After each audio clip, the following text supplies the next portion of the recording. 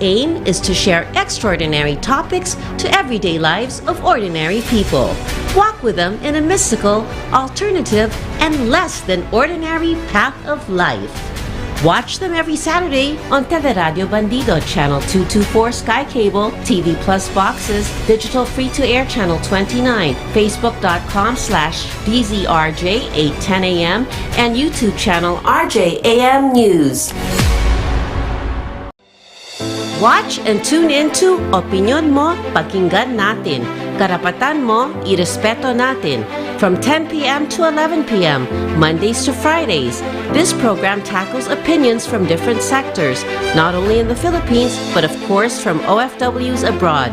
The host, Jojo Demetilla, also interacts with public officials and our government on the topic of the day. It also contains public service for all the listeners. Watch and tune in to Teleradyo Bandido on Channel 224 Sky Cable, TV Plus boxes, DZRJ 8:10 a.m., Facebook.com/DZRJ 8:10 a.m. and RJAM News.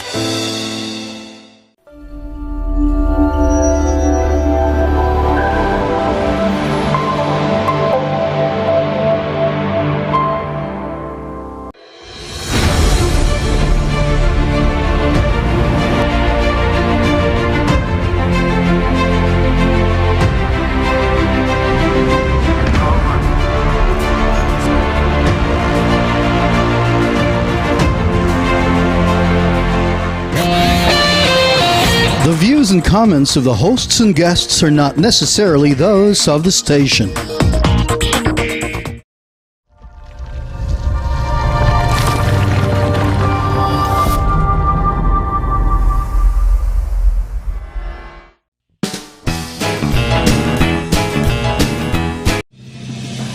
You are watching the multi-awarded Radio Bandido TV on Channel 224 Sky Cable and TV Plus boxes. Simulcast on DZRJ 8:10 a.m. Informing, advising, and entertaining the Filipinos and OFWs around the world. Streaming live on www.facebook.com/DZRJ 8:10 a.m. or on YouTube, channel RJAM News. To all Teleradyo Bandido viewers and listeners, you can now watch Teleradyo Bandido on our new YouTube channel, RJAM News. Hit the subscribe button and like the video. Don't forget to click the bell icon so you get notified when a new video gets uploaded. Don't miss out on our dynamite lineup.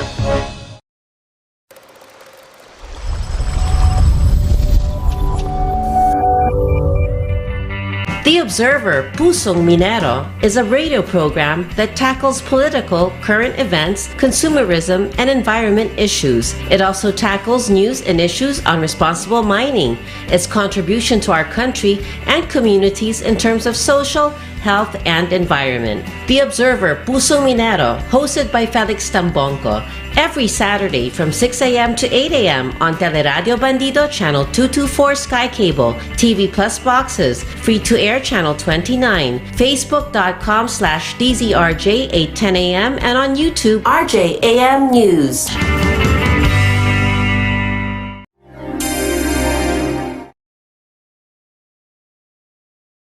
Apat na minuto bago sumapit ang ganap na ikalima ng umaga.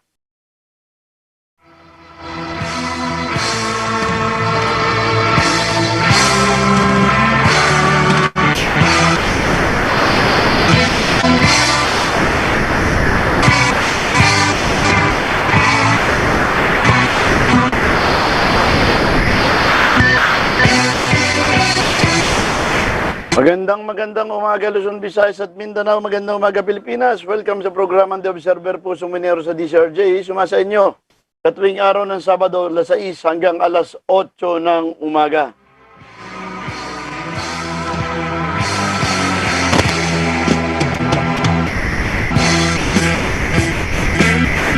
Elvin, may ugong daw tayo.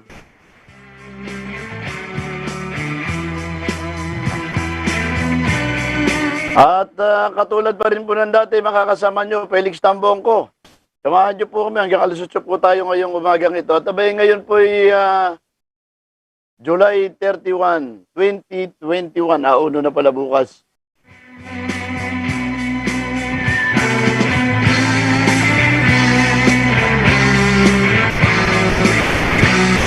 At siyempre, bago po ang lahat, ay nais natin batiin muna na magandang umaga at maligayang pakikinig ang lahat ng ating mga taga-subaybay na nakikinig ngayong umagang ito.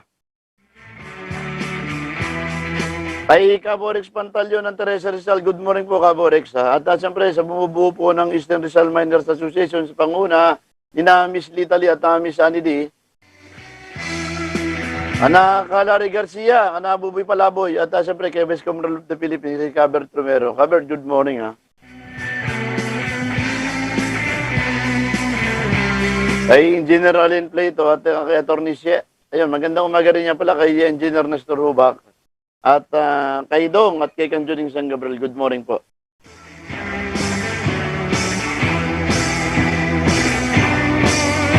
At sa mga tigamapa pala, magandang umaga kana Caroli Angeles at ganoon din kay Mr. Antonio Pinson, kana Ma'am Beth Salen. At siyempre sa bumubuo po ng PMCA, kana Dr. Walter W. Brown, kay Luis Sarmiento, kay Sir Richmond Ramirez at kay Ma'am Lita Cardenas. Good morning po.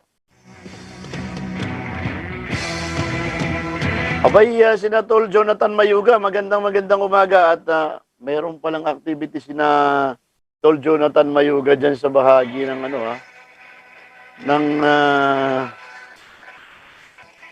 anong tawag natin dito? Oo, merong activity sila ngayon at merong clean up na ginagawa.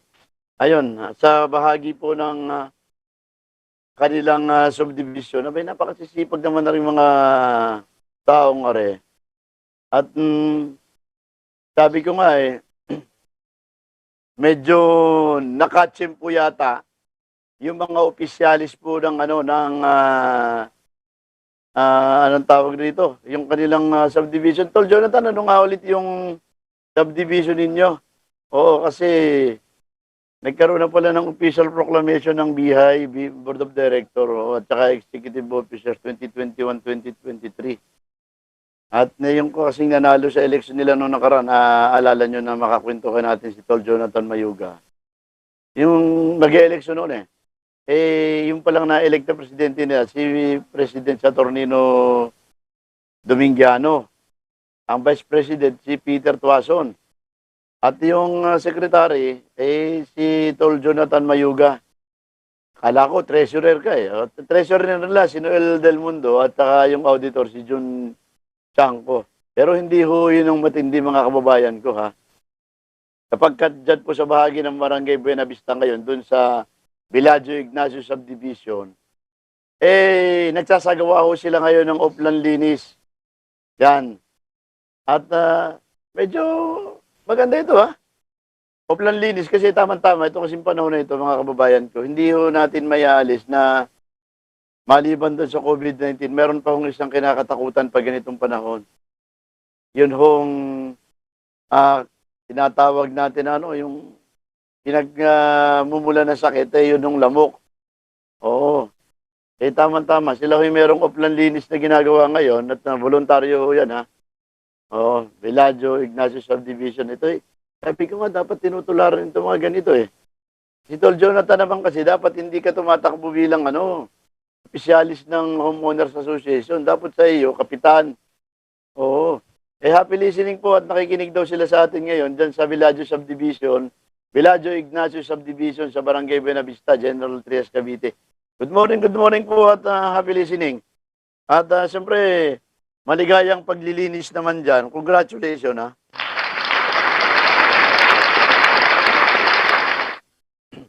At alam mo, si Miss Mona Lisa Atorao, yung nangunguna dyan sa paglilis dyan at pagpapaganda sa kanilang lugar.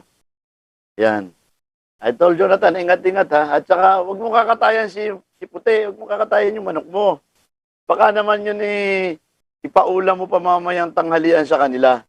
Oo, maghanap ka na lang ng papaya riyan sa palibot at tama-tama, sa halip na ikaw sa bungin yan isampal o kaya ilaga mo sa papaya, marami-rami na rin kakain yung tinali mo na yan. Ayan.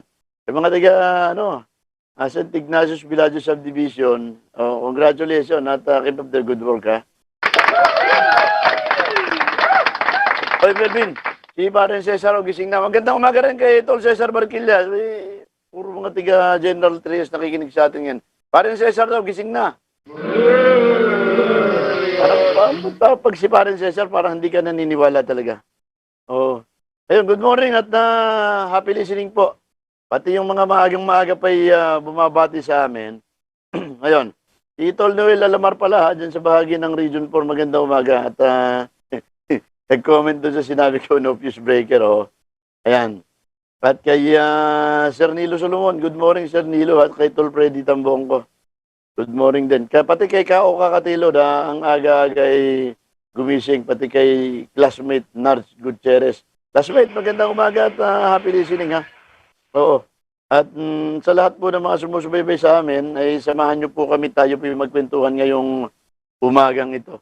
Ano bang pag-usapan natin, mga kababayan ko? Yun hong SONA, katatapos-tapos ng SONA, pero yung pronouncement ng Pangulo, hindi kasabay ng SONA yun. Medyo nauna yung pronouncement. Mamaya, pag-usapan natin. Pronouncement po, hinggil po sa usapin ng Visiting Forces Agreement yun. Yung tinutukoy ko. Ay maya-maya po tayo makikipag-ugnayan din kay Mr. David Celestratan. Pag-usapan po natin sapagkat itong nakaraang araw pala, nagkaroon ng pagdinig ng House Committee na Energy na pinangungunahan po nitong si Congressman Mike Arroyo. Pero kasing nabanggit si Secretary Cusi yung palang may mga sobra-sobra palang power supply na hindi na di-distribute. Pero bakit nagkakaroon ng kakapusan kung merong sobrang supply? So tipong may kinalaman dito sa transmission. Mamaya po hinga natin ng paliwanag ito kay Mr. David Celestratan. Kasi sa totoo lang ang kailangan ng mga tao yung pagpapaliwanag na layman. Masyado kasing technical kapag nakinig ka dun sa pagdinig ng House Committee on Energy. Masyadong technical, so hindi maintindihan ng layman. Hindi namin maintindihan yun. Hindi maintindihan namin basta-basta. Ayun. Ay, si Karomi Cortez pala dyan sa bahagi ng Rodriguez Rizal. Magandang umaga, Karomi Cortez. Oo, at kay Kalito Nicolas, magandang umaga po. Mamaya pong alas 7 naman, alam niyo mga kababayan ko, maraming nalilito Nagkakalituhan na naman, dito po sa proclamation o declaration ng enhanced community quarantine, general community quarantine, modified, i-modified pa. Ang problema, may mga bagong pamantayan na binabanggit na naman ng Interagency Task Force at iba't ibang ahensya ng pamahalaan. Tama-tama ho mamaya, at hinga natin ng opinion si Congressman BF ng Marikina. Kasi dapat humakunay, matagal na ho ipinapanawagan ni Congressman ito na dapat merong iisang pamantayan para hindi nagdudulot ng kalituhan sa ating mga kababayan. Tama naman po yun. Nagtataka po tayo dito sa mga ahensya ng gobyerno. Kasi pag nagsalita si Secretary Harry Roque, iba. Pag sinabi ng Interagency Task Force, iba. Pag sinabi ng Department of Health, mas lalong iba. Ano ho ba talaga, kuya? Pagdating sa mga local government, lalo na. Hindi ho ba? So, siguro dapat na bukasan yung mga ganitong klase ng mga statement, mga posisyon ng pamahalaan na nagdudulot ng kalituhan sa ating mga kababayan. At ang isa pa anong pinakamatindi? Mag-i-ECQ tayo uli, umpisa sa 6 o 5 ng Agosto dito sa National Capital Region. Sa Rizal, medyo modified general community quarantine tayo. Sa ilang parte ng Laguna at iba pa. Pero, ang tanong ano ba talaga ang malinaw na pamantayan, kuya?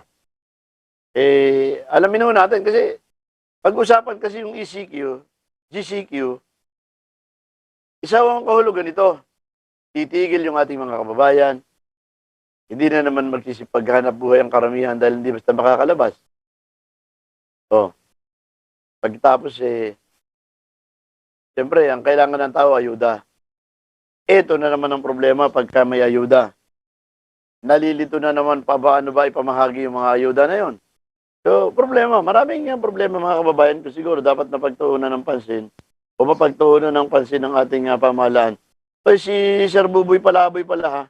At magandang umaga, Sir Buboy Palaboy.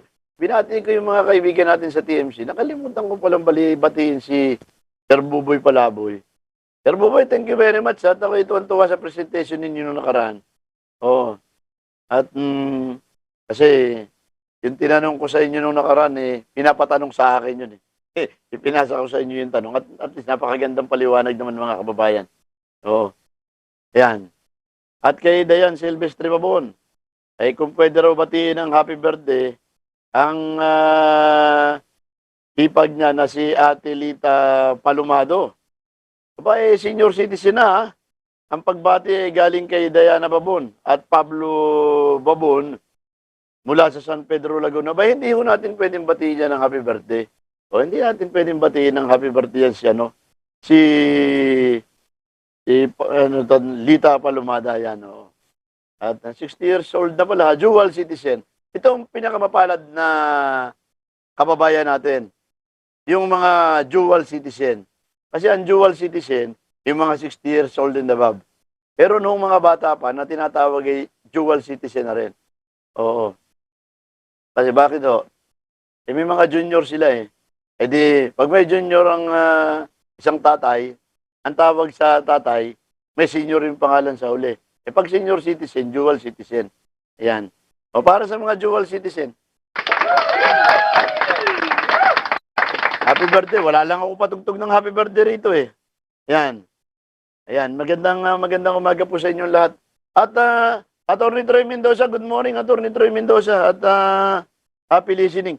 Pero ang problema, hindi ko makita, Melvin, yung kay Attorney, yung kay Attorney, anong tawag natin rito? Sa Messenger kasi, medyo nagtachapi tayo lagi. Meron tayong gustong pagkwentuhan with Attorney Mendoza eh. So, alam nyo mga kababayan ko, itong nakaraang araw, maugong daw Melvin yung bed nung ating yung bed na ginamit ko kanina. Maka-grounded naman yung linya natin rito sa sa device natin. Oo, maugong raw kanina, baka may grounded. Ayan. At nang itry natin. Kasi yun, itong nakaraang araw mga kababayan ko, nagkaroon po ng pronouncement ang Pangulo.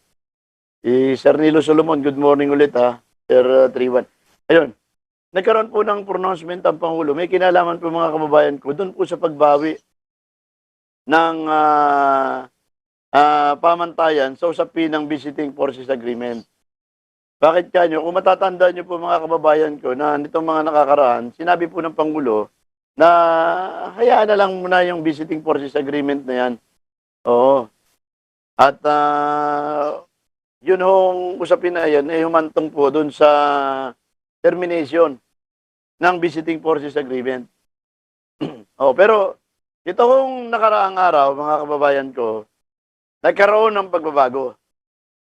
Ito ay mga 2 days, 4 days after the final State of the Nation Address ni Pangulong Rodrigo Roa Duterte. Ano ho yung malaking pagbabago? Iniurong na po ng pamahalaan yun pong termination ng Visiting Forces Agreement. Kaya nga sabi po rito ni Congressman at Speaker Lord Alan Velasco at Nina Rupi Biason at ganoon din ni Majority Leader Martin Romualdez. Ito raw po isang welcome development. Anong sabi ni Biason? The President Duterte's decision to retract the termination of the Visiting Forces Agreement is a welcome development.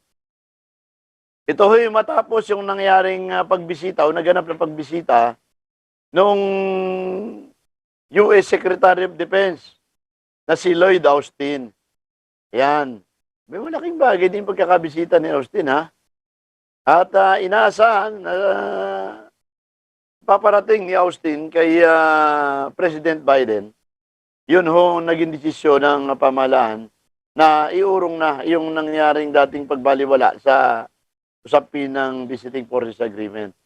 At isang magandang pamantayan daw yan para doon sa Philippine-US Defense Treaty. Oo, Defense Agreement. At para sa interest din, makakadepensa raw. O doon sa, siyempre, yung usapin po ng South China Sea. Ang sinasabi po ni Biaso, nito raw naturang bilateral cooperation sa pagitan ng dalawang bansa ay magdudulot ng iba yung lakas ng alyansa sa pagitan ng dalawang bansa. At siyempre, yun ang usapin ng problema sa South China Sea. Eh, sinabi naman ni Majority Leader Martin Romualdez, anong sabi niya? Sinusuportahan daw nila yung desisyon ng Pangulo, ni Pangulong Rodrigo Duterte, na i-recall yung abrogation ng Visiting Forces Agreement. Abrogation. Pagbabaliwala. O, pagsasa isang tabi. O, ng Visiting Forces Agreement. At sabi niya, magpapalakas ito sa bilateral cooperation sa pagitan ng dalawang bansa. Oo. At kailangan daw yan, lalong-lalo na itong panahon ng may nararanasan tayong mga pandemic. At dapat din daw na kilalanin natin yung lahat ng pagsisikap ng pamahalaan para ayusin ang relasyon sa iba't ibang bansa. Lalong-lalo na in particular sa US. At higit kailan pa man, siyempre, kailangan daw natin yung partnership at kolaborasyon o pagkipag-ugnayan sa ating mga brother nation para tayo'y makatindig sa harap ng mga banta mula naman sa ibang bansa. Yan. Ngayon, at siyempre, lalo tigit daw sa hinaharap. Yan ang sinasabi ni Majority Leader Martin Romualdez. O, malaking bagay nga naman. At least, sabi ko nga, kung sa tingin ng iba, hindi ko alam kung paano titingnan naman ito ng mga grupong makakaliwa. Kasi pagdating sa kanila, laging negative yung pananaw nila. Pagdating sa usapin ng pandaigdigang ugnayan. Oh, bakit kanyo? Paano nga naman mga kababayan ko? Sasabihin nila, ito'y diretsong pakikipagkutsabahan naman ng Pilipinas sa mga imperialistang bansa na nagsasamantala sa mga maliliit na bansa katulad ng Pilipinas. Laging ganun yung pananaw nila eh. Oh, siyempre, may kanya-kanyang pamantayan. Bawat estado ng tao sa lipunan, bawat kalalagayan sa isang lipunan, minsan doon nakabatay, hindi minsan, kundi kadalasan, doon nakabatay ang pananaw at paniniwala ng isang individual. So, igalang natin yung ang pananaw nila ng mga individual na ito. Pero sa ganang atin, kung magdudulot man ng iba yung kaigihan, yun pong pagbabalik ng Visiting Forces Agreement, sana, walang talian, walang no hold bar. Yan. Wag namang tatalian o busalan sa bibig. Yun ho ang ating mga leader. Okay lang yon. Wag lang busalan. O, sa kabilang banda naman, may mga maiigiri naman itong mga militanteng grupo eh. Malaking bagay din na pagkat nagkakaroon ng check and balance katulad halimbawa nito. Anong sinasabi ni Party List Representative Franz Castro? Oh. Minsan naman hindi puro banat itong mga ito. Minsan may puri din. Oh. Ano sabi ni Castro? Assistant Minority Leader at ACT Representative Franz Castro. Wini-welcome daw niya yung desisyon ng Department of Finance at ng Bureau of Internal Revenue na suspindihin ang pagpapatupad ng Revenue Regulation number 5, 2021 na nagpapataw ng 25% corporate income tax sa mga private schools. O sabi ko nga sa inyo, hindi lahat banat itong mga ito eh. So, kahit pa paano naman, pinupuri din. Napuri niya yung BIR at Department of Finance. O, sa kabilang banda, mga kababayan ko, iba naman ang sinasabi ni Brosas. O, hayaan natin sila. Okay. Naalala ko tuloy si Tol Rene. Si Chanko, hindi nag-materialize yung interview natin doon sa mga kababayan pala natin na stranded dyan sa ibang bansa. Oo. At sa mga kasamahan po natin sa House of Representatives nga pala, wag ho ninyong kakalimutan o baka makalimutan po pala ninyo na ngayon ay birthday ni Richard Chi Martillo. Oo, yan pong kasamahan natin sa Public Relation Information Bureau ng House of Representatives. O yun po mga kaibigan ni at saka mga kabarkada po ni Richard C. Martillo, tsaka yung lahat ng kasama natin sa House of Representatives. Birthday po ngayon ni Richard C. Martillo. Boss C, happy birthday. At tayong tugtugan eh. Yan. Yan, birthday po kasi dyan. Oo. At si Manong Rudy Parinas, good morning. Ang agang-aga nito. Sipin mo, alas 3 pasado, alas 4 pasado pala. Oo. Yung kanyang daily gospel, nailatag na niya. Ayun. Alam niyo mga kababayan ko, itong nakarang State of the Nation Address sa Pangulong Rodrigo Roa Duterte, na tumagal ng ilang minuto, ang kulang para sa 3 oras. Marami hong pananaw na naman ito. At sinasabi po ng ibang mga kongresista,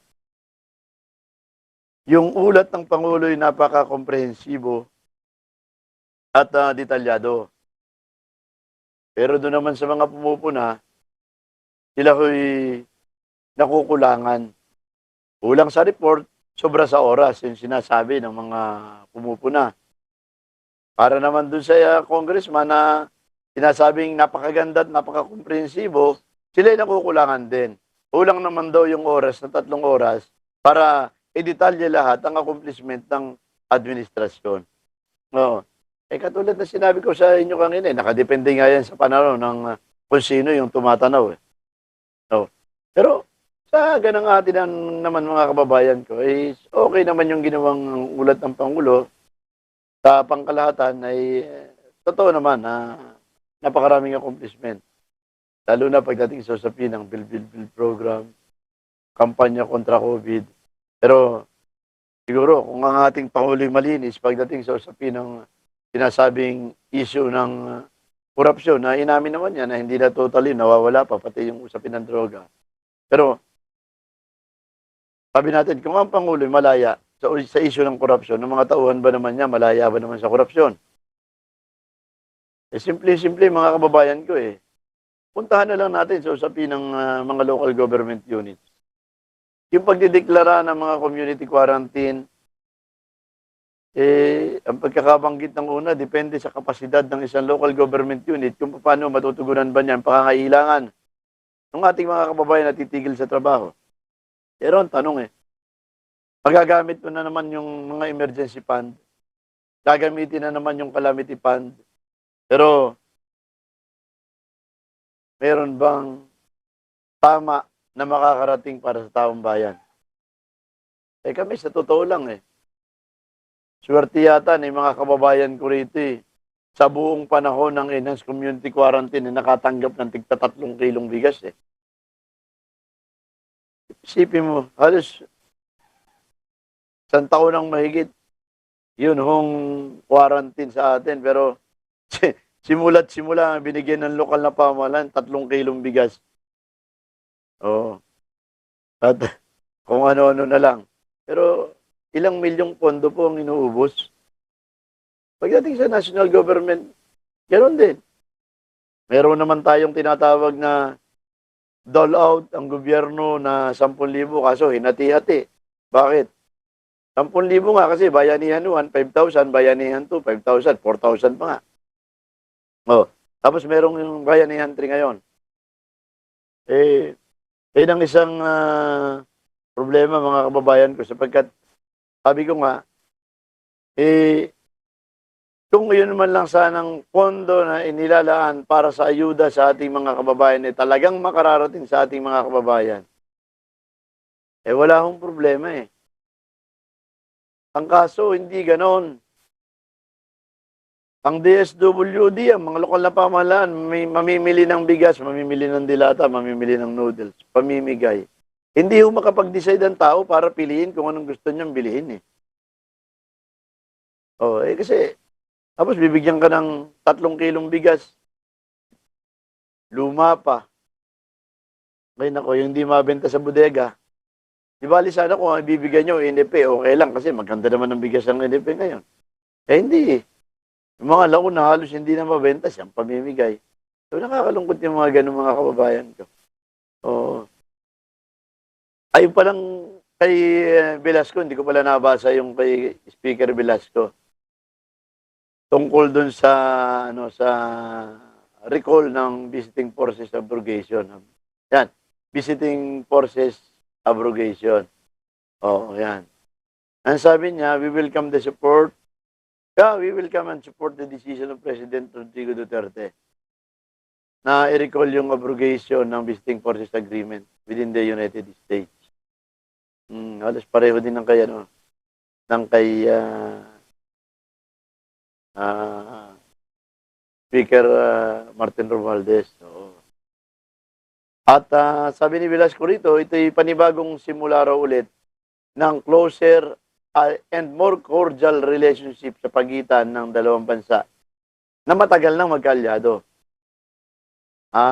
Sinabi pa niya na ngayon at higit kailanman, kinakailangan nating mapanatili ang lakas ng pagkakaisa sa pagitan ng United States at ng bansa, lalong-lalo na sa harap ng kasalukuyang mga nararanasan natin. Yan. Challenging international political environment. Oh, yan. COVID-19. So, meron pa pala si Velasco isa, ano sabi niya? Imposition of PCQ from August 6 to 20. Yan. In NCR due to COVID-19 Delta variant. Sabi ni Velasco rito, naunawaan niya yung Executive Department na ginagawa lamang nito yung tama para maiwasan yung paglaganap o pagkalat nitong Delta variant o COVID-19. At nananawagan siya sa bawat isa na sundin yung mga health standards at maging extra vigilant upang sa ganun mapangalagaan ang ating kalusugan. Tatawa naman po yun. At mapansin nyo nga, yung binabanggit ko sa sauna ng Pangulo, ituloy ko doon. Pero nung nabigkas ang Pangulo, may kaugnayan dun sa bakuna. Na kapag ikaw ay lumalabas ng bahay at wala kang bakuna, ihahatid ka ng pulis sa iyong pamamahay. Pauwiin ka. Alam nyo, marami hong reaksyon ng nalikha nito Kasi ang interpretasyon nila talaga bawal kang lumabas. At ang interpretasyon nila, talagang sapilitan yung gusto mangyari ng Pangulo para magpabakuna yung ating mga kababayan. Which is, sa totoo lang, ang pagpapabakuna naman, isang kalayaan naman para sa ating mga kababayan yan. Isang kalayaan, at siyempre, meron ka namang obligasyon din. May responsibilidad ka rin. Iligtas naman yung iba pa na baka ikaw maging carrier ng ng variant o kaya ng COVID So, naturalmente, speaking of that, buti, nakatsempo ako sa Teresa, merong vaccination ng Janssen, na sinamantala ko na para isang bakunahan lang, taglay na. No, yun. Nagpabakuna na rin ako kahapon para sa ganun naman, yung mga nakakalapit ko o yung mga nakakasalamuha ko kapag ako nasa labas at nagtatrabaho, hindi naman kinakabahan o ninenervyo sa akin. Oh. So, yun po yun mga kababayan. Kaya, nagpabakuna rin tayo. Siyempre, edad na rin tayo. Kailangan na natin yung pandepensa sa ating katawan laban sa epekto ng COVID-19. Di kasama Dan Torbeles, nagyayayang magkape. Oo. Kapi-kapi tayo. Oo, sige. Ako'y nakaisang tasa na akong kape. Kasamang Dan Torbeles Hindi tasa ha. Malaki yung pagtasa. Yung pinag-usapan natin yung tasa na kapihan. Malaki yung kapihan ko. Oo. Uy, may sinasabi si kasamang Dan Torbeles. Yan. Sabi ro ng mga magsasaka sa Sitio Farmers Association, ay tuloy-tuloy daw yung operasyon ng JBCO Corporation Company sa ginagawang dam. Yan. At sa kasalukuyan ay gumagawa na ng kalsada para sa kanilang mga equipment at binabantayan na raw yung mga sundalo at mga SAP o yung mga magsasaka ay pinagbabawalang magpunta. Habang ang mga barangay tanod naman daw ay gumagawa daw ng harang. Mga korporator ng dam humingi ng tulong sa mga pulis at militar na hinaharang araw at sinisira ng mga tanod at sundalo. Yun hong bakod ng mga magsasaka. Yan, problema raw yan dyan sa bahagi ng si Chihuahua. Oo. Alam mo mga kababayan ko ang binabanggit lang naman natin kahit dati pa, hindi ho tayo tutol dun po sa proyekto ng gobyerno. Lalong-lalo na kung magandang intensyon ng gagawing dam project dyan sa bahagi ng Rodriguez Rizal. Kasi i-enhance po yung Wawa eh. Dati na po yung Wawa. Pero operational yan. I-enhance po yan at mas lalakihan para lumaki yung kapasidad na makapag-ipon ng tubig. Ang problema, na ayon sa mga magsasaka, ay pinagpapatuloy, pinupursige yung proyekto na walang public consultation. Yun po yung pinupuna natin. Kasi may mga magsasaka po na nagsasaka sa lugar. May mga kababayan tayong naninirahan. Considering na yung lugar na yun ay sasakupi ng proyekto. Ang tanong lang naman ano ba ang plano nyo? Doon sa mga magsasaka na tatamaan ng proyekto. O hindi ba? Anong plano nyo? Nabigat kung walang malinaw na plano, so paano yung mga magsasaka riyan? Paano yung mga katutubo natin na hanggang ngayon walang linaw kung saan sila pupunta? Yun po yung isinisigaw ng tigarian sa San Mateo. At San Mateo, Montalban, pare-pareho naman walang pinag-iwan. Naalala ko tuloy itong sa parte ng Lelaya ng Marikina Watershed. Oo. Alam nyo, medyo matindi rin ito sapagkat baligtad yung mga lumalabas na istorya. Yun yung mga katutubo at mga magsasaka na naharas dyan sa bahagi ng PD 324 dito sa Baras at saka sa Tanay, sa Antipolo. Yun yung nangaharas ang pinagbibintangan pa na, yung hinaharas ang pinagbibintangan pa ng nangaharas. At sino po yung nasa likuran ng pagbibintang sa mga magsasaka? Di ho ba yung Masungi Geo Reserve? Hindi naman magaling na, ang tawag nga ng iba rito mga magsasaka at saka katutubo, ito raw po ay land grabber. Pero bakit kinakampihan ito ng iba't ibang ahensya ng pamahalaan, lalo na ng DNR at ng DILG? Pati may mga senador pa. Yan ka maganda sa mga senador, sa mga tiga-DILG at tiga dun sa mga environment group. Pumunta kayo sa lugar at mag-usisa kayo. Mag-imbestiga kayo. Oo. Ayan ang problema. Hindi naman kayo nag-iimbestiga. Ayaw nyo puntahan yung lugar at subukin nyo magtanong sa mga magsasaka. Para sa ganon, malaman nyo. Ang problema kasi mga kababayan ko, yung DILG, kay Yusek Jonathan Malaya, wag lang makasawsaw sa issue Pabanat, magpapile daw ng kaso. Laban doon sa mga magsasaka. Tapos, ito na naman, yung Kalikasan People's Network, bumanat na naman. Hinaharas daw yung Masungi Geo Reserve. Hindi naman na magaling. Pumunta ka kasi sa lugar at tingnan ninyo kung ano talagang nangyayari. Mabigat Inaantabayanan pala natin yung pagpasok ni Sir David Chilestratan. Anong nangyari, Melvin? Bakit hindi makasend ito? Hindi makasend yung aking Hindi makasend. Sending pa rin. Ayan. At sa pagdinig nga pala nitong kahapon pa, nung nakaraang araw, kahapon, ng House Committee on Energy na pinamumunuan po nitong tawag natin dito. Yan. Si Mikey Arroyo, meron pong, anong tawag dito, ipinapakita. Minsan yun, ito yata, wala pa Wala pa si Sir David. Anong nangyari? Ba't hindi ma-send dito? Bihira pati siya. Oh. Hindi ma-send yung aking message. Ay, nako. Dalay mo nga yung cellphone ko ron sa labas para mag-send ng message yan. Ano bang nangyari rin sa cellphone na yan? Pangila pa sending yan hanggang hindi ma-send. Natabayanan po natin yung pagpasok sa Zoom ni Mr. David Chilestratan sapagkat meron po tayong itatanong din at siyempre hihingi tayo ng update doon po sa mga refund na ipinail po ng matuwid na singil sa kuryente. Ano lang status sa Energy Regulatory Commission?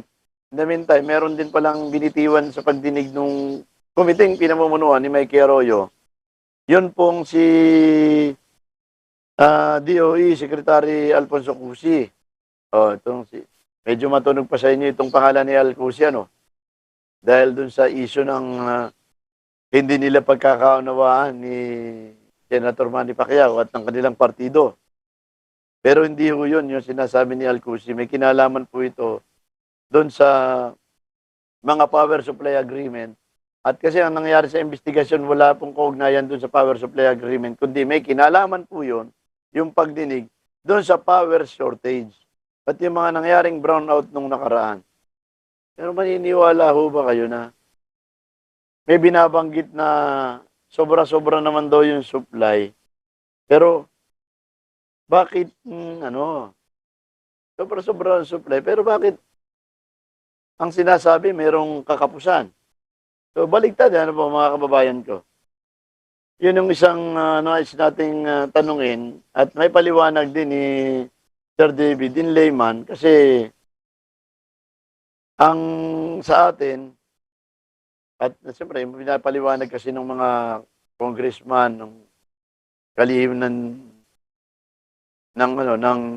energy, ganun din ang Energy Regulatory Commission, masyadong technical. Yung pong binabanggit ko kasi yung nangyaring pagtalakay dun sa power supply demand at rotational brownout na nangyari nitong nakaraang Hunyo dito sa ating bansa. At doon po sa naturang pagdinig na ipresenta po ng Department of Energy at siyempre sa pamamagitan ng kanilang kinatawan na si Alfonso Cusi at Under Secretary William Pentibella, yun ang issue ng kapasidad ng kuryente, power generation at power generation mix sa bansa. Yan. At kabilang ko dyan yung Luzon Grid, Malampaya Gas Operation, at saka yung liquefied petroleum. Yung natural gas. Pero alam niyo po kasi, pagdating kasi sa usapin ng kakapusan ng kuryente, ang itinuturo po na problema ay dahil doon sa yung tawag natin power supply agreement at isa pa yung transmission line. Yun. Siyempre, ang isang punto lang naman doon, kung meron ka ang paliwanag kasi ng DOE rito, kung meron ka sanang sobra na kuryente at maganda yung distribution process mo, yung mga power line mo, wala raw problema sana, hindi magkakaroon ng kakapusan. Pero matagal na yung problema ito nabalik-balik lamang. Oo. Kahit nga si Yusik, ito nga si De Benadera ERC iba rin yung tugon nila Sinasabi kasi nila nililimitahan daw yung allowable outage ng mga kasunduan sa power supply. Oo. At sinasabi pa rin nila, meron daw pangangailangan palitan din yung mga provision o pamantayan dun sa paglalabas o pag-susupply ng kuryente. Doon din papasok mga kababayan ko, matandaan nyo, mga dating investigasyon po dun sa WSM. Matagal na ang problema itong usapin ng power supply na ito At kung papansinin nyo, sa tuwing panahon, kung kailan mataas ang demand ng kuryente, doon naman pumapasok yung kulang ng supply. At maraming nagsa-shutdown, maraming nasisira. Tinamaan na magaling ako. Wala pa? Alvin, wala pa. I-try mo nga, ano, i-try mong tawagan sa, ano, kahit sa Viber. Oo. Sabihin mo, ano, baka pwede na siyang pumasok sa,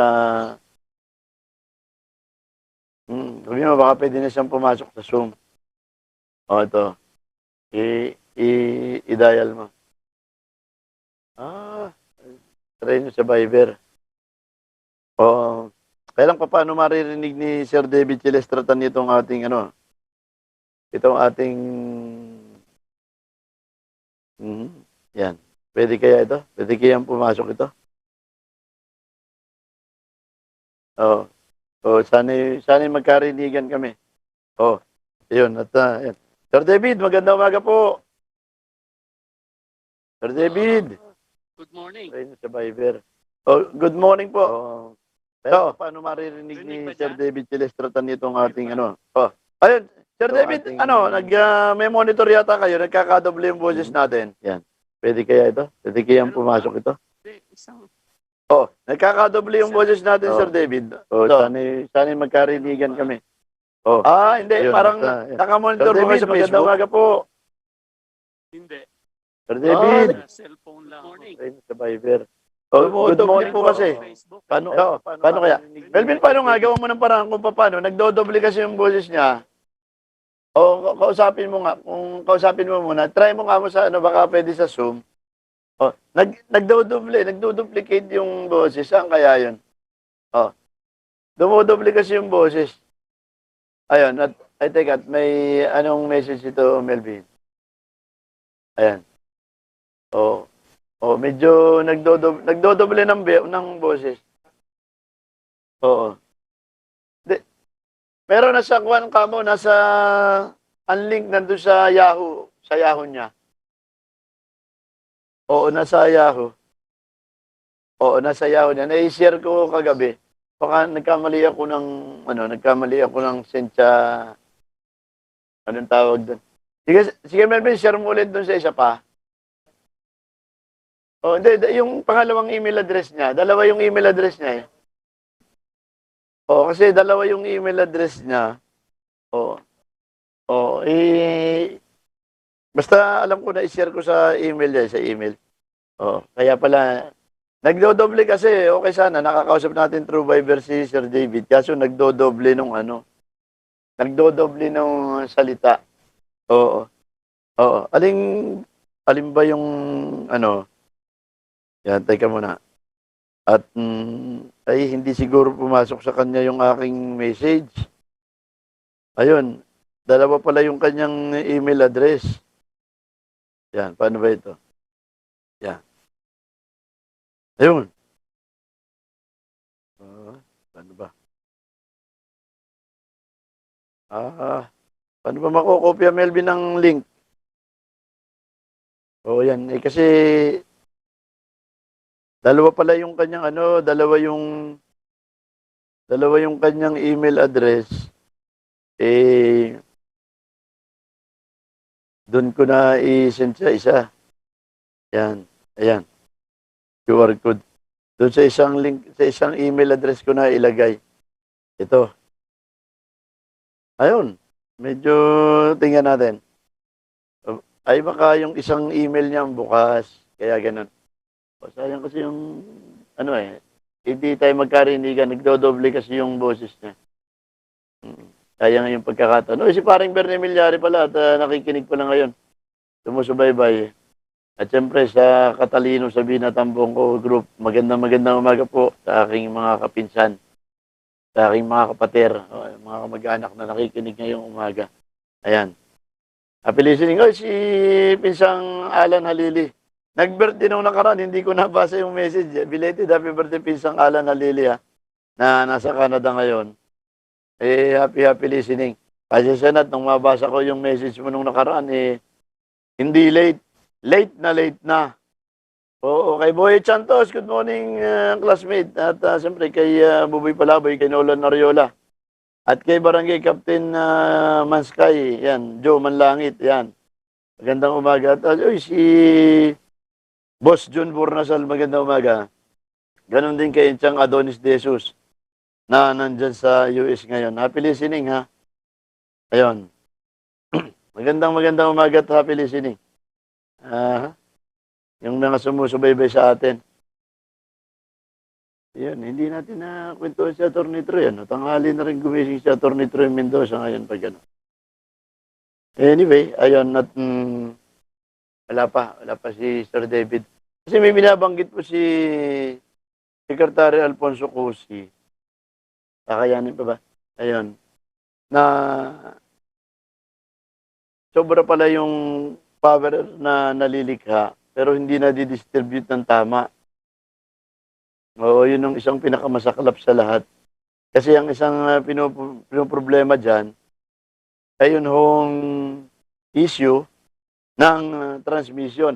Ay, si Ayabel, magandang umaga sa iyo, ha? At ay, si Miss Aya pala rin. Good morning. Good morning, tol, at happy listening. Kaya nantabayan natin si Sir David, eh. Dumudoble yung boses. Si Tol Jonathan Mayuga, magandang umaga uli. Ay, Jun Rabaya, good morning. Oo. Oo. Ayan. Si Aileen Ganancios, magandang umaga. At yun daw, ulitin ko rin yung pagbati ko dun sa mga nagsisipaglinis dyan sa General Trias, Cavite. Oo, sabi ni Tol Jonathan Mayuga, batiin ko rin naman ng magandang umaga at maligayang pakikinig yung mga tiga Villaggio Ignacio Subdivision na nagsasagawa ngayon ng voluntary o upland linis. Yan. Sa pangunguna ng kanilang President, Saturnino Domingiano, at saka si Vice President Peter Tuason. At siyempre, siya naman yung sekretaryo, si Tol Jonathan Mayuga. At saka si Noel Del Mundo, ang kanilang tiga-ingat ng kayamanan. At yun naman tiga-bantay ng iniingatan, si Jun Chanko. Yan. At batiin ko rin daw ng magandang umaga yung pasimuno ng kanilang uplan linis, si Miss Mona Lisa Agato. Ayan. Ingat-ingat kayo riyan at linisin nyo lahat. Baka naman i-harvest mo ng i-harvest, Tol Jonathan, yung tanim ng iyong mga kapirbahay riyan. Oo. Sa bahagi po yan ng General Trias, Cavite. Ayun. At si Miss Aya pala yun. Si Alma Miranda Bobis, magandang umaga rin. Oo. Ayan. Happy listening po. Ayun. Ay, habang inaantabayanan po natin si Sir David Silestratan, meron niya palang ilan akong kinuha doon sa nangyaring pagdinig ng House Committee on on Energy. Ito po yung sinasabi ni Secretary Alfonso Cusi. Part of the capacity shortage is because there are stranded powers. No po, stranded powers, available capacity. Tingnan mo yan. Source pala ng shortage yung anong tawag doon, stranded capacity. Na hindi po nagagamit sa kalugihan po ng mga investors. Alin po ito? Yan po ngayon, pinapakita po natin sa slides. No po, sa Luzon, there are 2,070 capacity na stranded. In Visayas, 570. In Mindanao, 270. No po, there are total 2,900 capacity na hindi na di-dispatch. In Mindanao, we have excess. Hindi po natin madala dito because of transmission. In Negros, there is. Sino po ba magsasama? Kaya nga po hina-harmonize natin itong kanina pinag-uusapan po natin, transmission development, para po sa ganon, yung po mga capacity is stranded, mapalabas po. Hindi naman po tama na i-accuse natin ang DOE. Ang DOE po is forcing for compliance of the industry players to make our energy sectors competitive. No po, competitive and secure. Ayan. Ayan nyo. Part Ulitin natin. of the capacity shortage is because there are stranded powers. No po, stranded powers, available capacity na hindi po nagagamit. Ayun. medyo problema rin pala yun, ano? Pero teka muna at itry natin, baka hindi na magdoble yung boses ni Sir David. Sir David, magandang umaga po. Hello, Medyo problema rin doble pala yun, pa ano? ba? Pero teka muna at itry natin, baka hindi na magdoble yung boses May ni Sir David. duplication Sir yung David, boses magandang umaga natin, po. Sir David. Ano kaya ang pinagmumula nun? Medyo problema rin pala yun, ano? Pero teka muna at Same as itry natin, baka hindi na Kevin, magdoble paano yun? boses May ni Sir David. duplication Sir yung David, boses magandang natin, umaga po. Sir David. Ano kaya ang Hindi pinagmumula ko nun? alam Medyo kasi problema rin kung pala yun, ano. ano? Pero teka muna at Ayaw connect yung itry natin, baka dati. Saan kaya yan? Oo. Sir David, sandali lang at ina-adjust ko lang kung ano. Hindi namin matrace kung bakit eh. Mm, Oh, ayun, pwede na po yata. okay. Ayun, Sir David, magandang umaga po. Magandang umaga. Ayun, na-trace na. Kanina po kasi nagdodoble yung boses nyo. Kanina, binabanggit ko, Sir David, yung sinasabi ni DOA Secretary Alfonso Cusi, na yun daw palang stranded capacity na yung hindi undistributed, ay pinagmumulan din pala ng kakapusan ng kuryente yon. Mm, well, depende yan sa kontrata. Meron, lalo na Meralco, kung stranded, hindi nila dinideliver. Rinig na ba? Opo. Medyo mahina po yung dating to Sir David. Oo. Yun. Sandali. Ayan, okay na po, okay na. Lumakas na. Ayan, okay na. Gumanda na. Oh, ayan. Oo. So, ang pinagdidebate yan bakit nagkukulang na kuryente? Oo, ang dami pa lang stranded capacity natin. Tapos oversupply pa. Oo, yan yung kailangan na siguro iniimbestiga nila kung bakit sobra ng kontrata ang Meralco kinukulang. No? Ang nabasa ko dahil sa shutdown. Dahil yung mga kontrata na yan, lalo na yung mga coal plant, nagsasabay-sabay ng shutdown. Lalo na kung summer. No? Kasi nga, until palitan nila yung kontrata nila na bayad kahit na shutdown, ay talagang kukulangin ng kuryente. Okay? Lalo na kung ang may-ari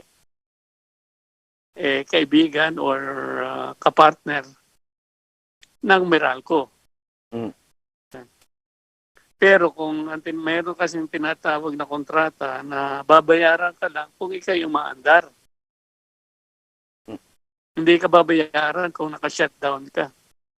Kasi anong araw pa yan na BOT na babayaran yung para magtayo ng planta, babayaran kahit na naka-shutdown. Kaso, kung sila magpa-partner, kahit na naka-shutdown, binabayaran pa rin nila. Ang sinasabi, na dahil yun ay nasa kontrata. No?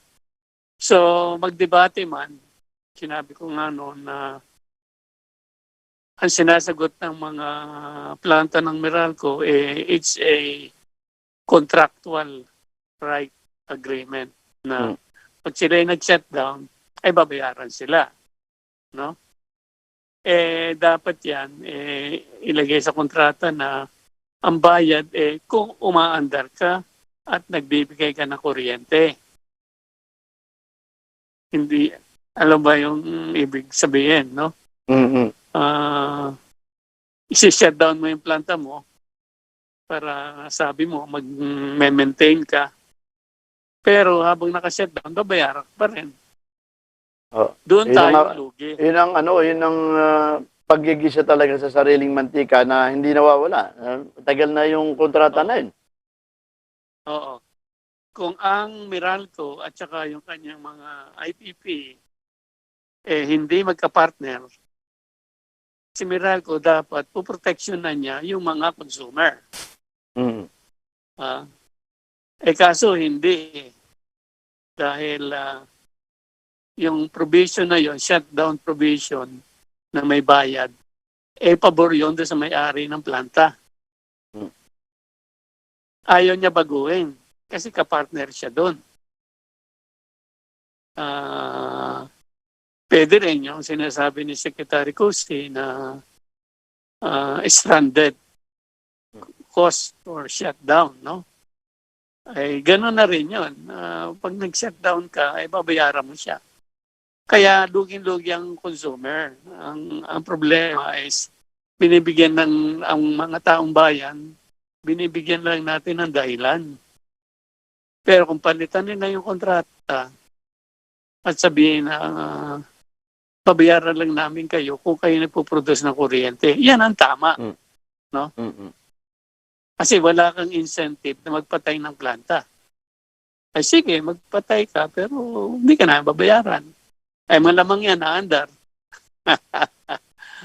So yan rin palang until yan baguhin tuwing summer ay ganyan na rin ang pag-uusapan natin pirme taon-taon. Si Bit de Benadera ho, merong binabanggit na 3 provisions na meron siyang 3 item na binabanggit na dapat baguhin. Hindi ko lang alam yung saklaw ng sinasabi niya. Pero mayroong na punto sila ron na nabanggit yung competitive selection. Oo, pero hindi kasi nabibigyan ng din masyado Well, kung sinasabi nila, yung batas na ginawa ng DOE para ayos ang bidding ng mga supplier, no? Tama naman yun. Ang problema, hindi rin naman sinusunod ng Meralco. Ayun lang. At hindi natin alam bakit hindi kumikibo ang mga tao sa gobyerno. Ay nasa diary naman araw-araw kung anong ginagawa nila. Umaatras yung supposedly bidder. Ay sino yun? Sister company rin ng lalaban. Wala nang yan. Walang totoong labanan yan. So, walang Kasi competition na-approve talaga. Nila. Walang competition, no? So, yun yung problema natin. Until gumawa sila ng paraan, ay puro usapan na lang yan. Hindi mababago ang kontrata. So, meron na ngang CSP tinatawag, Competitive Selection Process. Nandun yun naman yung batas. Hindi naman sinusunod openly. No? Nilalaro lang. So, kawawa naman yung mga consumer. So yan, sa akin ang point namin until baguhin natin yan, hindi bababa yung rate. Sa kanila kumpanya kasi rin yun So, Sir David, ganyan na. may text lang kasi dito si Parang Cesar, tinatanong niya, kumusta na raw po yung mga ipinel nyo sa ERC? Tapos sabi niya, congratulations, kasi kung di dahil sa inyo, walang rollback, rollback? Walang rollback si Meralco. Baka sinasabi niya ito yung parcel refund?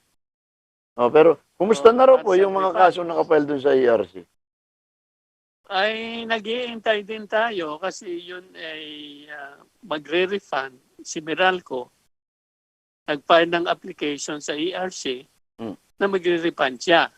No? Ito yung sinasabi ni Parang Cesar na na rollback, baka yung refund. O baka yung Refund temporary refund ba yung partial?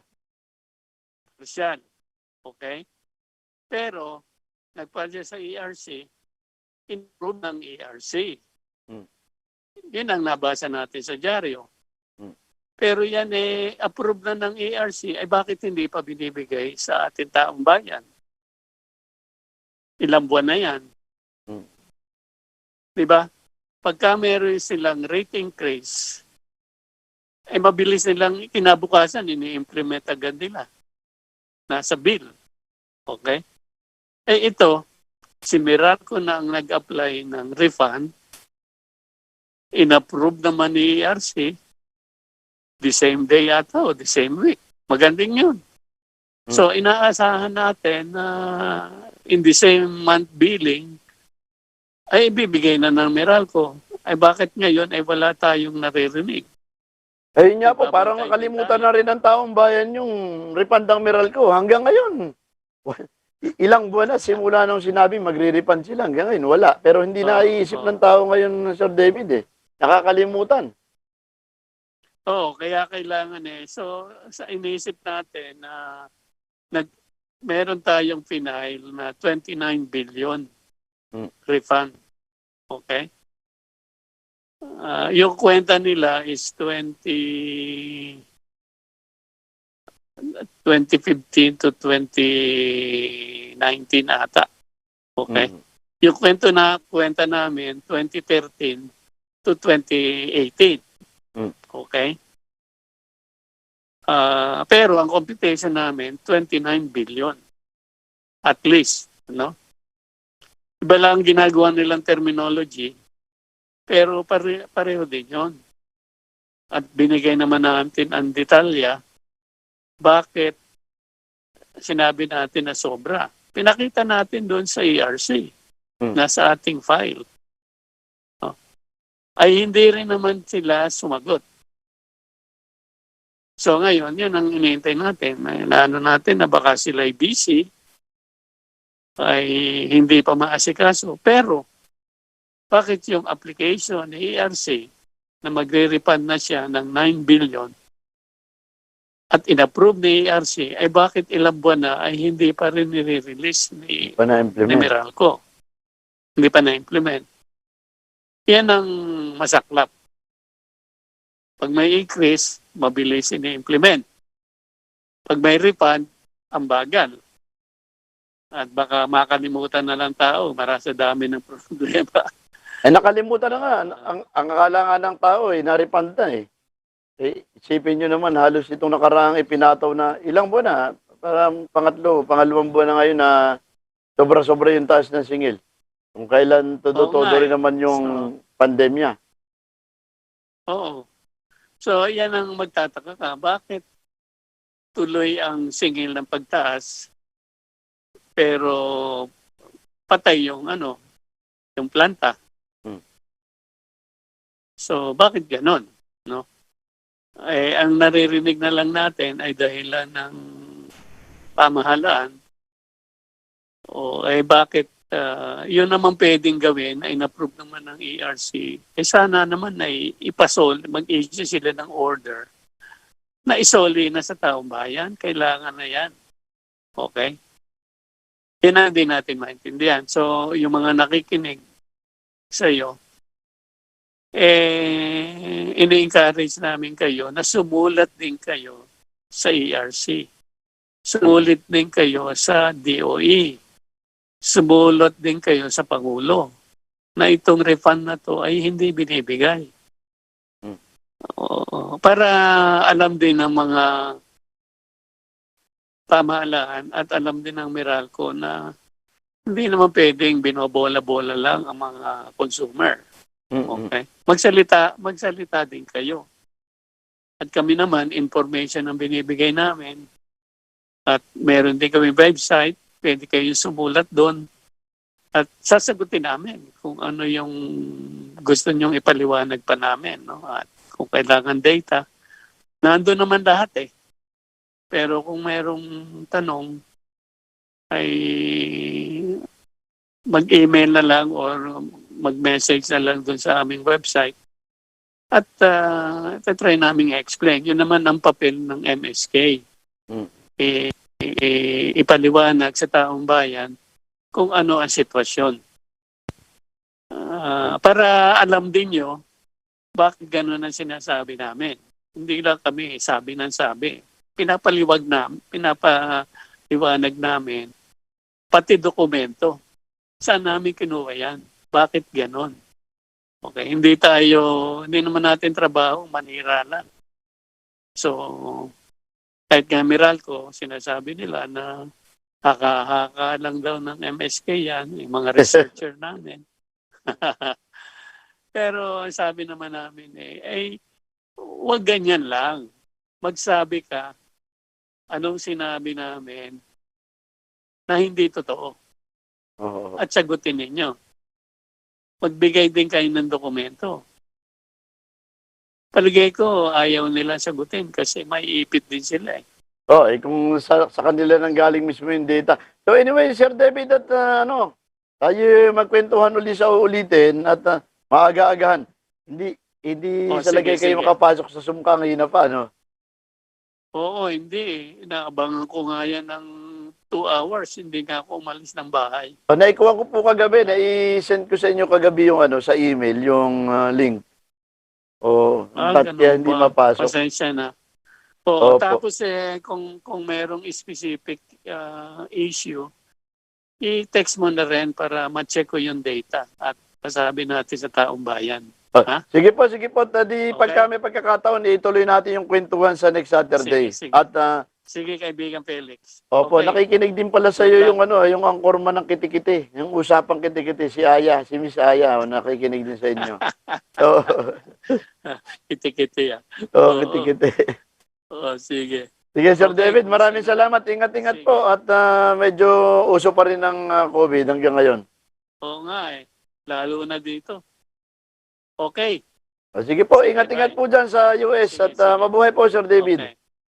Sige, bye. Okay po, babay po. Si Mr. David Tilestratan po yun, ang konbinor po ng matuwid na singil sa kuryente. Awit, wag ko kayong alis mga kababayan ko. Alas 7 na pala. Pasado, alas 7:04 na. Wag po kayong alis. Ang The Observer po, Minero magbabalik matapos lamang po ang pagpapakilala ng aming himpilan. Stay tuned. Poste. Oh, vaccination, isolation. Gotta keep up with my nutrition. Gotta maintain my body condition. Then I can take my vaccination. What do I choose? What do I take? As long as it is not a fake. AstraZeneca, Moderna, BioNTech, even Sinovac, okay na. Babakuna ka ba? Babakuna ka ba? Babakuna ka ba? Babakuna ka ba? Babakuna ka ba? Babakuna ka ba? Vaccination for the nation.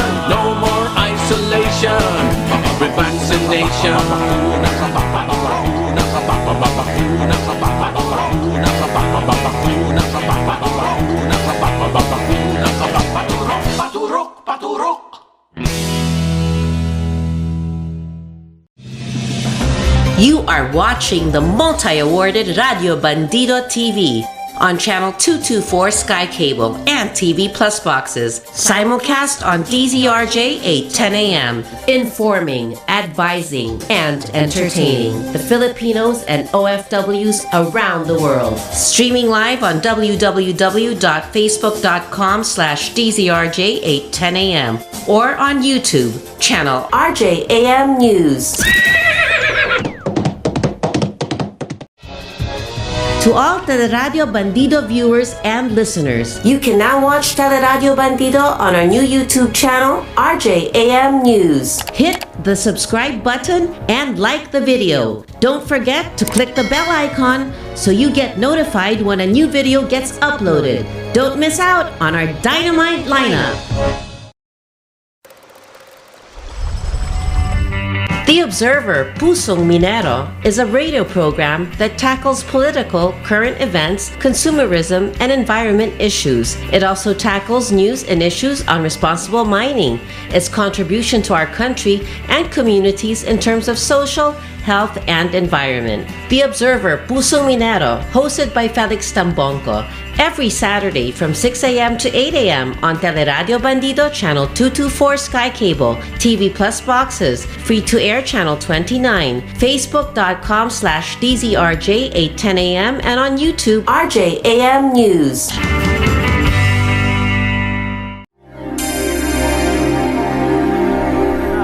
Kapito ng umaga, tumitilaok pa eh. Umaga na, tumitila ako pa. 7 minuto po, makalipas ang ganap na kapito ng umaga. Welcome back sa The Observer Pusong Minero sa DCRJ. At ako pa rin po ang inyong lingkod, Felix Tambong ko. Samahan niyo po ako hanggang alas 8 ngayong umagang ito.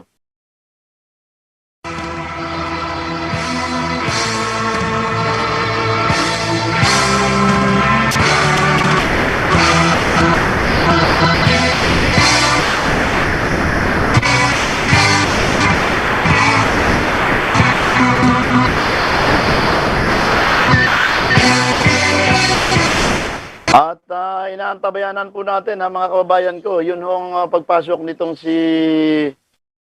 Marikina Representative Bayani Fernando.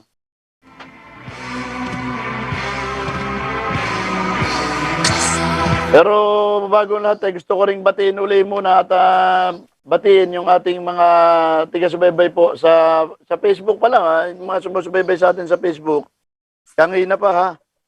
At ating paraanin muna rin yung mga pagbating nga rin. Kami sa Ayabel. Batiin daw natin si Sandra, Lisa, si Lando, at Lando Kalimlim, Mandy Domingo, Richard Punsalan at Penny Cosico. Magandang umaga at happy listening po. Ganon din sa mga Suki Network. Sabi naman ni Tol Jonathan Mayuga, maraming salamat daw sa pagbati. Kay Amelia Gutierrez, good morning po, Sir Pusong Minero, God bless and family. Ayan. At papawis na raw si Tol Jonathan. At sabi ni Tol Cesar Barquilla, pakibati daw si paring Edwin Moreno alias Kalawit. Ayan. Sabi naman ni Mary Jane Billones, shout out daw. Morning, shout out sa mga tiga Cardona Rizal. Ayan. At siyempre sa Domingo family, kaya Insan June Domingo, magandang umaga po. Ayun. At tama-tama mga kababayan ko ha, katulad po ng binabanggit ko kanina, sa pinag-uusapan na naman ngayon. Kaya yun yung issue ng pagdideklara ng Enhanced Community Quarantine sa National Capital Region. Yun yung Rizal mananatili sa MGCQ at yung Iloilo, ECQ rin ha. NCR umpisa ng 6, August 6, ECQ. So, planado po yung pagdedeklara. Pero ang nagiging problema mga kababayan ko, pagdedeklara uli ng ECQ, may mga bago na namang guidelines na ipinatutupad. Ang sabi, yun daw dating pamantayan o dating guidelines ang ipatutupad. Pero lumilitaw, ang sinasabi naman ng iba, hindi naman dating guidelines. Naalala ko yung sinasabi ni Congressman Bayani Fernando, mga kababayan ko, na dapat sa ahensya ng gobyerno, isa lang ang posisyon. Kung mayroong isang guidelines, dapat isa lang yung statement. Hindi magkakaiba yung pahayag. Ito ho yung pinagmumula ng kalituhan, mga kababayan ko. Yung puntong ito, kaya nga, sabi ko, tamang-tama na hinga natin ang paliwanag dito.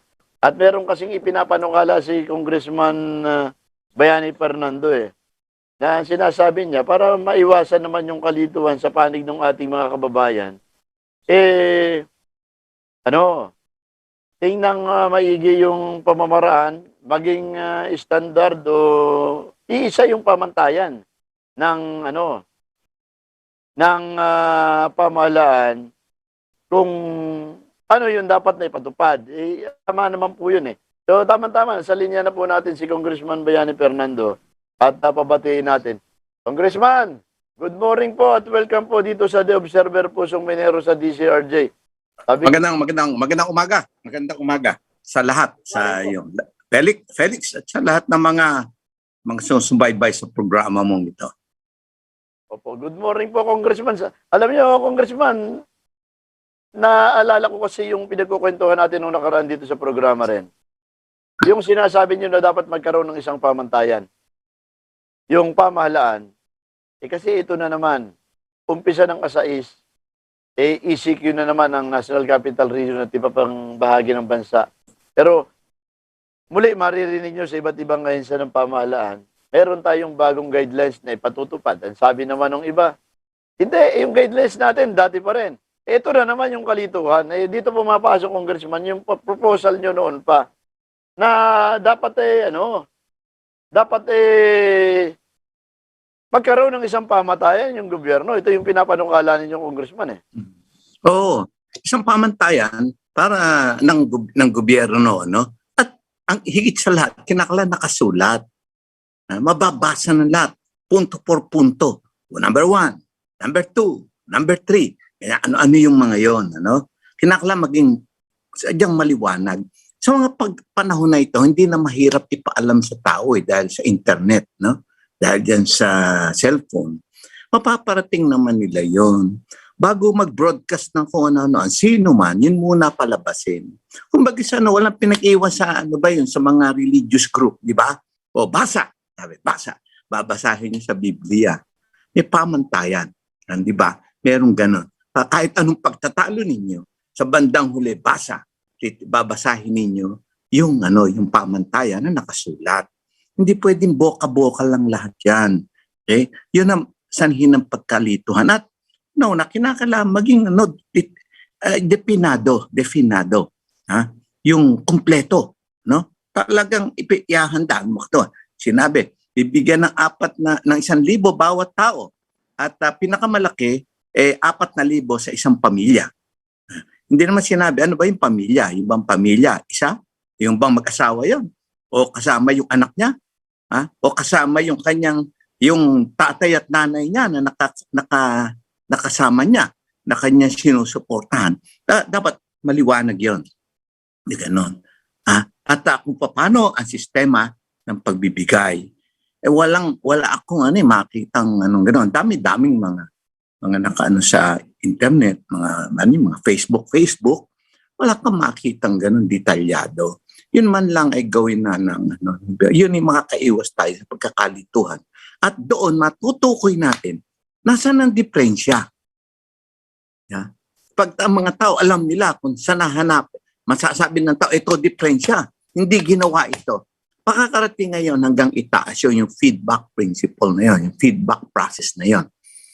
So sa susunod na natututo tayo sa bagay o kung sakali kinakailangan malaman kagad ng pamahalaan kung anong dapat gawing remedyo. Kung nagkaroon ng problema, malaman kagad nila kung anong remedyo. Manggagaling na ngayon sa ibaba. At ang lahat ng tinutukoy yung pamantayan. Yan ang isang mahalaga communication yan. Yun sa bandang huli may iwan lang sa tao puro takot at kaguluhan. Ultimo yung pulis, hindi niya malaman kung ano pasusunod. At tingin ko, hindi rin niya nababasa ng kompleto. Wala siyang nababasang ganun. Sino pa? Si barangay captain. Meron siyang sariling nasa isip niya, pero iba yung pinag-uutos galing sa itaas. Pati mga mayor, ganun din po. Iba rin ang pamantayan. Lahat. Pati tayong mga magulang, nasabihan sa anak natin, anak, bawal yun. Narinig niya sa kung kanino broadcast, hindi, ito sinasabi nanay, tatay, ito sinasabi. Awayan na yun. Wala na, hindi naman. Ultimo pamilya. Lalo na ngayong congressman. Alam mo sa nakakalitot, nagdulot din ng takot sa ating congressman, yung naging pronouncement ng Pangulo nitong nakaraan. Siguro, depende lang sa interpretasyon eh. Yung pag wala kang bakuna, yari ka. Medyo problema. Yun ang... ito na, ang takot ng tao ngayon, mga silibuhati ng pulis pa uwi. Hindi ko malaman, ano mangyayari sa mga pagawaan? No? Ano mangyayari sa trabaho ng mga tao? Bawal ba? Kung ikaw vaccinated na, hindi ka pwedeng pumasok. Paano kung yung trabahador, nakatira na mismo doon sa pagawaan, no? Ano ang trato ron? Yan. Maging maliwanag yung mga bagay na yon. Hindi malaman nga ng tao kung ano mangyayari. Mukhang kung sakali man, napaaga yung ating pronouncement na sa 6. Kasi dapat kasabay yun. Para sa ganun, hindi kumakalat ang... may mga bayan po, Congressman, hanggang ngayon, hindi pa nag-i-implement ng priority na A4. Yung A4, ito yung mga empleyado Kabilang kami ron, yung mga media. Sa A4 category. Wala pa Wala pa. Hanggat wala pa yun, paano natin may implement ito ngayon? Makakala ko sa labas pala, bubusalang ka. Para di ka makapag-broadcast. Yan ang isang mahirap daw, yung kaguluhan na dulot niyan. Ano? Hindi pa naman huli ang lahat. Tiyak naman, pinag-usapan yan. Palagay ko, ang tagal pinag-uusapan yan. Kabilang pa mga mayors, no? At talagang pinag-ukulan ng panahon. Kung naman yung napag-usapan lang, napagpasiyahan, maaaring ilabas ng ano. Yan naman may mga notes sa pagpupulong nila. Mga sekretarya yan. Naka-record nga yan eh. So, iaano nila ngayon yun. Isasaayos nila yon at ilalabas nila sa taktang panahon. Bago magkagulo ang lahat. Ang mahirap kasi yung alingaw-ngaw eh. Pag naglabas ka niya, sa anya, lockdown. Anong klaseng lockdown? Alingaw-ngaw na yon. Iba-iba na interpretasyon na. Nahihirapang baguhin ang nasa isip ng tao pagkatapos noon. Ingatan yung sa simula pa lang, definado na. Alam na kung ano, bawat hakbang niya, alam na alam. Yun ang natimo sa isip ng tao. Yun ang communication. Hati po eh. Kasi merong pronouncement din na ganito ganito pagkakasabi. Ang pagdideklara ng ECQ sa National Capital Region ay nakadepende rin sa kapasidad ng local government unit. Pero ibinaba mo yung ECQ. Ay paano kung sabihin ni LGU na ay hindi namin kayang mag-budget para dun sa ayuda ng ating mga kababayan. O di hindi ka ba magdideklara ng ECQ? So nakakalito ho eh. Umaasa ngayon yung iba na makukuha niya yon. Tapos wala pala. Kabiguan o kaguluhan ang dulot ng lahat ng yan. Maging sana, kung sakali man kasi ang tao naman tingin ko handang sumunod eh. Handang sumunod ng tao. Lalo higit pagka sinabi ng Pangulo, alam mo, susunod ang tao eh. Pero maging maliwanag sana ang At hanggat maaari nga, lalong ang ating Pangulo, pinakamagaling sa komunikasyon eh. Bino mo, nanalo. Di ba? Walang gastos. Nanalo siya. Pinakamagaling sa communication niya. Sa pagkakataon na ito, pakita natin yung galing na yun. So, yun nga po nga siya nagiging problema ngayon. Biglang dumagsa tuloy yung mga kababayan natin. Kakaunti yung bakuna, sabi ko, bawal na lumabas ang walang bakuna. Dumagsa yung mga tao, wala nga yung bakunang mailagay. Wala maiturok. Yung proseso ng pagbabakuna, dapat naging maliwanag yun. At sa mga yung mga pinamahala sa ng bakuna, kinakailangan rin tukado. Yung depinado ang kanila dapat gawin, step by step. Ito, ganyan. Para maging pare-parehas sa lahat. At sa ganun, matutunan din ng lahat ng mga LGU. Ano magaling, ano hindi magaling. Matutunan nila yon. Pangitan ng pagpapalitan ng mga yon, ng mga pamamaraan, Yan. Lahat yan, komunikasyon yan. Ang gagaling pa naman, yung ating spokesperson ng ating Pangulo. Napakagaling sa komunikasyon. Pero kinakailangan kahit siya pinakamagaling na kinakailangan pa rin. Ang sasabihin niya ay ayon doon sa yung talagang ng pinagpasiyahan. At yun ay dapat maging maliwanag. Hindi ko sinasabi niya, hindi siya, palagay kay kasama siya sa mga pagpupulong na yun eh. Pero kinakailangan maging isulat. Walang maipapalit nun sa nakasulat. Parang Biblia. Kung yung Biblia hindi nagawa yan, wala nang relihiyon wala nang relihiyon kung walang mga Biblia. Yung mga yan. Yun ang sa bandang yun ang batayan ng lahat. O yun nga po kasi nakakapanghinayang na ganito yung sitwasyon natin ngayon. Tapos hindi lang nagkakaunawaan hindi lang mga kababayan natin, pati mga namumuno kung ano ba talaga. Ito, katulad halimbawa ngayon. Kahapon lang po kahit nga sa panig ng ilang mga mamamahayag, nagtatawagan kami, ano ba talaga? ECQ ba? GCQ hanggang kailan? Kuryente ba yung balita ko? Pero hindi ho ganun kasi ang nangyari, talagang totoo naman na MGCQ at GCQ magpupunta sa ECQ kaya naka-schedule. Pwede pala naman natin gawing schedule yan. Hindi natin tagal-tagalan yung schedule para makapaganda yung ating mga kababayan. I-schedule mo kasi, ine-expect mo ba na sa isang linggo, dadami yung variant? Tama. Yung ano ng komunikasyon din, timo, GCQ, ECQ, para sa isang karaniwang Pilipino, ang hirap tandaan at uriin kung ano yun. Opo, totoo. Dapat isip tayo ng mga salita na parang talagang yan pinag-uukulan ng panahon. Isipin, tawag mo. Hindi naintindihan general at saka yung ECQ. Yung English yun eh. Dapat alaman natin. Ako, maraming Pilipino hindi nakakaintindi ng English. Oo. Gumraduate na ng high school, hindi pa makasulat ng sentence. Iyan ay dapat ay anuhin natin. Pag-anuhan natin yun, magandang mga circuit breaker. Circuit breaker, wow, electrician lang ang nakakaintindi ng circuit breaker. Electrician. Nag-comment ka po sa circuit breaker na yun eh. Nag-comment ako rin ng congressman. Ano sabi ko? Hindi na uso circuit breaker ngayon. Ang uso ngayon, no fuse breaker na. No fuse. Electoral. Nakakaintindi nun eh. Pero talagang may kahirapan ng konti. No? Kasi talaga sabi nga, yung lingwahe natin, malaki kakulangan. Pero dapat pag-ukulan na hindi napansin.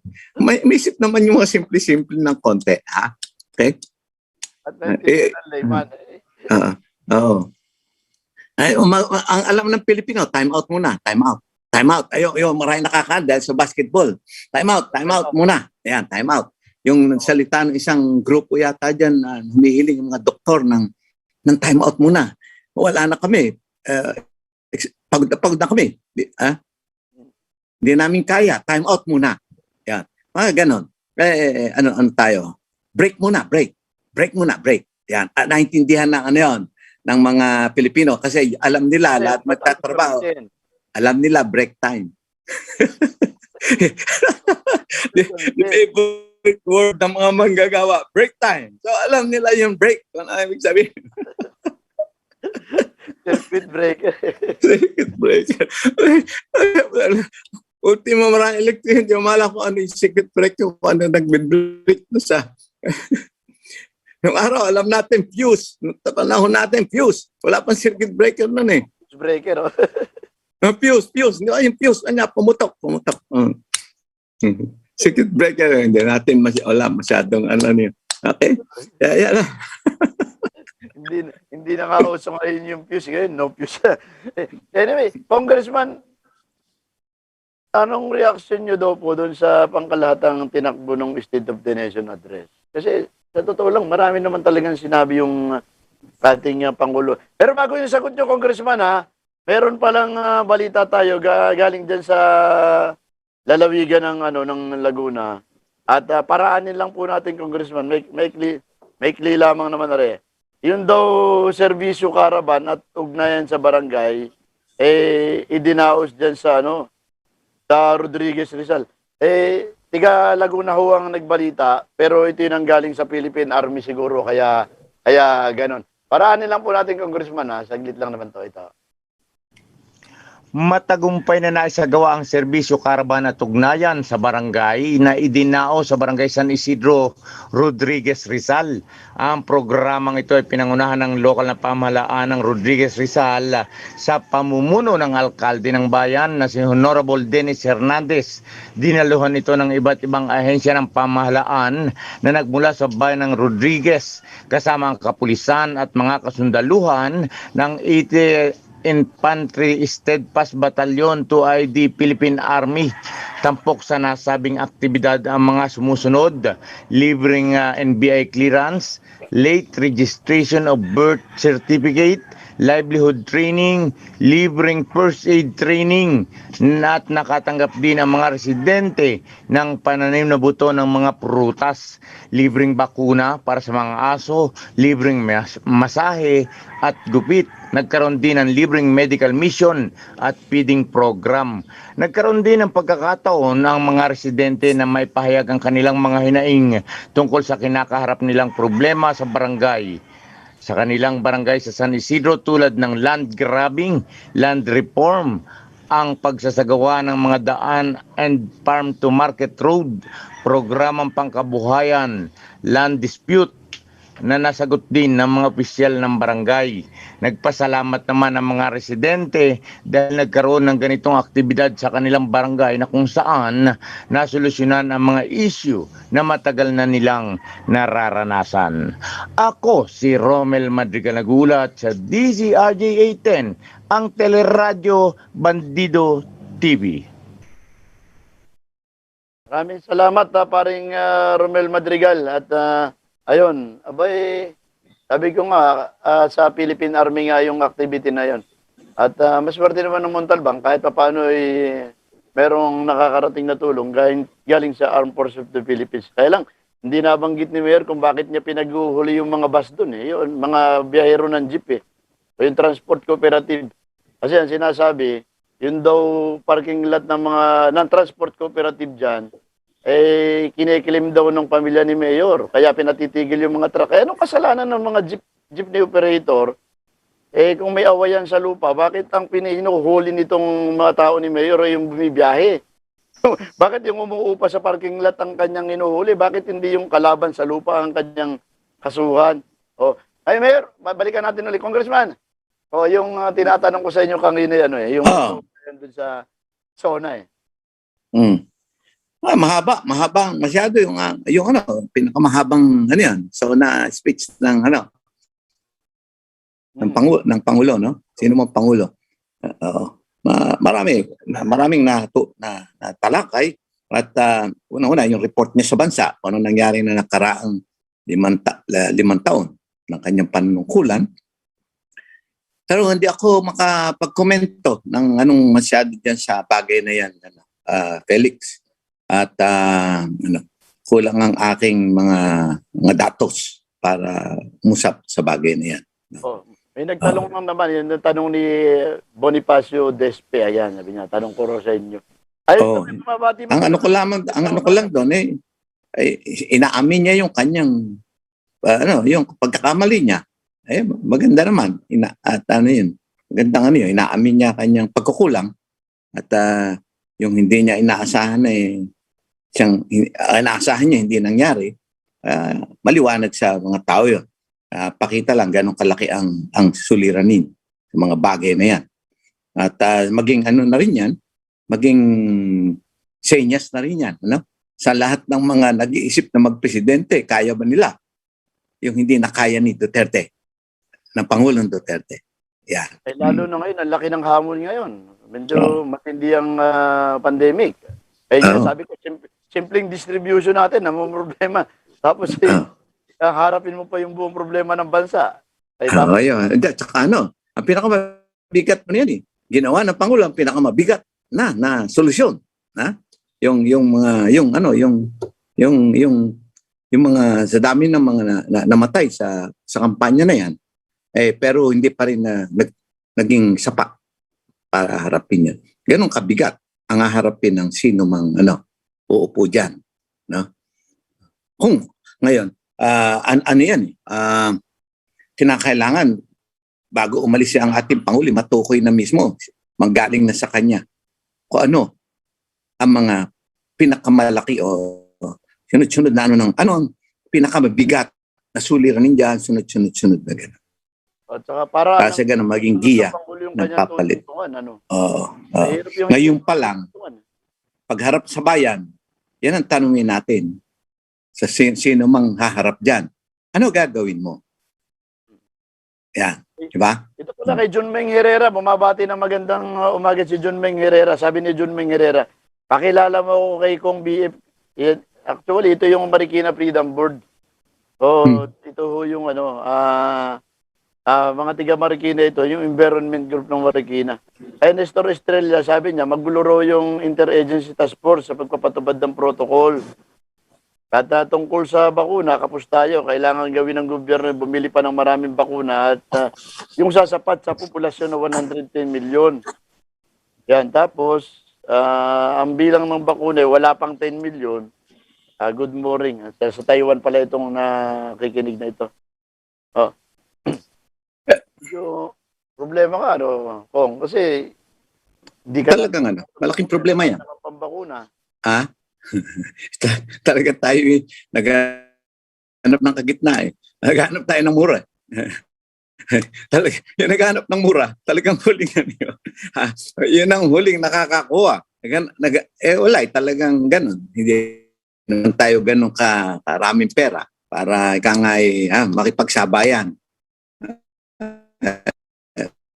Kaya sa pagkakataon na ito, ating dagdagan, sa abot natin makakaya, at gawin natin nga yung mga solusyon na habang hindi kulang na yon, sa kulangan na yon, malaman natin dapat natin ko ito na ang solusyon ng ating pamahalaan at sa suggestion na rin ng mga nakakaintinding mga profesyon diyan, ng mga doktor yata, ng natin na mag circuit breaker muna, circuit breaker. Iyon ang kanilang solusyon. Oo. Kaya ako ayoko magkomento sa bagay na yan. Kung gaano kasi ang buong mundo nahuli talagang hindi sapat ang kaalaman sa bagay na yan. Kaya ako'y, sino ba ako para maghusga? Hindi ko hawak ang mga datos. No? Tingin ko masigit ang hawak na datos ng mga nakaupo dyan, ng IATF, para mag-decision sila ng ganoon. Siguro alam na rin nila na hindi nila mabibigyan ng sapat na bakuna kaagad ang tao. Hanggang kailan maaabot natin yung level na hindi tayo tatama katulad. Kasi ang nangyayari, takot natin, dala ng karanasan sa ibang bansa, mga India, mga lahat ng yan, na nakaranas talaga ng pinakagrabe na sitwasyon. Kasi pero lahat ng yan, alam na natin lahat ngayon ang sukatan. At yung sukatan ng kakayahan ng ating mga ospital na anuhin yung mga pasyente, na tanggapin yung mga pasyente. Yan ay yung kalkulado na natin din ngayon. Kalkulado na ng gobyerno hanggang saan tayo. At alam na rin ng mga tao ng mga ultimo, mga pribadong ospital, mga doktor, alam na nila ang limitasyon nila. Hanggang saan namin kakayanin. Sila na nagsasabi ngayon. Hanggang dito lang kaya namin. Lampas dito hindi na namin kaya. Dapat ay bigyan din naman natin sila ng sa bagay na yun. Ating intindihin ang kalagayan. Sapagkat sila unang nagsakripisyo dyan. Hanggang ngayon, sakripisyo pa rin. Sila unang mga tinamaan eh. Ang aking masamang nangyari nga eh. Doktor ang mga unang mga nasa profesyon ng health. Nurse, sila unang mga tinamaan. Kaya ganun kaliit, ganun kakulang ang kaalaman ng siyensya, ng medisina, teknolohiya ng medisina. Yan ang limitasyon. Na ultimong yung mga taong naririyan na ang siyang unang tinamaan. At sa pagkakataon na to, sila na rin ang tingin ko unang nakakaalam. Sa akin, pinagbibigay ko sa kanila. Ako'y nangingibabaw sa akin yung kanilang sinasabi. Nangingibabaw sa akin. Pagkat sa ngayon, sa pagkakataon nito, sila may higit na kaalaman pa rin lumalabas. At sila ang unang meron talagang personal na karanasan sa bagay niya. May text lang sa akin dito galing kay Edward. Ang huling number niya, 7745 yung uli. Tinatanong niya, pakitanong naman daw kay Congressman. Kasi nag-dredging na sa Marikina, bakit parang muntik-muntik daw na naman lumubog. Pakitanong daw. Kung ano masasabi niyo rin. Ang huling number ng kanyang telepono, 7745. Yung dredging sa Marikina, pinaganda lamang yung baybay ng ilog. Walang masyadong naalis doon sa Dredging, yung dredging is aalisin mo yung endong mga lupa, itatapon mo kung dadalhin mo kung saan. Yung ginawa, kinayod-kayod lang naman, sinabog lang yung lupa. Magandang tignan sa ibabaw, pero ganun pa rin. Kahit sabi mo sa akin, 5,000, 1,000, 5,000 truck. Ng inalis mo yan, pero sa tingin ko, hindi pa naka-500 truck yan. Bakit wala yun sa dami ng tubig na yan? Ngayon, pero ganun pa man, buong pagmamalaki ng lokal na pamahalaan, yung dredging na yun. Naku, sabi, kaya raw hindi bumaha ng ganun, ang tunay, walang lumubog na bahay, dahil doon sa dredging na yun. Hindi, naku, yung tumama sa atin, yan ang karaniwang pagsisiyam. Yan ang siyam na tinatawag nung araw pa. Hindi lang na alam ng mga tiga-Marikina yung siyam na nung araw, dahil wala pang bahay doon sa mga tabing ilog na gano'n karami. Ang nalulubog lang mga kubo ng magsasaka.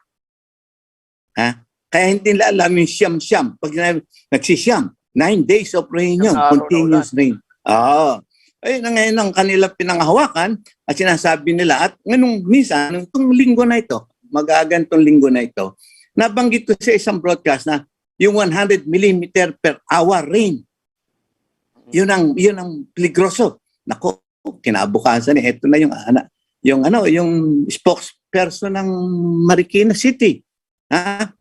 Nakamulan daw ng 100 mm per hour. Pero hindi bumaha. Ito, ganito yun. Saan umulan ng 100 mm per hour? Ito. Kung 100 mm per hour, yun parang pinunong mo yung isang baso sa loob ng isang oras. Yung buong lugar, lumalim ng ganyan kalahating dangkal. Kahit wala kang gawin, barahan mo ng lahat ng kanal, pinakamatinding bahanon sa iyo, hanggang doon sa tuhod mo, doon sa ibang parte. Pero kung pantay yung bayan mo, pantay na pantay, ganun kalalim lang yun. Hanggang lampas lamang ng amo. Yan. Pero kung doon lang bumaksak sa Marikina yan, walang masyadong epekto. Ang nagpapaba sa Marikina, pag bumaksak doon sa Montalban, yung Montalban, ibig sabihin ng mountains. Yan ang pangalan yung bayan ng Montalban, yung LG yun ng Montalban, ang pangalan ng araw Montalban dahil bundukin yun.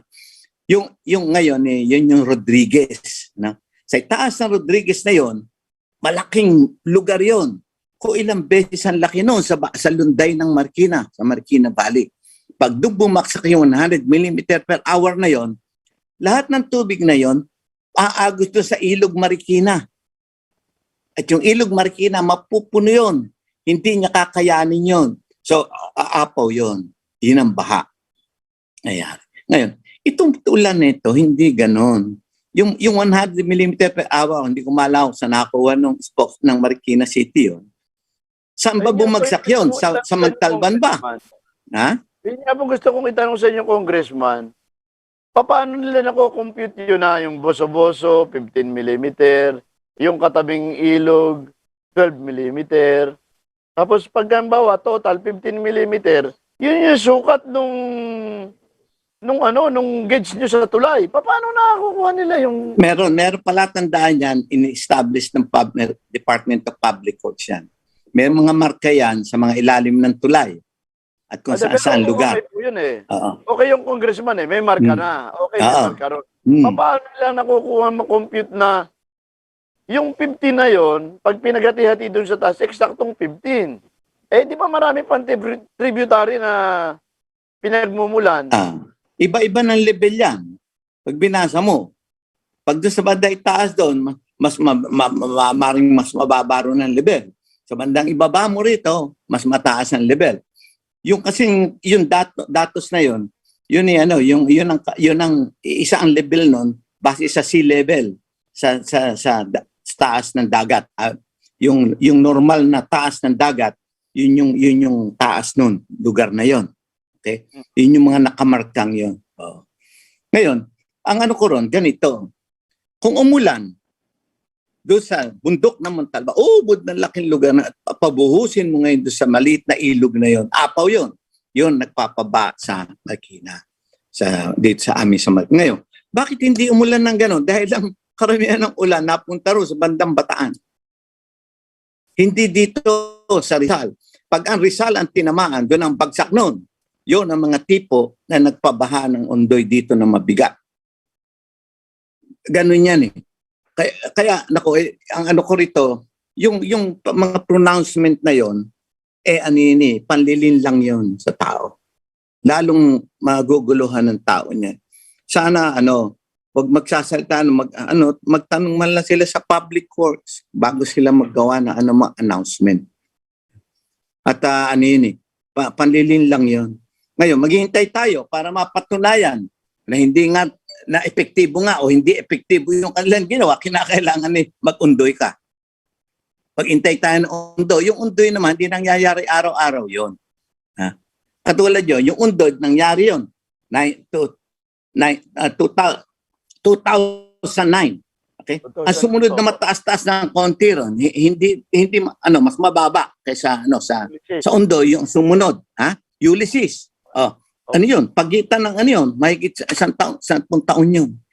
Yun yung tinatawag ng mga ihinyero na yung undo, yun yung 100 year, 100 taon na flood cycle yun. Flood return cycle. Yung 100 years yun. Meron tayo ng mga 30-year flood return cycle. At meron yung 10 years. Gano'n. Okay? Yung pantaon-taon na nagpapaba sa ating mga kalye, mga gano'n, sa mga 10 year yun.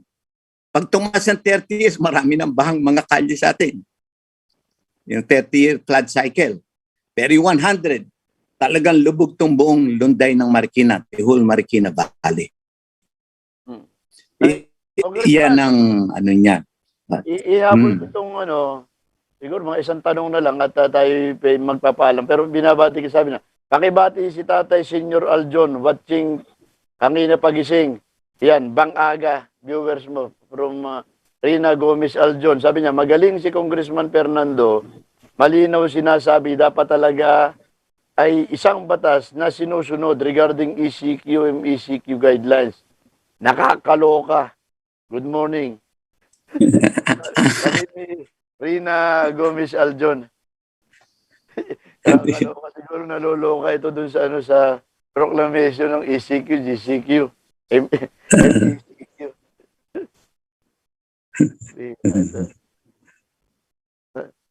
Natatawa lang ako. Naloloka na rin. Ito natin kanina, Congressman. Mahirap tandaan talaga. English English. Pero Tagalogin mo yan. Mas madaling matandaan ng Pilipino. Miskin ako. Hindi ko nga tinapa ko. Ano nga ba yung isip ko hanggang ngayon Hindi ko minsan naguguluhan ako Yan So, yun nga siguro, Congressman, dapat kalaruhin. Kasi kung naintindihan ng layman yun, walang problema kung mismo nga tayo, nangangapa. Paano, sabi natin, paano maintindihan ng taong bayan? Paano siya susunod kung hindi niya alam kung anong gusto niya sundin? Katulad yun nga, sabi, kung ano man, bukas ang mga supermarket. Ngayon, paano ka pupunta sa supermarket? Sino pwedeng pumunta sa supermarket at mamili? Kung akin nabakunahan, pwede ba akong pumunta ron para mamili? Kung hindi pa, pwede ba akong pumunta ron? Ganun Dapat merong hindi maalam. Nagtatanong nga tao kung sa bagay na yon. Kaya ngayon, ang ginagawa ng iba, namimili, nag-stockpile. Baka mamaya, hindi na siya makapunta sa supermarket para bumili ng kakainin niya. 2 linggo yan. Kaya ngayon pala, nag-i-imbak na siya. Tataas naman ng mga bilihin kasi nawawala yung supply. Epektado yung supply. Kakaroon na artificial shortage. Kaya kaguluhan ang idudulot niyan. Yung yun. Tapos nga ito isa. Ito bang mga manggagawa? Yun sa dating mga lockdown natin, ang manggagawa, nakakapunta pa sa trabaho. Ganun pa man, maraming ayaw na pumasok dahil pa sa checkpoint, inaabot ng ubod ng tagal. Kaya maaga pa lumalakad na. Sa pagkakataon na ito, ano ba ang sitwasyon? Katulad ba dati na kami sa kakapkap ng bawat lugar o parang may checkpoint bawat bayan. Ganyan. Kaya noon pa nga mga lang dapat SONA congressman eh. Nung SONA pa nga lang, ang hirap ng pumasok sa Marikina, lalo kung mag-ECQ. Eh, Mm. kasi galing ka ng Montalban, papasok ka ng Marikina, talagang todo checkpoint. Eh kung mag-ECQ yan, karanasan ko sa Marikina, congressman, talagang mahihirapan kang pumasok dito sa may parte ng Santa Lucia. O kahit dumaan ka doon sa may Soliven, yung papuntang anong tawag, Kimbo Bridge ba yun? Yung pinakamahal na tulay sa Marikina yun eh. Hindi, Hill Fernando Bridge yun. Ay kasi ang tawag ng iba dyan Kimbo Bridge kasi pinaayos daw ni Congressman Kimbo na pagkamahal-mahal naman ng pondo. Sorry po, yun yung Hindi, sinasabi. yung ano yun, sa Tumana. Sa Tumana yun. Dito po sa dito sa galing ng Soliven, galing ng Masinag. Grandilas. Soliven yun, Galing ng- napupuntang parang Marikina yata ang litaw mo niyan o SS Village. O ayun litaw mo doon. Doon sa bandang sikat na ng araw, sa east. Boundary ng Marikina at ng Antipolo o pagtawid nyo Antipolo. Tinatawag nilang Kimbo Bridge. Kasi Baka proyekto ng ating congressman, Kimbo, na second Opo. district. Maaari, hindi ko alam yun. Kala ko isa dito sa Tumana na ito. kung tawagin nila yung Kimbo Bridge kasi napakamahal daw na tulay. Bridge. Ang lit-lit. Parang bagari. Parang bagari. Anyway, sana yan. Linawin talaga, Congressman, kasi unang-una, paano ka nga bibiyahe pa kung sa checkpoint pa lamang, patay na yung oras mo. At saka, may isa pang dapat linawin. Pag ganyan, inaasahan ng tao ngayon, ayuda. Naku, yun pa. Meron bang ayuda para sa Metro Manila? Nabasa ko, merong ayuda na gagawin, katulad ng ayudang ginawa dito sa Marikina, pero sa probinsya. Yung mga ibang tinamaan doon. Yung ba mangyayari dito sa kamay nila? Dahil ating magkaalam-alam na, yung iba kasi, dahil sa ayuda na yan, baka hindi na pumasok sa trabaho. Asahan yung ayuda. Dapat ay linawin maaga pa para kung sakali man, huwag tayo mag-aksya kahit ano pa man ang sinasabi nating crisis na ito. No? Dapat nating alalahanin, meron tayong dapat kumain tayo araw-araw. Hindi lang itong pandemya na ito, hindi matagal pa buhay natin para pakainin. Kinakailangan yung ekonomiya, huwag mawasak. Bago makaunat ang isang ekonomiya, inaabot ng dekada. Baka mamaya sa anumang mga pangyayaring ito, matagalan tayo bago makaunat. Sa aking edad na ito, inabot ko na lahat ng mga pandemya ng yung krisis ng pera, krisis ng ekonomiya. Tila ka ako sa 4 na krisis na ang dinaanan ko. Hindi biro-biro. Kaya yan ang dahilan kung bakit tayo hanggang ngayon kabilang tayo sa may hirap na bansa. Hindi natin maunatan yun. Hindi katulad ng mga ibang bayan dyan na nakaunat na riyan sa mga Korea, dinaanan lahat yan. Taiwan na yan, Korea, mo yung China ngayon, namamayagpag. Dinaanan lang lahat yan. Tayo hindi pa nakawala, lalong higit sa pagkakataon na ito.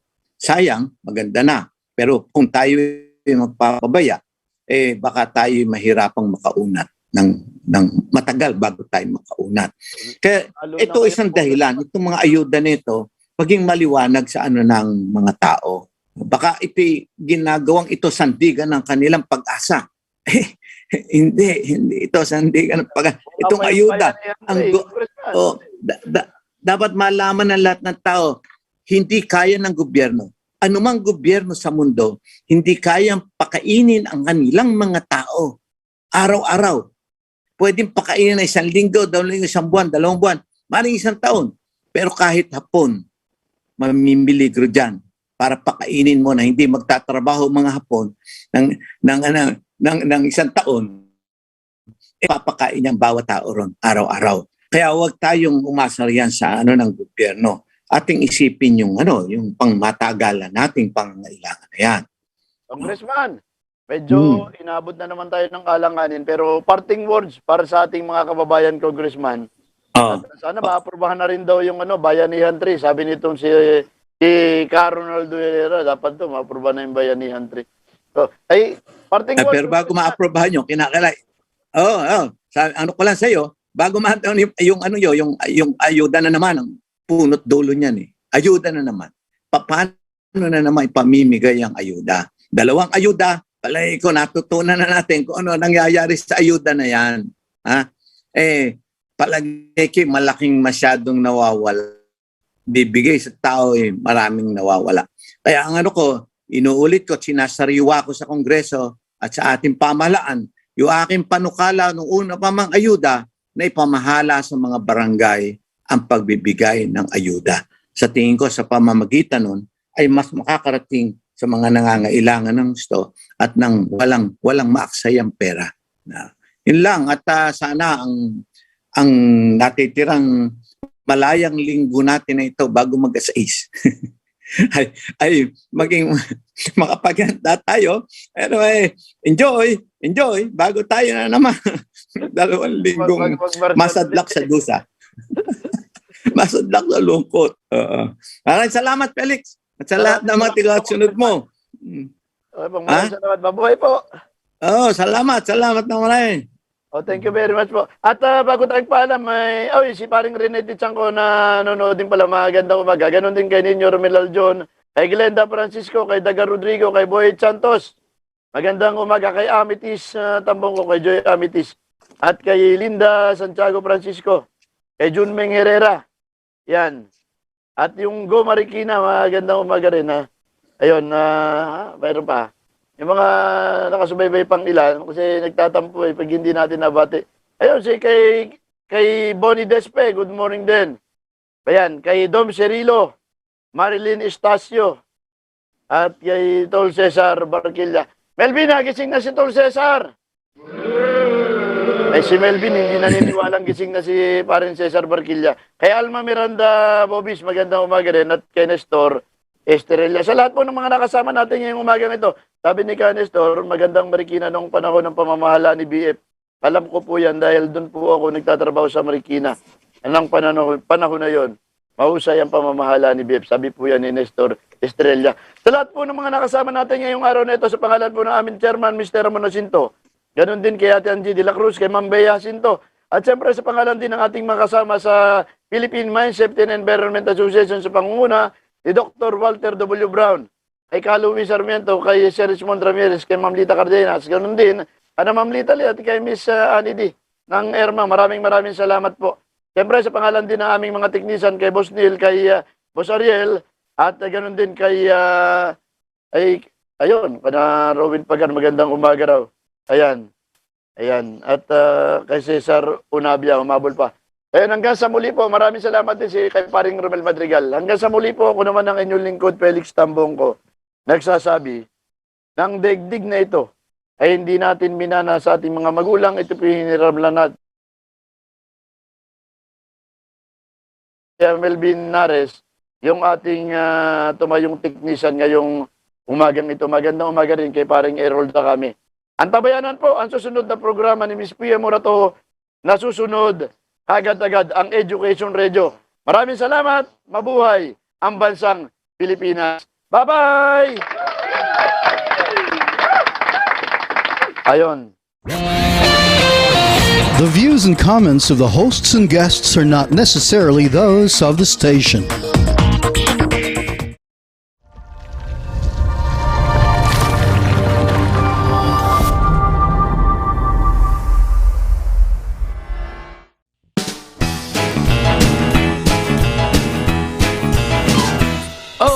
Vaccination, isolation, gotta keep up with my nutrition, gotta maintain my body condition, then I can take my vaccination.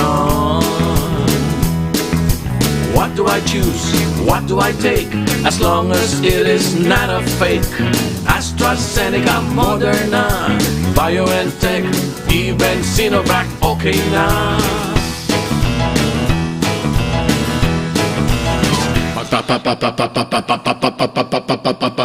Babakuna ka ba, babakuna ka ba, babakuna ka ba, babakuna ka ba, babakuna ka ba, babakuna ka ba. Vaccination for the nation, no more isolation. With vaccination vaccination.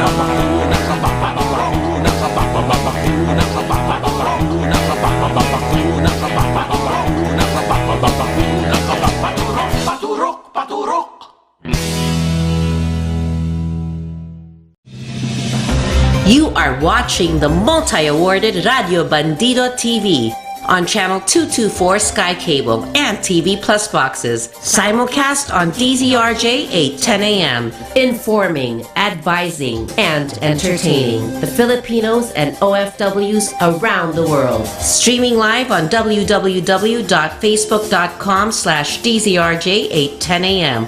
or on YouTube, channel RJAM News.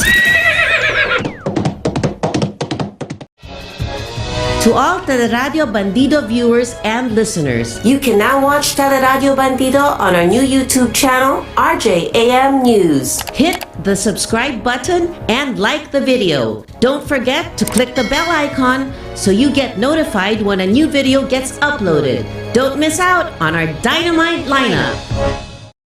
Join Arnel Doria as he explores the world of travel, transportation, road safety, and the environment. Tune in to Good Trip every Saturday at 1 to 2 p.m. on Teleradyo Bandido, Channel 224 Sky Cable, TV Plus boxes, digital free-to-air Channel 29, Facebook.com/DZRJ 8:10 a.m. and YouTube channel RJAM News. Kasama mo ako, di kita iiwan. Kasama mo ako, nasaan ka man. Kasama mo ako, sa bawat saglit. Kakayaning lahat dahil kasama mo ang langit.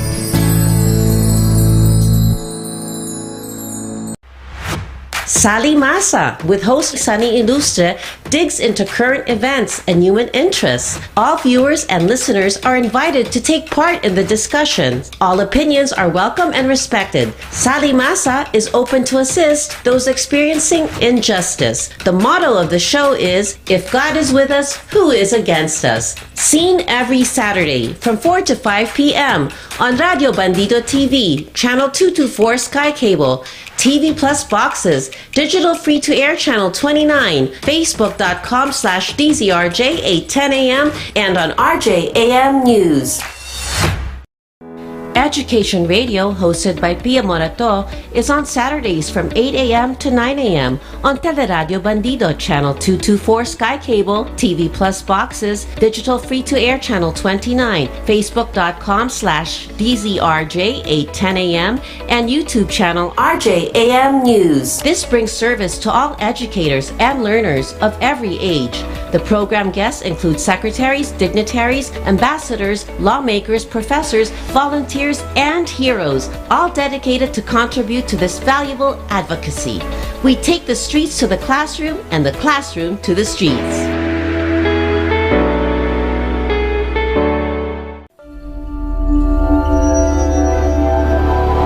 Yeah, you bet.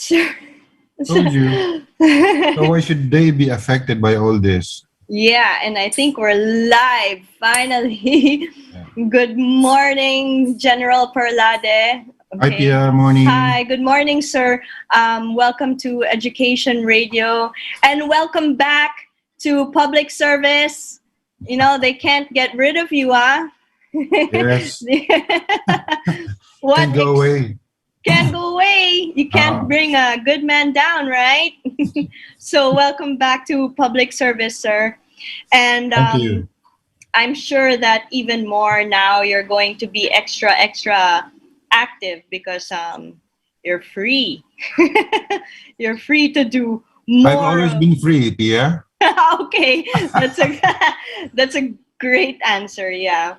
And but now, you know, a lot of people will probably also seek more of your guidance, and you'll have more time for other people in the different areas here in the entire Philippines. It's really hard because this is an archipelago we live in, you know, and that's what the people have to recognize, that the situations in different areas are really different, right? You know, compared to us, let's say here in Metro Manila or Luzon. However, we're facing one battle. It's still the same battle, right? Just in different ways. And which is why our topic today is just that, the service and the public service that still needs to be brought to the ground, because it's already there in the first place. It's already there. So let's begin with that, sir. From Luzon, Visayas, and Mindanao, we have been able to bring back basic services to our people. And what's your forecast? First of all, Pia, I'd like to go back to what you said, that we are an archipelago composed of thousands of islands. And yeah, we have so many different, not only tribes, but cultures. And Yes. they say that we are a composition of different races, actually. Yeah, hindi lang Malayan race. So this is the reason why we are perceived to be so fragmented. The Bicolano mentality is so different from the Visayan mentality. Yes. The Cebuanos think they have their own own vacuum there. Iloilo, ganun din, Mindanao. And we have to really relate to all these facts, realities on the ground, so that we will be able to move forward if we agree on a lot of things. Yes. Like, we just have to deal with the fact that your problems there in Quezon is not the same as our problem in Bicol. It's not the same as their problems there in the Visayas and Mindanao. But whatever we do, it has to be for the to improve the unity. It has to gel the country rather Yes. than disperse it some more. Exactly. So your question, where are we now on this, especially on this barangay development program, on these services, especially now that we still have this pandemic. We are way ahead. We are way advanced, considering that many of the services they have been withdrawn from these far-flung areas. Withdrawn, that's the term. That's because we see that it's a deliberate effort to really make people in the geographically isolated areas make their life really miserable, so that they can be exploited by other sectors. In many of our talks, we dissected why these programs have been in the first place focused on these isolated areas. Precisely, Pia, it is because many of these politicians think that these places, communities, are not so significant to them because they had the least number of voters.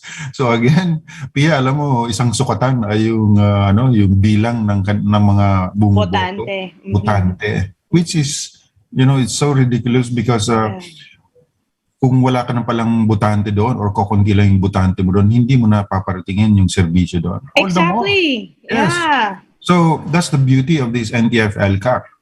The National Task Force to End Local Communist Armed Conflict was able to converge all these agencies and agreed that these services should be given to these marginalized areas, marginalized sectors of the community. In a way, they've been disenfranchised for a very, very long time. Yes. And I tell you, I see that these things are deliberately done, because of some sinister agenda of people responsible to them. So now, where are we? We are at the farthest places of Mindanao. We are at the most isolated islands of Mimaropa. And then I think this August 6, the president will be in Quezon to again inaugurate many of these projects there in Bundok Peninsula and the Quezon province. Right. So ang ganda nung rollout nung mga programa. And what are these, Pia? These are farm to market roads, irrigation projects, health centers, some schools, even electrification, and then livelihood projects. Yeah.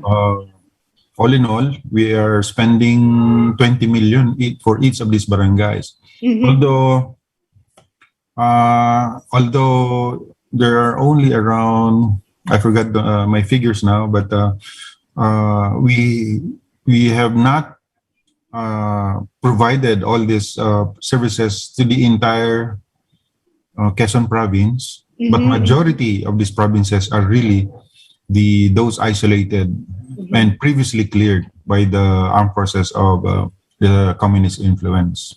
Right. So, like, for example, in my province in Quezon, when I had the chance to speak with local government there, we're talking about being able to give the land, to them so that they can precisely pursue this farm to market alongside this wonderful project that President Duterte and his administration has pursued, right? But for them, sir, they really do feel like it's such a welcoming initiative because they cannot get their goods, their skills, everything that they have, which is basically a treasure, and it's just what they can offer as people, as one people in a small area, right? Everything that they can offer has been so isolated, like what you have said. And now, this is their chance, right? To be able to give back to society, back to the other neighboring towns, right? And also receive. Because once and for all, receiving these basic services for them, my gosh, that's growth, that's development. So I say this because people seem to be comparing or questioning what the president and in this administration has done. And I want to point out, it's almost 6 years. And compared to 52 years, right, of hardship, sir, of, hopelessness, 6 years is such a short time to be able to accomplish this. But we also have to focus on the continuity of all this for them, for the people there, right? So they feel what we here in Luzon feel, right? We kind of take that for granted, what basic services are here because we have it. It's within arm's length, right? But them, it's a different story. Yeah.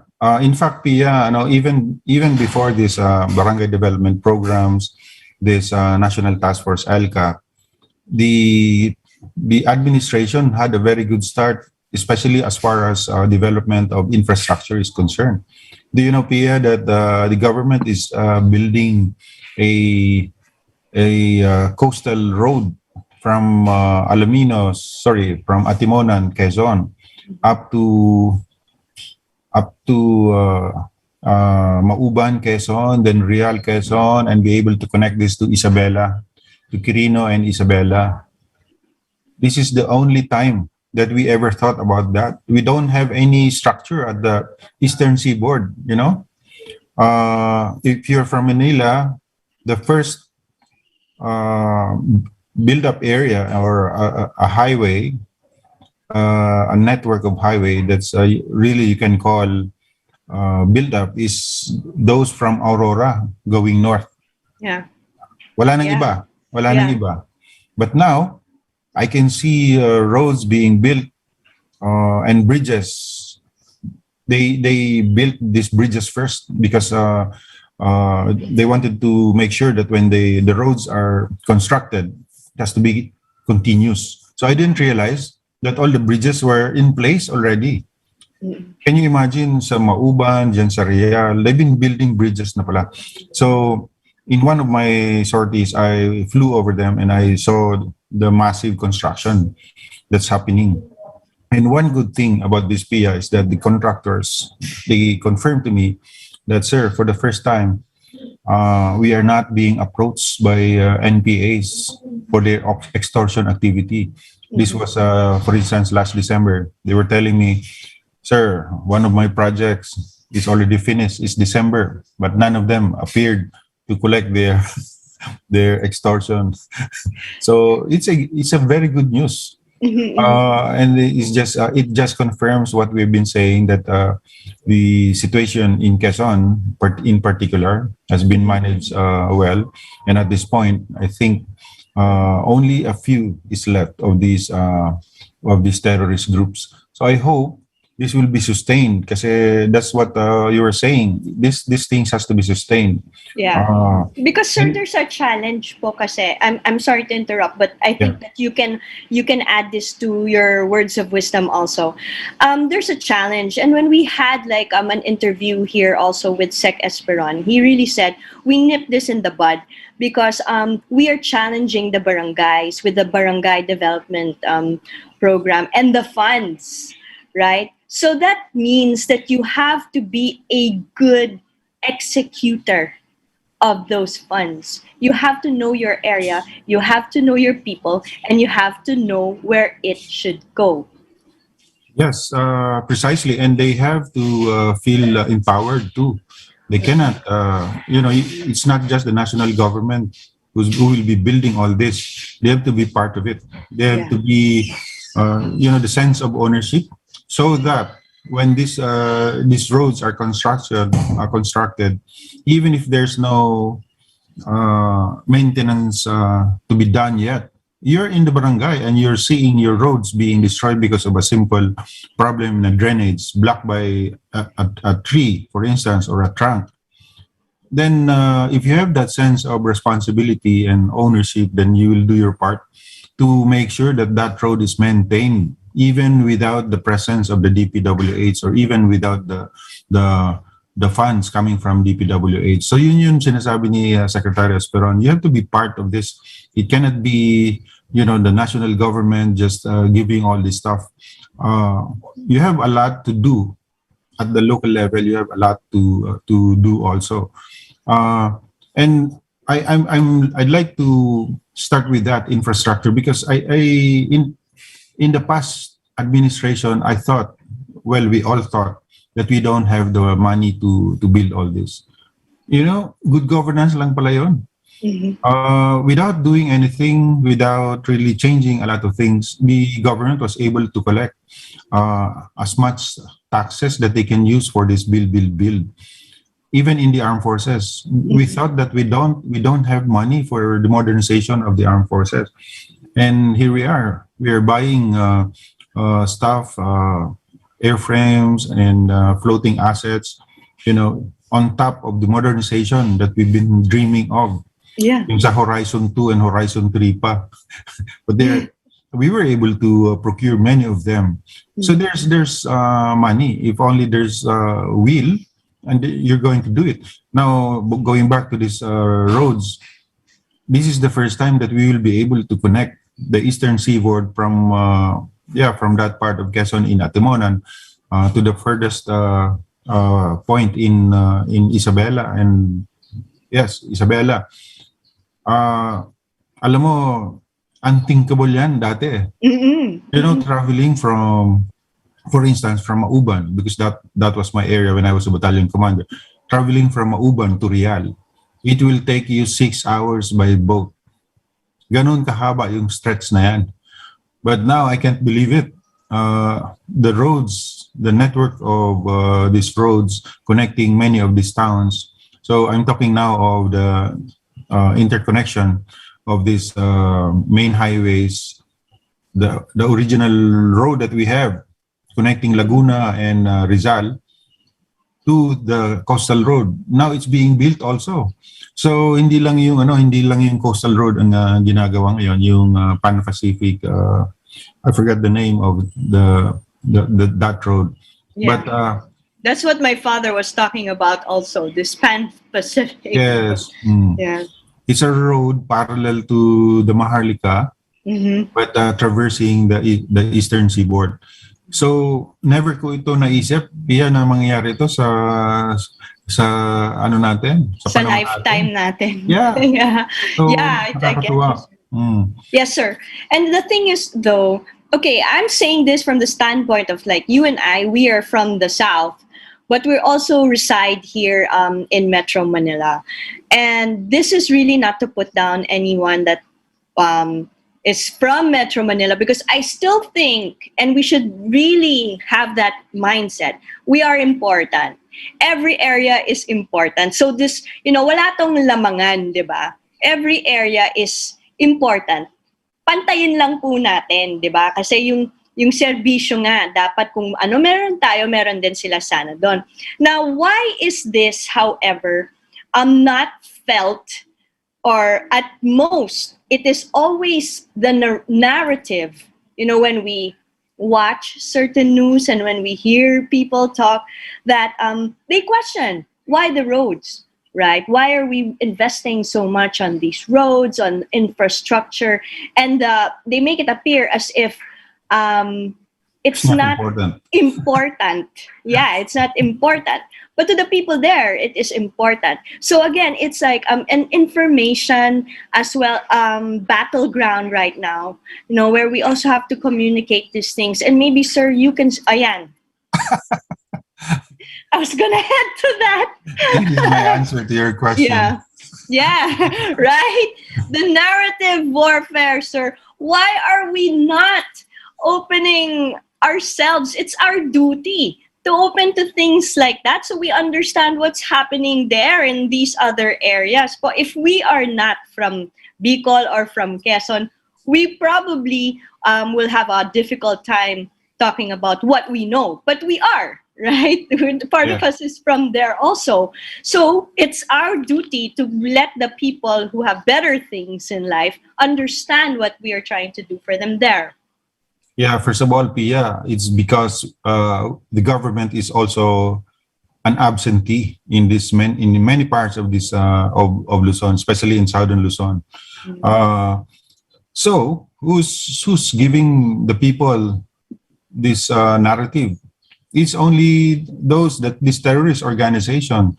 When every time a road is being constructed, this groups, terrorist group, will ask the people, do you have a car? We don't have. Okay, so who do you think will benefit from this road? Di ba, mga kapitalista, mga negosyante, kita nyo, kayo mahirap. Mahirap pa rin kayo. Hindi tayo uunlad kasi puro kapakanan ng mahirap ang iniisip ng gobyerno. Puro kapakanan ng mga kapitalista, mga negosyante ang iniisip ng ano. So, if your government is absent in the area and no one is sharing all this and explaining why we need these roads, chances are the people, they will be radicalized because of a good thing that the government is introducing to the community. That is why we have to come in and always tell them, if you have good roads, then you will be able to bring your patients, for instance, to the nearest hospital without have to carrying them, in a hammock.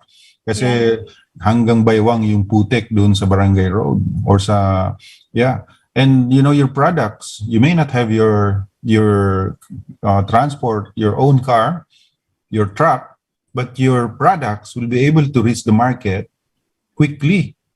So hindi sila nabubulok sa daan because you have to travel like two days, one day, minsan or overnight, just to bring your bananas and all your products to the market. Pagdating doon, bugbog na at saka wala na halos presyo.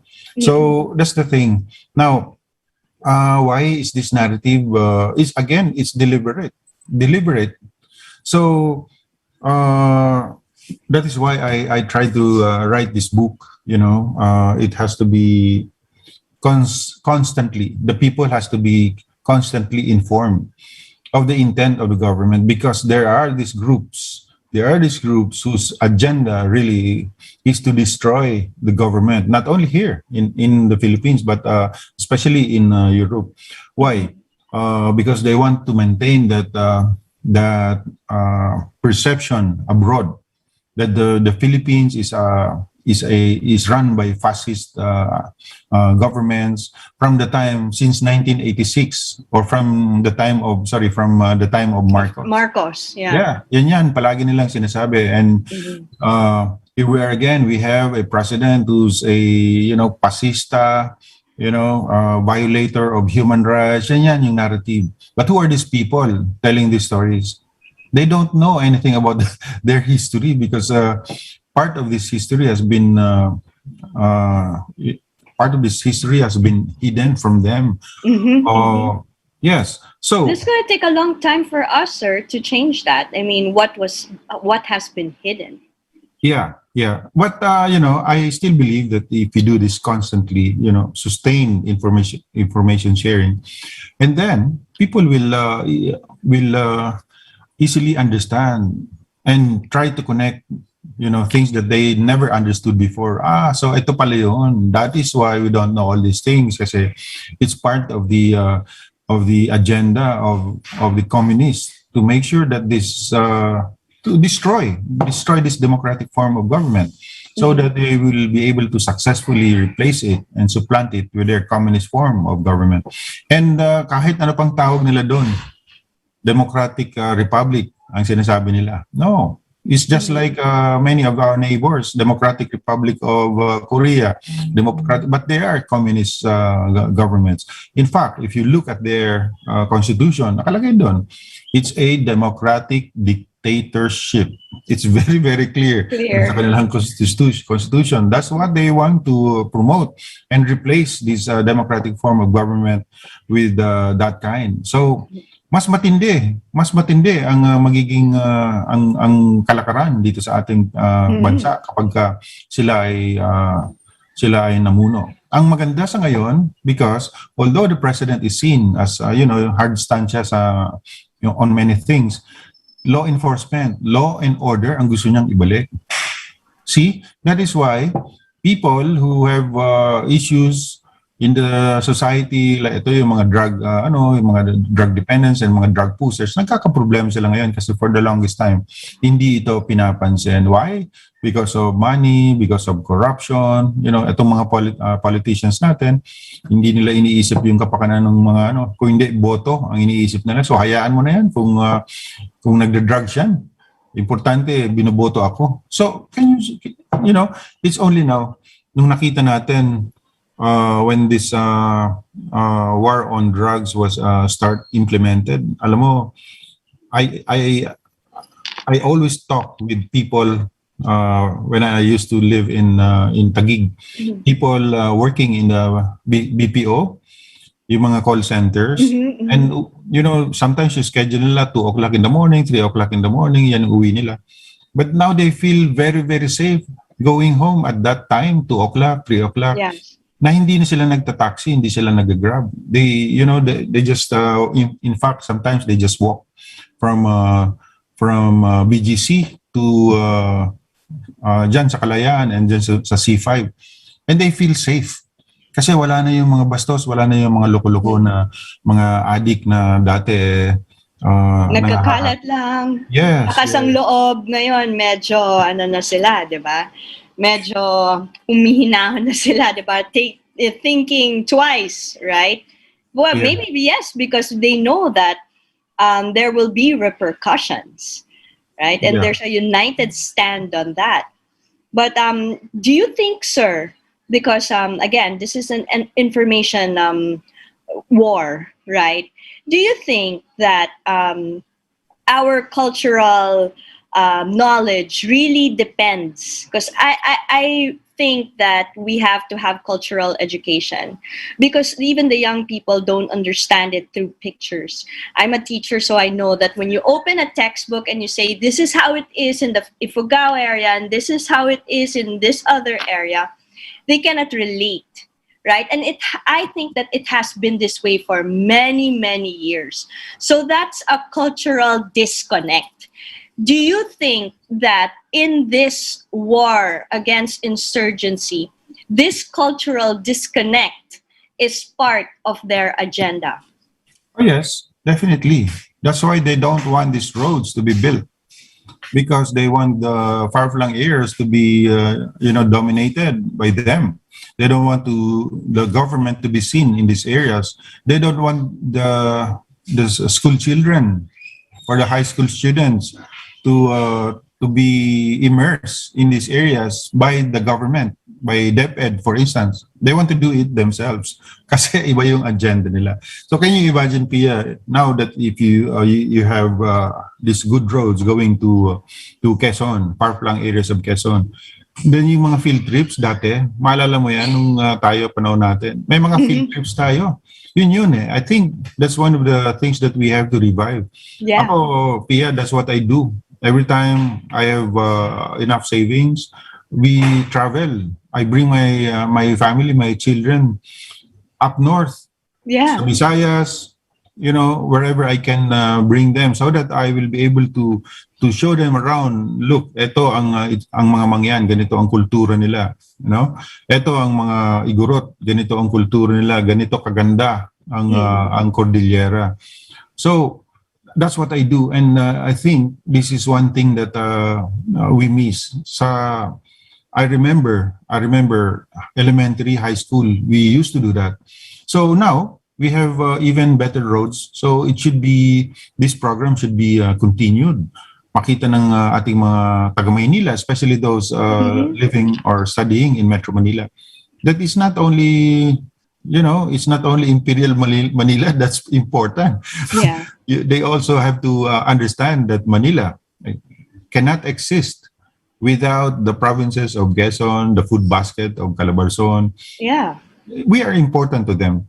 So in the same manner that Manila is also important to us, because that's the center of trade and economy. So yun, ganun lang yun, give and take. And going back to your question, is it really part of their agenda? Yes, very much, because this is they wanted to withdraw information, the right information, to the people, so that they can manipulate. They can manipulate people based on their agenda. So they share information that's only needed. They don't want to share the good information that people should know. Yeah, and sir, I have to point this out. There was a time, and you and I are still doing it with our children, where we actually take them to places so they understand the situation on the ground. But with this disconnect, right, that has been pursued for so many years, I want to point out, in the province of Quezon, what do the youth do? For many, many years, the only place that they have to go, that they can go to, because that has been already the set mindset, is a town hall, right? Dun sila sa plaza, di ba? Ang ginagawa na lang ng kabataan dyan, puro sa plaza, di ba? Text ng text, puro sa plaza. Paano ko alam yan? Kasi napupuna po. Napupuna ng mga nakakatanda, di ba? Na ang kabataan noon, hindi naman ganyan.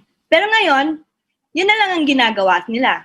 But there's a deeper reason as to why the youth have become that, na ganun na lang kaliit, di ba? Yung mundo nila, right? Is because of this underdevelopment as well. Would you agree, sir? Yeah, of course. If there's an underdevelopment, then the services of the government is limited to a specific place. Kaya nga dyan na lang sila sa plaza. Kasi dyan may libreng wifi, and dyan yung malakas yung signal. O paano yung medyo malayo? And I'm reminded of this incident in Masbate, Pia. You know why that landmine was placed in that specific area in Masbate City? Because there's no signal there, there's no Wi-Fi. So chances of this communist terrorists being monitored, their presence there being monitored, is remote. Kasi there's no way to communicate outside. Maybe you have to run to the city and inform the police that there's this group.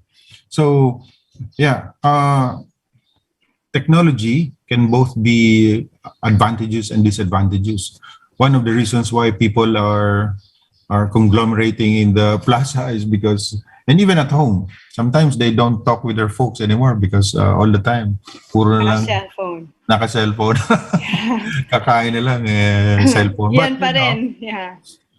you have to go back to our foundation, yung family, yung values natin sa family. Kung hindi mo ito tuturo sa kanila, hindi nila ito matututunan. Of course, there's technology now, but that's the positive side of it. But they should not forget that yung very close family structure natin has to be maintained. Yes. So this is it's how one thing that they also target anyway, the most Yes. basic. Mm-hmm. So this is one thing that has kept us a very resilient nation even with this pandemic. So yun. Dapat ma-maintain natin yun.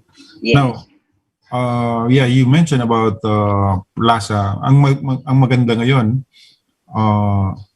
a lot of our local government executives actually are coming up with their long-term plans on how to they have all this urban planning. Yeah. So such that they will be able to maintain and preserve their natural, the beauty of their your natural environment. At the same time, introducing all this industrial park. Meron akong nakikita mga plano dyan sa Quezon. There's an industrial zone there. So I checked on that and said, don't worry, General. We're going to maintain the beauty of Banao and the beauty of good. Sabi ko good because sayang naman kung masisira yung ating environment. So at least we now see local executives, especially now under the leadership of this current dispensation, they are initiating long-term actions. Hindi lang yung bayaan mo na yan kasi 3 taon lang naman yung term ng mayor or very short term yung planning ng ating mga leaders dati. But now, at least long term. That's how you do it. Kung hindi ka manalo, fine. But because you're doing that, long term ang iyong programa and people realize that you're thinking of something good for your locality, then yung pagboto sa iyo, it will come so naturally even without you campaigning. Yun yung sinasabi ko dun sa mga mayors and mga kaibigan natin sa province. So yun, ganado sila ngayon na magplano long term kasi they also see the support of national government. Yung Mandanas Law, by the way, 'di ba? Yung Mandanas Law in effect na yun. So sooner the local government executives will have more funds for their own disposal. So marami silang pwedeng gawin. Hindi na yung centralized sa Manila yung taxes and yung revenues ng mga malalaking company. And that was the hope in 2016 when President Duterte became our president.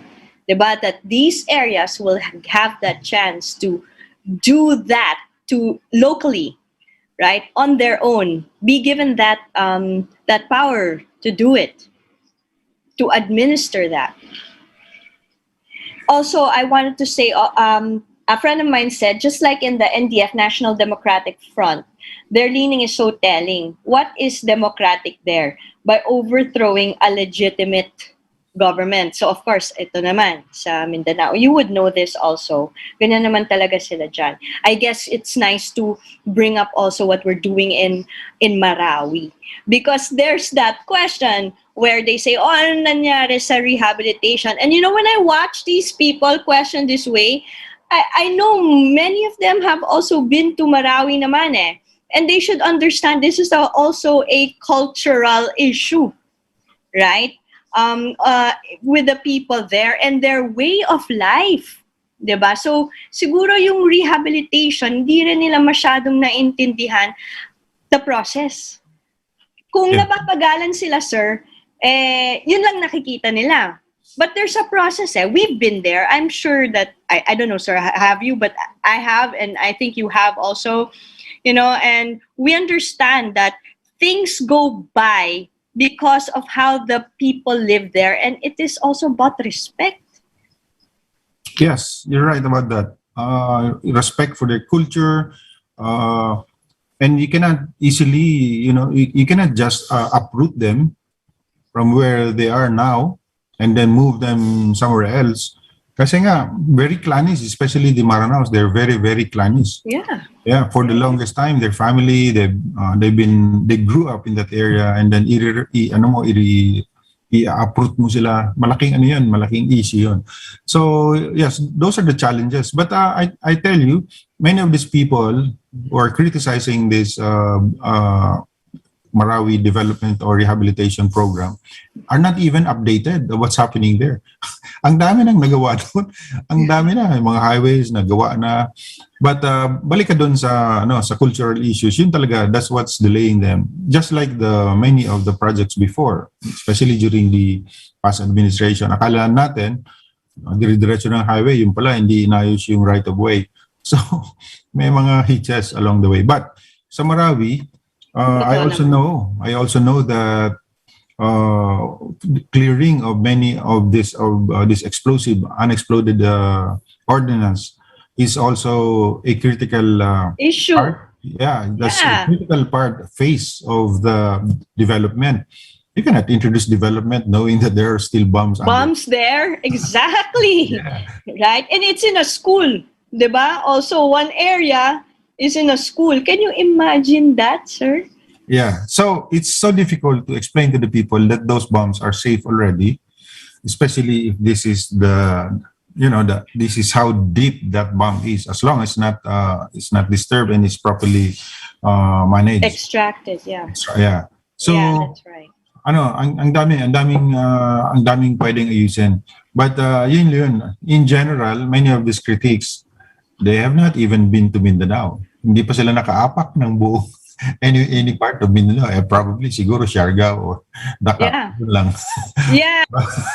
See, we like to see the beauty of the Philippines, but we also have to make the Philippines more beautiful, right? To really bring out the beauty of the Philippines. But we can't do that if we don't develop, right? They say, oh, pandemic, we have to divert funds. But how does that help, right, in the development of these areas if you will divert funds? Right? You want nga, sabi mo nga, sir, dapat long-term. Diba? So ito, long-term plan. Kung manalo ka, kung hindi, diba, hindi lang ayuda, diba, yung naibigay mo. Pero tinuruan mo yung mga tao doon para paano magsumikap. Diba? It's a mindset. It's very difficult and it's going to take us a bit of time still, I can see. Which is why I hope that we have continuity with this one because of the time. Yes, it's not only for the next administration, but it's really for us. Sabi ko here in Quezon, I see a lot of vacant spaces. During the time of pandemic, I told the local executives there, why don't you inventory all these vacant spaces, vacant lots that for, I think, 15 years, 10 years, never been used. They don't use, and it's arable land.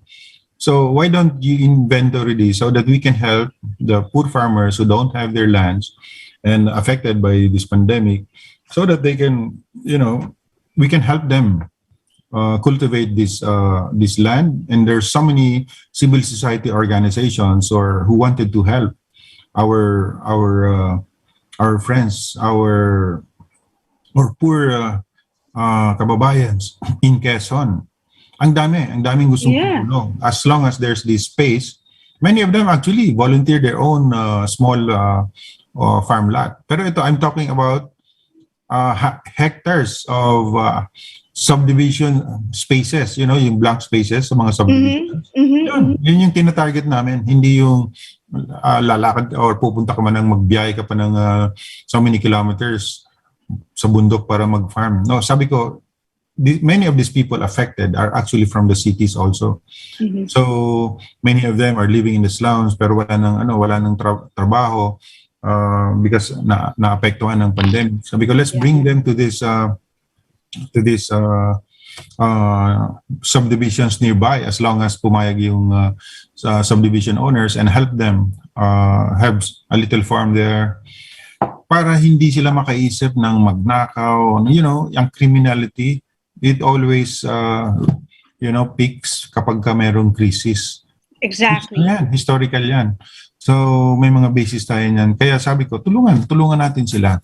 Let's make them productive or become productive members of the community, even with this lockdown or even with this pandemic. And how do we get the youth to be part of this? Well, they will be part of that. Kasi especially now, wala namang face-to-face. So you can do your classes online, then in between or after classes, you can also participate. Tulong sila doon sa mga magulang nila para mag-farm. In many areas in Calabarzon, we were able to do that. But in some areas, medyo nahirapan kami kasi alam mo na, baka sir, ano yan? Baka mamaya mag-farm yan sa amin, sa kapitbahay. Sa gabi, magnanakaw naman sa amin. So, those issues, naiisip din nila yan. Kaya hindi natin pwedeng pilitin. In the first place, those are private properties. But yeah, we have to empower these poor people para hindi sila aasa lang sa gobyerno. Hindi lang sila aasa kung ano yung ibibigay ng gobyerno during this pandemic. That's what we should do. Hindi yung puro na lang dole out. No, we should help them. It cannot be sustained, sir. Yes, teach them how to fish. Yeah. You cannot forever supply them with fish or food. Yeah. And in fact, like in one of the presentations that I got to watch also on Facebook, there was a lady who made a testimony, saying 3 times or I think 4 times she received the ayuda from DSWD. But her and her husband did not only stop at that. They took some course in TESTA, or in Dole, something like that. Or they joined something in Dole where they were able to get a job because the mindset was pandemic or no pandemic, we have to work, right? We have to find ways and means. And this is what we want to do also in our provinces, except that the ways and means there is very different from how it is in Metro Manila. And we have to form that mindset for the people there na this is your resources. Dito tayo mag-focus, diba? Your talents, your skills, and how we will, uplift the community from here.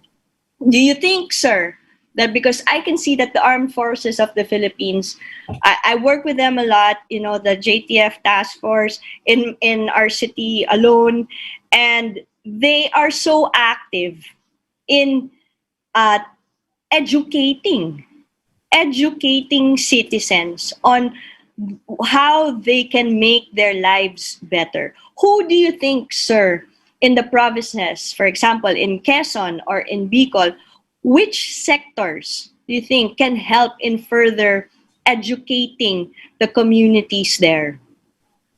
Alam mo, ano yan eh. A lot of people, a lot of organizations have been reaching out to us, armed forces.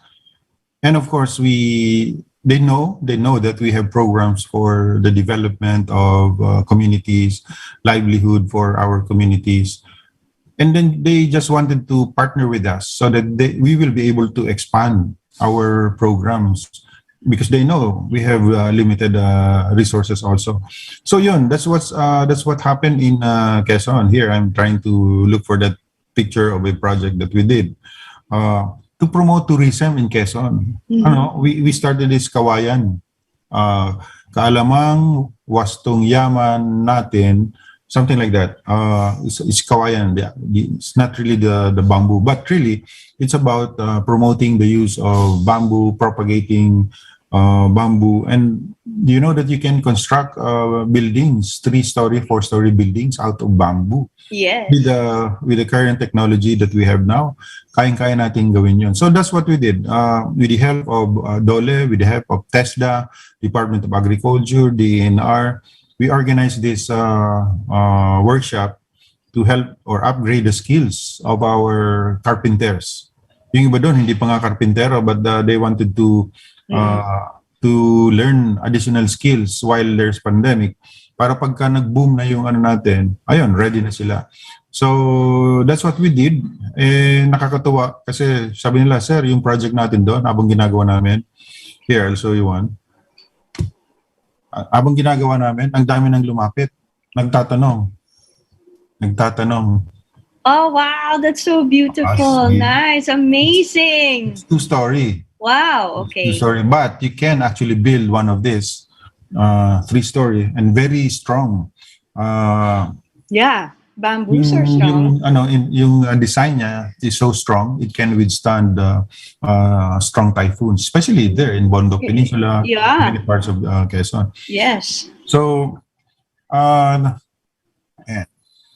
nice. That's a really nice initiative, sir. Amazing. And it's beside the highway. So when people pass by that route, they stop. Let's have a picture with it. And they're asking, who made this? Can we order 5 of these? Wow. So, yeah, in many areas, gusto na nila magtayo ng mga ganito. It's something new. It's something, something different. So that's promoting local tourism. Yeah. No? Amazing. Yes. And you think that with the barangay development program, this can further be honed? Oh, yes, because that partnership with TESDA, with many agencies, including the provincial government, has been firmed up already, and we're gearing up to the next phase of this program. Sustain ito, Pia, until we are able to train so many, teams yan. And these teams of, for instance, these teams of carpenters, we will supply with electric tools para mabilis. Yeah. Hindi na yung mano-mano talaga. Hindi, kailangan mayroon silang electric drill, mayroon silang may grinder sila, kaya mabilis. Kaya maganda yung output nila. And so this is what we're trying to promote with the help of many agencies, including civil society organizations, mga volunteer organizations na gustong tumulong. Kawayan kasi, Pia, there are so many things that you can do with Kawayan. Not only in building or constructing houses or buildings, but also in disaster resilience. You know, ito yung ginagamit para yung erosion maiwasan. Especially since people, they're so used to cutting, trees there in Quezon. Yeah. Ngayon, pinalitan namin, let's not cut trees. Magtanim kayo ng kawayan. In 4 years, 5 years, you can get, you can generate so much income out of that in 3, 4, 5 years. So sabi ko, meantime, turuan namin kayo paano gumawa or mag-construct ng matitibay na buildings. Huwag na tayong gumaya doon sa mga buildings na nakikita niyong mga kamag-anak niyo sa Europe, sa Italy. Di ba? Kaya puro bato ang ano natin. Kasi yun ang gusto natin sa abroad. Di ba? Tapos yung mga taga-abroad naman, sir, gustong-gusto yung ginagawa nating kawayan, di ba? Tapos sila naman, kung pwede nilang dalhin dun sa kanila yan, gagawin nila. They'll pay, di ba? Yeah, ang problema, ang yumayaman si Shumart, yung mga hardware. Yes. Kasi, di ba, bibili ka ng tiles, bibili ka ng kung ano-ano. When in fact, ang ganda-ganda ng lugar natin, yung hangin, preskong-presko sa probinsya. Yun ang i-enjoy natin.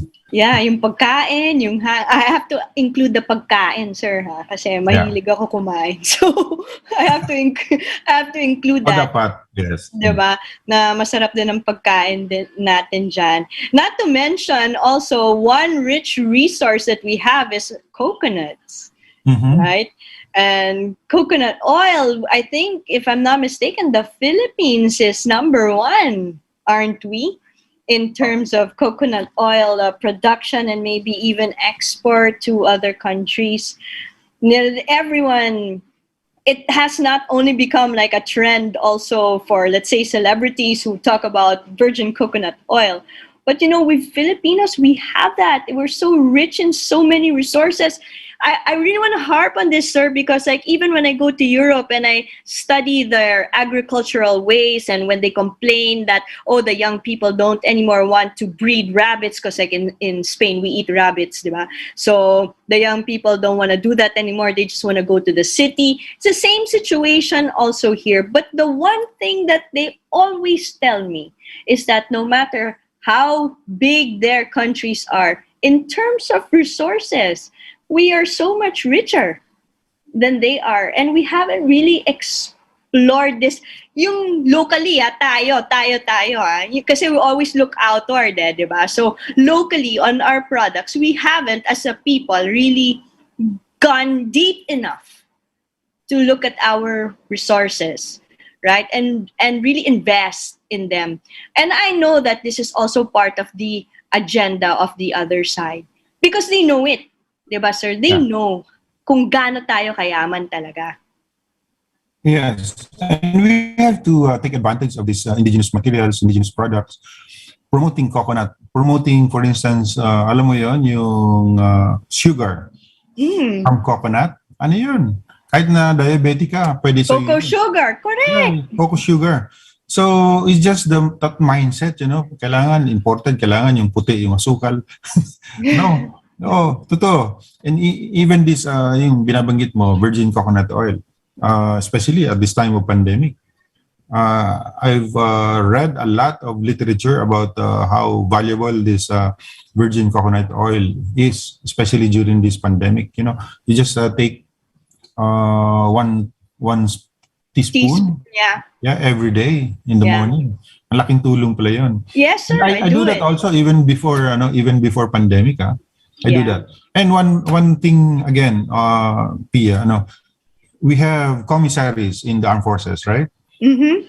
So we help promote these local products, yung local wine, local sugar, this coconut oil, by introducing them to our commissaries. Mm-hmm. So nadagdagan ngayon yung, we have to promote these local products. Otherwise, walang masyadong mag-invest doon. So, ganun ang ginagawa natin. I agree. Yung cacao. Cacao. Yeah. Wow, it's the best. Sarap ng cacao natin. Sarap, yes. Talo yung mga ano na yan, yung mga imported na yan. Yeah. Talo. Sa totoo lang. Talo talaga. And yet they love our products, sir.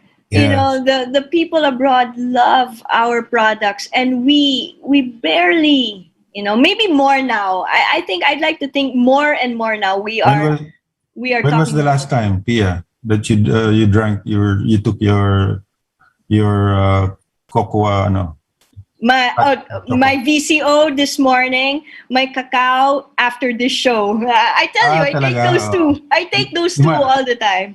Imagine drinking that cacao in this kind of vacation house. Right, sir? Come on, let's do this, diba? I don't know where to put you anymore. I don't know if I should put you in the DNR, the DOT,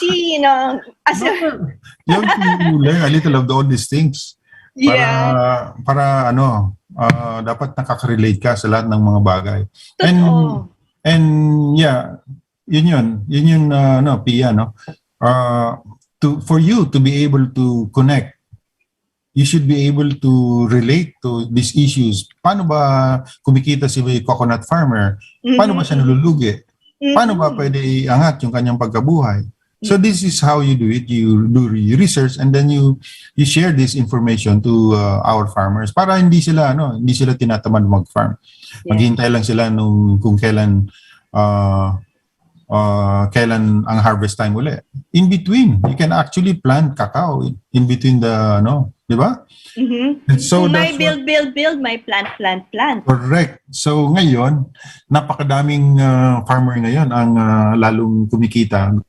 Yung pagkabuhay nila ay napaganda because of this. Quezon yung intercrop farming using cacao in between napakadami niyan. Sa Alabat Island, I've seen na lahat. Bondok Peninsula, Gumaka, even sa Bondok Peninsula, na maraming bayan dyan ngayon nag-adapt na nung intercrop So hindi na yung, di ba, yung Juan Tamad, sabi nila, iniintay na lang malaglag yung Yes. produkto. Sayang naman yung mga talents natin, di ba, sir? And now we reach our final word, sir, and with a question. Are you the King's Gambit now? You know, in terms of our information warfare. Tell us more about it. Yeah, the book that I showed you is just the first part. And actually, I'm publishing the second part. And that narrative should be complete. But you have to sustain that narrative. I'm looking for a way to translate this to Tagalog. Spanish? Tagalog, but Pia, in Europe, they wanted to translate this in European. They're doing this now. Translate this in N4 publication in Europe, especially for our friends also in that part of the world. Yeah. So amazing. They wanted to share the book to many of our children also. So I think you'll see this in circulation. But really, the narrative, it has to be constant. That's sharing of facts, of truth. It has to be sustained. Sabi nga ni Presidente, araw-arawin mo yan. Sabi niya, that's a personal and a direct order from him when I was still in the active service. So that's really what we should do, because they were ahead of us. These terrorist groups, they're ahead of us by almost 30, 40 years. So it's only now that we are playing catch up with the president who's really, whose political will is there, very clear, in ending this insurgency. And in order to do that, you really have to destroy that mindset, the wrong mindset about a lot of things about the government. Hatred for government has been promoted by these groups for a very, very long time, and we were so silent. We were mum on many of these issues until we have this National Task Force LCAC, until we have this president. So yeah, thank you, Pia. Got a lot of work to do, sir. Yes, definitely. Well, looking forward to see you also in Quezon Province. Let's do that soon, sir. Yes, let's do that. Thank you so much for being such a great mentor to all of us all, and especially to the youth. We need more people like you. Thank you, Pia, and thank you for our listeners. Thank you, sir. Salute you, sir. Have a good weekend. Bye-bye. Bye. The views and comments of the hosts and guests are not necessarily those of the station.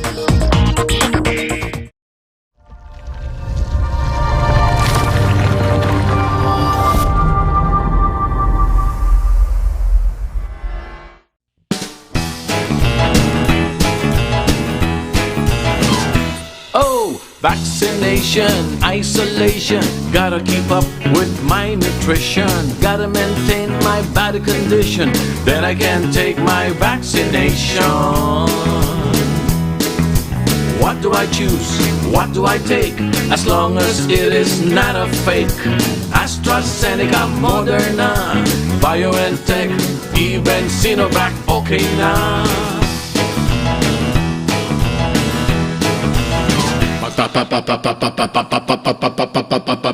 Babakuna ka ba, babakuna ka ba, babakuna ka ba, babakuna ka ba, babakuna ka ba, babakuna ka ba. Vaccination for the nation, no more isolation. With vaccination, babakuna ka ba, babakuna ka ba, babakuna ka ba, babakuna ka ba, babakuna ka ba, babakuna ka ba, babakuna ka ba. Paturok, paturok, paturok.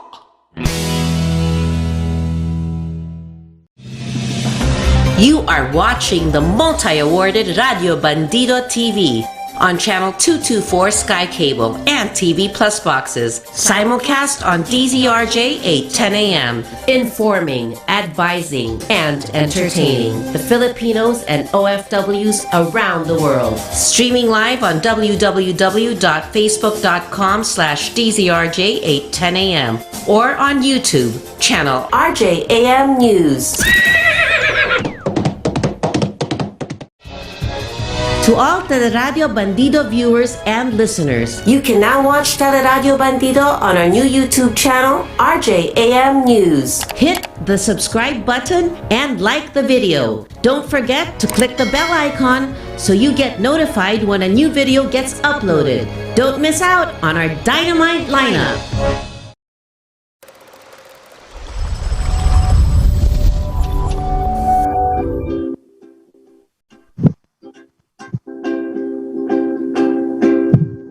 Pagising sa umaga, kinatatanaw ang sikat ng araw. Binabalot ng liwanag niya, tila bumabati na.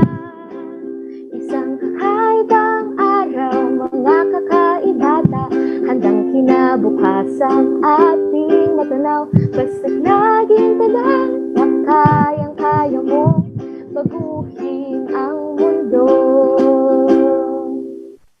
Magandang araw mga kakaibata at super parents. Ako po si Teacher China at Sabado na naman. Alam niyo naman kung anong ibig sabihin nun, hindi ba? Tama kayong lahat. Magkakasama na naman tayo dito sa kakaibang radio television show ngayong kakaibang panahon.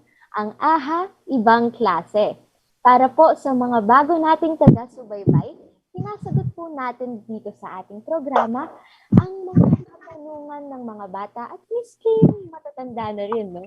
Na minsan mahirap sagutin. Mula po 9 hanggang 10 ng umaga ay mapapakinggan po tayo dito sa DZRJ 8:10 AM Voice of the Philippines at mapapanood rin sa kanilang Facebook page, sa kanilang YouTube channel sa RJAM News, and of course, through their TV channels via Radyo Bandido TV.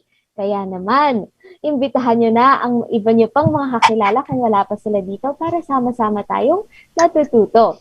At bilang panimula, syempre, kamustahin muna natin ang isa't isa. Kamusta? Kamusta? Kamusta kayong lahat? Ako'y tuwang-tuwa, masaya't nagagalak. Masayang-masaya akong kasama ko kayong ngayong umagang ito. Ngayong araw, makakasama natin ang ating sign language interpreter, of course. Kasama natin every Saturday, si Ma'am Charito. Magandang umaga, Ma'am Charito. Morning sa inyo. Good morning po. Thank you so much for joining us again for today. Makakasama din natin, of course, hindi makukumpleto ang AHA Ibang Klase kung wala tayong junior host. Kaya i-welcome back natin sa Ibang Klase ang ating junior host na si Yvette. Magandang umaga, Yvette. Kamusta ka? Magandang umaga po, Teach China. Mabuti po ako ngayon, pero lang po sa may sipon po ako. Nako, magpagaling ka. Uminom ka ng maraming tubig and of course, eat healthy at uminom ka ng iyong vitamins, Yvette. Pero maraming salamat, no, sa pagsama muli sa amin dito sa AHA Ibang Klase. And of course, kamustahin din natin ang ating mga kakaibata at super parents. Magandang umaga po sa inyong lahat at kamusta naman po kayo? Hangad namin ang inyong kasiyahan, kaligtasan at kalakasan. At of course, no, dito sa ating comment section kasama natin sila Sir Alan Visitasyon. Good morning po. Sila Nanay Gina, Nanay Jeneline. Kasama niya sila Raindel, si JL at si Shurjan. Magandang umaga sa inyo. And kasama rin natin sila Nanay Hilda and si Kimmy. Kung meron po kayong nais na ibahagi, pwede niyo po i-comment yan sa ating comment section ng ating Facebook live stream. At mukhang ready na ang ating mga kakaibata at super parents. Kaya naman para dagdagan yung ating pampahappy ngayong umagang ito, isa na naman segment ng Happy News! May baon ka bang pampahappy ngayon, Yvette? Meron po, Teach. Ang happy news ko po ay natupad po yung pangarap ko pong makapasok sa De La Salle University sa may kursong Bachelor of Science in Biology and major in Molecular Biology and Biotechnology. Ang haba. Tapos, sobrang happy po ako dun kasi parang natupad po yung pangarap ko pong makapasok po sa school na yon. Nako, congratulations sa'yo, Yvette. At we are so proud of you. Alam mo, bibigyan kita ng malaking good job. para dyan. At baka yung mga kakaibata din natin nakasama, mga super parents nakasama ngayong umaga, meron din kayong sarili nyong happy news, pwede niyo po yan ibahagi sa amin sa ating comment section below. Congratulations ulit, Yvette. And magsisilbi kang inspirasyon para sa marami pang mga kakaibata, mga kaaha na kasama natin, nanonood at nakikinig. Nakaka-proud talaga. At maraming salamat sa pagbabahagi ng happy news na yan. Alam mo, dahil sa happy news mo, ay naging mas happy din ako. Yan, mamaya basahin natin yung mga happy news ng iba nating mga super parents at kakaibata. Baka nagtatype pa sila. Pero habang naghihintay, of course, parang gusto kong itodo yung kasiyahan natin lahat ngayong araw. Kaya naman, baka gusto Laro tayo! Yes! Very, very exciting. Meron tayong game for today. Na-miss nyo bang maglaro, mga kakaibata at super parents? Kung oo, isang aha naman sa ating comment section. Mukhang ready na, ahayos! Para sa araw na ito, maglalaro ulit tayo ng Guess the Emojis. Isa sa ating mga paboritong laro. Simple lang ito. Simple lang gawin ang larong ito. Iisipin nyo ang salitang nakatago sa mga emojis na magpa-flash sa ating screen. So kasama rin natin ngayong umaga si Teach Hams na tutulungan tayo.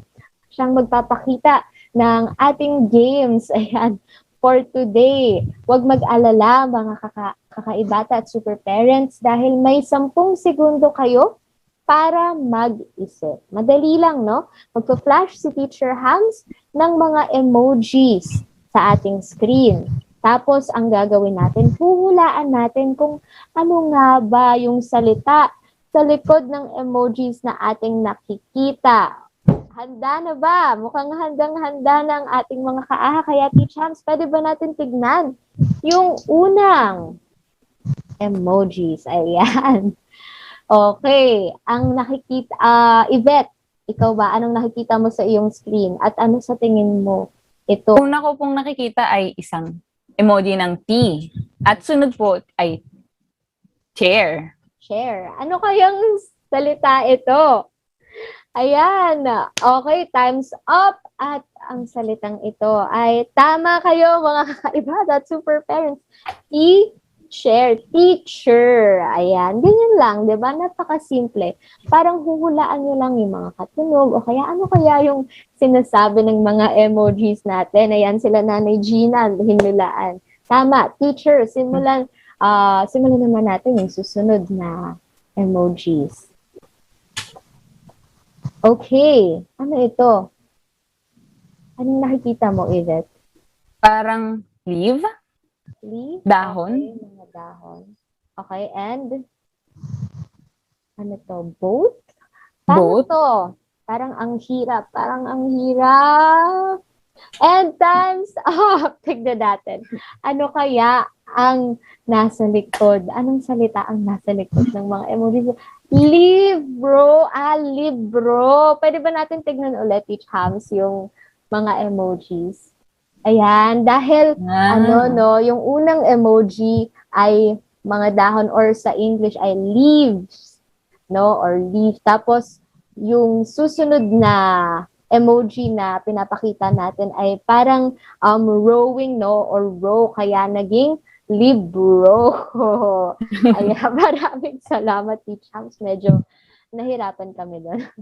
Ang susunod naman natin na emoji, ano yan? Nakaturo siya? Ang ganito? Nakaturo na emoji. Nakapaturo saan? Saan? 7, 6, 5, 4, 3, 2, and 1. Anong tamang sagot? Right. Ayan, dahil nakaturo yung emoji sa kanan or sa right, ang tamang sagot ay right or pagsusulat. And of course, yung last na emojis natin, Teach Hams. Laugh emoji at peace sign. Ano kaya? Ano kaya to? Meron ka bang hula, Yvette? Parang mahirap po, Teach. Medyo mahirap.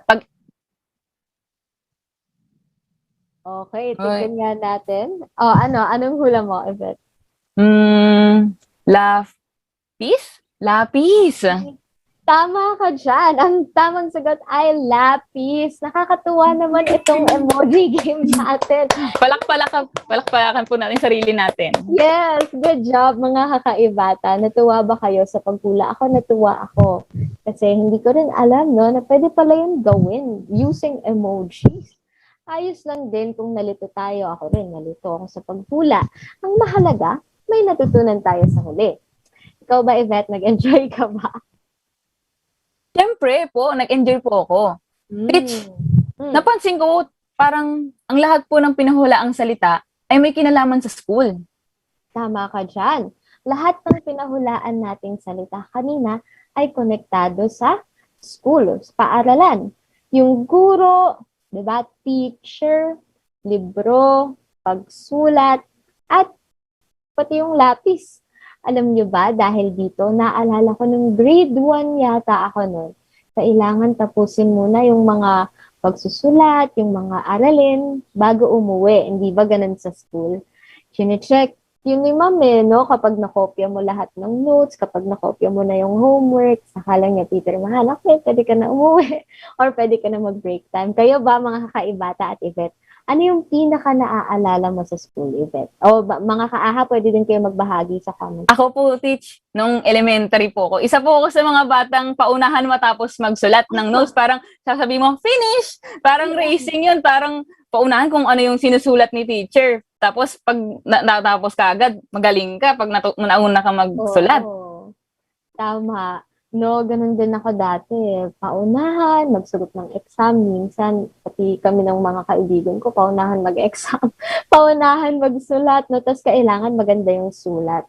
Pero marami tayong mga memories about school, hindi ba? At at pansin nyo ba, mga kakaibata, lahat tayo ay may kanya-kanyang karanasan na hindi malilimutan sa eskwela.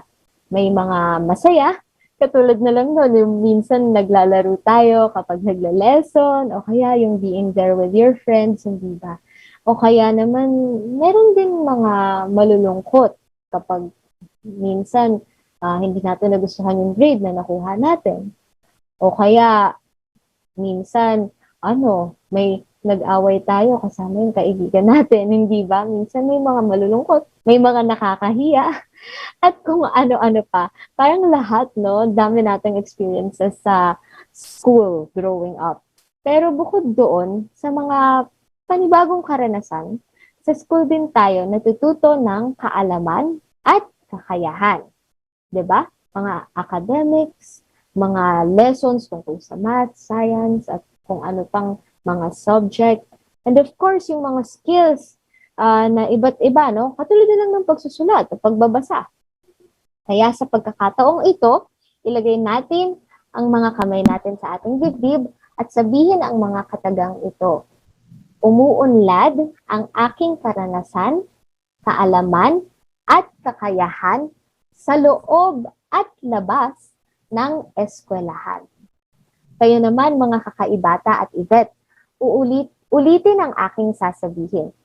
Umuunlad ang aking karanasan, kaalaman at kakayahan sa loob at labas ng eskwelahan. Ikaw naman, Yvette. Umuunlad ang aking karanasan, kaalaman, kakayahan sa loob at labas ng eskwelahan.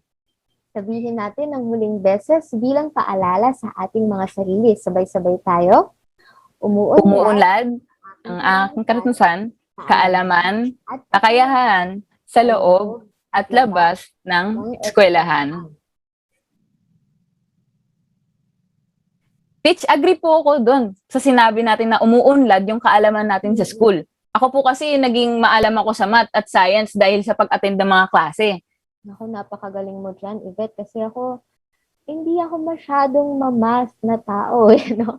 Pero ako, naging favorite ko talaga yung pagsusulat, yung pagpabasa sa eskwelahan. At nakakatuwa, no, na iba't iba rin tayo ng mga kakayahan, iba't iba tayo ng mga hilig rin pagdating sa mga natututuhan natin. Pero tulad nga ng pinag-usapan natin kanina, umuunlad din yung karanasan natin sa school, hindi lang yung mga kakayahan. Naalala ko tuloy dati, mula grade 1 to 4th year high school. Yan, wala pa kasing grade 12. Siguro sa ibang school meron. Pero dati, noong nung nag-aaral pa ako ng elementary and high school, grades 1 to 6, that's 1st year to 4th year. Doon ko naranasan na sumali sa mga camping, sa mga field trip, ano po ba, nagkaroon kami ng parang inter-school, mga competition kasama yung ibang mga school. So marami din kaming nakakasalamuhan na iba't ibang mga tao. O, 'di ba? Napakasaya nun. At idadagdag ko lang na alam nyo ba, sa school din nabuo yung kakayahan ko upang magsalita. Sa school din na nabuo yung kakayahan ko at siguro yung interest ko pagdating sa musika. At of course, no, doon din ako natuto na mas maging confident, na mag-perform kahit sa harap ng ibang tao. Pero minsan, mahiyain pa rin ako. Pero ngayon, dinidevelop pa rin natin yun, hindi ba? Wow, napakarami naman po palang pwedeng matutunan sa school. Pero bakit po kaya may iba pa ring natatakot pumasok sa eskwelahan? O para bang walang gana ako sa pag-attend sa klase? Actually, oo nga, no? Naiisip ko din yan minsan na hindi rin naman academics, pero pati iba't ibang mga life skills yung natututunan natin sa school. At napakagandang tanong yan, Yvette. At sakto din kasi pag-uusapan natin yan ngayon umagang ito.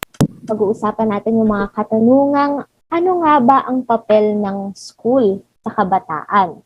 Sa school lang nga ba tayo natututo? Bakit napakaraming natatakot o nawawala ng ganang umattend sa klase? Ano nga ba yung pwede natin gawin para masolusyonan ito? At bakit nga ba parang puro memorization sa school? Ano? Sino? Paano? Sasagutin ng malaking tanong. Ayan. Atin itong alamin kasama ang ating mga guests for today. Napaka-exciting nito, Yvette. Meron tayong mga napaka-husay na mga kakaibang guests ngayong umagang ito. No, mula sa Miriam College. Isang dedicated educator at academic leader, career diplomat o punong sugo o representative ng Pilipinas, no, sa India, sa Nepal at iba pang bansa, ang president ng Miriam College, si Ambassador Laura Kiambao del Rosario. At of course, kasama din natin ang Dean ng College of Education ng Miriam College. At alam mo ba, Yvette, na 30 years na siyang nagseserbisyo para maturuan ng mga estudyante. Si Dean Trixie Season ang kasama natin ngayong umagang ito. Magandang umaga po sa inyo, Ambassador Laura and Good morning, Dean China. Good morning. Trixie. Yeah. Magandang umaga. Magandang umaga. Okay. Magandang umaga po at maraming salamat sa pagsama sa amin ngayong umagang ito. At meron lang mga katanungan ang mga kakaibata na kasama natin and si Yvette na ating junior host para sa inyong dalawa tungkol sa pagkatuto, tungkol sa paaralan ngayong umagang ito. Kaya Yvette, pagkakataon mo na ito upang tanungin si Ambassador Laura at si Dean Trixie. Amazing Saturday po, Ambassador Laura at Dean Trixie. Salamat po. Ang una ko pong katanungan ay, ano ang papel ng school o ng edukasyon sa mga kabataan? At ano po yung pwede naming gawin at naming matutunan sa school? Okay. Trixie, you wanna start? Sige po. Napakagandang katanungan yan, no? Napakalaki ang bahagi ng edukasyon sa mga kabataan kasi dito tayo natututo ng iba't ibang mga kasanayan. At hindi lang kasanayan, kundi kaalaman. So, ibig sabihin, natututo tayo ng mga konsepto na kailangan natin sa pang-araw-araw nating gawain. At kasanayan, mga kailangan natin upang matuto tayong makisalamuha sa iba at para din matuto tayong mabuhay sa mundong ito. So, napakalaki talaga ng ng role ng edukasyon sa buhay ng mga bata. Okay. Sa akin naman, at dapat isipin natin malawak ang larangan ng karunungan. Kung tayo ay mag-aaral ng mag-isa, paano natin matututunan itong lawak na ito sa dami nito kung walang eskwelahan? Kasi ang eskwelahan, inaayos ang mga larangan ng karunungan, di ba? From languages to mathematics, social sciences, natural sciences, and all that. Para pag mag-aral tayo, ayos na ito. Para bang ina-abbreviate at kinukuha lang yung pinaka-importanteng dapat nating matutunan. Para pag tayo ay nakatapos ng 12 years ng basic education, medyo handa na tayo na harapin ang labas ng mundo, so to speak. So kailangan talaga ng classroom. Kahit hindi man within the four walls, at least kahit ang kamukha ng ginagawa ninyo, ang ginagawa nyo ay isang type of classroom. Thank you. Pagbabahagi at nakikita naman natin yung nakikita natin yung halaga ng isang paaralan, nakikita natin yung halaga ng isang classroom. Pero sa tingin niyo po, bakit po napakaraming mga natatakot pa rin o nawawalan ng gana pagdating sa pag-attend ng klase? Okay, I'll take that first, Trix. Okay. Yes, ma'am. Unang-una, nasa mga guro yan eh. Kamukha ko nung ako'y nag-aaral, kayo rin siguro. Di ba merong isang teacher na pag alam mo yung ang subject niya, yung susunod, medyo kinakabahan ka na, di ba? O kaya nung college ka, ang college courses natin, MWF, halinhinan sa mga araw. Pag dumating ang araw na yon na ang alam mong professor mo ay yung nakakatakot, parang ayaw mo nang pumasok. So unang-una dapat may friendly atmosphere ang isang classroom, dapat friendly ang teacher. At pangalawa, mayroong mga ibang eskwela o mayroong mga ibang kurso, mayroong ibang guro na pinapatay yung enthusiasm ng bata. They call it in the expression of the Americans, the Death Valley. Parang pag pumunta ka sa Death Valley, di ba, nasa California yan, lahat namamatay. So mayroong mga teachers na yung interest sa isang subject matter or the way it's presented or the way the curriculum is planned, parang pinapatay yung enthusiasm mo. So dapat talaga yung pag-aaral ay buhay, no? At ito ang biggest challenge ng isang eskwela, itong biggest challenge ng isang guro. Okay, Trix, thank you. Masang-ayon ako sa sinabi ni Ambassador Laura, no? Napakalaki ng bahagi ng guro sa pag-encourage sa mga bata para maging interesado sa pag-aaral. Tulad sinabi kanina ni Yvette, magaling si Yvette sa math.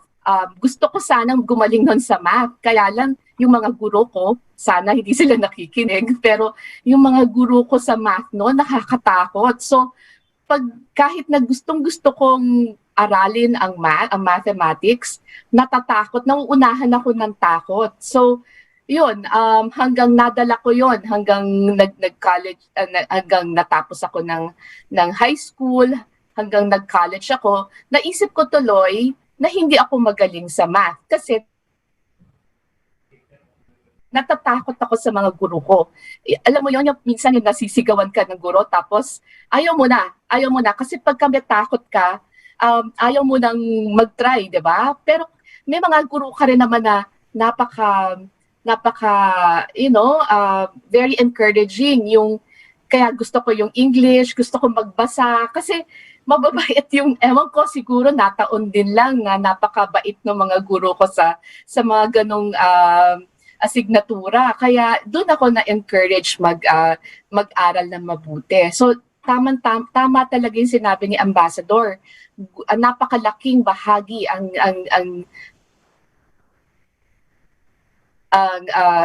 ginagampanan ng mga guro para ma-encourage yung mga bata. Pangalawa, mga magulang din. Yung sobrang ekspektasyon sa mga anak nila, no, na sinasabi na kailangan nasa top 1 ka lagi, kailangan laging perfect yung mga exams mo. yung sobrang expectation sa bata, medyo nakakaano rin yan, nakakahadlang yan sa pag-aaral. Kasi instead na yung mag-enjoy yung bata sa pag-aaral, bigla silang dahil gusto nilang tugunan ang expectation ng parents, yun yung nagiging hadlang sa kanila. Thank you. Being pressure po, no?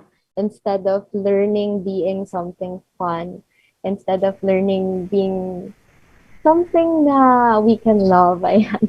Mas nagiging pressure pa. Pero tama po kayo, and I agree. Yvette, meron ka bang next na question? Yung next question ko po is, bakit po kailangan tuloy-tuloy na matuto? Parang ano po ba yung nadudulot ng lifelong learning sa atin? Yvette, ako ang magsasalita niya.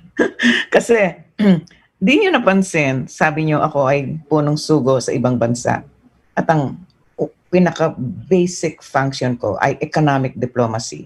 That means alam ko yung the world of business, the world of economics, the world of politics and how yung politiko. Kasi ang politics din nakaka-apekto din sa ekonomiya ng isang bansa. Di ba? Alam natin yan. So kung hindi mahusay yung pagpapa-administer ng gobyerno, pati ekonomiya na naapektuhan dyan. So ang trabaho ko noon ay talagang magbigay at magdala ng investment sa Pilipinas. Pero isipin ninyo, ano sa akala ninyo ang basic training ko sa college? Kung ako'y naging ambassador. Yvette, what do you think was my basic undergraduate course? Education po? No. No, remember, naging ambassador ako. Ang ano po yun, parang international... parang... My basic training was English literature.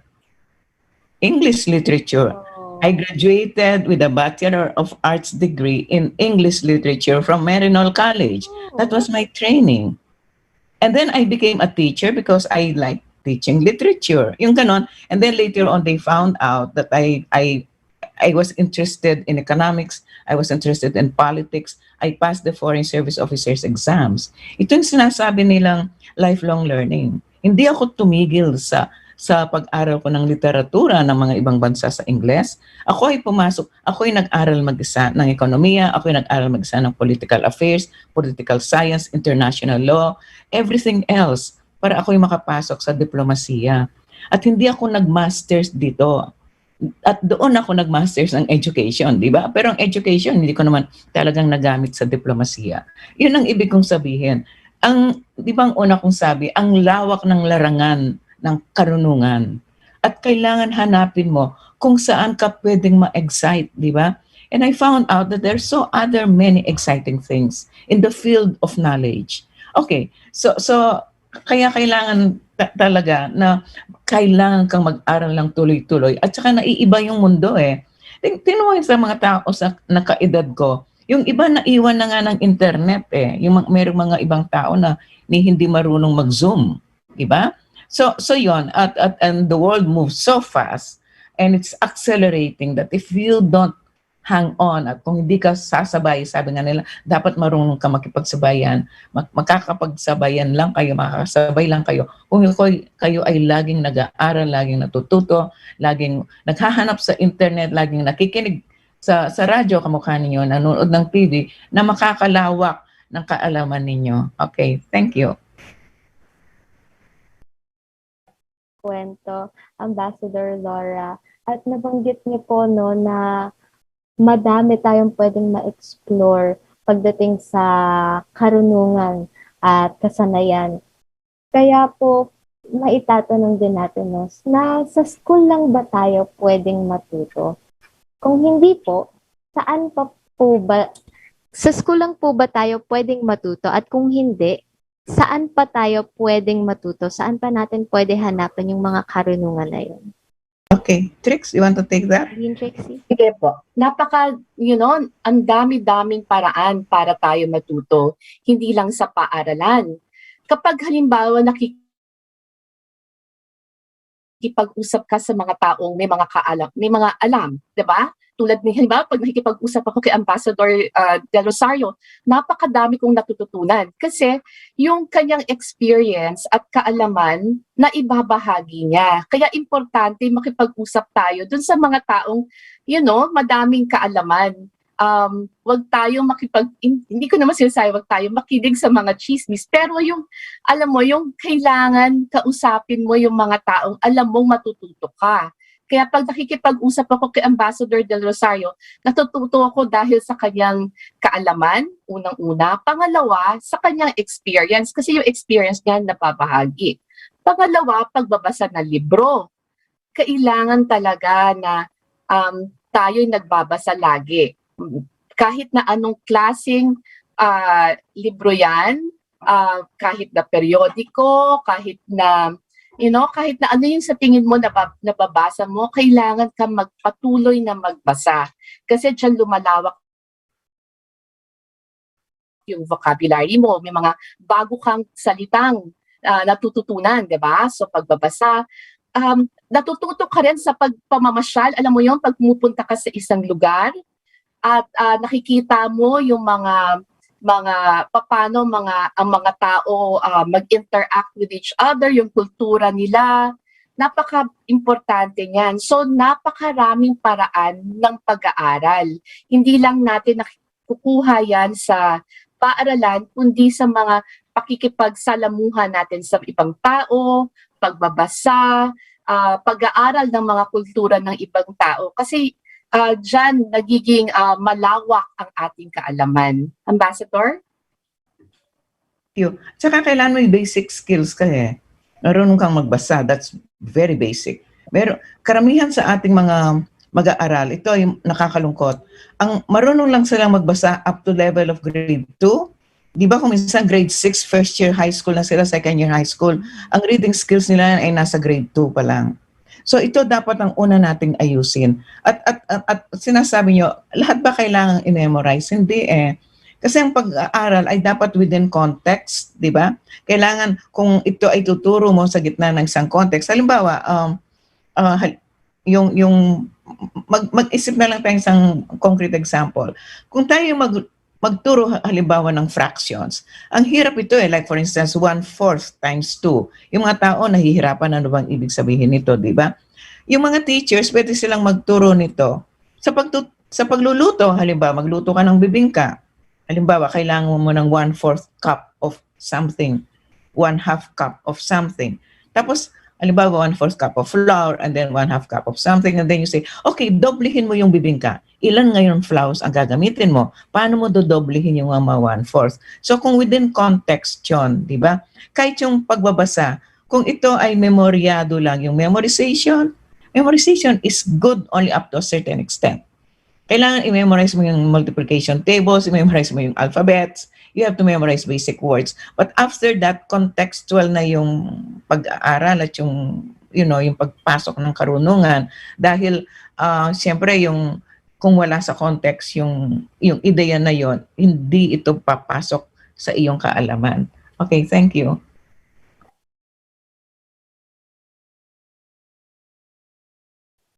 Actually, pinag-discuss namin ngayon ni Trixie, methodology of teaching. Di ba? Kung paano magturo, di ba, China? Napunta tayo sa methodology. Okay. Siguro, para na rin sa mga bata, no? Bilang kabataan, at ako rin, para sa akin rin, no? Dahil babalik ako sa pag-aaral, ano po yung pwede naming gawin para maging isang mabuting learner? O ano po kaya yung pwedeng gawin para manghikayat ng kapwa namin mag-aaral? To continue learning, to love learning. Okay. Trix, you start. Okay. Alam mo, dapat nagsisimula sa sarili mo eh. Hanapin mo yung iyong passion. Hanapin mo yung gusto mo talagang gawin. Kasi mahirap aralin yung isang bagay na hindi ka interesado. So sa akin, ang unang-una mong kailangan gawin is kilalanin mo yung sarili mo. Kaya nga nagkaroon 'di ba tayo ng mga track sa senior high school para makita mo kung saan ka magaling. Pero minsan din naman, gusto mo rin i-challenge yung sarili mo. Kanina nabanggit ko, hindi ako magaling sa math. Pero kasi interesado ko sana talaga sa numbers, pero hindi nga lang ako pinalad magkaroon ng magagaling na, na mababait na guro. Yun eh. So una, alamin mo yung gusto mo, kung saan ka interesado, or gusto mong ma-challenge. Kasi may mga tao talagang gustong na-challenge. Ako isa ko doon. Gusto ko yung pag hindi ko alam, talagang aaralin ko. May mga bagay na gusto kong gawin, pero dahil may mga kaalaman at kasanayan na wala ako, talagang pinag-aaralan ko yun. So unang-una yun, alamin mo ang sarili mo. Pangalawa, maging decidido ka, you have to focus. Hindi pwedeng, alam ko madaming interest sa mga kabataan ngayon, pero mas magandang tingnan mo rin saan ka magfo-focus. Kasi magandang tingnan na pag nakafocus ka sa pag-aaral mo, alam mong makakamit mo yung iyong objective or your goal. So, paano mahihikayat ng iba? Siguro dahil nakikita nila na nag-aaral ka, nakikita nila na interesado ka. Pag halimbawa pinag-uusapan nyo ng mga kaibigan mo, yung mga natutunan mo, yun yung mga paraan para mahikayat din ng iba para mag-aral. Kahapon, nag-i-interview ako ng mga guro. Ito yung mga doctoral students, yung gustong pumasok para maging doktor. So tinanong ko kung paano niya nalaman, yung programa ng Miriam College, yung doctoral program namin.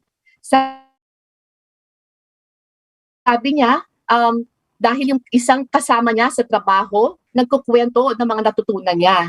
So nahikayat siyang mag-aral muli. So isa yun sa mga paraan para maghikayat ng iba, para mag-aral din sila. So napakaraming paraan, pero unang-una sa akin para sa akin, alamin mo ang gusto mo, alamin mo ang sarili mo, kung gusto mo ma-challenge or gusto mong mag-grow pa as a person, as an individual, yun yung pinaka-importante. Sige, Ambassador. Siyempre, China at Yvette, importante din yung mga magulang eh. Kasi mga magulang talaga, ang unang nakakaalam kung ano rin ang talent ng isang bata eh. Dahil yung bata kung minsan, inherent sa kanya, alam niya, but at the same time, kailangan may sounding board, kailangan mayroong bang tao rin na magsabi sa kanya, okay, iho, magaling ka dito, di ba? So, kailangan siguro kunin mo ito. Sa akin naman, baligtad ang ginawa ng tatay ko. Ang galing-galing ko sa science and math. Kaya lang napansin niya, mahilig din ako magbasa, pero pagsulat, I can write a good letter, I can write a good paragraph, but to write really well, yung flowing communication na sinasabi nila, wala ako noon. Kaya sabi niya, sabi niya, kuha ka ng English literature. Doon ako nakapasok kung bakit ako naging English literature major. So ngayon, napansin ko, siguro sasabihin ni Trixie, di ba yung communication ko as president, napaka-importante eh. Kasi that's where you communicate your ideals, your vision. At ako'y nagpapasalamat ngayon sa tatay ko at sabi niya, kumuha ka ng English literature. So when I write messages 4 times a year, people tell me, Ma'am, you were able to impart what education should be or where Miriam College should go in this era of a new world, right? Of a new reality. So you can either pursue what you're really interested in. I'll tell you another story. I'm sorry, I'll try to talk as fast as I can. Meron isang bata na ang likot-likot sa eskwela, sa loob ng classroom. Talagang lahat ng teachers niya, gini-give up eh. Parang hindi nila mapaupo, akala niya may attention deficit. So ang ginawa ng nanay, dinala sa isang doktor. Yung doktor pinag-aralan yung bata. At sabi niya, wala itong attention deficit syndrome. Yung bata, gustong magsayaw. So sabi ng doktor sa mga magulang, dalhin niyo sa isang dance school. Now that girl is now one of the best ballet dancers in the United States. Doon nakuha yung kanyang passion. Kasi pag-aralan kung bakit siya laging likot ng likot, bakit para siyang trumpong ikot ng ikot sa classroom. So sometimes, it takes another person really to figure out what that child is trying to express within himself or herself. Okay. Napakaganda po. Maraming salamat, Ambassador Laura and Dean Trixie sa inyong mga ibinahagi patungkol dito. Siguro mahalaga rin na kasi ngayon napapansin natin na maraming nag-aaral para lang dahil requirement ito. Maraming nag-aaral dahil lang sa grades. Sabi ng nanay ko, kailangan ko mag-aral. Pero siguro yung maganda sa lifelong learning is natututo tayo kung paano mahalin talaga yung pag-aaral. Hindi sa pag-aaral, pero mahalin yung pagkatuto lang mismo. At yun yung nakuha ko po from what you shared, no? Pero, oras na pala para sa ating Ba't Ganon question. Meron ka bang baong Ba't Ganon question, Yvette?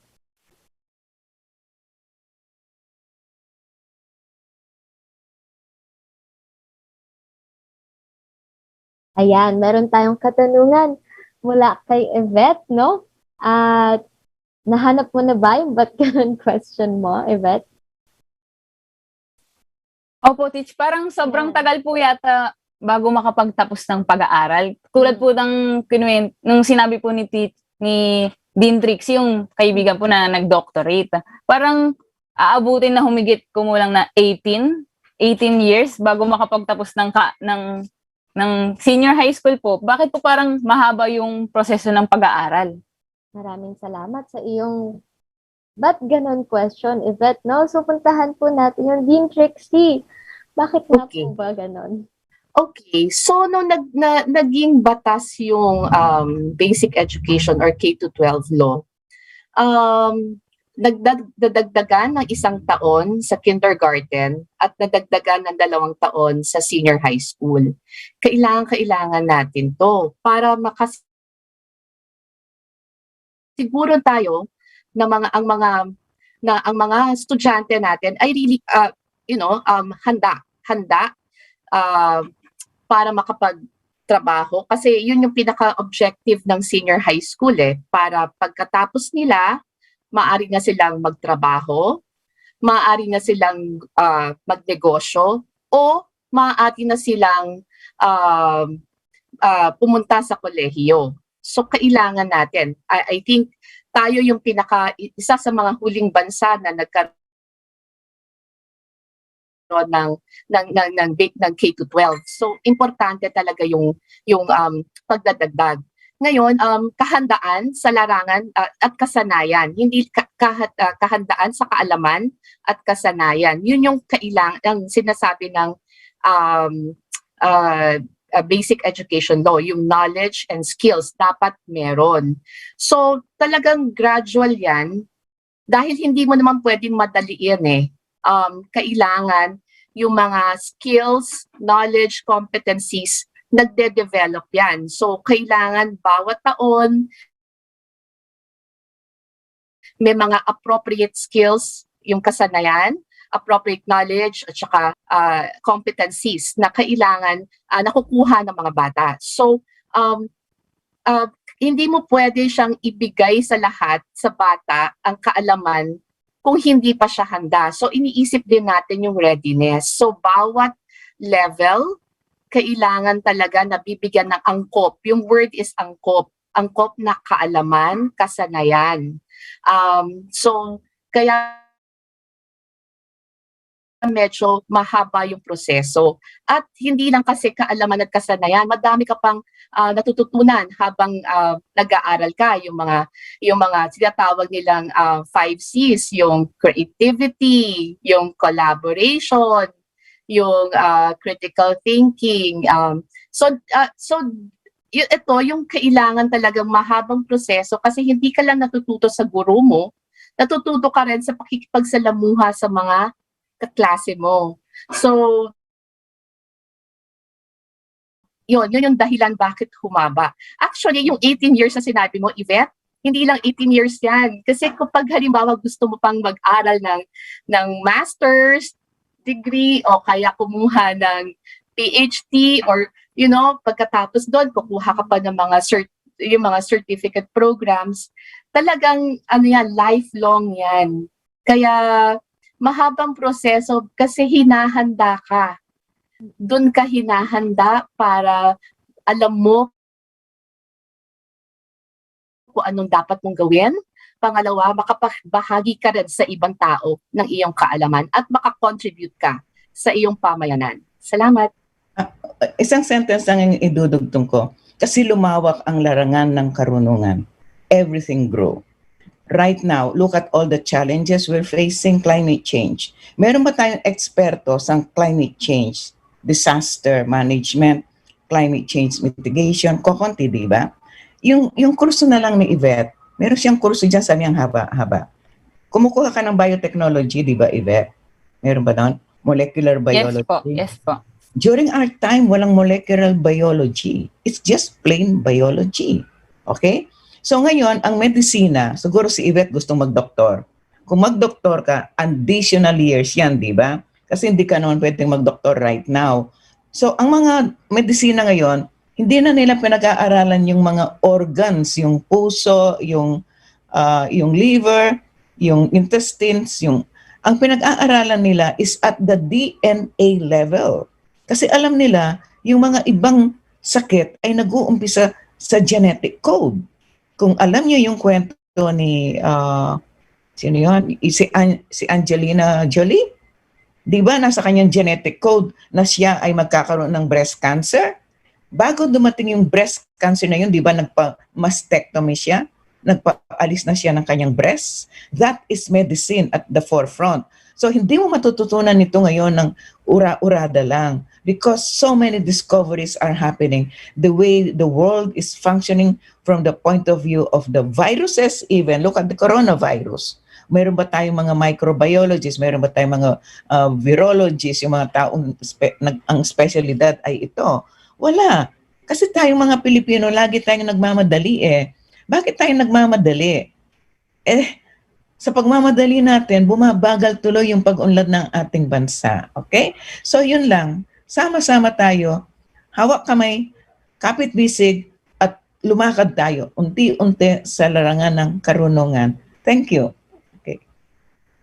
Sang-ayon po ko dyan. Parang alam niyo po yun, na matagal, lalo na po sa gusto niyo, para sa mga taong gustong mag-doktor, talagang, kasi yung sinabi pong keyword ni Dean Trixie, kailangan angkop at ready. Kasi hindi naman hindi naman po ilalabas siya na parang kunyari hindi pa siya ready tas isasugod na siya para mag-opera. Hindi naman po pwede yun kasi makakaano siya ng buhay. Parang ganun po kasi kahalaga yung edukasyon sa atin. Yung sunod ko pong question is, paano po mapuputunayan sa mga kabataan yung importansya ng edukasyon? Kasi po parang nung nagkaroon po kami ng K-12, kasi parang lahat ng estudyante parang, ano ba yan, dagdag na taon kaysa imbes magtrabaho. Parang, kailangan po ba talagang makapagtapos ng pag-aaral o para makakuha ng mas magandang trabaho sa hinaharap? Anong klaseng trabaho pwede nilang pasukan? Yun nga, meron diba? Halimbawa, tapos ka lang ng grade 10, anong trabaho pwede nilang pasukan? Kadalasan sa kanila perhaps nagiging salesperson, bagger sa supermarket. Pero yung mga skills, halimbawa, meron akong isang tauhan kasi I have my own little school, okay? Meron isang tao doon, sabi niya, "Ma'am, bakit hindi niyo ako," sabi niya, "bigyan ng additional work para umunlad yung aking sweldo?" So, tanong ko sa kanya, marunong ka bang magbasa ng mga transaction documents, okay? Kasi hanggang grade 6 lang siya. So pag pupuntahin ko, halimbawa magpupunta sa SSS o sa Pag-ibig at siya kukuha ng mga dokumento doon, hirap siyang magbasa, hindi niya maintindihan. So paano ko mapopromote yung taong yon kung ang pinag-aralan niya ay hanggang grade 6? Sa documentation lang hilo na siya eh. Lalo na ngayon, kung kayo nagpapatakbo ng business, everything is online. Di ba? Wala na yung nag-fill up ka ng forms. So everything is moving fast in terms of technology, in terms of knowledge realms, okay, in terms of new discoveries. So the old 10 years is not enough. In fact, even 12 years is not enough. In the US, there are now schools that offer basic education up to 14 grades. Grade 14, di ba? In Australia, they've always had 13 years. Tayo, 10 years pa lang tayo, sila 13 years na sila. Kaya ako yung gustong mahimatay nung nag-object yung mga tao. Don't you know, I said we are the only last two countries in the whole world. The other one is Chad. It's a very poor country in Africa that had 10 years. Yung ibang bansa, even Vietnam, Laos, Myanmar, Cambodia, 12 years sila since the 1960s. Kaya tuloy ngayon, kung nauunahan tayo ng mga bansang ito, huwag tayong mag-complain.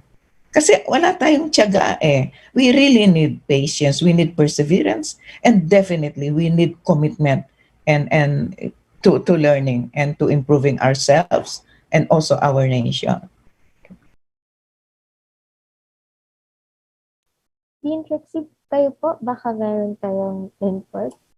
I think nasabi na at lahat ni Ambassador yung mga dapat ko ring sabihin kasi hindi pwedeng, alam ko itong henerasyon na to, instant eh. Gusto nila lahat instant, instantly makukuha nila. Kaya hindi pwede yon. Kailangan talaga kung meron kang adhikain sa buhay, kailangan mong pagtiyagaan.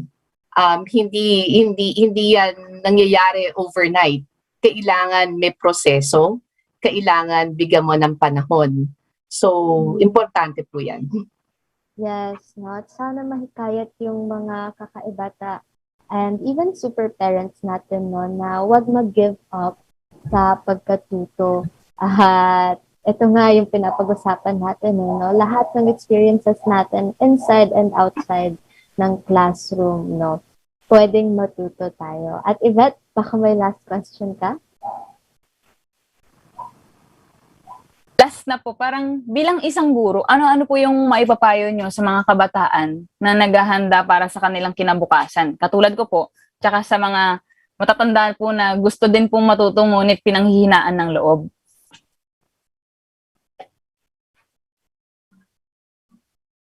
Para sa akin, the older you get, I think the more you should try to learn more. Kasi it's so hard that you cannot cope with the changes in this world. Okay, so some people might think, okay, at my age, why do I try to keep on working? In fact, I should not be working anymore. I should have retired many years ago.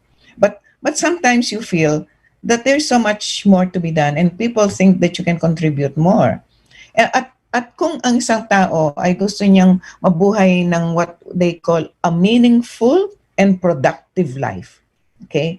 Kailangan kasama dito ang pag-aaral. Kung hindi man sa loob ng isang universidad o isang kolehiyo, at least in the world of learning, in the world of cyber learning, kayo nga ay ako'y natutuwa sa inyo at kayo ay involved sa larangan ng edukasyon sa pamamagitan ng radyo at TV or maybe Facebook. Because remember, man is supposed to live longer now. Nung panahon ng mga magulang namin, ang lifespan nila ay hanggang 65 lang.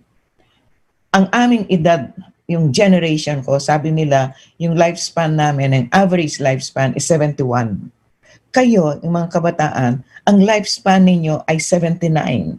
So in other words, the lifespan of man is getting longer.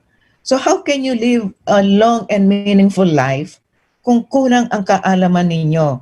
In fact, people say now 60 is the new 40, meaning life begins at 60.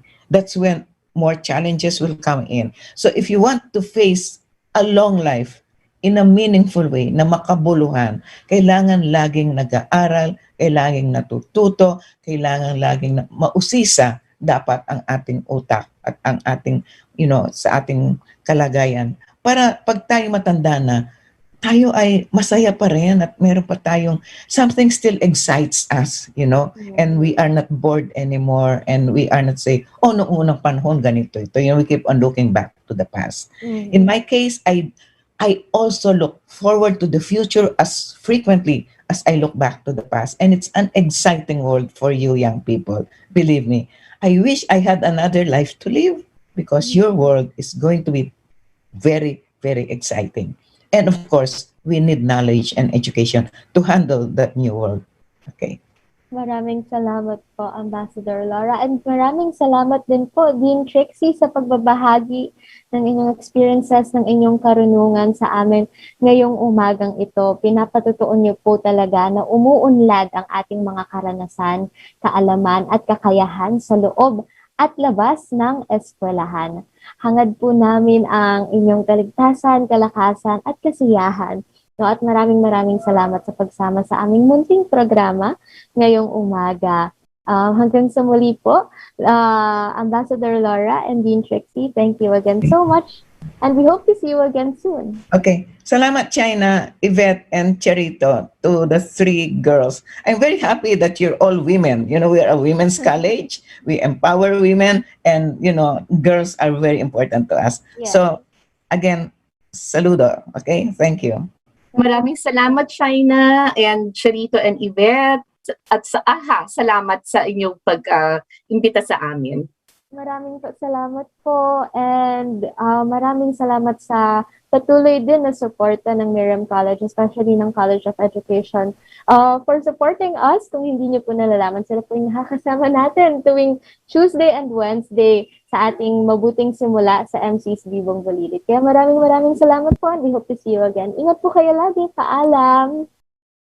At dahil malapit na magtapos ang ating programa, mga kakaibata at super parents, of course, oras na para sa ating Sabi ng Bata. Yvette, ano ang iyong huling mensahe para sa ating mga kakaibata at super parents?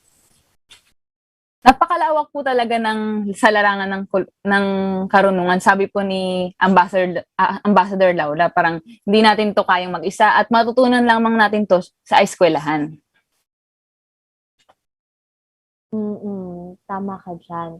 Maraming salamat sa iyong message. At para naman sa ating usapang pamilya, sasagutin natin ang katanungan na ito. Ayan. Usapang pamilya, ano ang hindi mo malilimutang karanasan noong ikaw ay nag-aaral pa? Ayan. Muli, ano yung mga hindi mo makalimutang mga karanasan, mga memories nung nasa school pa kayo, nung nag-aaral pa kayo? Pwede niyo po i-screenshot itong ating screen ngayon para pwede pong pag-usapan yan sa inyong hapagkainan pagkatapos ng programang ito para o kaya mamaya habang nagme-merienda, bonding na din. And of course, no, para meron tayong pagpapatuloy sa ating pinag-uusapan ngayong umaga. Maraming salamat sa lahat ng nakasama ko ngayong umaga. Ma'am Charito, Yvette, Peach Hams, Ambassador Laura, and of course, Dean Trixie. Thank you so much. At mukhang isang oras na pala ang nagdaan. Maraming salamat mga kakaibata at super parents sa pagsama sa amin ngayong araw na ito. At sana'y marami kayong natutuhan sa ating bahaginan. At tulad nga ng ating napag-usapan, lagi nating ituring ang bagong umaga, bawat bagong umaga, bilang pagkakataon upang matuto at kahit magturo. Huwag sana tayong panghinaan ng loob at lagi nating i-challenge o pandayin ang ating isipan at kakayahan para lalo itong yumabong at yumaman. Magsama-sama ulit tayo sa susunod na Sabado dito sa kakaibang radio show ngayong kakaibang panahon. Ang AHA, ibang klase. Lubos na pasasalamat sa mga mahuhusay na tao sa likod ng DZRJ 810 AM, AHA Learning Center, Kapitguro, Linya-Linya, Love Education Philippines at Miriam College. Laging tandaan, kayang-kaya mong baguhin ang mundo. Hanggang sa susunod nating pagkikita, paalam! Paalam ang Charito, paalam Yvette! The views and comments of the hosts and guests are not necessarily those of the station.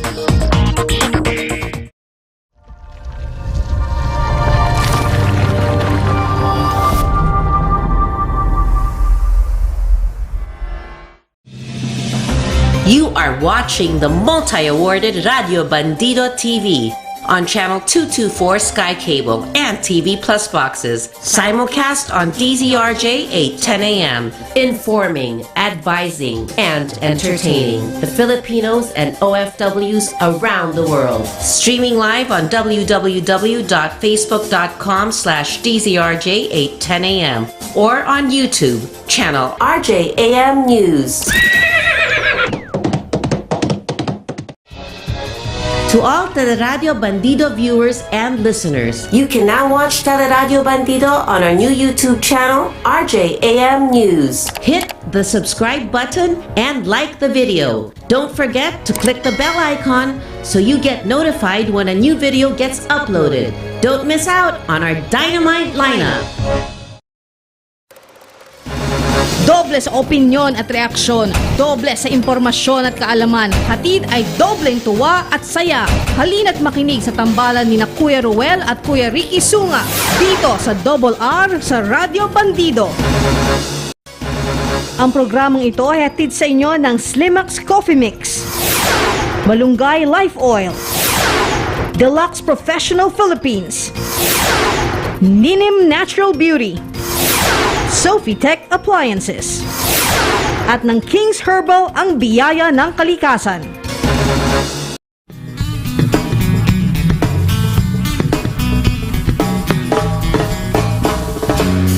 Ako po'y karaniwang ta.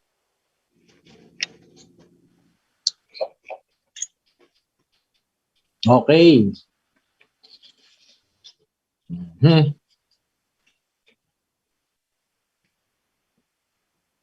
Okay, piniplay ba yung video?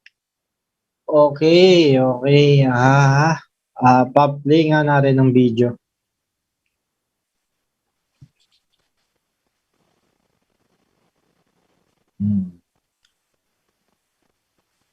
Okay. Nakita mo ba, partner Well, yung video? Na play? May konting delay, pare. May konting delay. Oo. Pero... ayan ho yung batang batang pasaway. Batang Maynila na batang pasaway kung napapanood nyo sa FB at sa YouTube, nanonood sa amin sa Sky Cable sa channel 224. Ayan po yung sabi, hindi naman inareso pero pinatawag ng SMART, no? Special Mayor's Action Reaction Team. Yan. Colonel Ibay. Yan. Maliwanag dahil minura raw si Mayor Isko. Minura raw si Mayor Isko at lasing yata yung bata na yun. Pero ngayon humingi na ng public apology. Ayan. Pero mamaya sasabihin natin kung ano ibig sabihin ng mura. Ha? Okay, sabi ni Pangulong Duterte, yung mga may bakuna raw. Pwede na raw pasyal-pasyal. Pero yung mga wala pa, tumitabi-tabi muna raw. May mag-iisip pa raw siya kung anong paplano rin sa mga wala pang bakuna. Oy, good morning, good morning. Luzon, Visayas, Mindanao. Partner Rod, good morning. Babalik. Yes, good morning, parang Ricky. Medyo nakita ko nga yung video na pinagmumura si Yorme. No, pare sa akin yun, masama yun eh.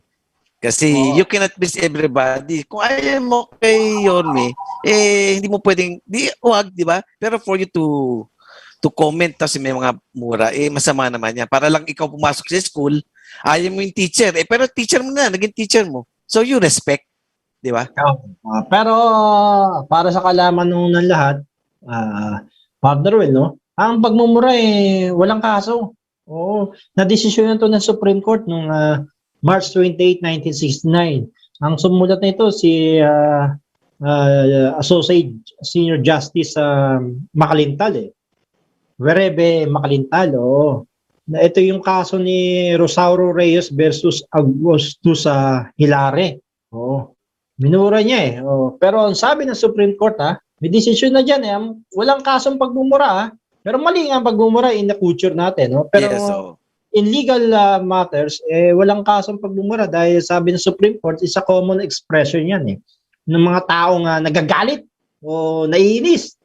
At, di ba, kaya hindi raw may tuturing na paninirang puri yan, kundi expression of dismay o pagkainis mo doon sa isang tao. So walang medyo lasing pare.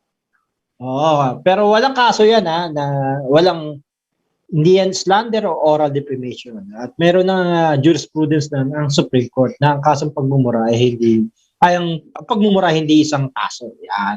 Pero morally, medyo mali nga yun dahil nga, di ba, wala namang ginagawa yung tao. Baka nagawa ko rin yung bata na yun Para nung Carl Lazaro raw ano kaya na yan? Baka pare na insecure kasi gwapo rin si Yorme. Pero cute naman yung bata, pare. Ilang taon na ba yung pare? Sabi 20 years old, no? Pero so hindi na siya minor. Mingi ng public apology pero para sa kalaman wala akong kaso 'yun At pagmumara okay, dismay. Ayaw mo, 'di ba? Pero yung sabihin mo sa social media dahil maraming nanonood na bata, nag-viral 'yun. So mali 'yun in a sense, in a moral, pero in legal. Huwag niyo gagawin.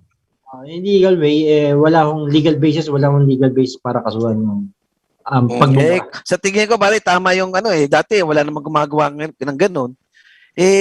Pare kulang talaga sa GMRC, di ba? Good balance and right conduct. Right conduct, Kasi dati pare kami pinapalo pero nakatukod pa rin kami. Hindi kami sumasagot, di ba? Sinusunod namin. Di ba? Anyway, para dahil ang tanong natin, binasa nga natin sa mga may nabakunahan na raw, sabi ni Pangulong Duterte, ang tanong natin mga may bakuna, bawal daw ba? Bawal na raw lumabas sa mga hindi, pasangayon ba kayo na bawal lumabas sa mga hindi pa bakunado? Tulad namin, hindi pa kami bakunado, pero nakarehistro na kami, naka-9 na kami for vaccination. Wala pa namang tawag kasi. Kayo mag-comments na kayo, mag-like and mag-share sa aming programa dito sa para manalo kayo ng 50 pesos load. Yan, tama yan.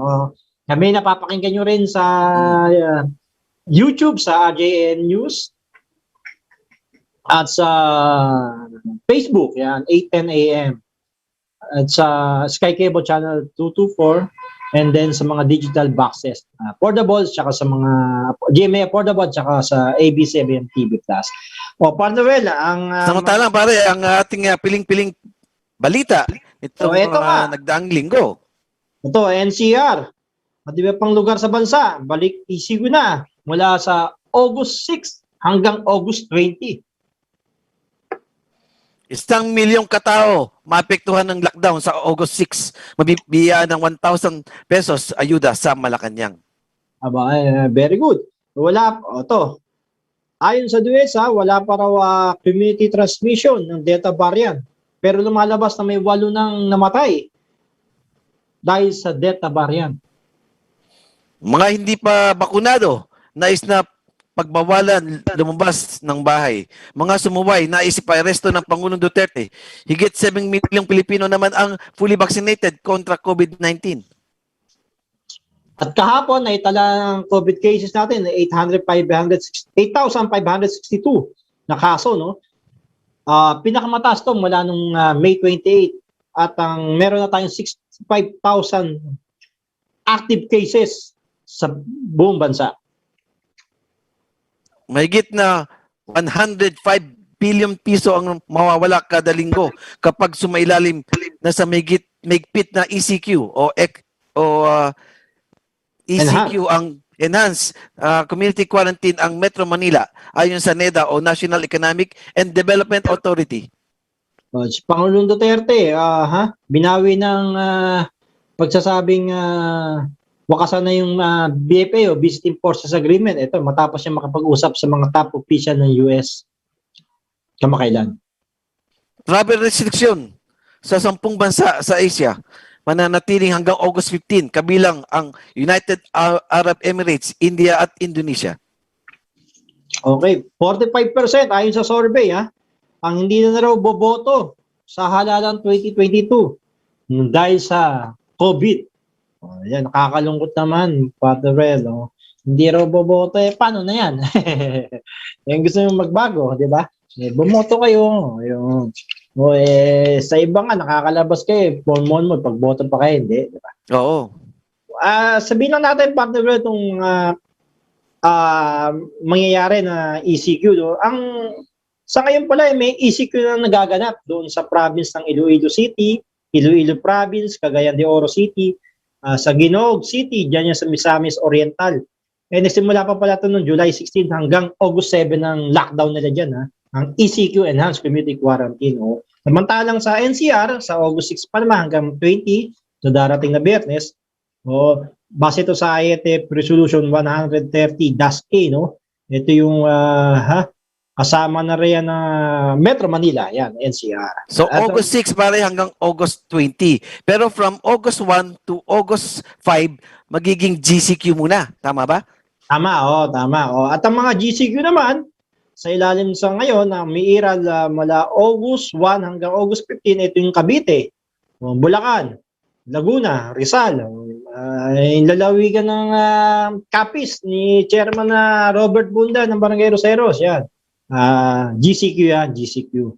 At ang modified ECQ, yung GCQ yung binanggit natin sa Cavite at Bulacan, with heightened restriction. Samantalang itong modified ECQ, dyan sa may Bataan, Cebu City, Cebu Province, Lapu-Lapu City, Mandawi, tatagal hanggang August 15.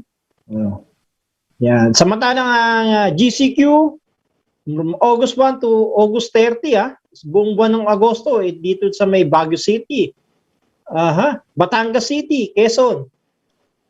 So, sa may Sarangani, ang bayan ni Congress Senador Manny Pacquiao.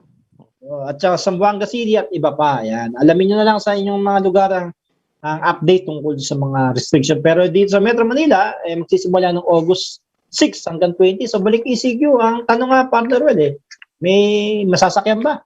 Tinanong nga natin yan sa LRT management kung may LRT operation. Wala pa raw silang desisyon dahil hinihintay pa rin nila desisyon ng IATF. IATF, yeah. Anyway, pare, meron na palang matatanggap pag nag-ECQ 1,000 to 4,000. Tama ba, pare? Oo. Bawat pamilya yan. I think bawat tao yata ang matatanggap. Pero dati pare, di ba nagkaroon na ng ganun na 1,000 to 4,000? Hindi, malaki pa nga Di ba yung unang ECQ natin, natatanda mo March 16. Natatandaan ko March 16 yan. 20. Hinahanap ko ngayon, pare, wala ko rin tanggap Heightened, talagang mahigpit yun. So, yun, may nagbigay ayun yung part ng Bayanihan 1. Kaya sana nga, pinopropose nga yung Bayanihan 3, sana maituloy. Diba? Partner. Oo. Bilang tool pa rin. Ang problema, pare, pagka tinuloy, baka mahirapan ng mga manggagawang Pilipino. Lalaki ang jobless. Oo. Partner, kasi nga, talagang wala rin magagawa ayon kay Sergio Ortiz, ang President ng Employees Confederation of the Philippines, yung ECOP. Wala rin sila magagawa in decision, pero sana bigyan naman ng konti. Pero tingnan natin kasi nga yung data barrier medyo mas 60% daw na mas nakakahawa. Anyway, pare, 10:14 na ng umaga. 10:14 ang time check na ito ay hatid sa inyo ng Health Rich Cure Marine at ng Natural Works VCO. Ayan. Diyan ay mabibili nyo sa mga Pilipining drugstore nationwide. Lalo na sa Mercury Drugstore. Ayun. Pero pare, paano yung mga travel ban? Yung 10 bansa sa Asia na bawal pumasok is India, Pakistan, Nepal, Sri Lanka, Bangladesh, Oman, United Arab Emirates, Indonesia, Malaysia at Thailand. Yun nga kaya nga hindi na naman makakauwi ang pamangkin ko. Nga pala, panawagan natin sa DOL, sa OWA, sa DFA, no? Yung mga marami pa lang stranded na Pinoy diyan sa Dubai, no? Lalo na ito yung pamangkin ko, si Marhasli Alcantara, no? Gustong-gusto na nilang umuwi, no? Dahil nga may ban pa. Pero ang problema, yun nga ang nagiging problema ngayon ng mga OFW ron, ng partner, dahil may expire na yung visa nila Paano ngayon yan? Sino ba sasagot dun sa panibago na lang Oo. gastusin naman yun. Wala na nga silang trabaho ron. Dahil Pinauwi na nga sila eh. Oo. Oo. Kasi nga, naninintay nila repatriation. Sana magbigay konsiderasyon ng ang DFA o OWA, o sino mang agency doon, lalo na yung Dubai Consulate doon na nanawagan tayo na pauwi na yung mga gustong umuwi, quarantine sila, di ba? Dito, pagdating dito sa Pilipinas. Kasi okay lang daw sana kung sasagutin ng gobyerno yung extension ng visa nila, no? Kasi malaki-laki rin daw, aabot ng 40,000 partner well ang visa pero, no? So, mabigat para do sa mga wala na trabaho ron ng mga Pilipino na gusto nang umuwi rito sa Pilipinas. So, sana mapakinggan ng consulate, Dubai Consulate diyan. Mga panawagan ng mga Pilipino lalo na sa may Rigay diyan sa Dubai. Doon daw ang maraming Pilipino ng stranded. Although may mga naka-schedule na partner, pero dahil nga sa ban, hindi matuloy-tuloy, no? Ang pag-uwi ng mga OFW natin. Sana bis-bisa naman pagkilos kasi 'di ba kawawa naman sila, wala na nga silang trabaho, wala nang kinikita, naku, Laki pa ng gastos. magbabayad pa sila ng sa extension ng visa extension nila sa Pare, Dubai. kung ako, siguro, di ba, natatakot tayo na baka may mga Delta variants na pumasok. So, lahat ng mga, yung 10 bansa sa Asia, di ba, bawal sila, may travel ban.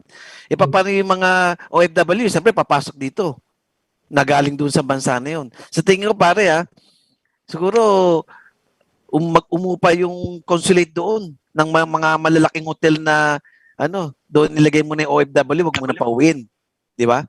Kung takot sila na makapasok dito yung Delta variant. Hindi, may mga pwedeng ganun, pero hindi. Pag uwi kasi, automatic pa rin naman magka-quarantine sila dito sa pag-uwi nila rito sa bansa, automatic yun. 7 to 14 days sa quarantine nila. Kahit saan silang galing na bansa. Yun ang requirement ng IATF. Anyway, siyempre, congratulate na muna natin si Heidelin Diaz. Oo, pare.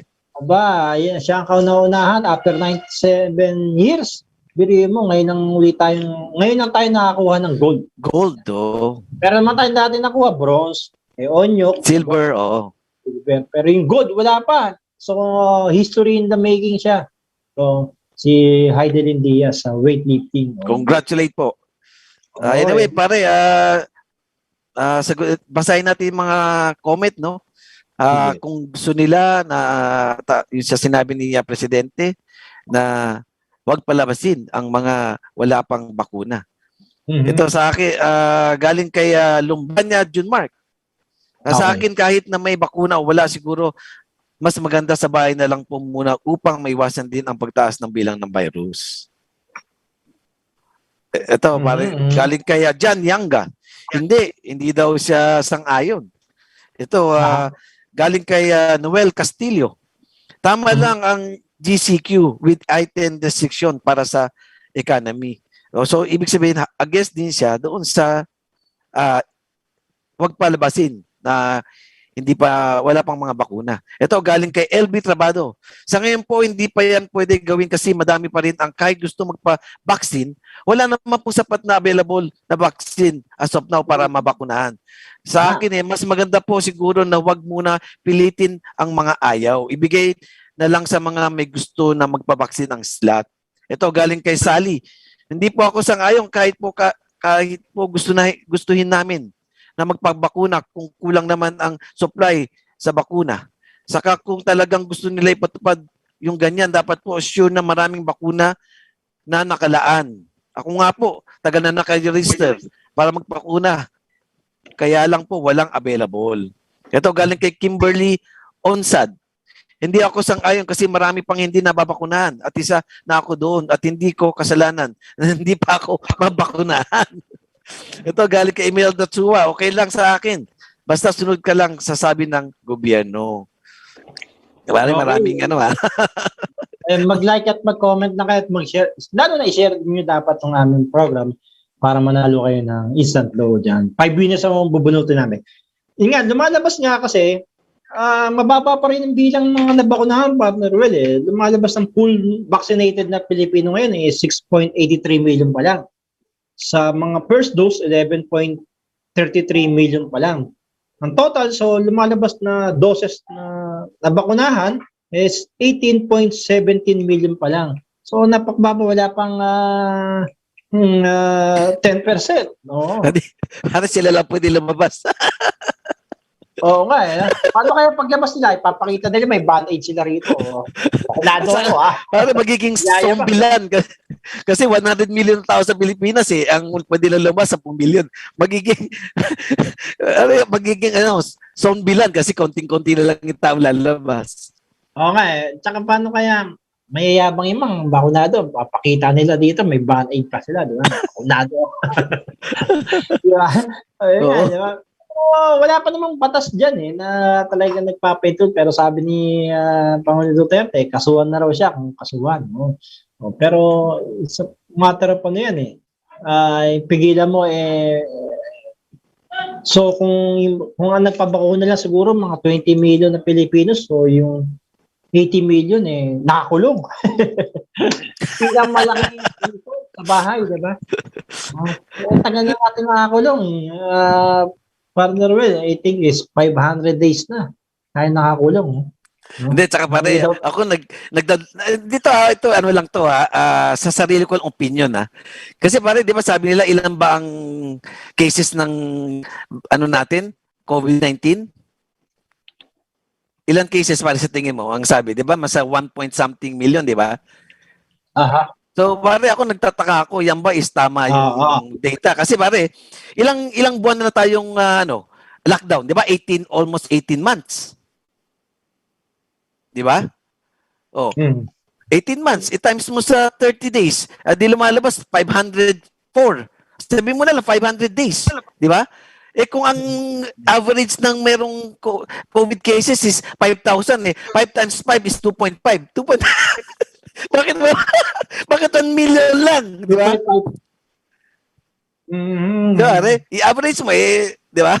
18 months times 30, almost 500 something, 540 ba? O 5. So, pag i-times mo sa average ng 5,000 cases daily, di lumalabas almost 3 million. Pero nakalagay isa. Kaya minsan tingnan natin baka mali naman yung data, di ba? Tama ba, pare? Good morning po sa inyo mga Lodi, sabi ni Roberto Bilan. Ito kay morning kay katawa Robert Bilan, tsaka katawa niya si Brett Bilan. Yan. Ay, Sir Ricky, pa-shoutout naman si Bong dito sa Boracay Beach. Okay, meron ka palang kaibigan dyan sa Boracay. Ay, Bong, good morning ka. Boracay Beach yan. May ibang Boracay. Hindi tayo ni-invite. Sana pag natapos tong COVID, sana invite naman tayo, di ba? Ito, kay Angelo Rehada. Good morning po, Sir Ricky and Sir Ruel. TGIS, happy weekend. Stay safe. God bless Malolos, Bulacan. And, ganda, Malolos, Bulacan. Umabot pala tayo doon. Anyway, hindi, yun nga, sasabihin natin na medyo may discrimination nga kung paano ayaw magpabakuna, no? Pero sabi nga ni Pangulong Duterte, maghintay-hintay na may plano. Nag-iisip para siya kung ano ang plano niya doon sa mga ayaw magpabakuna. Pero, in a sense, di ba? Tsaka pare, paano sa... Kaya lang, kasi magiging ano kayo sinasabi nila, pag hindi ka bakunado, spreader ka. Spreader ka ng bakuna, ng ganun ba? Oo. Ayun ang sinasabi nila. Kumpara sa nabakunahan na may protection. Kumpara sa iyo na wala kang protection. Yan. Although marami nag-aalin lang. Pero ang sabi nila, Yes, pare. Sige. Hindi, ang sabi nga nila, siyempre kapag hindi naman, not necessarily na na kapag bakunada ka, hindi ka na spreader, di ba? Ito, kaling kay Ma'am Bebot. Hindi po, walang kasiguraduhan ang hindi vaccinated ay spreader or carrier. Anong masasabi ng gobyerno o DOH na maraming nagka-COVID after having been vaccinated? may mga namatay of COVID after vaccine. The government is really confusing. Napakalaki na ng utang ng Pilipinas. Trillion na. Saan napunta? Sa vaccine meds? Grabe itong gobyerno. Okay. Pero, totoo naman, may mga nabakunahan pero, yan, nagka-COVID. Pero hindi sila severe, mild lang. At may mga kilala tayo dyan, na nabakunahan ng Sinovac, nagka-COVID. Pero after nun, hindi naman mild lang. Ngayon, medyo maayos na. So, hindi rin naman masasabing dahil may proteksyon ka na eh. Kaya nga sinasabi nila, pag hindi ka bakunado, spreader ka nga kasi nga anytime pwede ka mahawa lumalabas ka. Kumpara doon sa mga mahawa man sila pero hindi sila ganun although kinontra ng isang opisyal ng Department of Health yan na sinabi ni Pangulong Duterte na hindi porket bakunado ka, hindi ka nga spreader. Magiging spreader ka rin dahil pwede ka rin mahawa eh. Hindi naman gamot yun di ba? Bakuna. Bale, kaya pala vaccine. So siguro kampante na sila, vaccinated na ako eh. So lalabas sila, hindi sila takot, hindi na sila sumusunod sa protocol. Di ba? Total, vaccinated ako. Baka ganun siguro. Di ba? Kaya ganun. Nahawa sila. Hindi pa naglabas eh. Meron din nagsabi na after vaccination, yung immune system mo medyo bumaba. Di ba? Kaya medyo talagang dapat ingat-ingat. Pero depende pa rin sa katawan. Sa akin, mas okay pa rin siguro magpabakuna kesa wala. Kumbaga, mas okay may protection kesa sa wala. Oo. It's better to prevent than to cure. Tama. Ayun, okay.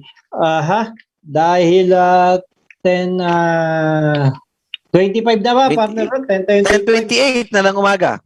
10:28 na ng umaga. Ayan ay hatid sa inyo ng King's Herbal. Yan, King's Herbal, yung pampalakas ng resistensya.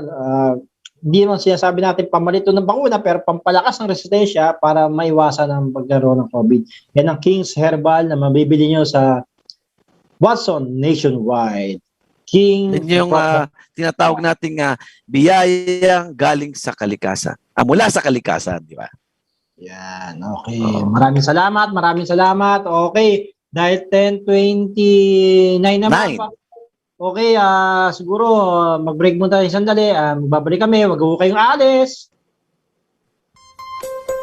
Double R is now at Radio Bandido, an informative program that tackles all issues concerning all walks of life, delivering hottest issues and events, with health consultations on air and a lot more, with your host veteran newsman Ricky Sunga and master entrepreneur Ruel So. Double R sa Radio Bandido every Saturday from 10 to 11 a.m. You can catch Double R on DZRJ 8:10 a.m., Radio Bandido TV channel 224, TV Plus boxes, and streaming live on Facebook/DZRJ 8:10 a.m. and YouTube channel RJAM News. Revolutions Per Minute with host Marilyn Craig and guest co-host future Dr. Zoe will revolutionize your life. Spend lunch with them every Saturday from 12 noon to 1 p.m. This is your Love Life Teleradyo with interviews with people from all walks of lives, as well as personalities, with stories that enlighten and inspire.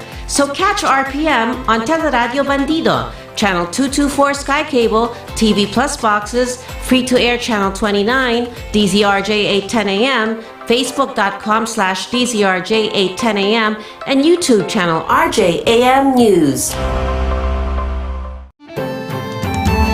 Watch Sal's Panel O every Tuesday from 5 p.m. to 6 p.m.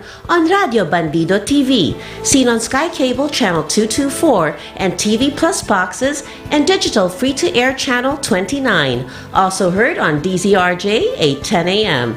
Secretary Sal Panello and co-host Pia Moreto and other surprise guests will keep you informed about the latest news, local and foreign, discuss their views on current and pressing events, and dissect commentaries of various burning issues of the day and provide legal and social insights on a wide range of topics. You can also watch Sal's Panel O on Facebook/DCRJ 8:10 a.m. and subscribe and like and watch on YouTube, RJAM News.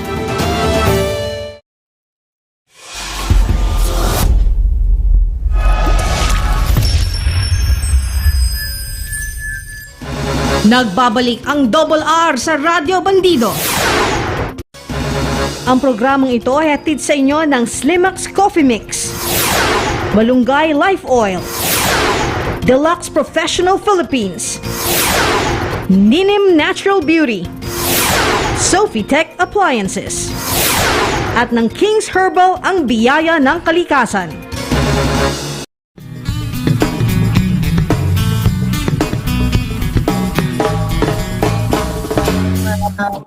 Okay, 10:31 na ng umaga, gising-gising. May lakad ho dyan na gumising na dahil medyo hindi naman yata umuulan na, partner well, no? Maliwalas na ngayon, hindi gaya ng nakarang linggo, no? Patuloy pag-ulan, halos buong sa linggo umuulan eh. Kaya medyo... pare, masarap kumain yan pagka medyo malamig, di ba? Oo, sama mo pa yung kung gagamitin mo ang mga Sofitech appliances. Dahil dyan, meron silang rice cooker na napakamura pero quality. Maayos yung gamit. Ayun ang mahalaga, hindi yung mga isang linggo mo lang gamit, nung nabibili mo dyan sa kung saan tabi-tabi lang eh. Isang linggo mo lang magamit, sira na kagad eh. Pero itong Sofitech appliances, quality beyond limitation. Yan ang Sofitech appliances.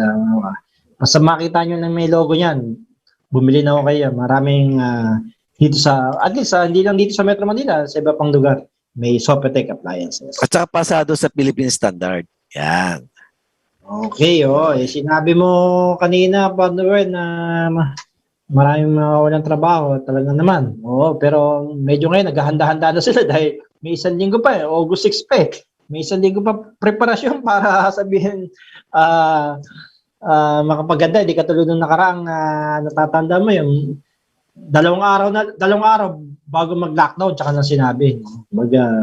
March 14 yun, 16 yung lockdown. So, dalawang araw. Kaya pare, punong-puno na yung mga supermarket Mga groceries, punong-puno na. Pero sabi naman ng Malacanang hindi naman, dapat magpanik dahil open naman lahat mga yan. Medyo iba lang, limitado. Like department store, sarado yan, sigurado, wala namang bumibili Di ba? Oo. Yan. So yung mga drugstore yan, open yan, supermarket open. Huwag na tayo magpanik, no? Yan. Pare, batiin ko lang pala si Tessa Morfe ng Bank of Commerce, no? Nakikinig siya ngayon. At saka si, good morning, paring Ruel. Pabati naman si Major Billy Ray Canagan ng PS Police Station 2, Asuncion PCP Commander. Magandang umaga, sir. Mga kapulisan natin dyan, Yan. Good morning. Sinabi mo nga, mawawala ng trabaho, marami. Lumalabas nga sa isang survey ng SWS dito, Yes, June 23 to 26, Diyos ko, lumalabas na 3.4 million families, gutom pa rin. So, mas nagutom ngayong taon. Lalo na dito sa Metro Manila, siya sabi, may moderate hunger pa at may severe hunger. Ano kaya yung moderate hunger? Busog ako ngayon, bukas gutom na ako. Busog na konti, yung gutom na gutom, di ba? Yung moderate gutom, talagang gutom lang. Pero pag severe, pare, yung poste, akala mo chicken. Kakainin na. Nakakalungkot, di ba? Ito yung malabas na survey ng SWS na mas lalo raw na dumami ang nagugutom na pamilya Pilipino. Sana sa ayudang ibibigay ng Malacanang masolusyonan to kahit papaano, no? Lalo na yung kay Mayor, maganda yung kay Mayor, food pack hanggang December ba yan, Mayor, City Ad per Espiritu ng Manila City Hall, totoo ba hanggang December, gaya yung sabi nyo sa aming programa noon, na sabi niya, di ba, hanggang December daw yung food pack, no? Kasi... mukhang ba rin totoo naman kasi nakatanggap ako Hindi, pero itong July lang, pero itong darating na August ba, may darating ba na food pack? Sana haluan nyo naman ng ng mga vitamins. Nandiyan ang R-cubes. Oo. Haluan nila dapat ng vitamins o anything na pwedeng magpalakas ng immune system.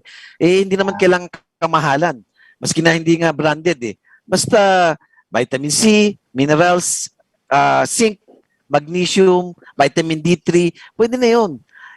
Kasi pag puro delata, alam mo na, yan ang source ng mga sakit. Di ba? Oo, may yan. Pare, Mga preservative pa, basahin pala maalat, natin. di ba? Puro preservative, tama, maalat. Magkaka-high blood ka. Hindi lang yun, diabetes pa. Di ba? Lalo kung ma-high blood Ito, pag wala basahin kang lang pera. natin.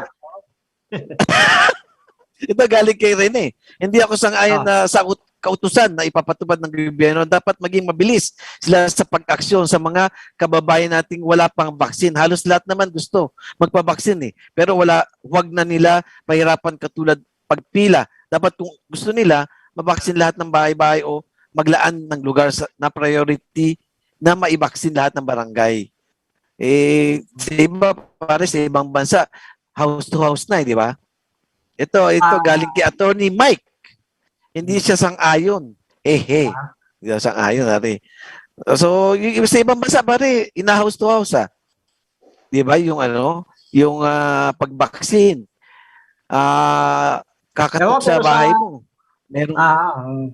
Pero sa Australia kasi ngayon, lockdown daw doon because of Delta variant. Diyan kaya sa kaibigan natin. So, may iba pang lugar na, yung ibang lugar siguro, mga may house house. Pero dito kasi, di ba, medyo, lalo na sa Maynila, di ba, buldas blockbuster, pag mayroong sinabing may vaccination site, pila ka agad, kahit nga baha, di ba, pumipila pa rin, di ba? Kaya parang nainis si Pangulong Duterte, ba't pinapipila na, kawawa naman. Diba? Hindi, kasi siyempre parang hindi mo na maiwasan Pag dinagsakap, di ba, ang magbabaksin sa'yo, ilang doktor lang. Sana kung 1-to-1. Biglang dumami, naging 1-to-100. Siyempre, hindi rin naman kasalanan ni Yormin na may pumila. Di ba? Hindi, may kasalanan din siya kasi hindi wala sistematiko Birihin mo. Hindi, kasi may bakit, mas punta na lang daw. Paano kung may cut-off nga, di ba? Kung pumila 5,000, yung palang babakunahan pala 1,000. Hindi po, nasayang pagpila ng 4,000. Wala kasi hindi nga systematic Dati nung una, di ba, ite-text ka, like sa Venezuela, systematic may doktor pa, tsaka sasabihin sa'yo, confirm pa na pupunta ka nung araw na yun. Kasi nga, sinabi raw sa Maynila, may pinaalam, pero hindi naman nagpunta during the vaccination. Pero ngayon hindi na So gusto na lahat ng tao ng basing sa isang survey, gusto na ng mataas ng porsyentong nagtitiwala na magpabakuna na sila. Sana ganoon, hindi yung parang anarchy, di ba? Biro mo, may bakunahan dito, tapos kukunin lang pala hindi alalahanin natin yung partner hindi lang COVID. Yung pag-travel, kawawa din yung mga tao, di ba? Hindi lang din yun. Hindi lang naman ang COVID ang sakit Di ba? Marami pang ibang may sakit. May sakit na pwede magtrangkaso sila ron. Magkaroon ng leptospirosis dahil baha. Baha, oo. Pwede sila magka-flu. At marami pa na pwedeng hindi lang COVID. Sabi niya, ang COVID kahit uulan ba next year? Uulan din naman daw. Ang COVID ba nagpapahinga? Hindi nga. Pero ang kailangan, dapat, sistematiko ka naman. Bigyan mo nga tama yung sinabi pang Duterte. Bigyan mo ng card. May marshal dyan na sabi hanggang dito lang next na kayo pumunta uli sa ibang lugar. Yun. Hindi yung mayroon doon. O punta na lang. Diba? Mukhang mahirap yata yun. Walang systematic yung ganong sistema na sabihin wala man ng sinasabi. Sana lahat mababakunahan pupunta doon. Hindi nga Diba? Yan sa Maynila. Ito ba rin? Basahin din natin ng ibang comment. Okay. Ito, galing kay Ray Kison. Pwede po ipatupad yan kung ang bakuna ay available at sapat. Ito kay Chris Ibanez. Hindi po kasi enshrined sa Constitution yung basic right ng bawat isa sa kalayaan. And I think what the government should do is to step the effort in promoting the vaccine and their benefits. Give incentive to those who are vaccinated. Ito kay SP Zacarias. Tingin ko, hindi po yan ibig sabihin ng nagsabi niyan. Ito kay Mac Marsan. Hindi po, hindi po, nabakunahan o hindi, ay sumusunod naman po ang karamihan sa mga protocols eh. Saka halos karamihan po ng pangangailangan ng tao ay nasa labas at wala po sa loob ng bahay. Ito galing kay Lazaro Camille. Hindi po, parang tinanggalan na tayo ng karapatan bilang tao at kung ano gusto natin. Talagang mabigat yung huling comment na yun. Yes, parang Ricky.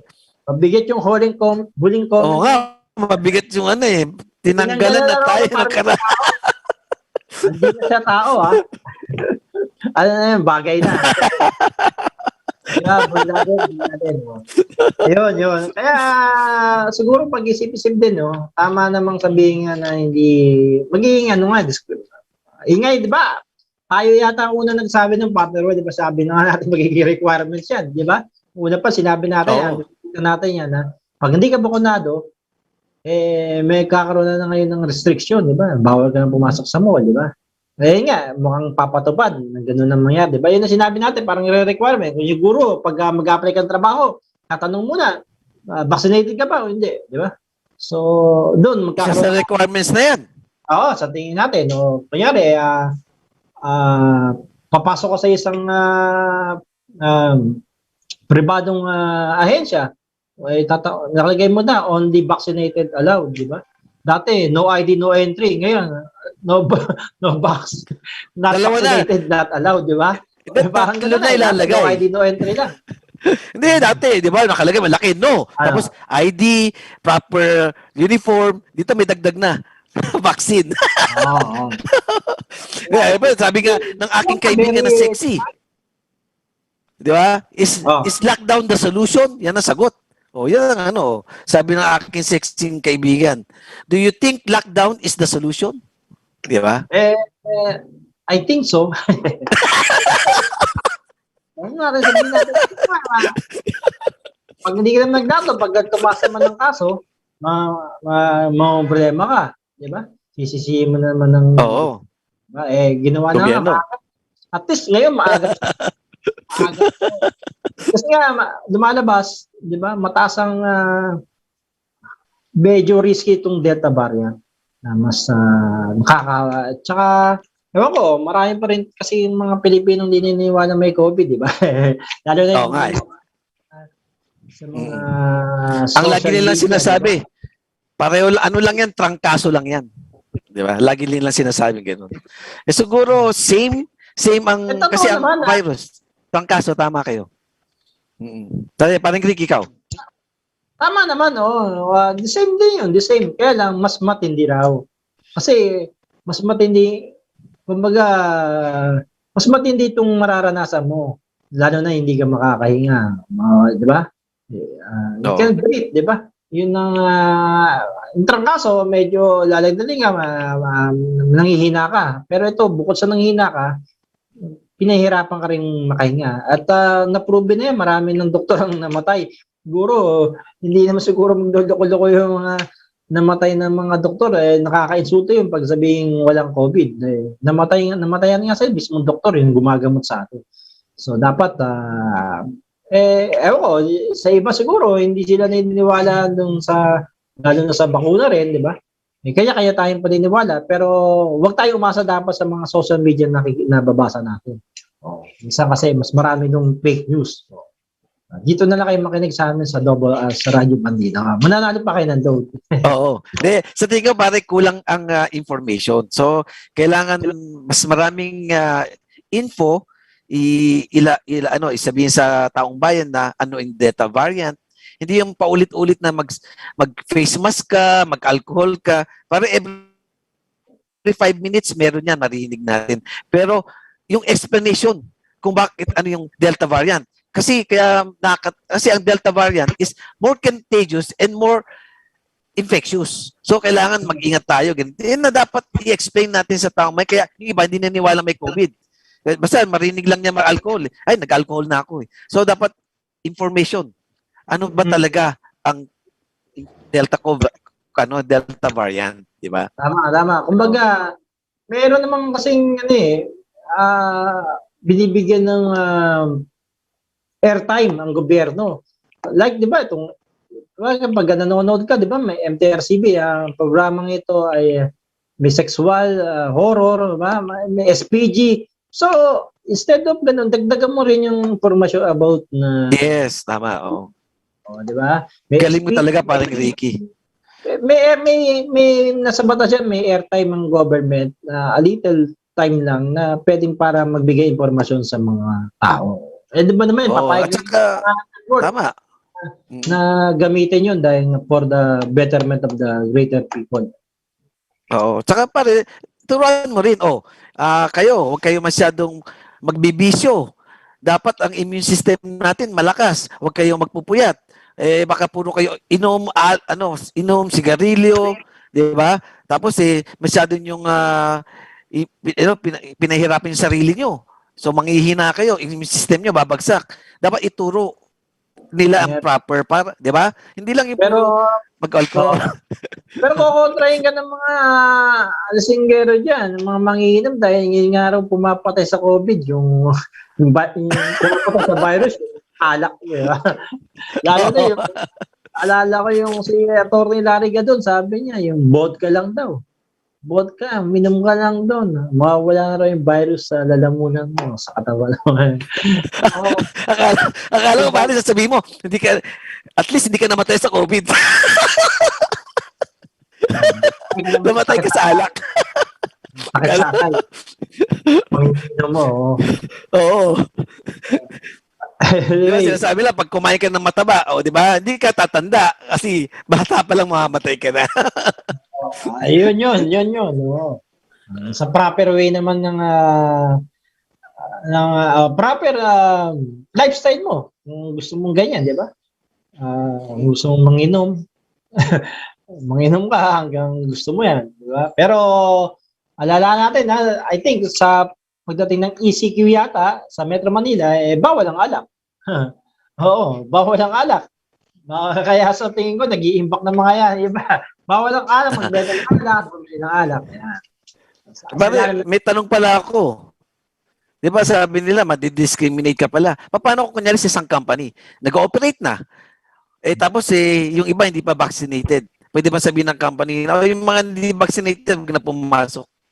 Pwede. Nasa kanya, discretion kung company policy yan, di ba? Kung company rules na yan. Sa kanya yun, kung gusto niya. Hindi, madidimanda kang ngayon sa labor kasi. Hindi, pero ang lalabas doon, pwedeng i-insert for the betterment of yung risky ng tao. Mas maraming, kasi kung sa company, mas maraming bakunado, tapos ikaw hindi. Di ba? Ma-isolate ka nga talaga. Kahit na sabihin sa labor siguro, mas manindigan doon yung public health, yung health ng workers mo. Di ba? Ano ba yung set aside mo yung isa na hindi Depende na sa company doon. Siguro, baka may maglalatag din ng Department of Labor Employment tungkol dyan, di ba?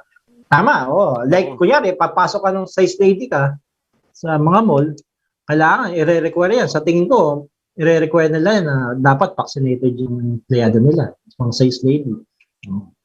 Paano kaya malalaman na bakunado sila? Pag maigsi yung palda, bakunado. Mahaba pa. Alam, sabi mo, pag may butas dito, bakunado na yun. Kada Ricky, niloloko mo naman ako Yeah, pero buddy, congratulate pala natin, ha? Congratulate natin si Yorme. Doon sa groundbreaking ng 1.3 billion building ng Manila Science High School. Dito yan sa may Top Avenue, no? And magandang eskwelahan niya, Bandido, nakakasa tayo ng mga magagaling na scientists sa larangan yan. Yan, good job. Tapos ang isusunod niya, Yorme, pero may susunod pa siya, 2 billion allotted for, up next na elementary school in Sampaloc, Dr. Alejandro Albert Elementary School, di ba? Pero nauna niyang pinagawa na rin yung dati niyang eskwela niya, Rosario Almario. Siyempre, tuloy-tuloy na, di ba, Yorme? Tuloy-tuloy na yan, pag-akyat for national election. Sino ba ang katandem natin? Senator Pacquiao ba? Meros ko, di ba? Kaya, maraming tatanong sa atin, tatakbo ba si Meros ko? Para sa akin, tatakbo yan. Eh, wala na mo siyang gagawin sa Manila. Nagawa na niya lahat sa loob ng 3 taon. Di ba? Ano pa ba ang gagawin niya? Oh. Magpe-Facebook na lang ba si Mayor? Siyempre hindi, di ba? So, ayun ang sa tingin ko, sa 2022, tatakbo na yan. So, magdedeklara muna siya dapat. Bago mag-October siguro. Magdedeklara siya kung tatakbo siya sa Vice o President. Alalahanin mo na, ang unang nagdeklara, Paptero, si Senador Pampilo Lacson at saka si Senate President Tito Soto. So, Lacson Soto na. Muling magbabalik, no? Return comeback ni Senator Pampilo Lacson dahil noong 2004 tumakbo rin siya, natalo siya kaya Pangulong Arroyo. Anyway, parang Ricky, ano masasabi mo? Ikaw ba sang-ayon sa sinabi ni Pangulong Duterte na pag hindi ka bakunada o bakunado, kasi lalaki ka so bakunado, hindi ka pwede lumabas? Ganun ba? Well, wala pa namang batas talaga Walang pero i-contest pa yan Wala pa namang batas na nagsasabing bawal lumabas, no? Si Kim Chiu lang yata yung sabi na. Si Kim Chiu may kadang bawal lumabas, no? Pero yun nga inaasal natin, kahit sabihin natin sigurong pwede lumabas, pero may mga ahensya o institusyon na magpapatupad ng hindi ka pwede pumasok sa loob Kunyari, may pupunta ka ng National Library, pupunta ka ng Statistic, PSA. Kung rules nila doon, kailangan ang makipag-transact lang vaccinated. Diba? Parang gano'n na rin. Parang nagbawalan ka na rin lumabas. Diba? Parang gano'n na rin yan Papunta ka ng mall. Kalagay doon. Kung hindi ka ba vaccinated, hindi ka pwedeng pumasok sa kanila, sa mall. Nasa discretion nila yon, well, ang mall. Although public places siya, in a sense, private din yan. Nasa kanila yon. So, it's better siguro, contest siya o magpabakuna na. Yung problema, hindi pa naman hindi pa naman dagsa ang bakuna So, kahit gusto na magpabakuna ng mga tao, wala pa So, wala ang problema sa tao. Siguro, yung pagdating ng mga bakuna. Okay. Pare, sa akin naman, kasi ilang beses na tayo nag-lockdown, ang haba ng lockdown natin Di ba? Hindi mo pinalabas yung tao dati. Yung ba, naging effective. So, i-weigh mo siya. Di ba? Ano pa pwede mong gawin? Kasi nag-lockdown na tayo dati. Di ba? So, marami rin sigurong pagkukulang sa information. Di ba? Kagaya ng sinasabi ng Delta variant. Minsan naman, baka naman over-exaggerate man yung di ba? Kasi out of 100 million, 1 million something yung cases natin. Pero 900 plus ang nakarecover. So, tignan mo, bakit sila nakarecover? Baka merong something, di ba? Baka naman meron tayong natural herbal na plant. Maraming pwedeng gawin Pero masyado tayong nakafocus sa vaccine. Wala pang vaccine. So, let's say, dumating ang 33 months, 4 months bago dumating ang vaccine. So, what are you going to do with that 3 to 4 months? So, you have to educate the people. Wala pang vaccine. Palakasin nyo sa katawan nyo, tanggalin nyo itong ganito, o maging maingat tayo. Walang ganun. So, you concentrate on the vaccine. Nawawalan tuloy ng tiwala ang tao. Wala pang vaccine Wala tayong magawa. Di ba? Dapat meron something gawin ng government na para ma-encourage ang tao para magpa-vaccine. Tapos, bigyan nila ng information, ano-ano ba yung vaccine na yan? Anong stages ba yan? Kasi ako, pare, magbabaksin ako Pero alam ko naman nandiyan ng world news, kita-kita mo lahat ng ginagawa nila. Nasa third pa lang sila stages na tapos. Wala pang fourth and final. Wala nga masyadong na-shortcut. So, siyempre ako, tinitingnan ko sarili ko, sandali, hindi ako mamamatay sa COVID. Baka pag binaksin ako, mamatay ako. So, yan ang minsan kakulangan na information. Mga doktor, mga scientists, sila dapat ang bigay ng information. Yan na ibig sabihin. Yan lang. So, Ito, ngayon, bubunot muna ako bago ka magsalita sa paring Ricky. Ano, 5 mananalo. Yeah, isa. Mahirap kasi pare, wala tayong stasyon. 2, 3, 4, and 5. Yan. Good morning nga pala kay Jacqueline Grospe ng LRT, LRMC Light Rail. Pare, dapat nag-guess natin siya kasi yung mga sinasabi natin puro kalungkutan eh. At least kung may makakita tayo ng isa kagandahang 'di ba? Mawawala ang ating si Paring Ricky talaga. Ito, nanalo si RMI Nes, si Angelo Rehada. Okay. Si Alma Bobis. Pang-4, hirap magbukas parang si Ronan Ortiz. At ang pang-5 ay si Rene. R-E-N-I-E. Ganun ito ang pangalan pang Rene. Congratulations. Mag-private message lang kayo sa aming fan page sa sa Radyo Bandido para mibigay namin ng yung instant load. Yun.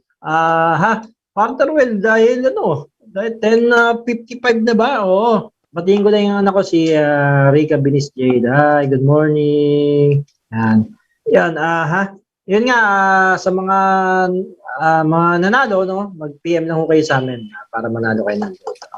Partner Will, may babatiin ka ba bago tayo magtapos?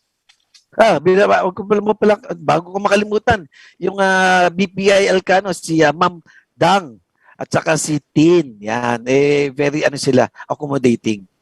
Yan, at saka siyempre pare, yung aking kaibigan na si Tessa Morpe sa Bank of Commerce. At saka sa mga BDO staff ng Elcano, si Ma'am Patty. Yan. Very accommodating ba yung mga taga-BPI na yun? Bakit nung nag-withdraw ka ba talagang inayos yung pera? Hindi pare, hindi pa nga ako nag-withdraw, nagbigay na. Oo. Pero wag pala natin kalimutan batiin si Ma'am Sam ng King's Herbal Empire. Yan. At saka ang ating producer na si Irene Panganiban. Si Emil, magaling magpaliwanag. Siguro sa susunod, magbigay kayo ng info sa amin about King's Herbal dahil maraming nag-inquire sa atin about sa King's Herbal. Ano yung mga benefits na makukuha dyan sa King's Herbal. Sa susunod, pare, sa next episode natin, imbatehan natin ang medical director ng King's Herbal. Okay. O nga pala, magpapasalamat muna ako kay Dr. Cecily Katapad dahil nakaraan. No? Siya yung malili sa atin. No? Dahil pinag-usapan niyo about Delta variant at ano pa. Maraming salamat, Dr. Cecily Katapang. Sana makakausap ka uli namin, di ba? Si Dr. Cecil, di ba, yung sinasabi nating doktora ng bayan, ngiti pa lang ulam na. Alam pa natin siya magigas, so siguro last week of August, no? Dahil ngayon, uting araw na ng July ngayon, partner, bukas is August 1 na. Diba? August 1, naalala ko yung August 1, kamatayan ni Cory Aquino, no? At doon din nagsimula yung pag-usbong ng popularidad ni dating Senador Noynoy Aquino na naging presidente natin at ngayon yumao na rin. So malungkot dahil August 1, sabi mo partner, is a ghost month ba? Tama ba para sa mga ating mga kapatid na Filipino-Chinese community dyan sa Binondo? Mag-start ng ghost month is August 8. August 8. Up to yan? Hanggang August 30, ganun ba? Mga September, first week. Yan. 1 month. September, hanggang September? First week naman. Kasi pare ang calendar ng Chinese minsan hindi hanggang 29-30 lang Medyo may discrepancy, hindi ko ma-explain kung bakit. Pero at least ganun ba? At least pero nagwagi tayo sa China na hindi tayo nakipagyera dahil sabi ni Heidi, hindi tayo nakipagyera. Dahil tinalo niya ang China. Di ba? Sa ganung paraan lang kasimple. Hindi tayo nakapagsabak sa gera. Yes, malit man ay nakakapuwing. Anyway, pare 11 o'clock na. Okay, Susunod maraming na salamat. ating pakinggan nila at makinig sila kay Barbie Atienza. Good job, Philippines. Okay, maraming salamat. Samahan nyo kami sa susunod na linggo. Tandaan nyo, ang mabuting gawa, walang imposible sa mabuting gawa. Yeah. Bye-bye. Bye. Ang programang ito ay hatid sa inyo ng Slimax Coffee Mix, Malunggay Life Oil, Deluxe Professional Philippines, Ninim Natural Beauty, Sophie Tech Appliances, at ng King's Herbal ang biyaya ng kalikasan. The views and comments of the hosts and guests are not necessarily those of the station.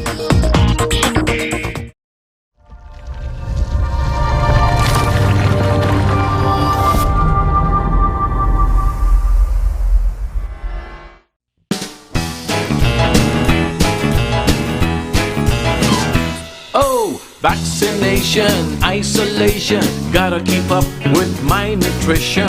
Gotta maintain my body condition. Then I can take my vaccination. What do I choose? What do I take? As long as it is not a fake. AstraZeneca, Moderna, BioNTech, even Sinovac, okay na. Babakuna ka ba? Babakuna ka ba? Babakuna ka ba? Babakuna ka ba? Babakuna ka ba? Babakuna ka ba?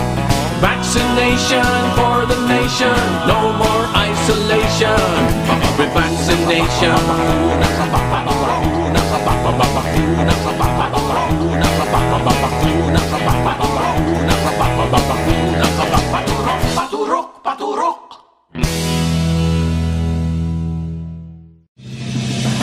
You are watching the multi-awarded Radio Bandido TV on Channel 224 Sky Cable and TV Plus boxes. Simulcast on DZRJ 8:10 a.m. Informing, advising, and entertaining the Filipinos and OFWs around the world. Streaming live on www.facebook.com/DZRJ 8:10 a.m. or on YouTube, channel RJAM News. To all Teleradyo Bandido viewers and listeners, you can now watch Teleradyo Bandido on our new YouTube channel, RJAM News. Hit the subscribe button and like the video. Don't forget to click the bell icon so you get notified when a new video gets uploaded. Don't miss out on our dynamite lineup.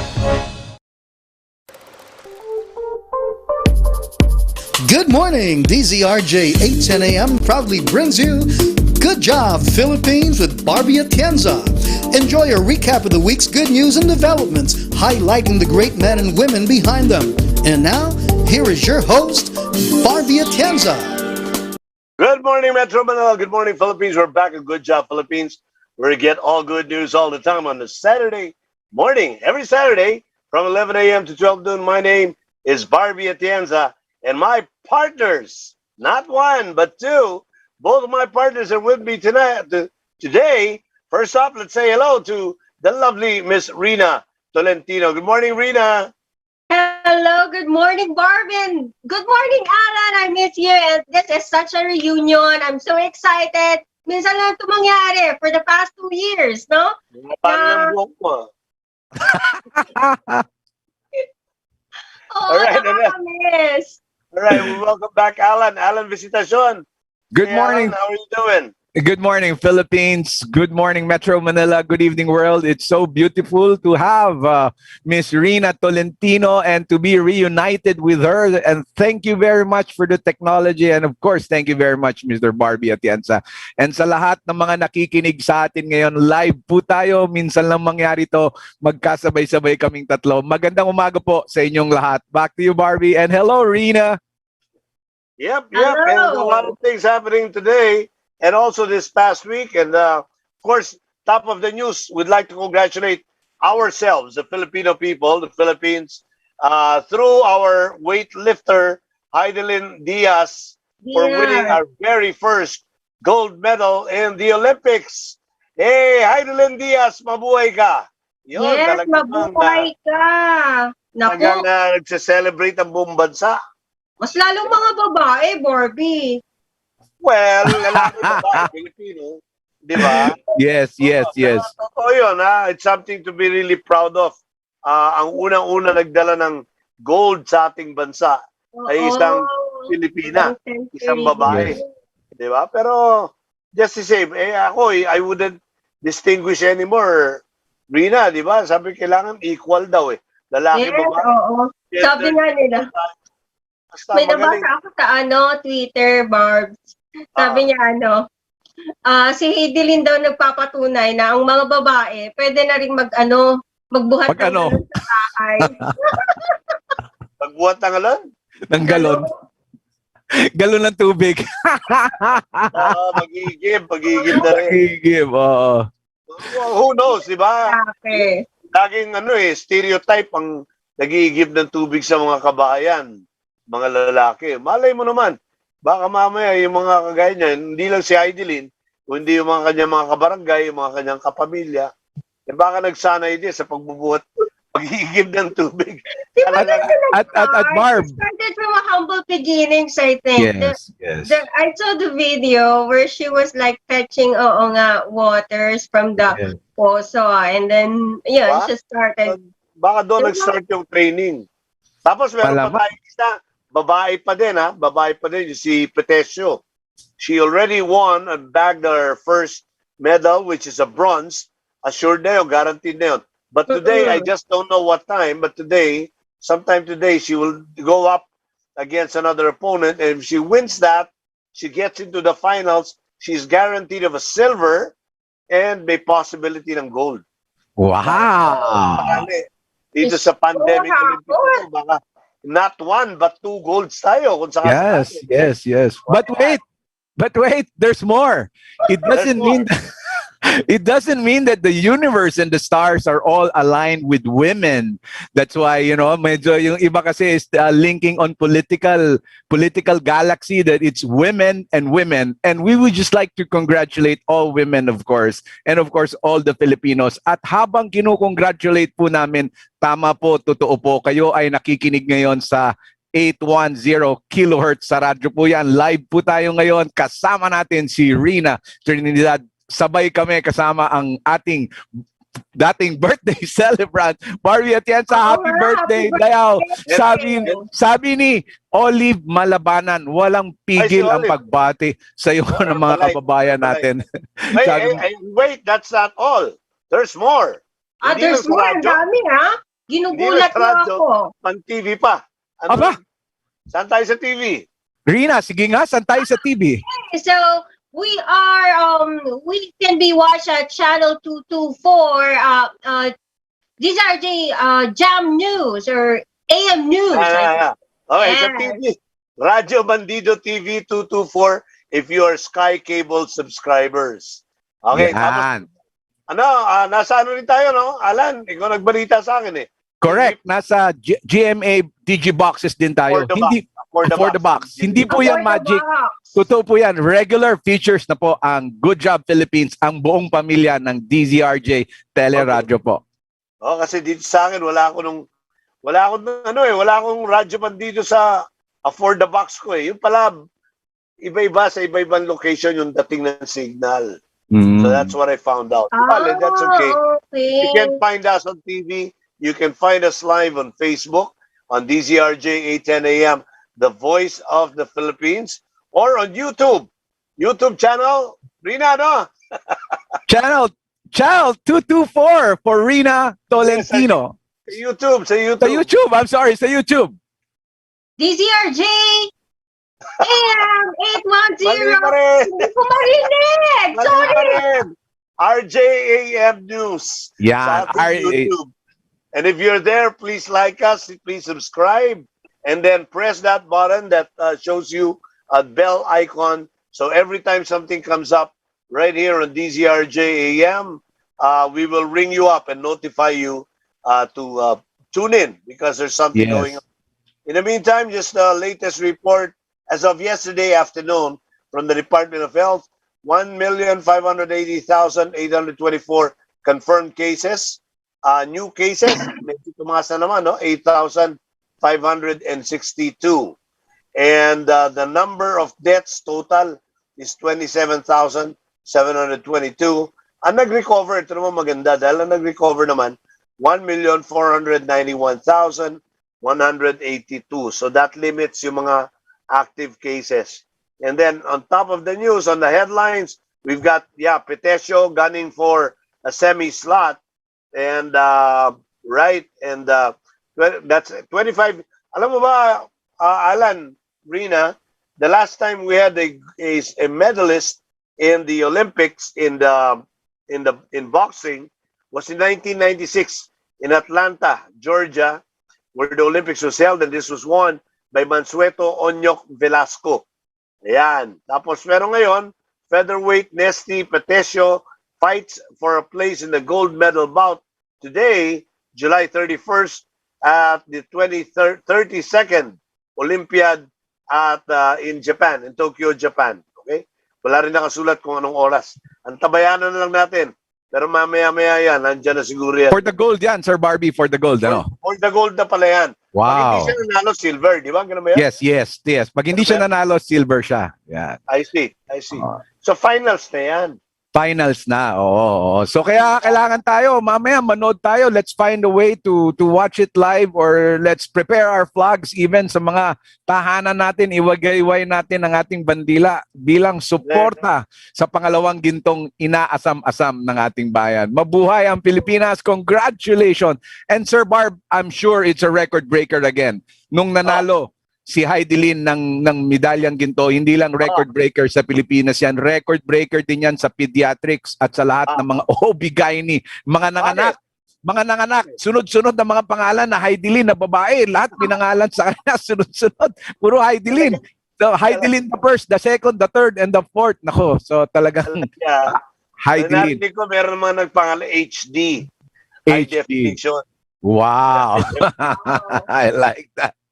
Okay, pinangalan daw, Holy Delivery. Wow.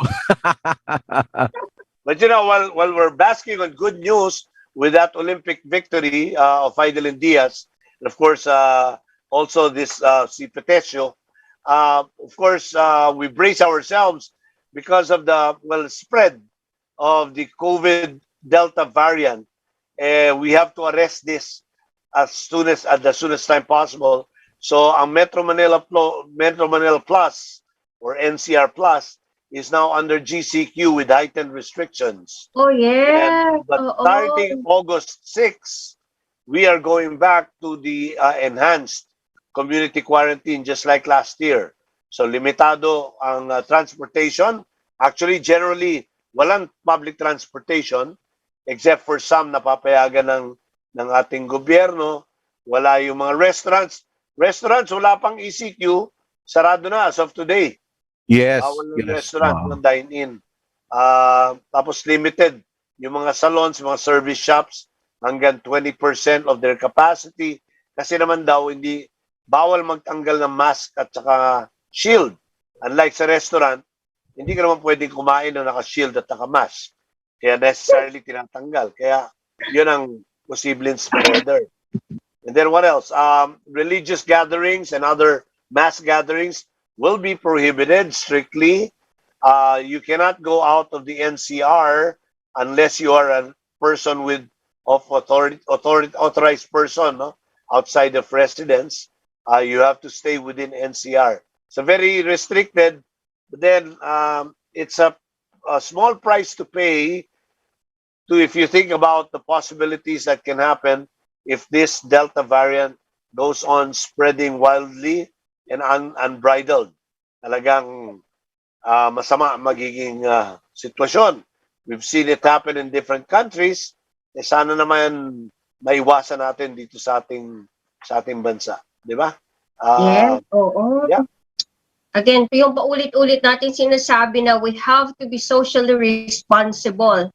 Kasi yung Delta virus ba, I think it's more speedy yung pag-spread niya, if I'm not mistaken. Kasi, from the very first time that they declared that there is such a virus, and then a lot of people telling me, merong nag-positive sa ganitong place, and then I think even though vaccinated tayo, no, we have to really take good care of the people around us, and also wag tayong pakampante.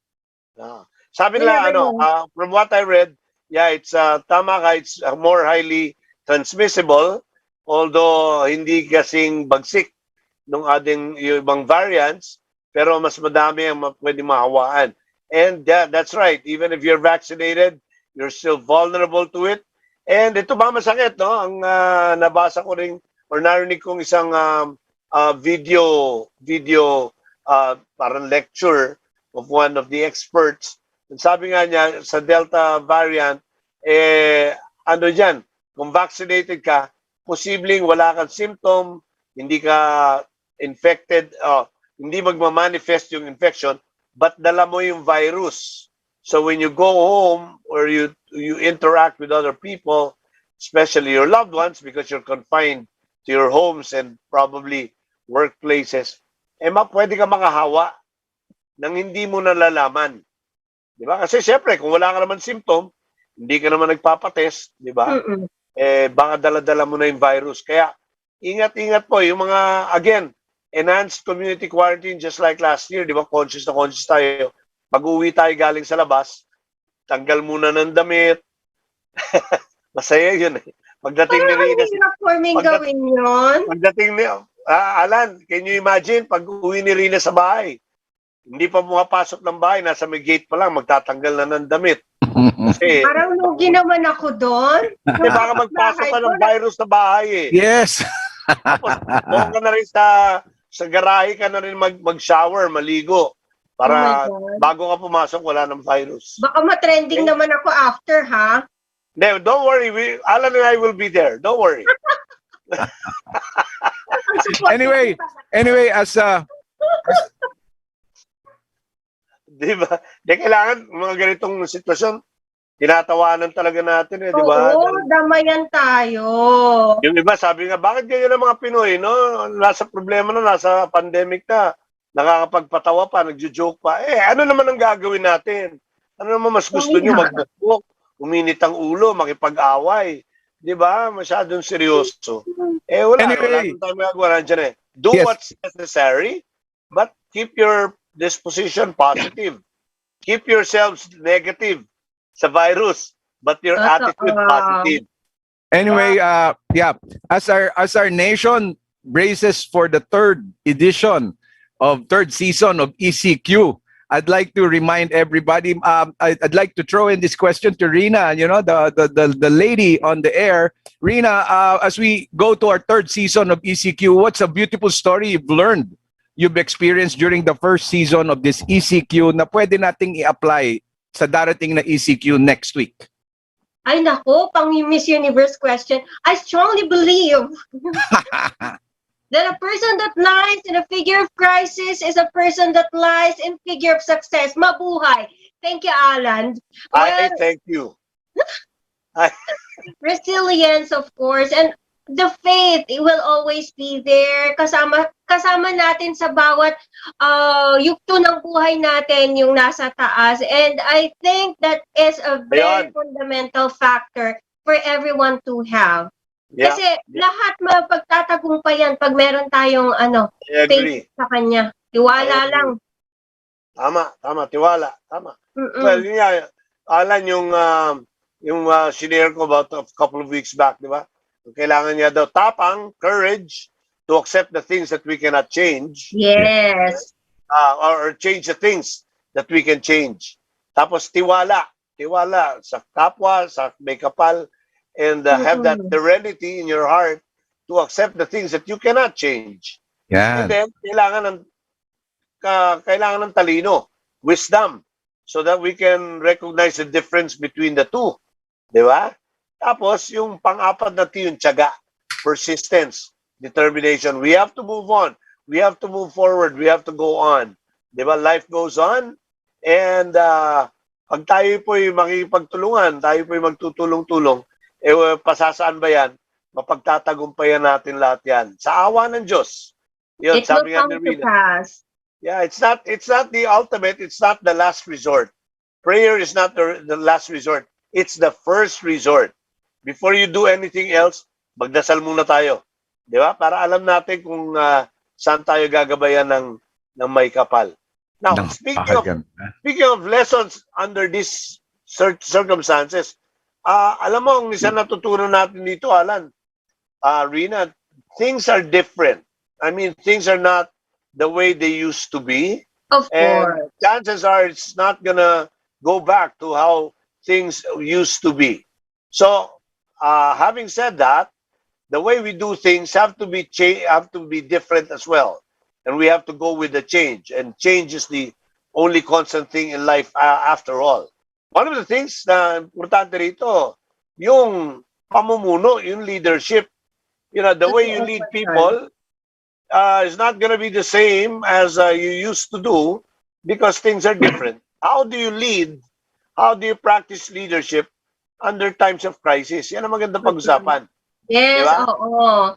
Iba yan Kasi maraming gray areas din. Maraming tanong. Ano ba yung totoong leadership? Ano ba yung requirements? Especially now, it was a sudden change.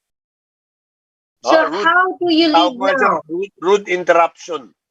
Rude interruption in our lives. Kasi alam mo, yung una, yung pinamumunuan mo, yung mga tao mo, kung ikaw ay leader, meron ka mga members, meron ka mga followers, iba yung circumstances nila eh. Iba na yung kanilang kinikita, iba na yung kanilang pangangailangan, iba na yung kanilang disposition. Meron na silang takot sa dibdib. Yes. Meron na silang alalahanin na kinakarga na dati wala. Dati hindi. Ibang alalahanin naman. Di ba? So, Tsaka siguro, is different.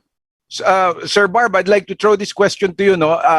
Just right after your PMAP annual convention, just before that, yeah, congratulations. Natin sila, Alan, yung mga tiga People Management Association of the Philippines, si President Lin Muki, Vice President Ellen Fulido, who also was the chairperson of the annual conference, and also the executive director of PMAP, Mr. Rene Hener, and the professional staff. Marami sila doon. Sila Det, sila Carol, sila Maki, sila Sarah. Ayun, nagtulong-tulong.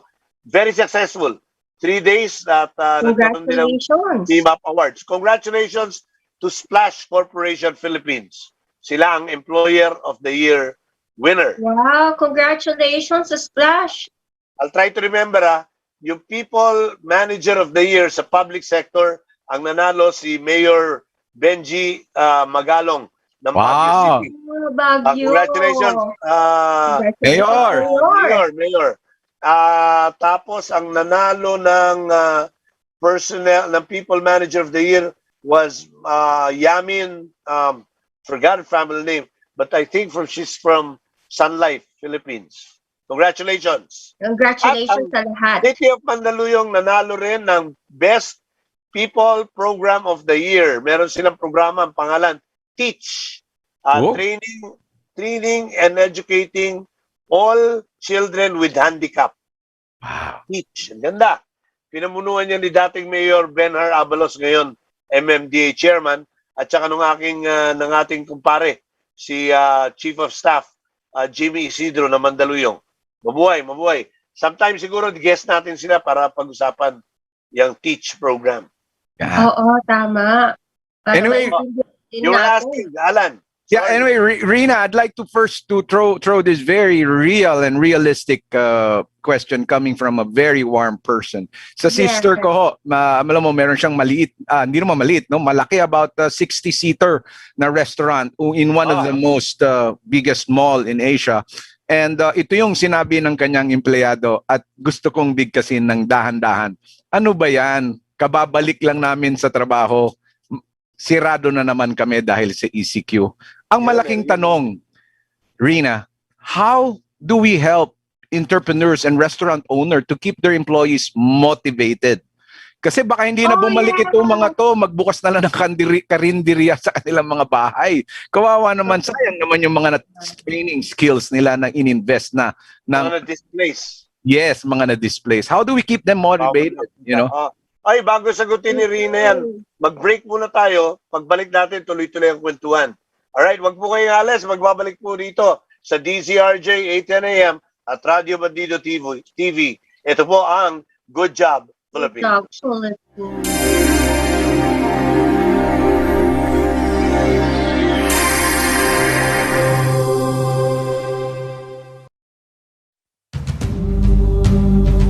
Filipino heroism, ingenuity, marksmanship, tatak sa ludo kami. Isang pagkilala sa galing ng mamamayang Pilipino, hatid ay serbisyo saan man sa mundo. Natatanging kwento ng mga overseas Filipino workers, OFW advocates, legal luminaries, educators, scientists, and inventors. Mga piling Pilipinong patuloy na nag-aangat sa pagtingin at pagkilala ng sambayanan. Tatak sa ludo kami. Pinangungunahan ni Johnny Gomez. Tatak sa ludo kami. Tuwing araw ng Sabado mula alas 2 hanggang alas 3 ng hapon. Mapapanood at mapapakinggan sa DZRJ 8:10 a.m. sa Radio Bandido TV, Sky Cable Channel 224, TV Plus boxes at free to air. Simulcast live sa www.facebook.com/DZRJ 8:10 a.m. at sa YouTube RJ AM News.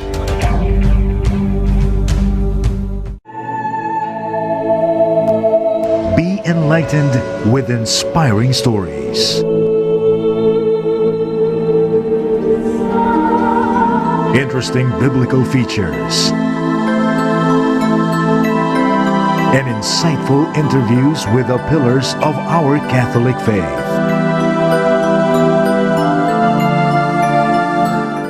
Power to Unite with Elvira. Radio Bandido, recognized and awarded as protector of your democracy in EDSA 1 and EDSA 2. In 2022, our democracy will be put to the test once again. So Radio Bandido will strike again. Our democratic army is in place to give you unbiased, real news and facts so you yourself can decide. Legendary and game-changing commentators. Our lineup, starting with the legendary Ray Langit, joined by the most influential bloggers in the country, Banat Bay and the Pugad bloggers, and other dynamic commentators, Tita Carmen, Jimmy Morato, Barbie Atienza, Bernard Tan, Johnny Gomez, Pete Morato, Sal Panelo with Sal's Panel O, and more announcers and reporters fighting for democracy.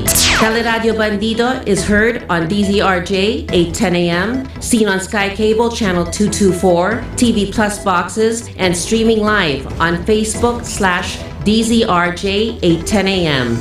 and YouTube channel RJ AM News.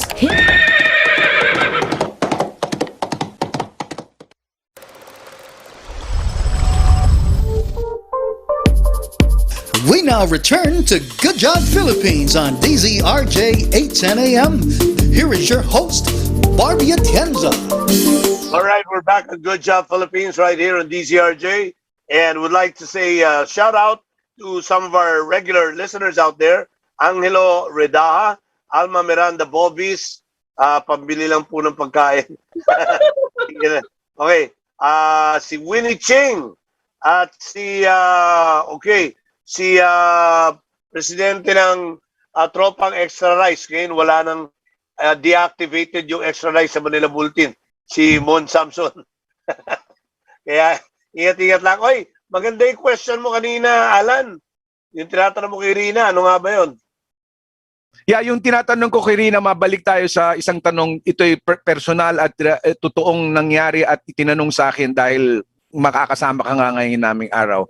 Sabi ng kapatid ko, paano ba natin mamomotivate? At sila'y nakikinig ngayon sa radyo, Rina. Paano natin mamomotivate yung mga crew na nag-stop operation muna ngayon? Mga waiter po ito na stop operation dahil nga, hindi dahil sa checkpoint, dahil sa ECQ, impending ECQ. Or at least to keep their moral high, no? Yung motivate kasi, wala nang trabaho wala sa trabaho. Oo. Ito 15 days pa lang daw sila nagtatrabaho, 15 days pa lang. So, Oh yun. my God, that's Yes. very short period. Yes, Well, yes. anyway, sana maging ano pa rin sila, maging hopeful sila that everything will gonna go back to normal. But then again, for the meantime, they have to look for other resources. If not, mag-adjust yung employer wherein they will switch to digital services. So we have our Grab and Food Panda, baka naman just to supplement. And then expedite na rin or leverage yung sales ng business. Or the other way around, si employer yung mag-a-adjust, maging skeletal sila in order for them na magkaroon pa rin ng source of income even though in a very minimal pay or salary. At least mas mabuti na yung merong konti kesa sa wala, ano? Pero kung ako yung kung ako nasa posisyon naman ng sister ni Alan, di ba? One of the things na magkakaroon ako ng reservation dyan, kunyari ikaw yung empleyado ko, Rina, ikaw yung aking chef. Tapos i-encourage kita, pahiramin kita ng puhunan, di ba? Sabihin ko sa'yo, Rina, habang wala pang restaurant, magtayo ka na muna ng ano mo dyan, small eatery mo dyan, delivery, magpa-food, ang tawag dito, food delivery lang online. Eh pag gumanda yung negosyo mo, tapos nagbukas na ulit, baka hindi ka na bumalik sa akin. Oo. Yun naman yun. Competitor na. Di ba? Mabigat yun. Ang hirap balance yan, di ba? Tsaka nakakatakot yung baka mamaya pareha yung lasa. Alam mo yun? Siyempre, parehong chef eh. Oo, di ba? Tapos si Rina, na dati kong chef, wala naman siyang overhead, wala siyang inuupahan, wala siyang pinapasasweldo na iba. Siyempre, pwede niyang presyo ng mas mababa yung kanyang product. So, naging competitor ko pa siya. Parang dati meron akong boss na Amerikano. Siyempre, ako yung nasa HR. I was convincing him to invest in training for employees. Alam mo, hindi siya masyadong believe sa training nung time na yun. Sabi niya sa akin yung example niya. Kung meron akong gasoline station, and my gas pump boy, tinuruan ko, pinag-aral ko ng accounting, ng financial management, ng business, in-scholar ko. Yung natuto na, meron nakuhang financier, nagtayo ng gasoline station right in front of mine. He competed with me. So sabi niya, bakit? Paano? Is that a good investment? Yun, yung pareho ng example natin ngayon. Napaka-traumatic naman. May sagot ako dyan. Kailan? Aba. Pero, seriously, Seriously. Ako yung sagot ko dyan sa sister mo sa ganun sitwasyon is the same way I explained it to my American boss at the time. Sabi ko, well, it's not a lost investment. If you invest in something like that, that means it will grow. It will help grow the economy. So, ibig sabihin, you've contributed to society. Di bale na, mag-train ka na lang ng bago ulit para tuloy-tuloy. Pero the growth of your people is not your loss. It's always a gain. It's always something that you should celebrate. Now, in the case of Rina and myself, ako yung restaurant owner, pinuhunanan ko si Rina, gumanda yung negosyo niya, naging maganda yung takbo ng negosyo niya. That's another additional business in Philippine economy. Perhaps, baka pag lumaki pa siya, mag-create pa siya ng jobs para sa iba, di ba? And sa akin naman, it's good. Competition is not always bad. It's good because more and more people turn to consuming the product that you're selling.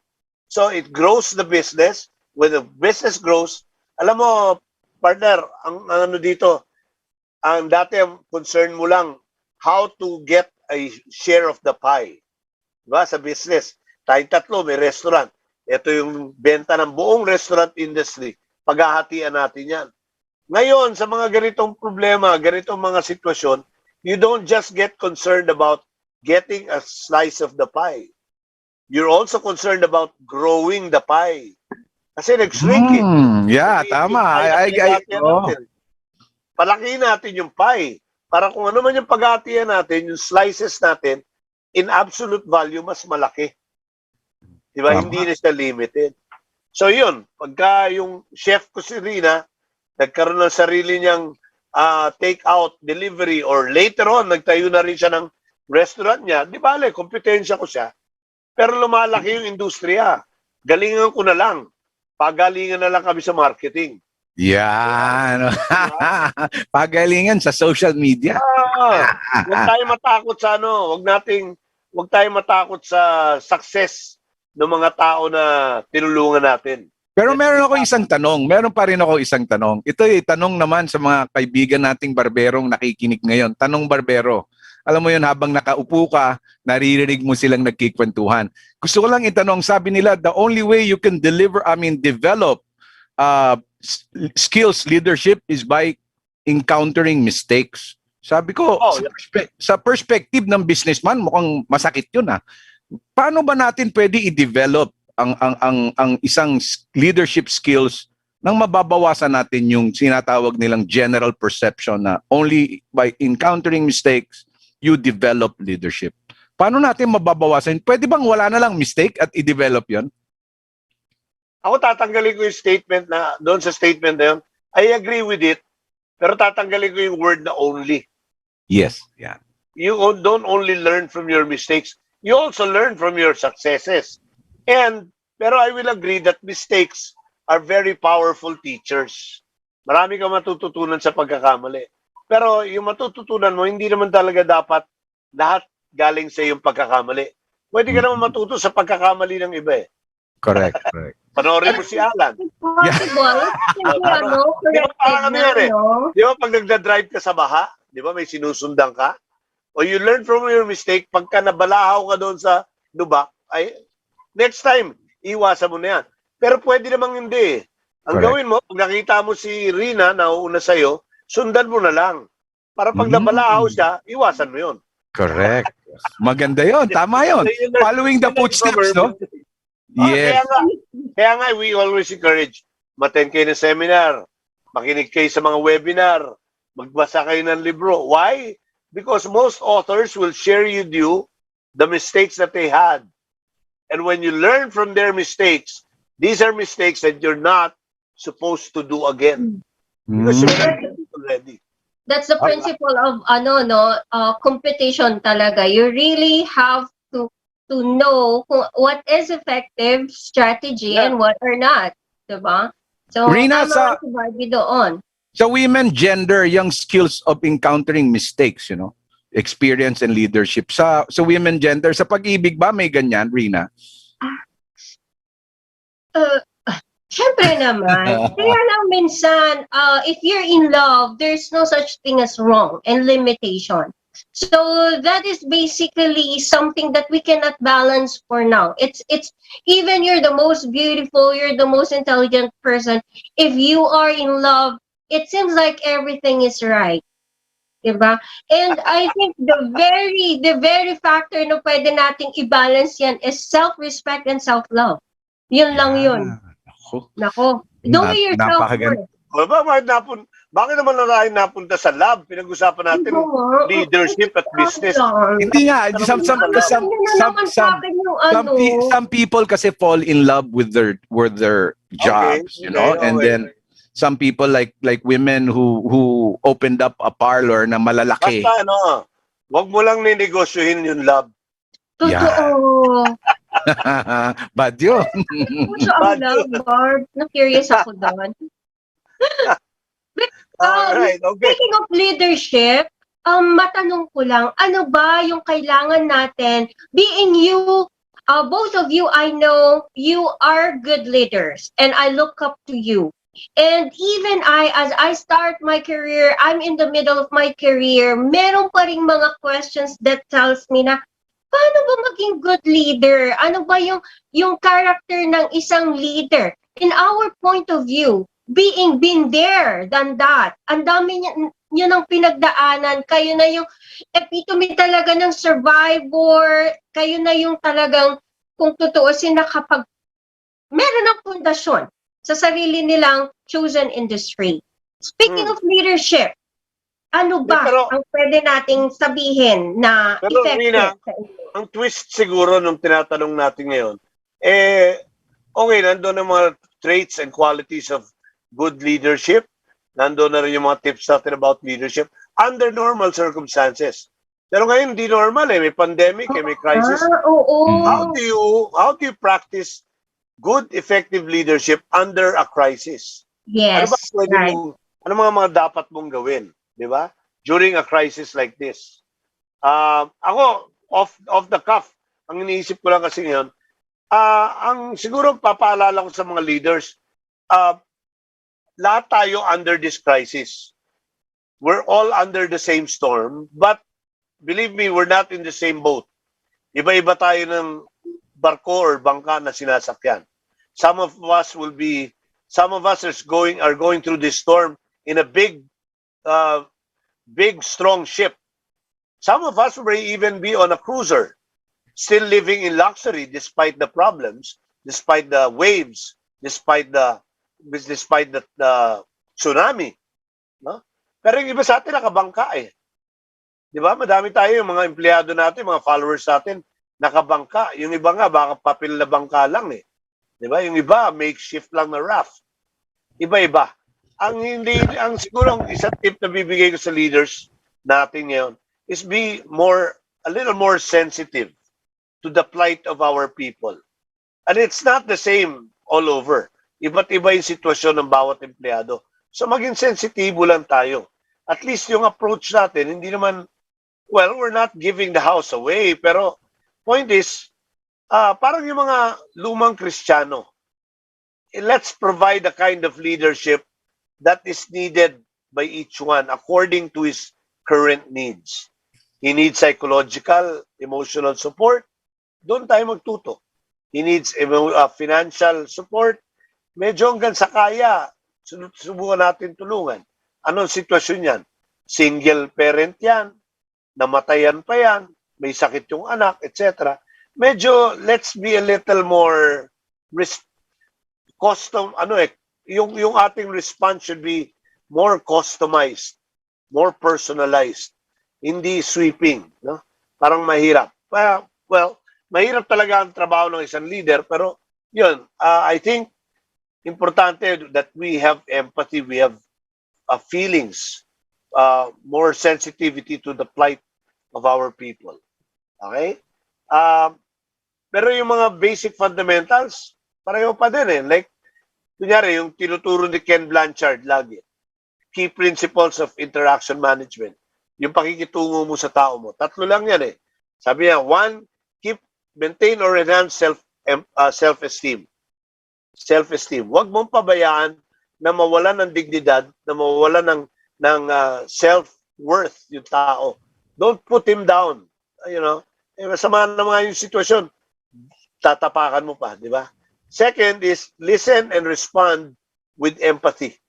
Feel what they feel. Put yourselves in their shoes. Golden rule.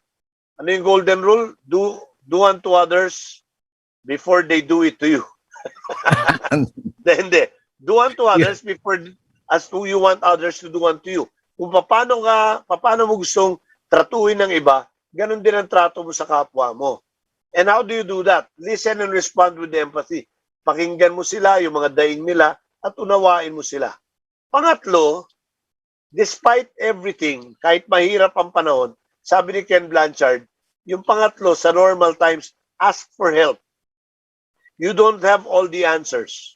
You never have all the answers. Nobody has the monopoly on good ideas. Okay? So yun, maintain or enhance self-esteem, lalo na tayo mga Asyano, when you lose face, pag yan, napahiya mo na. Pag yan, tinanggalan mo ng dangal, huwag ka nang umasa na makakatulong sa iyan. Sisirain ka pa niyan. Pangalawa, listen and respond with empathy. Kaya tayo ginawa ng Diyos, 2 tenga, 1 bibig, dahil kailangan matuto tayo makinig. At pangatlo, ask for help. It doesn't make you weaker. In fact, maraming sitwasyon, kahit kung ikaw leader, kahit alam mo na yung sagot, huwag mo muna sasagutin. Para tayo mga broadcaster, kahit alam na natin yung sagot, tatanungin natin doon sa ini-interview natin para sa kanila manggaling.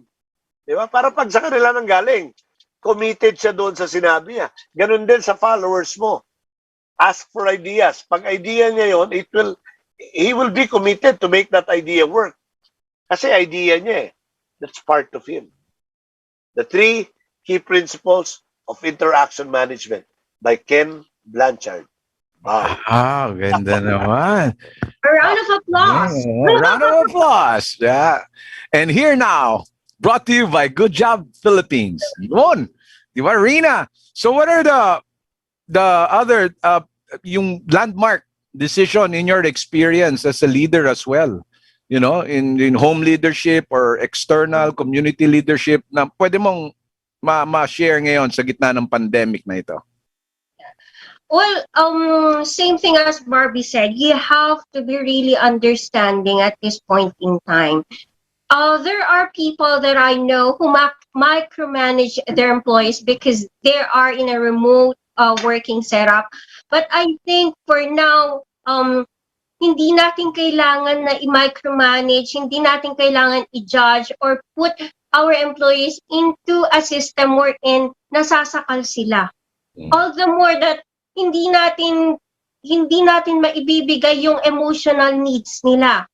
Eto nga, kulang ka na nga sa ibinabayad, kulang ka pa ng pakikibagay at understanding sa kanila. Diba? That is not the way it should be. And being a leader, I always take note of the feelings and then the growth of my people. Yeah. Siguro I won't take the lead. They will be the ones who tell me what is supposed to be done. You know why? It's because it's the respect, the trust. It's because you know already what's going on But giving value to what they have to say is so much that make them feel that they are valued, their voice is given much attention and significance. Maganda yon. Being part of the team. Kulang ka na nga sa bayad, kulang ka pa sa pagmamahal.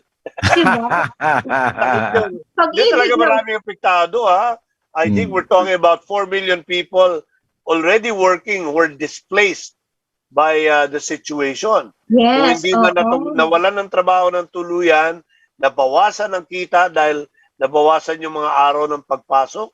Diba? Tapos dinamoralize mo pa sila. Alam mo ba na yung sinabi nga ni Rina, yung giving value on what they're up to, they want to say, yung pagpapakinggan natin yung gusto nilang sabihin, transcend borders, mga borderline talaga, borders ang nilalampasan yan. Those people that are displaced right now, you could also be leaders, doon sa inyong mga tahanan, yung home leadership, pagdating nyo sa bahay, practice home leadership. The best way, yung sinasabi nga ni Rina, tanungin nyo po yung pamilya ninyo, kamustahin nyo yung anak nyo, lalo na ngayon po, magkakaroon tayo ng home quarantine. Tanungin nyo yung mga anak nyo, kamustahin nyo po, at pakinggan ninyo yung sasabihin nila. Do not debate, especially with your children. This is the time that you listen to them, and yun lagi pong sinasabi ni Dialogue, at yun sinasabi ni Sir Barbie, hindi po sa dulo ang pagdadasal, nasa una. Pray first. Tama yun. Yung leadership hindi lang sa trabaho, hindi lang sa organisasyon, pati sa tahanan, pati sa neighborhood, sa barangay. Isang may dadagdag lang dyan, Rina at Alan.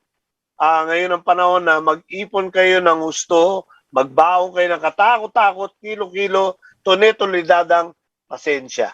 Yan. Pasensya. Pare-pareho tayo nasa mahirap na kalagayan, kaya medyo haba-habaan natin yung yung pasensya, yung tiyaga. Di ba? Makinig tayo. Yung dating na napipikon tayo, huwag masyado mapikon. Yan mo na, kahit sa kalye. Di ba? Yung mga barumbado sa kalye, pagpasensyaan nyo na muna. Yan Totoo yan. Lahat tayo may pinagdadaanan. Totoo. Yes. Magandang kwento dyan sa community leadership, Sa amin dito, meron kaming convenience store, Isa sa mga pinakamalaki niyan, listener natin, si Rosalinda Iwata. Nung episode 1 ng ECQ, pagka may bumibili sa kanya ng mga bigas, dahil mga big stores malalayo, puro ka checkpoint, nilimit niya per family ang pwedeng bumili ng rice, para lahat daw ng mga kapitbahay makabili. Parang rasyon. Oo, parang kanya, bawal ang hoarding, Ilan lang ang kaya mong bilhin. Sabi ko, magandang idea yan, There is, how would I say, help for each other, concern. Yun. Maganda yun. I'm So sure keep may it up. nagagalit. Ay, definitely. Oo. Kaya Oo. nagkaroon ng kwentuhan, parang wala daw yung freedom to buy.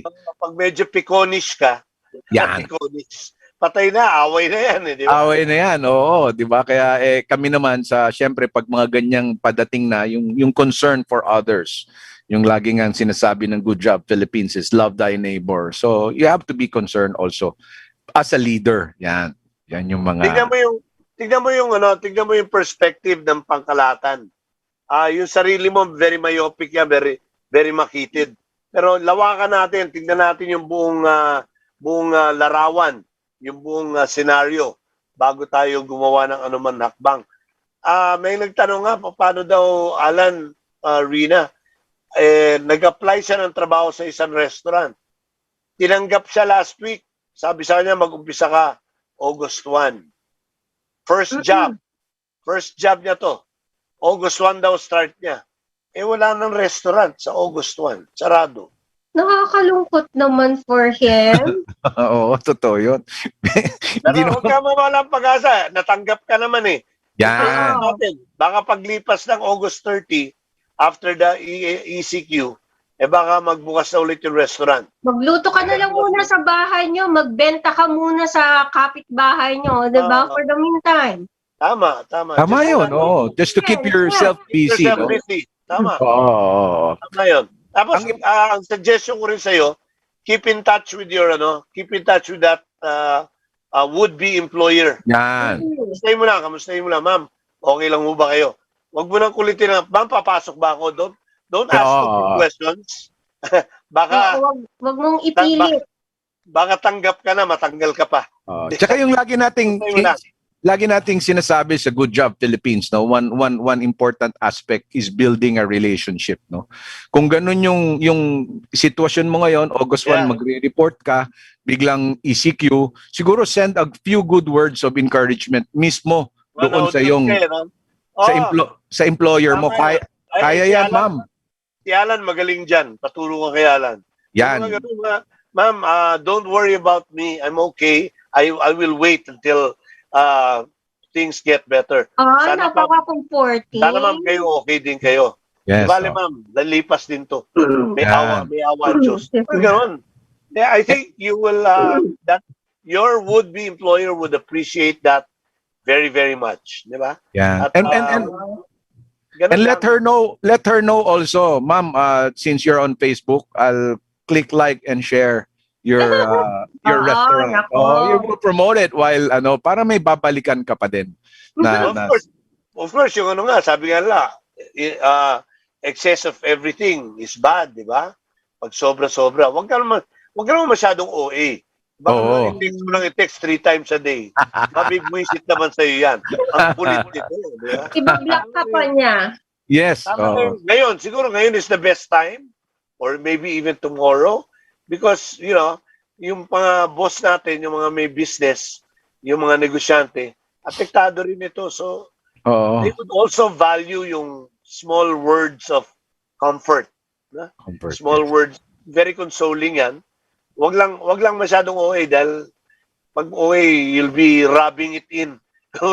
parang ano ka ba, nang-aasar ka na yata eh. Di ba? So, ganun lang. Alright, tapos yung mga boss, I have a question naman sa inyo ni Barbie. Total, a year into leadership, you've been, the foundation is there. So mga aspiring din and still those who have questions like me as to how it should be an effective leader, what are the advices, especially now na nasa ganito tayong sitwasyon? What are the tips that you could give to our listeners for them to highly effective and at the same time emotionally connected to their employees or maybe members? Barbie? Yes, Barbie. Madami namang pamamaraan. Siyempre, limitado ka rin in terms of, I know of a company na limitado nga sila dahil sa funds, dahil the business is affected also. But sometime last year, in the middle of last year, bago pa magpasko, little tokens, no? This is a big company, but still, ngayon, kuminsan, yan ang mahirap. They always say, dala natin ng, the government will say, bigyan natin ng ayuda yung mga small, medium enterprises. Pati yung mga large companies, apektado, ha? Hindi biro yun. Pero, there's this big company that really shut down because their business was, let me say, their business was tourism related. Alam mo naman, tourism practically zero.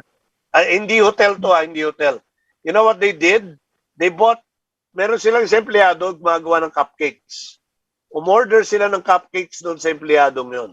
Pinadalan nila lahat ng empleyado nila ng cupcakes. I hope you're feeling okay. In the midst of all this, blah, blah, blah, I hope you're okay. Enjoy these cupcakes or something like that. Small gesture goes a long way. Di ba? Oy, wala na tayong oras.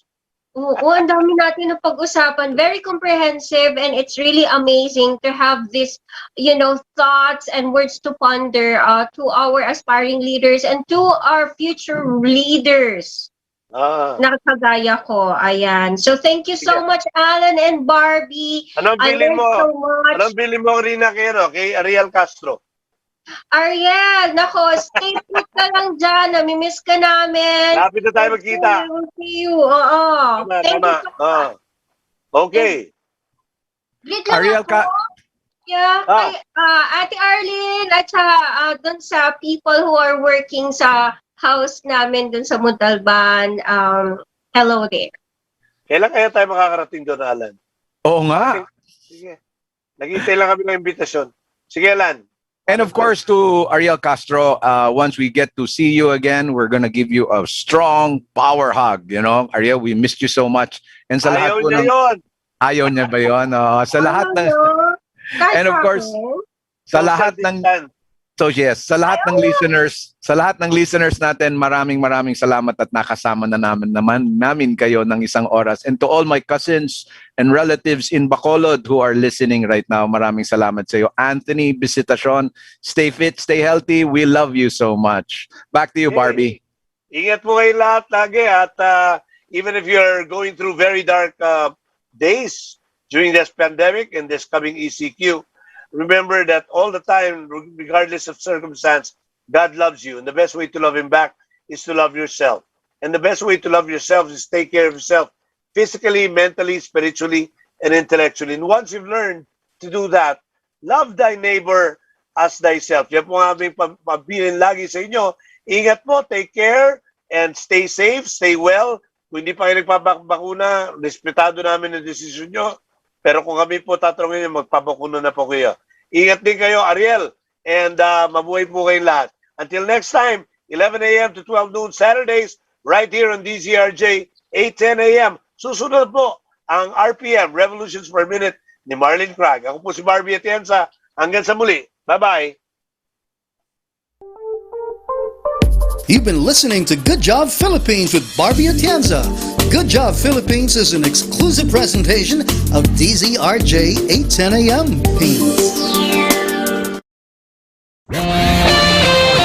The views and comments of the hosts and guests are not necessarily those of the station.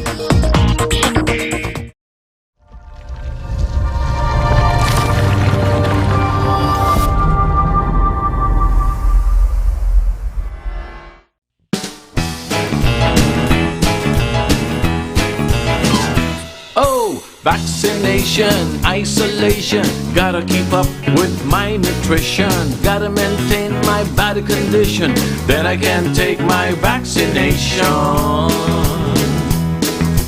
What do I choose? What do I take? As long as it is not a fake. AstraZeneca, Moderna, BioNTech, even Sinovac, okay na.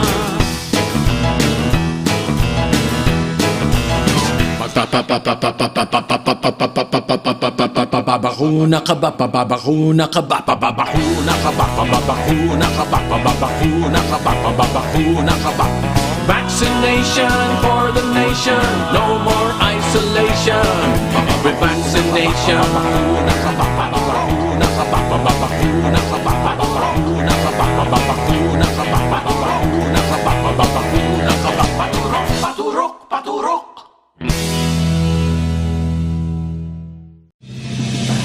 You are watching the multi-awarded Radio Bandido TV on Channel 224 Sky Cable and TV Plus boxes. Simulcast on DZRJ 8:10 a.m. Informing, advising, and entertaining the Filipinos and OFWs around the world. Streaming live on www.facebook.com/DZRJ 8:10 a.m.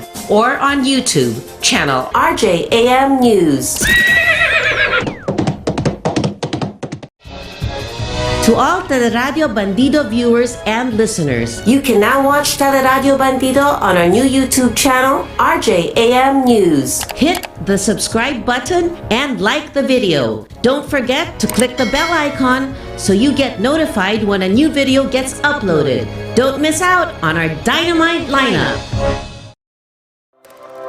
Revolutions Per Minute with host Marilyn Craig and guest co-host future Dr. Zoe will revolutionize your life. Spend lunch with them every Saturday from 12 noon to 1 p.m. This is your Love Life Teleradyo with interviews with people from all walks of lives, as well as personalities, with stories that enlighten and inspire. So catch RPM on Teleradyo Bandido, Channel 224 Sky Cable, TV Plus boxes, free-to-air Channel 29, DZRJ 8:10 a.m., Facebook.com/DZRJ 8:10 a.m., and YouTube channel RJAM News. Hello, everyone. Yes, this is RPM Revolutions Per Minute again, accelerating your Saturday noontime. Stay tuned in that very streaming if you're on Facebook, which we are live on www.facebook.com/DZRJ 810 AM. And if you're tuning on your radios right now, that's 810 AM on your dial. And please subscribe on our YouTube. Right now, we are also live at RJAM News. All right. We have a very, very exciting day today again because we are graced with the beautiful women from the Mrs. Universe Philippines candidates for 2021. Well, I'm supposed to have 6 girls. What happened to the 6 girls? Okay, so I have here Miss Heaven and Miss Bicol. There was an interchange of your name. So, okay, while waiting for the rest of the girls, would you like to introduce yourself, Miss Bicol? Hi everyone. Hi sa mga televiewers. I'm Marisan Bilanghel Conche. I'm from Veracatan, Doanes. I have 4 kids and I'm happily married for 15 years. Wow, happily married for 15 years. All right, how about you, Heaven? Please say something about yourself. Hello, everyone. To everyone who is watching, hello. I'm Heaven Peña, Florida, your Mrs. Universe Philippines Makati. I am 33 years old with 2 kids, and I'm currently employed as an executive assistant, and I own businesses like a fashion boutique for women and a one-stop shop visa processing services for foreigners. All righty. So we have one coming in, but I think you're... Yes, hello, Claude. Say something about yourself, Claude. Hello, good afternoon. Maing utos sa tanan. Yes po, I'm Claudeline Cuntapay Molero, your Mrs. Universe. I was typing. Your Mrs. Universe, Davao del Norte po. I'm happily married for 15 years. Wow. By the way, I'm 41 years old and I have 3 lovely kids. I'm an entrepreneur mom who owns a space rental here in our town. And I'm also a member of a BCDP, which is the business community. And I'm also a lecturer here in our church. And I'm sorry I'm late. That's okay. Better late than never. Just few seconds late. So welcome, Miss Claude. Thank you. From Davao del Norte, right? Yes, ma'am. Okay, so here we have another one coming in. Mrs. Rizal. but I think she's not live yet. So, yes, you are tuning in right now with Revolutions per Minute, accelerating your life with with a topic later. What are the issues of women and why our beautiful Mrs. Universe Philippines, representing the different cities or different provinces of this country, what the reason why they are joining the Mrs. Universe, and we're going to learn what are their advocacies. So let's shoot it right away. So let's start with Mrs. Bicol. So why did you join the Mrs. Universe? I joined Mrs. Universe Philippines because when I was young, sobrang pangarap ko maging isang beauty queen. Hanggang sa nakapag-asawa na ako at nagkaroon ako ng anak, medyo naudlot yung pangarap ko. Sa tingin ko, itong pagiging Mrs. Universe Philippines, isa ito sa paraan para matupad yung pangarap ko na maging isang beauty queen. Hindi hadlang actually ang pagiging nanay na matupad yung pangarap. Kailangan din natin also mahalin ang sarili natin kahit inaalagaan natin yung pamilya natin, yung mga anak natin. So ito yung nakikita kong paraan para matupad yung pangarap ko nung bata pa po ako. Kahit may asawa at anak na, matutupad pa rin natin yung pangarap natin. That's so true. You can always be a queen at any age. Yes. Right? Whether married or not, single mom or not, right? Married, single mom, single again mom. You know, if we missed, like me, I had to choose between marrying Mr. Krug and joining the Mrs. Universe Philippines, Miss Universe Philippines or Binibining Pilipinas way back 1978, and I just used him instead of joining. So, but then I also joined the Mrs. Universe. So I was your Mrs. Universe Classic for Philippine Finest Women 2018, and crowned as Mrs. Universe Noble Queen Classic also 2019. All right, better late than never, right? So how about you? Why do you join the Mrs. Universe? For what reason? Claudine. Miss MK, I joined Mrs. Universe. First and foremost, I was motivated by my daughter. And secondly, knowing that Mrs. Universe has the passion in helping women, empowering women and children. That's why I joined the Mrs. Universe Philippines, because I do also have my advocacy, which I called Padayon Club for women and children po. That's good. Yes po. And Padayon Club for women and children, meaning Padayon meaning continue. And Claude stands for cultivating livelihood activities, underscoring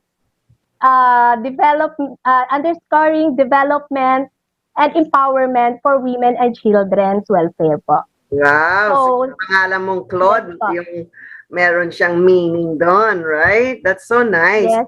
So yeah, we'll talk about an advocacy for later. I'm going to ask each one of you, but that's why you join, because Mrs. Universe can be a platform to have a larger audience and international audience to maybe sponsor us also, right? Or help collaborate with us. That's why we use Mrs. Universe and most of the beauty pageants, especially for the married ones like Mrs. Universe, Mrs. International, Mrs. World. It's mostly organized because for the advocacy of women to empower women, right? Thank you, Claude. All right, so we have Heaven. Before we go to Heaven, let me recognize Mrs. Rizal, Mrs. Universe Philippines 2021, Mrs. Rizal, Michelle Lucas.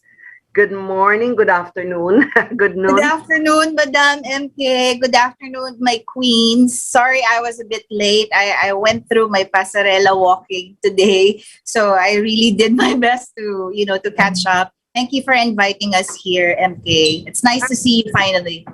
And thank you for gracing our show. Okay, so tell them about yourself, please, Michelle. Oh, so I'm a mother of three. I'm an entrepreneur. I'm also a chef. I have two restaurants. I basically do a lot of charity work as well. And I'm more into coaching the micro and small entrepreneurs. So much of my work has to do with, helping the local women and the youth. And I've been doing it for more than 10 years, actually. And I've started like a few movements, a few charities way back in 2010, I think, if I'm not mistaken. So it's been part of my core from the onset, especially that we come from, the assumption education. So we've always had to reach out and serve our communities in our own little ways. So that's more or less about me po, Madam.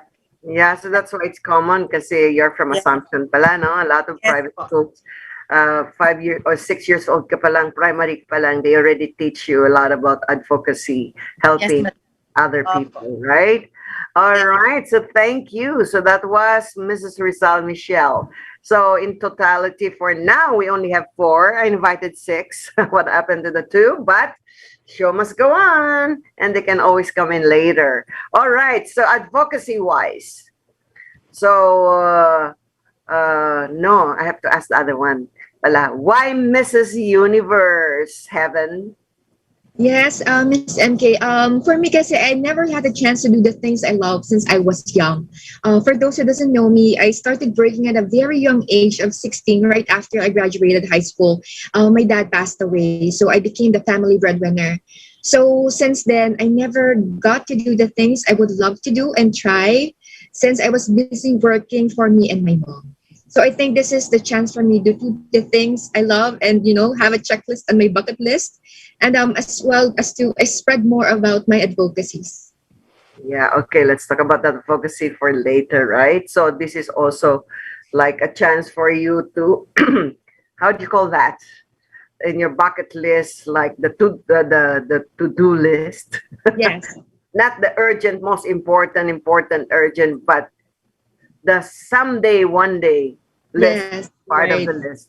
Okay, that's so great because I really like the platform for this organization, Mrs. Universe Philippines. I was attracted also to join, and because of its advocacy, I thought it was just going to parade yourself with your nice, beautiful inches above in the waist and on the hips, and then going on bikini or bikini. And when I found out that it doesn't go like that, then I said, okay, I'm in. All right. So what happened to Michelle? Yes, Why Madam. did you join Mrs. Universe? Okay. I've always wanted to have my own foundation, and that was my dream when I turned 40. So unfortunately, I wasn't able to establish one. And then I was invited to participate in this pageant. And I thought that it was the perfect time already. It's God's will. It's the perfect time to reach out to more people through the foundation, through the Mrs. Universe Foundation. So I joined because of the advocacy and all the, the work they've been doing is something very close and aligned to my core and what I've been doing as well since I was young. So I don't want to say I'm still young, but yeah, this is the only reason why I participated. I've never been in the pageantry, never had a chance to join anything as such. And I'm happy that I have the chance at 43 to be a part of one and to actually reach out to more people, not just in my locality, but other towns and provinces. So that's basically why I'm here, Madam. Yeah, isn't it so nice that your personal advocacy collaborates with the organization, and then you have a bigger audience now and more sisters to help you, right? Yes, it's a lot easier than just doing it by yourself. And you have a foundation that's really established instead of just you carrying all the tasks by yourself. So I'm happy that I'm part of such an organization. Yeah, that's a good, I think Mrs. Universe Philippines is a very good sisterhood. And it's been founded, connected to the Mrs. Universe Limited. And they've been there already for 47 years, I think, right? 44 or 47 years. Anyway, so Okay, that was my question. Why? So everybody, did I ask you, Claude? Why did you join Mrs. Universe already? And Heaven and what's your first name again, Mrs. Bicol? Because it's not written there. It was a mistake. Marisan nilagay nila. Marisan. I'm Marisan Bilangel. Oh, you are Marisan. Yes. Oh, okay. So I did not make a mistake in the picture, right? So I was able to put the pictures together. Kanina, yung brochure ko. Tama po yun.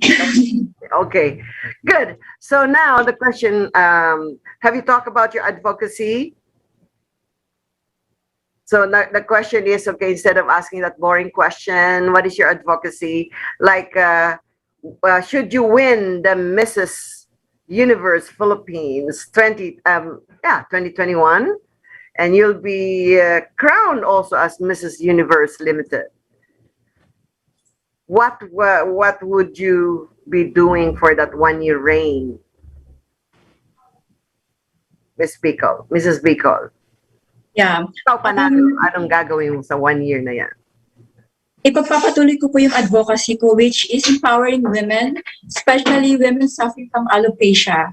Sobrang nakaka-relate po ako dito kasi bilang isang esthetician, ang pinaka-goal ko is maging look good and feel great yung mga clients ko. And ang napili ko pong ko talaga advocacy is yung may alopecia because ang mga taong may alopecia, especially the girls, sobrang mababa yung self-confidence nila because they have no hair. Bilang isang esthetician, I can do also microblading and help them provide wigs so that yung self-confidence nila ay mas tumaas pa.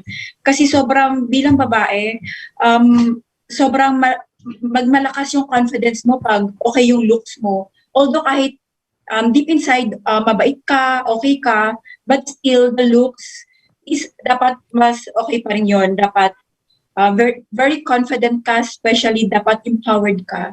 Correct. Kasi I believe in that, because hair is the crowning glory of a man. Yes, especially sa ating mga babae. Correct.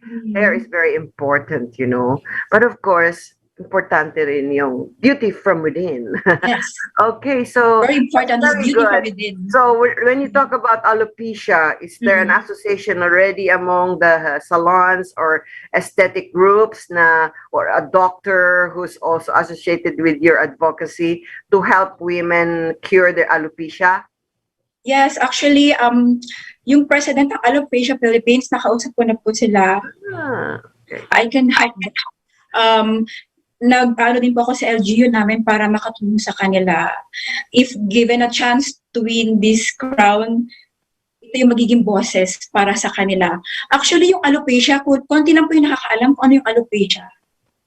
Sa pamamagitan nito, mas madaming makakaalam kung ano ba talagang alopecia, na kailangan silang ma-empowered, kailangan bigyan sila ng pansin at halaga. Yung mga babae, especially babae, actually hindi lang babae, lahat ng taong may alopecia. Correct. Alopecia, for the listeners out there, is when there's patches of no hair, or you lose certain parts of your hair. Actually, may mga na-encounter po akong clients, actually hindi lang hair loss. Even though eyebrows, they don't have eyebrows. Yeah. So, bilang isang esthetician, I can help them doing microblading for free. Gumagawa ko ng microblading, I can help them. Right? Para mas ma-boost yung confidence po nila. Yeah, so Tagalog, nawawala po yung buhok, certain parts of your face and your head, or where your hair grows.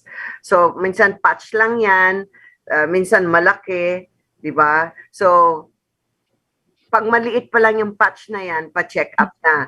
So there are doctors who are taking care of that problem, the alopecia, right? So maybe later we can tell them, they can go Google, right?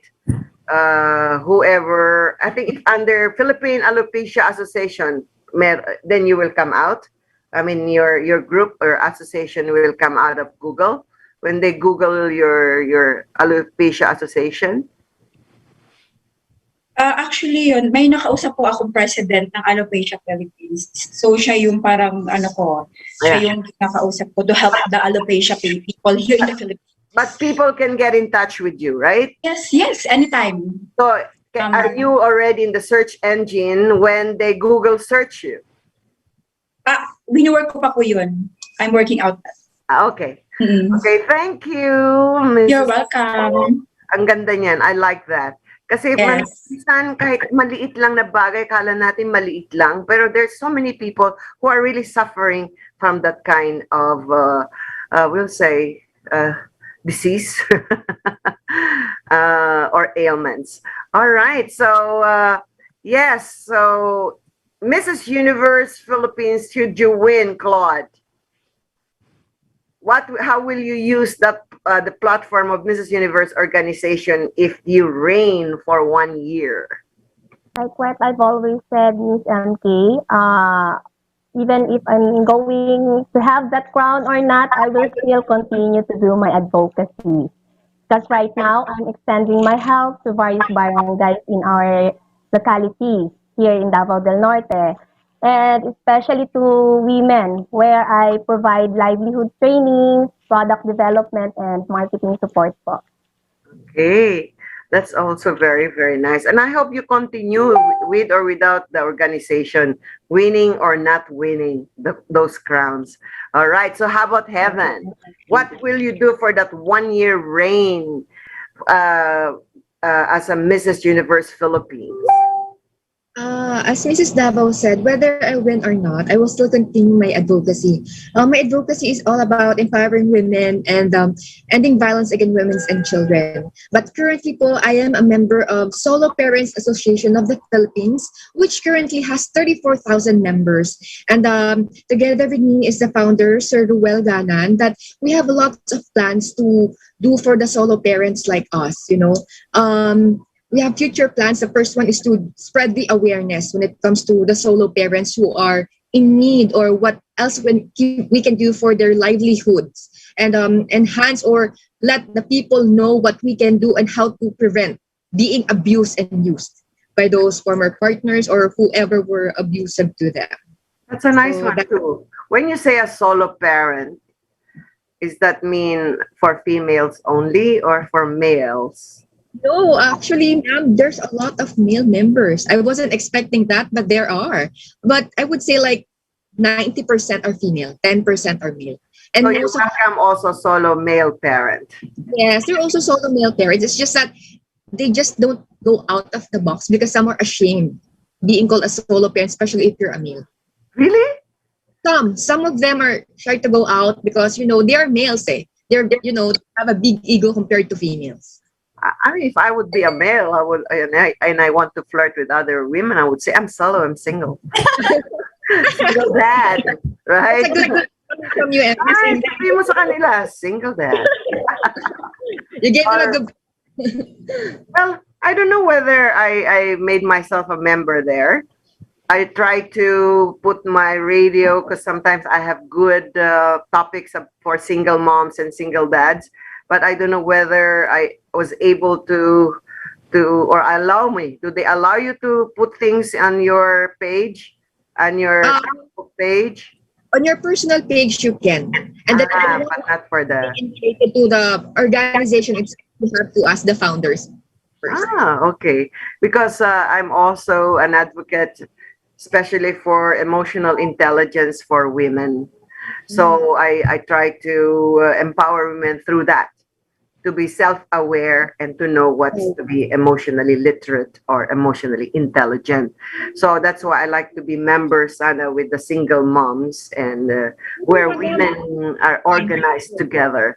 Yeah. So I will contact you with regards to that. But that's very nice, you know. If you grow more and more, baka pwede na kayo sa Congress.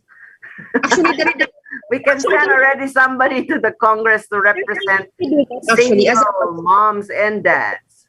So many people can hear us, the solo parents like us po. Oh, so go. Sige, go. Let's blog it. I want to know your mission and vision, so maybe we can collaborate each other. And Mrs. Universe can be a part of you, right?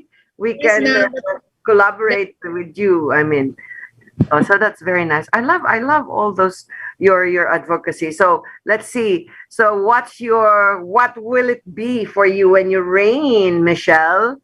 As Yeah. let's go for the international. What if you would win Mrs. Philippines 2021 and you will also be crowned or one of the girls crowned for Mrs. Universe Limited? I think I'm not going to be limited to just my own advocacy or the advocacy of the foundation. I think what I'm going to do for the entire year is to actually work with the sisters and plan something out wherein all of us can contribute to the bigger audience, to the larger scale. So if I get the chance to win, I'll be working with Mrs. Makati, Mrs. Manila, Mrs. Bicol, all of my friends already in the sisterhood. And I know they really have very good advocacies, and we just need to align and have the opportunity to work together towards that common goal of helping others. So my time would be spent mostly doing my own advocacy, which is empowering the youth and the women through entrepreneurship, because that's very close to my heart, giving them a source of income, teaching them how to start and manage their own business, and making them capable on their own to support themselves instead of relying on a partner. Like what Heaven said, being a solo parent is not very easy. You wear several hats all at the same time. You're a father, you're a mother, you're a boss, you're a community servant, and you do all of these things. And it's really not that easy. So again, if I had the chance, I want to work with the sisters and the entire foundation to promote whatever it is that we all want to do. So together lang talaga, we're gonna reach our dreams as a team pa rin. Regardless if we wear the crowns or no, we'll still be together in our advocacies.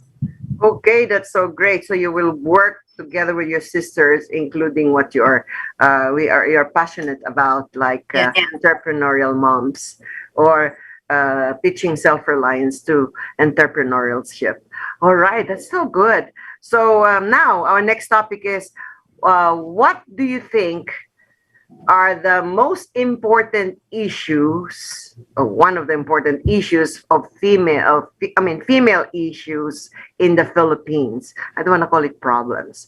So to you, that is dear to you, that when you really win the Mrs. Universe Philippines, or you will have a platform of the Mrs. Universe title, what important issue of female would you like to address to? Like, I can start. Like, if I would be a Mrs. Universe, which I did. So aside from empowering women, I am also anti-abuse, anti-abuse for female and children. Okay, so let's start with Heaven. So Heaven, ano yung pinaka-importanting issue you think that you would like to focus on? Actually, since my advocacy is about ending violence against women and children, that's the thing I'm really focusing on. I'm a solo parent myself, so I feel for those women who were used and abused. I have my own blog and YouTube channel wherein I also interviewed those women who were abused before, so that it will serve as an inspiration, and it will serve as, they have an idea on what to do next time if someone gets abused, or where to report to. Because if we are together, there's a unity between all the women and children, it'll be easier for us to overcome those obstacles. Especially if... Yes. Go ahead. Especially if we're all together as women, especially for those, I'm quite a feminist myself. So I'm really hoping for all the women to be as one, and, we are united. As I've said to my previous vlogs before, we can do it together. We can make it happen. Yeah. So you're giving the information, dissemination of information, where to run to. Yes. So you have that in your Facebook. Yes, I have. And having 34,000, I'm sure in their profile, andun na yan, call us. So dapat merong ganun yan. There is? Of the Philippines, there is.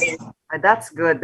Para it should be available and very fast. And I hope when they call you, right in 5 minutes, 2 minutes, there should be somebody being called, because it's like siguro, hopefully, you're doing it like a network, wherein if Yes. somebody from Rizal will say, Yes. my husband is gonna kill me now. I locked myself in the door. Just send somebody for help, right? So There is are you directly connected to the police, to all the different branches of police para isang tawag lang, and It's then easy. that woman or child can be rescued? Meron That's ka true. nun? It's not really like a hotline like 911. We don't have that yet. But what we have is an organization that if you need help for sectors, there's an available sector. So for example, I'm in charge for Makati. So in Makati, you can coordinate with me. So if another place like Laguna, there's another chapter for that. And then it's all one group, which is the SPAP. So But that's why I was saying I hope that there's a quick network. Yes. That when somebody, it could be that, hey, Miss Rizal, you're in Makati, right? But yung nauna niyang nakita yung pangalan mo sa Facebook. So then you should be able to say, okay, calm down, let me call them, and then put down your phone, and they'll be calling you in a few minutes. And hopefully you will be able to organize it better. Like somebody should be in charge for that city, that the phone should not be busy, or there should be a line busy, not busy for somebody to get in touch with. Para organize. Kasi it's so easy for us to say, I like to be anti-abuse and like that. And, we are organizing and teaching people. But the thing is, are you there? That's true. I want to tell you of one big organization which is part of the Congress. When I needed help, they say that I'm too rich to be given help. Oh, that's not nice.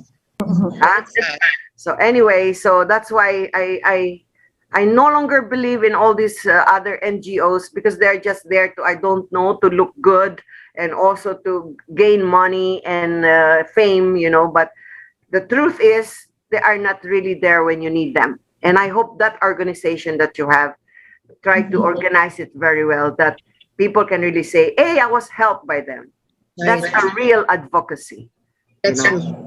Because me, if I have a big network like that, I would like to organize it in a way that it's really gonna help people. It's not just in the saying and in the words. All right, hindi lang paganda points, right? And because me, that's why I only started my advocacy through my radio, empowering women emotionally. And maraming hindi nakakaintindi ng emotionally intelligent or to be emotionally literate. It comes with self-awareness. Ano ba yung self-awareness? So then I give a forum then, and I teach them and I give workshops. And I also give a relationship management, because success in life is dependent on your relationship in life. Yes. Pag wrong ang relationship mo at home, you will bring it to your work. And if your work, you got the wrong relationship at work and you don't know how to handle it, then you bring it home and then it causes chaos and problems. So anyway, so that's my little way to sometimes give free forums all over the world. I invite UK overseas workers, kasi I'm making use of the online presentations and communicating all over the world. So I have frontliners, I have from different countries. I started with UK and Philippines, and then we have now Florida, we have Dubai group, so hopefully it will become there. And I'm also inviting the organization of Mrs. Universe to become my honorary members. And you're most welcome when I give free forums. Sometimes it's a paid forum, and I also do mentoring and coaching for rapid response EQ transformation. When you feel so low and I don't know what to do anymore, how to handle your emotions, I coach and I mentor on that. So that's my little way of advocating women and having talks like this for women to know that, hey, we are wives, we have 3 children, we are this, we are busy, but we are joining this to empower ourselves and to empower you to become like, to aspire and to be inspiring, right? Okay, so that's nice. So I hope I can talk to you more about that, and we'll guest your head so we can ask what are the real things you have done and how many you have helped. Yes. Right? All right. So thank you. So anong issue mo, Miss Rizal, na you would like to really address?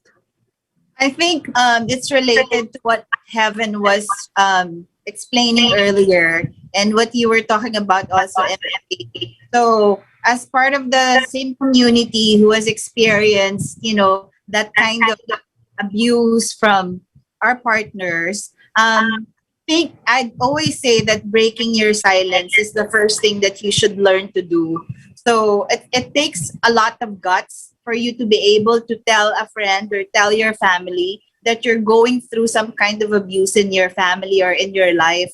So the moment you get to break that silence, you have a fair chance of actually helping that person to, to improve her life or give her another opportunity for her to lift her spirits up and encourage her to do better in whatever field she endeavors or whatever field of interest she has, for her to dream again and for her to go forward and forget the past and heal the wounds of the past. So I think the biggest issue that I've seen so far, which I've experienced myself, is that the moment you keep hiding within you the pains and the sorrows and all the experiences that you cannot let go of, the more you ruin your future, even your family, your work, and your community. So you're partly, everything about us is energy. So if you have bad energy, then you share the same energy towards the universe. So you need to, like what you said, MK, you need to be self-aware. You need to know your weaknesses and your strengths, and you need to know what to improve in yourself. So the only way we can help other women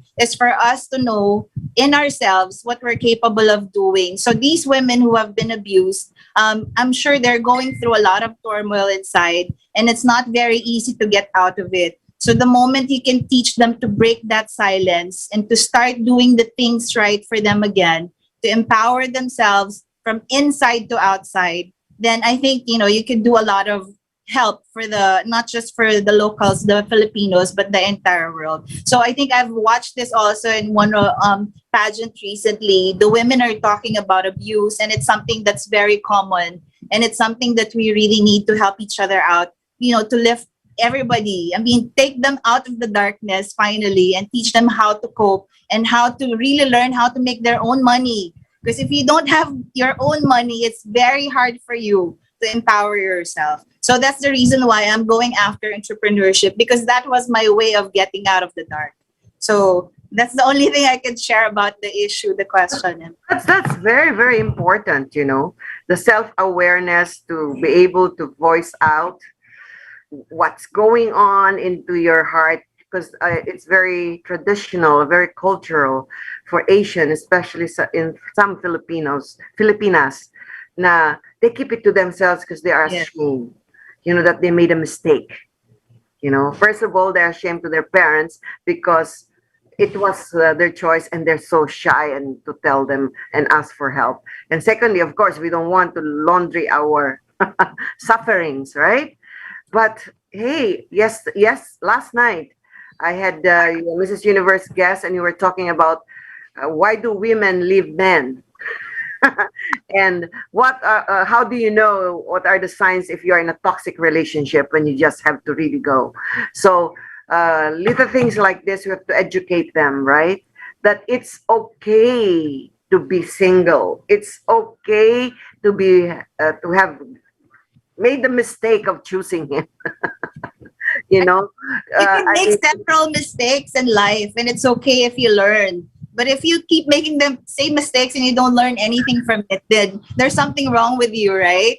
Yeah, if you have married 5 times and it's still a mistake, yes, there's something there wrong. must be something wrong with you, not them, right? Yes. So you have to teach them self-actualization also, right? You sabi mo entrepreneurial moms to be self-reliant, and self-reliance comes with self-actualization. So that's one of my advocacy, how to help women see where they are in their self-actualization based on Abraham Maslow hierarchy of needs. Kasi you really have to be self-actualized physically, biologically, all the basic things that you need, food, air, health, wellness thing, and then financial, and then safety, then belongingness, cognitive needs, self-esteem needs, aesthetic needs, then the self-actualization. Pag nabuo mo yan, it's line upon line. Nobody's perfect in each line of the hierarchy of needs. Kasi sometimes, sabi nila progressive daw ang mga tao, ang human. When you have this beautiful, nice little house, and when you see your friends that they even have nicer and bigger house, if you can afford, di ba, why not? So you dream of better, or of progressing towards what you want out of life. But pag na-self-actualize ka na, then you should be emotionally intelligent to know where do you stop. What do you want? How much do you want? Right? All right. So that's so nice. So please continue that. Nawala si Mr. Sal there. Michelle, because that's very important. Tama, we teach them to be emotionally strong, but you have to teach them how to feed themselves. Yes. Right?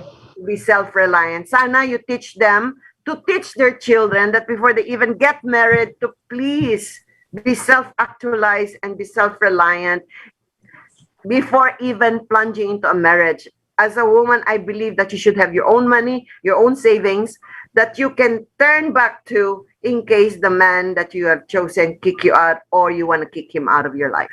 Right? Yes, correct. You don't want to be begging in the streets.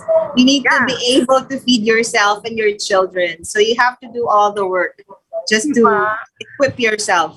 Because there are some women who become silent and stay silent being abused because they're not self-reliant. Like, how will I feed me? How will I feed my daughter? You know, that becomes a problem. So then just stay silent. Silently with their pains and abuses in life. Let's thank you, Michelle. Let's welcome my beautiful friend, Kritzy Escalante from Manila. She was my guest last night. So tell them about you, please. Okay. Hi, Miss Marlene. Hi, everyone again. My name is Christine Escalante. I'm 33 years old and I'm representing the city of Manila. I'm a single mom with 3 kids, and currently I own a construction company, GHBR Trading and Construction, and I also own a BPO company, Costec Contact Center Philippines. And my advocacy in life is, of course, all of us know that Manila has a lot of squatter in different places everywhere. And my advocacy is in line with our city mayor, Isko Moreno, which to help provide home for the homeless and to help re-energize Manila, which is rich in culture, heritage, and arts, appreciating its history by watering down those dirty walls, helping to clean out Manila to become one of the first tourist destination offering more business and job opportunities. Sabi nga nila, pag may turismo, may negosyo, may trabaho, walang gutom, at may kapayapaan, of course. With the help of our city officials in Manila, we are currently feeding street children and, of course, less fortunate all over Manila. Wow. Go, go, go, Isko. Yes, so yeah. You're a good PR for Manila. Let's see. But my question is, as I've asked the other person, why, if you would win Mrs. Universe Philippines 2021, what would be that number one thing that you would do with regards to women issues? Okay. That's so nice question, Miss Morgan. If I would win in this Mrs. Universe Philippines pageant, because most of us know that a lot of, because during this COVID, I'm sorry, a lot of women right now is suffering from this. The problems like that is that it's innumerable challenges and issues that women are currently facing right now when it comes to physical and mental health, especially in this pandemic. The first thing that I would need to do is to educate them to go, like, because currently I'm the vice president of Juanita Filipina Confederation, which we actually normally helping women who has a problem when it comes to mental health issues. So the first thing that I would need to do is to gather them, or I would probably talk to them about how mental health is so important with each and every woman, because I've been experiencing it with, like, before I've experienced a lot of like this, like mental health problem as well when I got separated with my ex-husband. So mentally, psychologically, everything I've experienced that. So I don't want other women to experience that. So I really want to educate them. Hey, look at me now, I'm okay. It's okay if you've encountered that kind of problem right now. It will pass. I mean, anyway, after a years or after a month, you will be okay, because most of the women thinks that they cannot handle the problems well. They're thinking that, suicide. They're thinking of, some things that they get the situation worse. So I would educate them that, hey, look at me now, I stand straight, and being a strong woman is very important, and that I want to teach each and every woman right now who's suffering the mental health problem. Because Okay. yeah. Yeah, especially now during this pandemic times, everybody needs some mental wellness coach, So this Juanita Association for Women. So have you helped a lot, or have you got a center where women could run to you, or their family could come and seek help from your center? Yes, we have currently, like, Princess Maharani of Mindanao. She's a Muslim. She's the president of Juanita Filipina Confederation right now. So she's currently helping those Muslims, especially in Mindanao area. So our aim, because most of the Muslims there are really, like, mentally tortured, because their husbands having a lot of wives, and they're thinking that they cannot survive, something like that. So um, our aim really is to help those women and educate them their value as a woman. Although we respect the culture differences, but it's really important to love yourself and see your importance, really. So that's our program. Currently we have, like, almost 7,000 members all over the Philippines, and we are still mentoring those women, especially in those province, in rural areas. So how do you mentor them? Like, do you have a psychologist? Do you have social workers who are into applied psychology, or how to be them well? Are there doctors in your associations that really prescribe or help them, talk to them?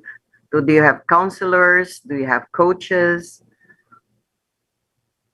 in the Actually, for those tortured, actually, Miss MK, for those tortured women, like, violently, like, siguro yung nakakaranas ng mga pananakit ng mga asawa, something like that. We have a stations, like, in General Santos, in Bula. We have their stations where they can go there and stay there. We have few social workers that can assist them. We have also one in Sarangani province. We also have one in Ilocos Norte.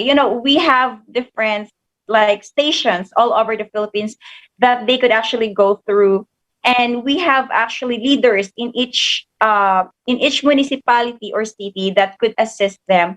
And we have our number that they can call in, especially if they need help.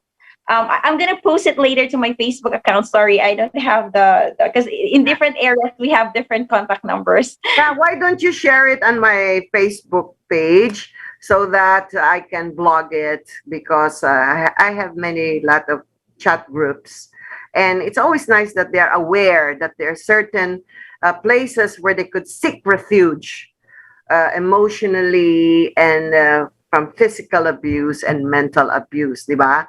Kasi there are times when you are in that problem, like, who, where, and sometimes you would just like to have that organization who doesn't know you, because we are too shy, right? There might be choices. Hey, you can just go there in the neighborhood. Yeah, no, I want somebody who doesn't know me. I'll go and seek refuge there. So Exactly. So And we hopefully, do have livelihood programs for Miss MK. Okay, That's very good. hub. In our hub, we do livelihood programs like they make some kind of flower vase or hats, and they could sell it. There's someone buying it. Yeah, because that's very important to not only teach them or give them a shelter and to feed them, but to learn how to fish also, right? Teach them how to fish, right? To be reliant. So little have arts and crafts that can be sold, diba? And keep their mind busy also, which is very good. So I hope you let me know, and then we know that centers, because it's so easy to just say, oh, this is my advocacy and this is what we do, but it's not really working well, and it's not really helping so much, right? Maybe we can collaborate on that. Thank you so much, Mrs. Manila, Fritzy. All right, so how many minutes do we have left? 10 minutes. All right, so did I ask everybody who, if you will rain? Who else was not cold? Or what's the most important issue that you would like to focus on first when you become Mrs. Universe Philippines? So, Claudine, did I ask you that already? What you will focus on? What issues of women would you like to focus on? Yes, for me, Miss MK, I guess it's on the women experience challenges is on equal opportunities. It's because in our society is patriarchal. Also, many women experience discrimination on many aspects in life, and I believe that not only me but all of my queens is also can be agents of the change by removing this barrier, the barrier in through opening the world to women who can make a difference in this universe. Yeah, it's called for gender equality, right? Yes, Miss MK. So no more, I'm the man, I'm the woman. Yes, We Miss are MK. equal, right? Sometimes, yeah, because there's still many gender inequality, especially in small countries or some backward countries, and sometimes even our country, in the workplaces and at home, diba? Still, they think that, and we women ourselves still feel like, even if you are an entrepreneur, even if you're an executive, you still think that you have to take care of the house. You still have to do the laundry, make sure that the laundry is good. You still have to make sure that the kids are well, and then that your home is okay, So, but in Europe, I can see through my kids and the friends of my kids who are married to Europeans, it's half. Whoever comes home earlier will do the laundry, will do the cleaning, will do the cooking, and taking care of the kids. So it's balanced. So everybody has their equal share, especially when both the mom and the dad, they're both working.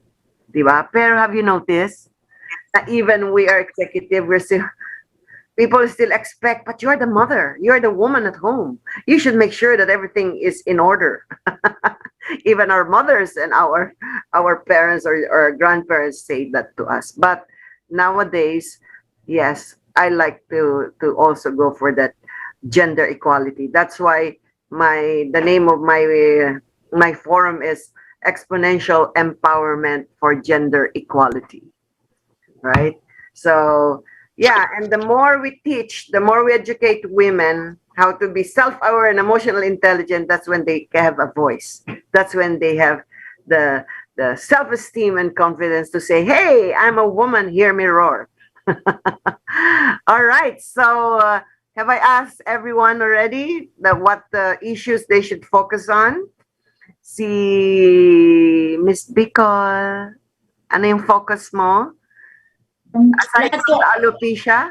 Yeah, lahat kasi nasabi na for me is negative self-talk. We must get rid of negative self-talk. We must surround ourselves with positivity. Kasi lahat nasabi na for me is negative self-talk pa rin. We must get rid of it. Hindi siya nakakatulong. The rest will follow pag na get rid natin yung negative self-talk natin. The rest will follow all the positivity in life, especially as women. Since you are in beauty business, in aesthetic business, self-love. Yeah, self-love. Self-love with all the and no negativity, right? Right. Positive self-love, and you can also include it. Own your power, So they say empowerment comes via responsibility. You must own your power. You must own your decisions. You must own what you say and what you do. And you must own your decisions. And that's why it's very important to have freedom. Freedom to do what's the best for you. Freedom to be the best version of you. And most of us women don't have that freedom. So we still have to fight for that freedom, to own our power, to own our decisions, to own our behaviors, words, and actions. So ang dami, di ba? So all of this gathered together to the Mrs. Universe organization advocacy. With all your advocacy, we can turn Philippines into more and more empowered women, right? So kasi kailangan natin, among the Asian, actually women are very empowered. Filipino women are very empowered. Like you go to organization abroad, the speaker or the one who would be raising their hands will be a Filipina and voicing her opinion. So we should, as who said that, was it you, Michelle? So we should stop being silent. Yeah, we should break the silence first. That's the first step. Teaching them how to break out of it, get out of the darkness through breaking their silence. Yeah, but you have to teach them communication skills, how to speak. Yes, exactly. But hippie sila. And they don't know how to assert in words what they want. Then they will not be heard well, right? So part should be teach them to some communication strategies and skills, and that's part of empowerment. All right. So wala na atang oras. I have 3 minutes left. So in a nutshell, can any one of you invite everyone to watch you on September 4? Let's do that from Michelle. Can you invite everyone? Yeah, good afternoon, everybody. Thank you for the opportunity for guesting us today.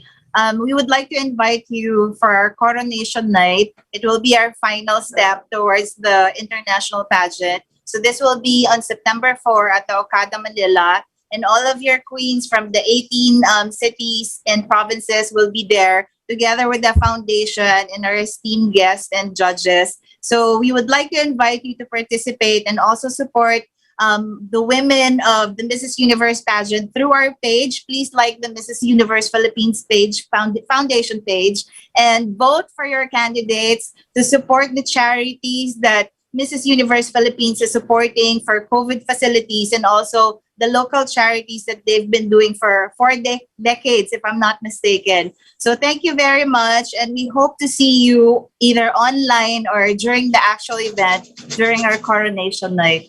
Okay. Thank you, MK. Thank you so much. But before you leave, let me just, somebody made a message here from Professor Pam Passion. We have now gender development programs in the colleges, universities, and agencies to empower women and address discrimination against women and the LGBT plus. All right. So schools now are getting to be aware, even to go for gender equality and empowering women and all the genders. All right. So as we say, viva and good luck to Mrs. Universe Philippines organization, and continue on your advocacies, and please really let it be a good sisterhood, not just for crowns, beauty, and titles, but more use it as a platform for advocacy in empowering women and not only in our country, but all over the world. Okay? Make yourself the inspiration of women so that they aspire to be better. Thank you, thank you, thank you. Till next time. Thank you, MK. Everybody for MKS Show, YouTube. All right? Take care and bye-bye. And for everybody who's listening, stay tuned for the next show. Thank you. The views and comments of the hosts and guests are not necessarily those of the station.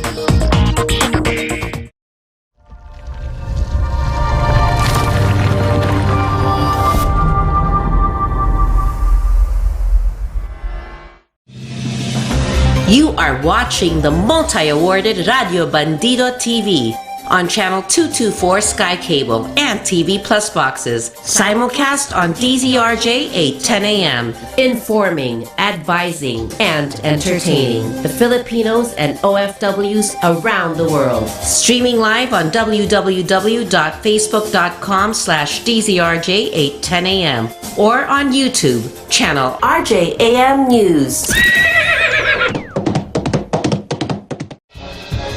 To all Teleradyo Bandido viewers and listeners, you can now watch Teleradyo Bandido on our new YouTube channel, RJAM News. Hit the subscribe button and like the video. Don't forget to click the bell icon so you get notified when a new video gets uploaded.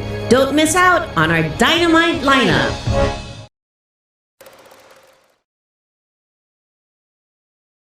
Magandang Sabado ng hapon po sa inyo lahat. Andito naman po ating good trip dito po sa DZRJ 810 AM. Ito po lingguhan natin biyahe sa mundo po ng transportation, travel, road safety, environment at pati pandemic po sinasakop po natin. Ito po si Arnel Doria, magkasama po tayo isang oras, 1:00 hanggang 2:00 po ngayong hapon. At syempre kasama natin dito ating partner, si Jason Salvador, soon to be attorney at law. Musta Jason? Good afternoon, partner. Good afternoon sa mga ka-good trip natin. Eto, talagang maulan pa rin yung buong linggo natin, ano? Pero masarap din naman dahil sarap kumain, masarap matulog. So, okay din. Kinabahan lang mga kababayan natin sa mababang lugar. Medyo yung 5 araw na ulan yata halos 1 buwan ng katapat nun. Oo nga, no? Nagdire-diretso. Rainfall, medyo kinabahan mga ibang kababayan natin. No? Alright. Anyway, ito, Sabado na naman to. Maganda ang panahon. Gumaganda po ng konti at magkakasama na naman tayo ng 1 oras. At huwag niyo pong kalimutan po ang mga programa po dito sa ating stasyon. Naka-upload po lahat yan sa YouTube. Ang dakilang YouTube. Ang RJAM News YouTube channel po natin. Punta na lang po kayo doon. Maki-like, maki-subscribe at makipindot po yung alert para linggo-linggo po ay alam nyo nandito na po kami. At syempre, hindi po natin kakalimutan, mga dakila po nating nakikinig sa mga transistor radio po nila sa bahay po, dyan po sa probinsya. At yung mga nasa sasakyan po na wala ka ng ibang entertainment kundi ating mga radyo. Maraming salamat po sa inyong pakikinig po. At syempre, sa mga nasa television po, nasa Sky Cable po tayo, Digital TV, Signal, TV Boxes, mga free-to-air TV. Andyan po tayo, yung Radyo Bandido na DCRJ. At syempre, sa mga social media addict, nandyan tayo sa Facebook Live. Ito pinapanood po ninyo sa DCRJ 810 AM at minsan-minsan ay dinadala rin po tayo ng RJ 100 FM na sister company po natin. So, bago tayo patuloy, Jason, congratulate muna natin ating gold medalist. No? Oo, nako, no? Talaga namang sense of national pride, partner. Itong ginawa ni Evelyn, no? Alam mo, kinalabutan nga ako. As in, ngayon lang ako kinalabutan manood ng Olympics. Talaga na ramdam mo yung raw emotions nung nanalo siya. So, talaga, nagbunga yung nangyari sa kanya 6 years ago, di ba? Hindi siya nag-succeed dahil may 6 years siyang pinaghandaan. Alam na nila yung strategy, ang ganda ng strategy nila. Dahil nakita nila yung resulta nung nakaraang Olympics change strategy sila, di ba? Inilagay siya sa 55 kilogram category. At siyempre, kaya-kaya siya yung medyo malakas doon. Hindi na perfect last time. Ngayon na perfect nila. Talagang nilampaso yung kalaban. Walang sinabi yung kalaban niyang Chinese, Oo. At saka ang galing pa kasi alam mo yun, na-pending di ba? Na-pending na isang taon yung Olympics, dapat 2020.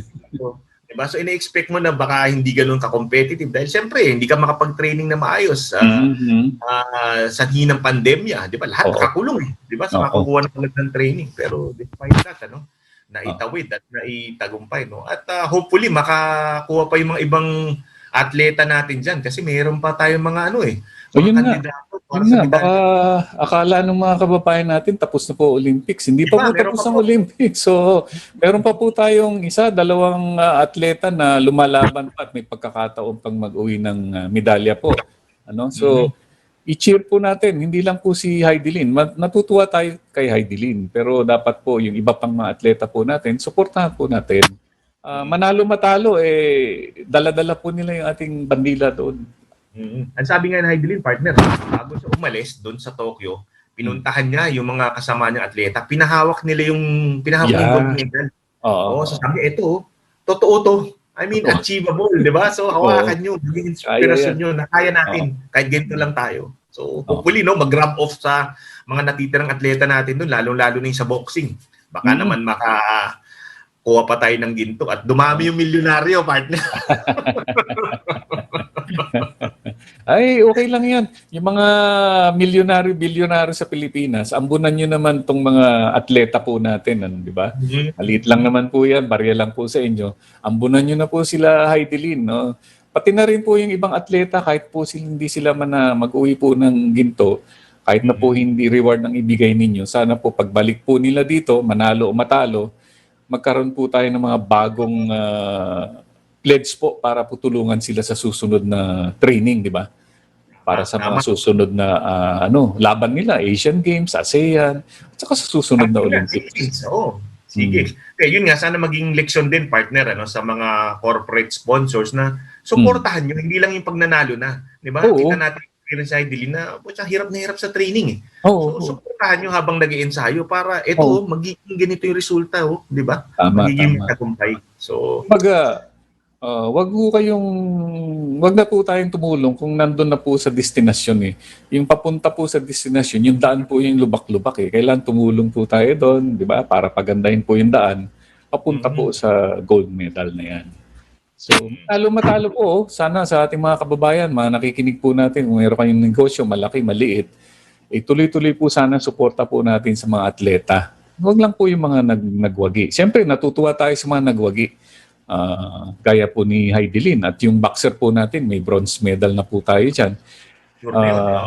Posible pang madagdagan ng bronze medal ito sa papasok na linggo. May laban pa po sila. So, tuloy-tuloy po suporta po natin. Huwag pong tigilan ng pagdarasal, hindi porket naka-gold medal na po tayo. Diba? Pwede pang maging dalawa yan. Sana, malay mo.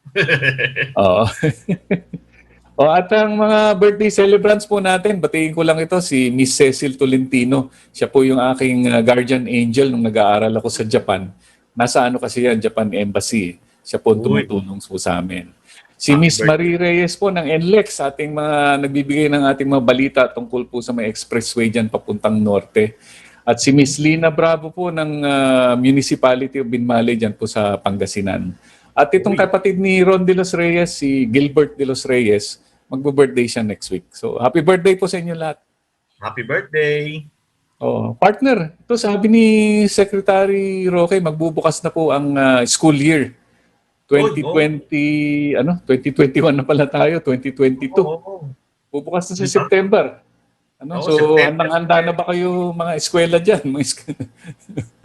Well, yun nga ang tanong, So, pagka ganitong nag-uulan na naman, nananatiling study from home yung mga estudyante, ang nagiging issue partner dyan yung internet connection. Di ba? Sana yung mga telco natin ihanda yung kanilang mga sistema. Kasi nga, ang hirap din naman nga mag-aral kung napuputol-putol yung connection. So, pati yung mga eskwela, yung mga teacher, di ba, nahihirapan din. Di ba? So, sana, pagtulong-tulungan nila to para maging maayos. Nabanggit mo kasi internet partner, hindi lang naman sa eskwela yan. Alam mo, sa negosyo rin, importante itong internet. Tulad ng ginagawa natin dito. Minsan, tumitirik na lang tayo bigla dito kasi nawawala yung internet.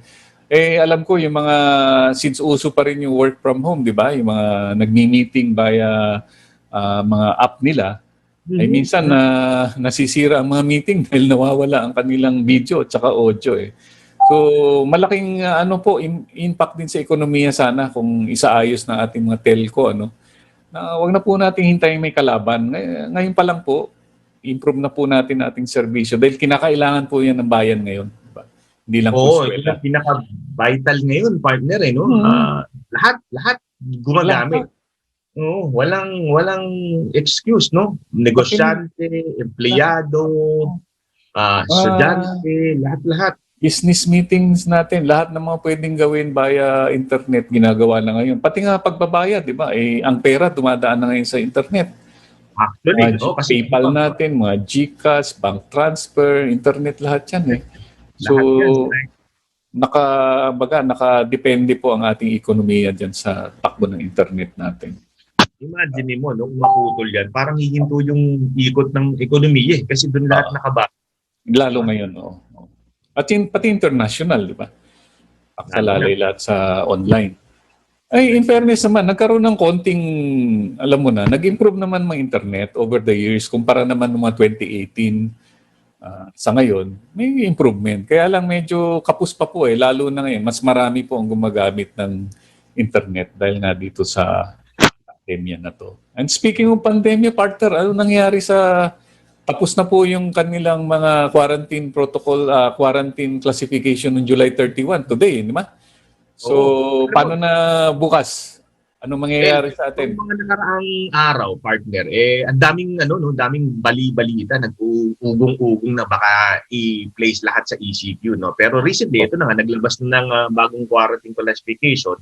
Ito yung nangyari, no? Yung Iloilo Province at 3 cities, yun lang naman ang na-retain ng ECQ status. Pero hanggang August 7 lang naman to, no? Yung NCR, yung Sentro ng Komersyo at ng Kabuhayan sa Pilipinas, mananatiling nasa GCQ. Yun nga lang, with heightened restrictions, at ito naman ay itatagal hanggang August 15. Diba? Nabanggit mo tong sa ECQ, may binanggit kasi, dagdag ko lang, binanggit ni Secretary Roque. Dahil siyempre sa ECQ, mahigpit po dyan at hindi nakakalabas po yung mga tao. Maglalabas po yata ang national government sa pamamagitan po ng Department of Social Welfare and Development, yung mga assistance to individuals in crisis situation program.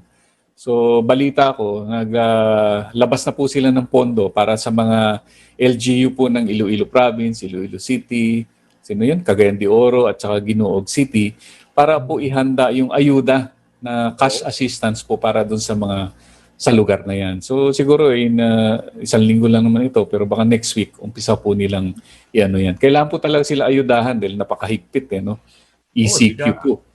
Hindi ka makapagtrabaho, so wala kang kikitain. So yung 1,000 each partner, no? Or hanggang 4,000 per family. Malaking bagay na yan. Pagka ikaw ay walang hanap buhay, huminto yung negosyo dahil sarado or whatever, no? Malaking bagay na yan. Itatawid ka sa panahon ng ECQ. Oo. Ilan sila? 4 na lang naman yun na lugar, na siyudad. At saka isang probinsya. 3 siyudad, isang probinsya. Ang MECQ meron, partner Oo nga. Meron pa rin, no? May mga probinsya, no? Katulad ng Ilocos Norte sa Region 1, nasa MECQ pa rin yan. Ang Bataan sa Region 3 at ang ilang syudad, no? Diyan sa may Cebu sa Region 7, yung Lapu-Lapu City at Mandawi City, mananatiling nasa modified enhanced community quarantine until August 15. Hanggang August 15 naman sila. At dito sa NCR partner, mga karamihan nating mga kababayan, ano ba tayo ngayon? Tayo, no, sa kabutihang palad, no, mananatili tayo sa General Community Quarantine or GCQ na tinatawag. Pero may heightened restrictions kasi nandiyan pa rin yung banta ng Delta variant. Ito ay until August 15. Ang nasasakop ng GCQ ay NCR, tayo, of course, di ba? Ilocos Sur sa Region 1, Cagayan sa Region 2, Bulacan sa Region 3, Laguna, Lucena, Cavite at Rizal naman sa Region 4A, Naga City, partner, GCQ rin yan. Sa Region 5 at yung sa Region 6 naman Antique, Aklan, Bacolod City, Capiz at sa 7 Negros Oriental, sa Region 9 Zamboanga del Sur, sa Region 10 Misamis Oriental at sa 11 Davao City, Davao del Norte, Davao de Oro, Davao Oriental and mga pa rin GCQ at Caraga yung Butuan. Oo, yan. Ayan. GCQ with heightened restriction. Heightened restrictions. Dito naman, ako naman dito, sa buong Agosto po, August 1 to 31, GCQ. Walang mga ibang kondisyon, kundi GCQ lang po, no? Ang syudad po ng Baguio at ang probinsya po ng Apayao, dyan po sa may Cordillera. Ang syudad po ng Santiago, ang probinsya po ng Isabela, Nueva Vizcaya at Quirino sa Region 2. Ang Quezon at Batangas sa Region 4A. Ang Puerto Princesa sa Region 4B. Guimaras at Negros Occidental sa Region 6, Zamboanga Sibugay, Zamboanga City, Zamboanga del Norte ng Region 9, Davao Oriental, Davao del Sur, Region 11 at Region 12, General Santos, Sultan Kudarat, Sarangani, North Cotabato, South Cotabato, sa Caraga, ang Agusan del Norte, Surigao del Norte, Agusan del Sur, Dinagat Islands at ang Surigao del Sur. At sa Bangsa Moro Autonomous Region ay ang Cotabato City. General community quarantine po kayo hanggang katapusan po ng Agosto na po ang classification po ninyo. Para naman doon sa mga hindi natin nabanggit, partner, no? Hindi natin nabanggit na nasa ECQ, GCQ, MECQ, lahat to ay mananatiling nasa MGCQ naman hanggang katapusan ng Agosto. So pag hindi natin nabanggit yung lugar nyo, asahan nyo kayo ay under Modified General Community Quarantine. O yung pinaka medyo less restrictive na mode of quarantine. But of course, siyempre, inaabisuhan pa rin lahat ng tao na mag-ingat, di ba? Huwag maglalabas kung hindi kinakailangan kasi nandiyan pa rin po yung banta ng COVID-19, lalong-lalo na yung tinatawag na Delta variant. Pero sa Metro Manila, partner, di ba, yung sinasabi ko nga kanina, nagkaroon ng agam-agam kasi yung mga Metro Manila mayors mismo, nagre-recommenda na ng mas mahigpit na community quarantine. Sana, gusto nila higpitan dito eh. Kaso hindi nga na pakinggan mo ng IATF yung kanilang request, Pero ang alam naman natin itong IATF, linggo-linggo nagre-review sila eh. So kahit naman po anong quarantine condition po natin ngayon, kung next week depende sa lokasyon, pwedeng gumaan, pwedeng humigpit eh. So tignan ulit natin next week. Malamang mayroong, alam mo na partner, di ba? Linggo-linggo mayroon silang announcement. In fact, sinabi ni Secretary Duque, partner, na although na-declare na yan ay na-approvean, pero it can change, di ba? Easily. Kasi nga, minomonitor naman nila closely yung sitwasyon, lalo na yung bagong nagpa-positive. So kung talagang pumalo ito, tumaas ng todo, no choice tayo kundi magkaroon ng mas mahigpit. Magbabago po yung kalagay. Kaya nga po, hindi lang po yung protocol na gaya ng sinabi ni Jason, magpapakuna na po kayo kung hindi pa kayo nababakunahan. Ay kulitin nyo na po ang inyong LGU kung saan man po kayo nasa Pilipinas para po dumami naman po ang nabakunahan na at magkaroon tayo ng herd immunity. Naglalaro na yata sa mga 17 million na ba ang nabakunahan? Tama. Kasi patas na ng patas, lalo na ngayon na andito na, nagdatingan na yung mga vaccines na in-order din natin. Pati private sector, partner, nagpapakuna na on their own eh. Diba? Yung mga kumpanya, nakikita natin. Huwag na po kayo magdalawang isip, magbabakuna po tayo. Hindi lamang po sa sarili nyong kapakanan, kundi para sa kapakanan ng mga mahal nyo sa buhay, mga kasama sa bahay. Diba? Saka sa kababayan din po natin, kahit hindi po natin sila kilala, kung tayo po ay nabakunahan, makakatulong po tayo para hindi na po magkasakit ng ilan po nating kababayan. Malay nyo, mga kapitbahay natin yan. Kahit hindi nyo kaibigan, sila rin po ang makikinabang sa inyo. Ito na partner. Natin. Ito na yung ambag natin sa pag-po nitong pandemya. Alam mo, hindi naman tayo lahat dito may malaking paraan para makatulong. Pero ang pinakamaitutulong natin, pabakuna po tayo para sa ganun. May ambag po natin to sa herd immunity.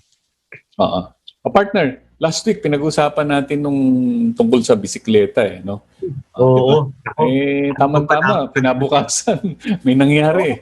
Ikaw naman balita, ano ba to? Napakasaya, lalo-lalo na yung biking community kasi after nating pag-usapan ito, yung DOTR in-inaugurate na yung longest bike lane network. Ito yung sunod-sunod na pagbubukas ng mga bike lanes. Sinimulan nila to sa Cebu, sa Davao, and then recently sa Metro Manila na, partner. Kung saan ang dami naman talaga naman ng mga commuters na mabibigyan ng ginhawa dito. Nung Lunes, July 27, sa pangunguna ng DOTR at DPWH, binuksan na yung napakalawak, no, at napakahabang bike lane. Ano mo, ang ganda pala nito, partner, no, yung bike lane na pala yan na may lapad na 1.5 to 3 meters, no. At tumatagos ito sa 12 bayan dito sa Metro Manila. Ibig sabihin, you can go from one place to another without, using any form of motor vehicle. Ano yan, no? Pasok yan sa Pasig, Marikina, Quezon City, Caloocan, Manila, San Juan, Mandiluyong, Makati, Pasay, Las Piñas, Parañaque, at Taguig, no? Sobrang haba. Ang total daw nito, partner, 313 kilometers, no? Ang laki talaga, no? Bahagi ito nung sinasabi ko kanina na bike lane network sa buong bansa. Yung sa Cebu, 129 kilometers, at sa Davao, meron na silang 55 kilometers, no? So, ito, pinondohan talaga to, partner, ng gobyerno natin, ang DOTR at DPWH, no? Ginawa nila itong safe kasi ginamitan na ng mga sementong delineators. Diba? May mga rubberized bollards dyan para talaga namang hiwalay na yung mga motorista sa siklista. Kasi doon nakakatakot mag-bike. Diba? Oo, hindi parang pwedeng sabayan. mababangga. Oo, tapos nilagyan na rin niya ng mga white at green pavement markings, signages, di ba? Yung iba pa nga dyan, may mga solar-powered road studs, no? Kahit sa gabi. Di ba? At may mga nakahanda na ring bike racks. Sabi nung kaibigan natin, boss, si Asek Steve Pastor, minaximize nila yung paggamit ng road para ang kaya palang pagsilbihan nito, no, around 1,250 cyclists kada oras, no, kada metro ng kalsada. Napakalaki volume. Oo, so imaginein mo, partner, kung ganyan karaming siklista ang gagamit niyan, ano may dudulot niyan sa pag-ibsan ng traffic, di ba? Sa Metro Manila, yung baba ng polusyon sa Metro Manila. So, maganda itong proyekto na ito. Sabi nga ni Chairman Abalos, partner, game changer yung mga bike lanes, kasi malaking tulong talaga to in all aspects, no? Tulad ng nag-uusapan natin last week, sa trapiko, sa environment, at even sa health ng mga siklista natin. So, yan, pakiusap lang, no? Dahil may segregated na to, huwag naman na gamitin ng mga motorista yung mga bike lanes. Bayaan nyo na sa kanila. Irespeto naman natin yan, no? So, sa susunod dyan, magkakaroon na daw ng mga, mga shower room, restroom, katulad ng usapan natin last week. Oo, bike repair station at bike racks. Alam mo, ang dagdag pa nito, partner, magkakaroon nito ng mga offshoot ng mga negosyo, di ba? Yung mga kababayan natin, pwede magtayo ng mga bike shop, repair shop, di ba? Supplies, di ba? So, maganda talaga overall ang magiging resulta nito mga bike lanes natin. So, DOTR, DPWH, maraming salamat po at congratulations po sa inyo. Pwede nga natin i-appeal sa mga kababayan natin. Kung kayo po ay nahihirapan sa pagko-commute, ngayon medyo, with heightened restriction tayo dito sa Metro Manila, kung nahihirapan po kayo sa pagko-commute, pag-isipan nyo na pong mag-transform at kumuha na rin po kayo ng bisikleta. Nakakabili na po yan mula 3,000, 4,000, may bisikleta na po kayo. At sumama na po kayo sa mga gagamit po ng bike lanes. So, ina-assure naman po tayo ng pamahalaan, ng DPWH at saka ng DOTR na protected po yung mga bike lanes at may sapat na pong mga signages at may mga, sabi pa nga, may mga ang tawag ng traffic enforcer na naka-assign para po sa kaligtasan po ninyo. Ito pa, partner, dahil dito sa South, napansin mo, hindi umabot sa bandang South ang bike lane na itinayo nila, bagamat malayo, magdudugtong pa po sila ng tinatawag nilang South NCR bike lane. So hindi pa nakalimutan itong mga taga-South. Yan po sa mga Las Piñas, Tinlupa, at saka sa Parañaque. Huwag po kayong maginanakit. Kasama po kayo. Kayo na po ang isusunod na lalagyan para po i-connect naman kayo dito sa 313 kilometer na bike lane. So biruin mo, mula ngayon sa South, North, East, West, pwede ka nang gumala sa Metro Manila. Bisikleta lang, pwede na. Parang saya, no? Partner, no? Oo. Pwede na. Nag-iisip na akong bisikleta. Oo, kung i-consider mo yung traffic, mas mabilis pa nga siguro nakabisikleta sabi nung iba. Actually, malamang, kasi sa dalo, bumalik na rin yung pagbalik ng sigla ng ekonomiya natin, bumabalik din yung trapiko, no? So, ang dami nagsasabi kung nilakad nila, mas mabilis pa. Kaysa kung nag-bike ka, mas lalong mabilis pa. O ngayon, partner, mayroon isang grupo dito, tawag nila si Eskwela Talyer, sa pagtutulungan po ng bambike. Alam mo yung bambike? Ito yung gumagawa ng kawayan na bisikleta. At may isang NGO dito, yung Bisikleta for Everyone. Tulong-tulong po sila kasi napansin po nila sa dumami nga po ang gumagamit ng bisikleta at karamihan po sa dumagsa diyan ay mga obrero po, mga karaniwang manggagawa, trabahador na talagang nahirapan sa public transport. O kaya naman mahirap po kumita ng pera ngayon, tinitipid po nila kahit yung pamasahe na lang, di ba? May lumang bisikleta, karag-karag. Pinagtitiisan po nila yan para gumamit na lang po ng bisikleta. Kaya karamihan po sa kanila, mga obrero po yan, no? Mga trabahador po natin. Ano? Iba dyan, frontliners na nagtatrabaho lang, minimum wage. Wala masyadong pambili ng bagong bisikleta o mahusay. No? Kahit na sabihin natin 3,000 pa lang yan, sa kanilang level, hirap na hirap po yan. Kaya nakita natin mga ginagamit nila, kinakalawang na, medyo may kalumaan na eh. Baka isang tornilyo na lang hindi bumibigay eh. Mag-iwahiwalay na yung mga yan. Ano?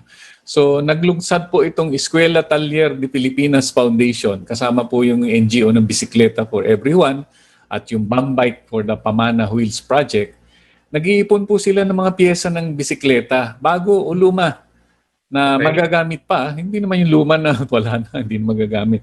Bago o luma, pero magagamit pa para makabuo ng bisikleta at yan po ipapamahagi po nila dito sa mga manggagawa, mga obrero na nagbabike for work. Di ba? Ang ganda niyan, partner. Kaya po, sa ngayon, no, kailangan po nila yung mga bike frames, yung mga tinidor, yung gulong, wheel sets, interior, exterior, handlebar, brake pad, brake lever, o mga kadena mismo, yung chain lang. So kung kayo po ay merong mga ganyan nakakalat sa bahay, alam mo, nakikita natin na dumami rin mga siklista na recreational na hindi matapos-tapos yung pagbili ng pyesa sa ka-upgrade. Yung mga pyesa pong pinag-upgrade po ninyo at hindi nyo po ginagamit na, nakatambak lang po dyan sa bahay, pwede po ninyong ipamahagi na lang dito sa grupo na to, si Eskwela Talyer. Nandyan po sila sa may Rebelen de Recoletos, Victoria Street, Intramuros, Manila. Pwede po ninyong dalhin po yung pyesa ninyo. O kaya hanapin po nyo sila sa Facebook at kontakin kung paano nyo po may papadala o paano po nila makukuha kung marami po kayong piyesang ipapadala sa kanila. At syempre naman po, hindi sila tatanggi kung magbibigay po kayo ng buong bisikleta, syempre. Mas maganda yun, no? Pero I'm sure, partner, no, sa mga bahay-bahay natin dyan, meron tayong napaglumaan, di ba? Hindi na natin ginagamit. Kasi yung mga nag-upgrade, di ba? So, para maraming makagamit, yung mga pre-love bikes nyo or parts. Diba? Tawag na ngayon dyan, partner, hindi na used pre-love. Yan. Isang politically correct term daw ngayon para sa mga gamit na. Mga pre-love bikes and parts nyo. Dalhin nyo na dyan sa Eskwela Talyer. No? Marami na kasi, lalo na nga, sabi nga, ang dami ng recreational cyclist natin na pani-upgrade po eh. Yung mga pinag-upgradean po nyo, kakalawangin lang po yan, masisira lang po dyan sa bahay. Maganda po pakinabangan po ng mga nangangailangan po nating kababayan. Kahit mga pedal-pedal dyan. Yung mga listeners natin dyan, yung mga good trip natin yan, i-spread out natin yung good trip lalo sa pamamagitan ng pag-donate ng mga natin, pre-love parts and bicycles natin. Diyan sa Eskwela Talyer. Ayun, di ba? Partner, nabanggit natin kanina yung sa mga kababayan natin na magpabakuna na. Balita ko, merong bakunahan mangyayari ngayon dyan sa PITX ngayong Sabado. I'm very proud of this, partner. Kasi alam naman natin na isa sa sektor na talaga namang tinamaan nitong pandemya, itong ating transport sector. No? At isa rin sila sa talaga namang napaka-delikado ng kalagayan kasi araw-araw sila sa lansangan. Ito yung mga drivers, mga conductors, no. Kaya naman tayo sa pakikipagtulungan natin sa DOTR, sa LTFRB, sa Office of Transport Cooperatives, and of course, sa LGU ng Parañaque at sa DOH, maglulunsad tayo today, no, ng malawakang pabakunahan para sa mga transport workers natin dito sa PITX, no. Magsisimula ito ngayong Sabado, no, ongoing to, at magpapatuloy ito linggo-linggo hanggang sa mabakunahan natin yung mga transport workers natin. Kasi important, alam mo naman, partner, dito sa PITX, safety ang priority natin, di ba? So, para mapanatiling safe yung mga kababayan natin sasakay sa mga pampublikong sasakyan na dumadaong dito, kailangan protektado rin yung mga tsuper at mga konduktor niya, no? So kaya minarapat natin na ilunsad itong proyekto nito. Kaya malaking pasalamat natin sa DOTR, sa DOH, sa LGU, sa pakikipag tulungan sa atin dito. And hopefully, no, ina-encourage natin yung mga bus companies diyan, yung mga transport companies, yung mga jeepney cooperatives diyan, no. Hikayatin nyo yung mga miyembro nyo, yung mga empleyado nyo, yung mga super nyo na magpabakuna, no, para maging ligtas sila at yung mga pasahero natin dito sa PITX. Paano pala, partner, magpalista dyan? Halimbawa, nakikinig ako ngayon, gusto kong magpabakuna. Pupunta ako dyan. Anong ipapakita kong ID na driver ako o nasa transport ako? Ganun lang, no, partner. No? Typically, para naman hindi medyo magulo, no, kung ikaw ay miyembro ng isang transport cooperative, pwede yung kooperatiba mo na ang lumapit sa amin, no, para i-schedule ka namin. Or kung part ka naman ng isang kumpanya, yung kumpanya mo na ang kukontakin namin or kukontak sa amin para i-schedule kayo, di ba? Para hindi rin magkasabay-sabay. Kasi ang hirap naman ito, kung bigla ka lang pipila dyan, di ka babiyahin ng isang araw, tapos medyo matatagalan ka kasi wala ka sa schedule. So, in-advise na, pag-coordinate kayo sa inyong mga asosasyon. Kasi typically yan, partner, may mga asosasyon naman sila, di ba? May mga kooperatiba or may mga grupo. So, yan, para mas maging maayos tayo. Huwag po kayo mag-alala. Ang layunin po nito, babakunahan po lahat. No? Walang exception dito. I mean, pagka kailangan nyo magbakuna at kaya naman, no? Pagbibigyan po natin lahat yan. So every Saturday to, partner, dito po sa PITX. Ayan. Simula ngayong araw na to, tuwing Sabado. Tama, partner. At kasama to, no, sa mga serbisyong hinahatid ng PITX sa mga kababayan natin. Para maging ligtas lahat. No? At bukod dito, no, masabi ko na rin lang sa serbisyong sinasabi ng PITX. Meron na ulit po tayo dito sa darating na next Saturday naman, no, para advance information lang sa mga listeners natin at sa mga stakeholders natin dito. Meron po ulit tayo ditong LTO on Wheels, no, sa darating na Sabado, August 7, no, para po sa mga gusto magparehistro ng kanilang mga sasakyan, no, andito na po yan. And hopefully, pati driver's license, baka ma-renew na rin po. One-stop shop na po ito, no, hindi nyo na po kailangan pumunta pa sa iba. Alam mo naman, partner, ngayon, napakahirap magparehistro kasi ilang buwan na pending, di ba? So, ang daming tao sa mga LTO offices. So, dito, at sa PITX, maluwag, no? Hindi kayo pipila. Dito na rin po kayo kukuha ng mga emission testing nyo. At dito na rin po inspekin yung mga sasakyan nyo para naman makapag-rehistro na yung mga hindi na-rehistro ng mga nakaraang buwan. So, yan po. August 7 po. Pati emission pala, pati vehicle test. Opo, kompleto na yan. Insurance sila, vehicle test, emission, para hindi na sila mahirapan. Kasi iba. Ano ba ang mag-emission test niya sa inyo? PETC ba o PMBIC?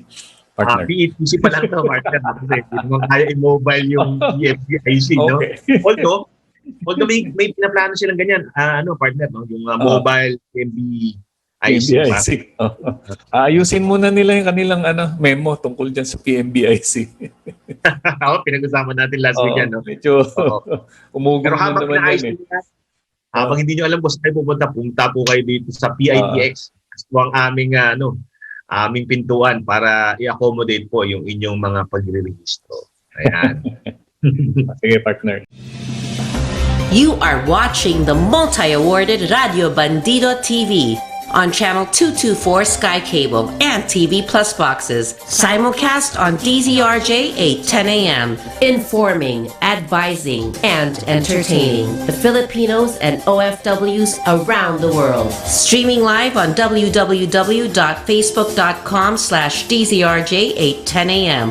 or on YouTube, channel RJAM News.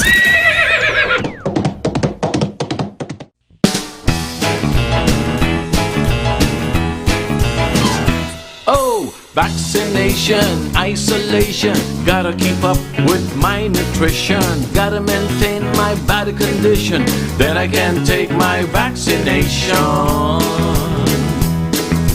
What do I choose? What do I take? As long as it is not a fake.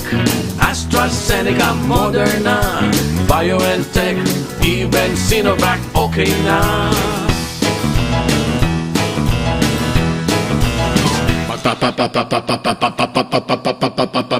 Babakuna ka ba? Babakuna ka ba? Babakuna ka ba? Babakuna ka ba? Babakuna ka ba? Babakuna ka ba? Vaccination for the nation, no more isolation. With vaccination, babakuna ka ba? Babakuna ka ba? Babakuna ka ba? Babakuna ka ba? Babakuna ka ba? Babakuna ka ba? Babakuna ka ba? Paturok, paturok, paturok.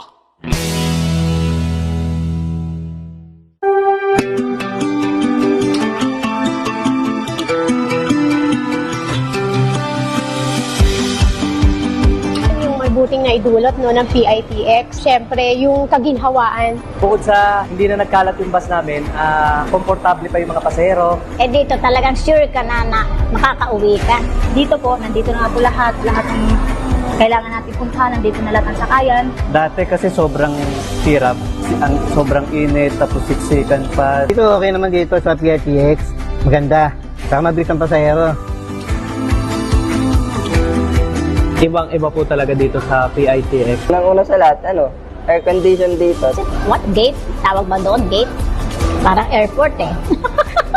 May gate pa eh, no? Good. Ang ganda ng proyektong ito. Akala ko nga it would be just as simple or ordinary bus terminal. Pag CR ka, naka-aircon. Ang waiting area, naka-aircon. May mga TV. Tapos may mga kainan. Sobrang alwan. First of all, di na po ako nahihirapan. Di na ako tumatay sa kalsada para maghintay. Di ako nauusukan. Kasi meron na tayong mga modernized ticket na doon tayo kumukuha para hintayin na lang yung boarding time natin. So very convenient, and then at the same time, security, you're not also exposed to the elements of nature like ulan, init. Maayos yung waiting area at malalamigan ng mga pasahero. I could say na extraordinary po yung terminal natin. Marami po nagsasabing parang airport, pero ang sinasabi po namin, landport po ito. They're all very good and respected.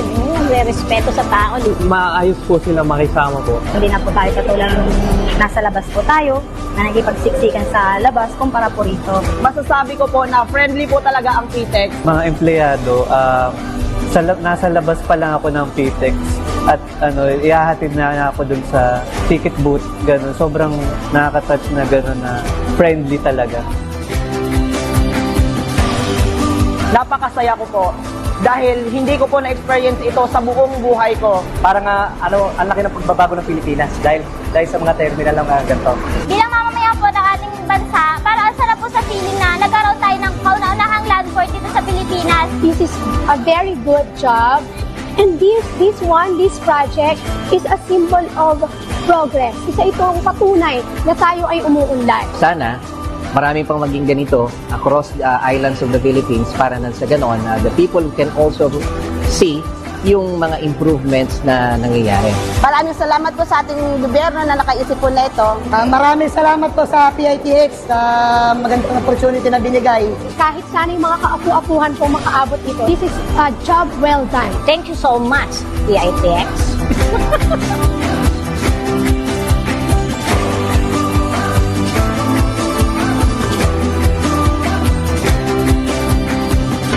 Join Arnel Doria as he explores the world of travel, transportation, road safety, and the environment. Tune in to Good Trip every Saturday at 1 to 2 p.m. on Teleradyo Bandido, Channel 224 Sky Cable, TV Plus boxes, digital free-to-air Channel 29, Facebook.com/DZRJ 810 a.m. and YouTube channel RJAM News. Anyway, ito nung susunod natin ibabalita. Yan, habang tumatakbo po ang Olympics dyan po sa bansang Hapon, sa Japan po, itong Pilipinas po at Japan ay nagkapirmahan po ng isang bagong kontrata para po pagpapatuloy ng pagtatayo ng Metro Manila Subway. Kaya hindi na po mapipigil yung paglalagay po ng subway dito sa Metro Manila. Itong Lunes din ulit, nagpirmahan po ang Pilipinas at saka Hapon sa ikalawang tranche po ng loan para sa pagtatayo ng subway na nagkakahalaga ito ng 253 billion yen o mga 115 billion pesos kalahati. Ganun yata ang kanilang conversion.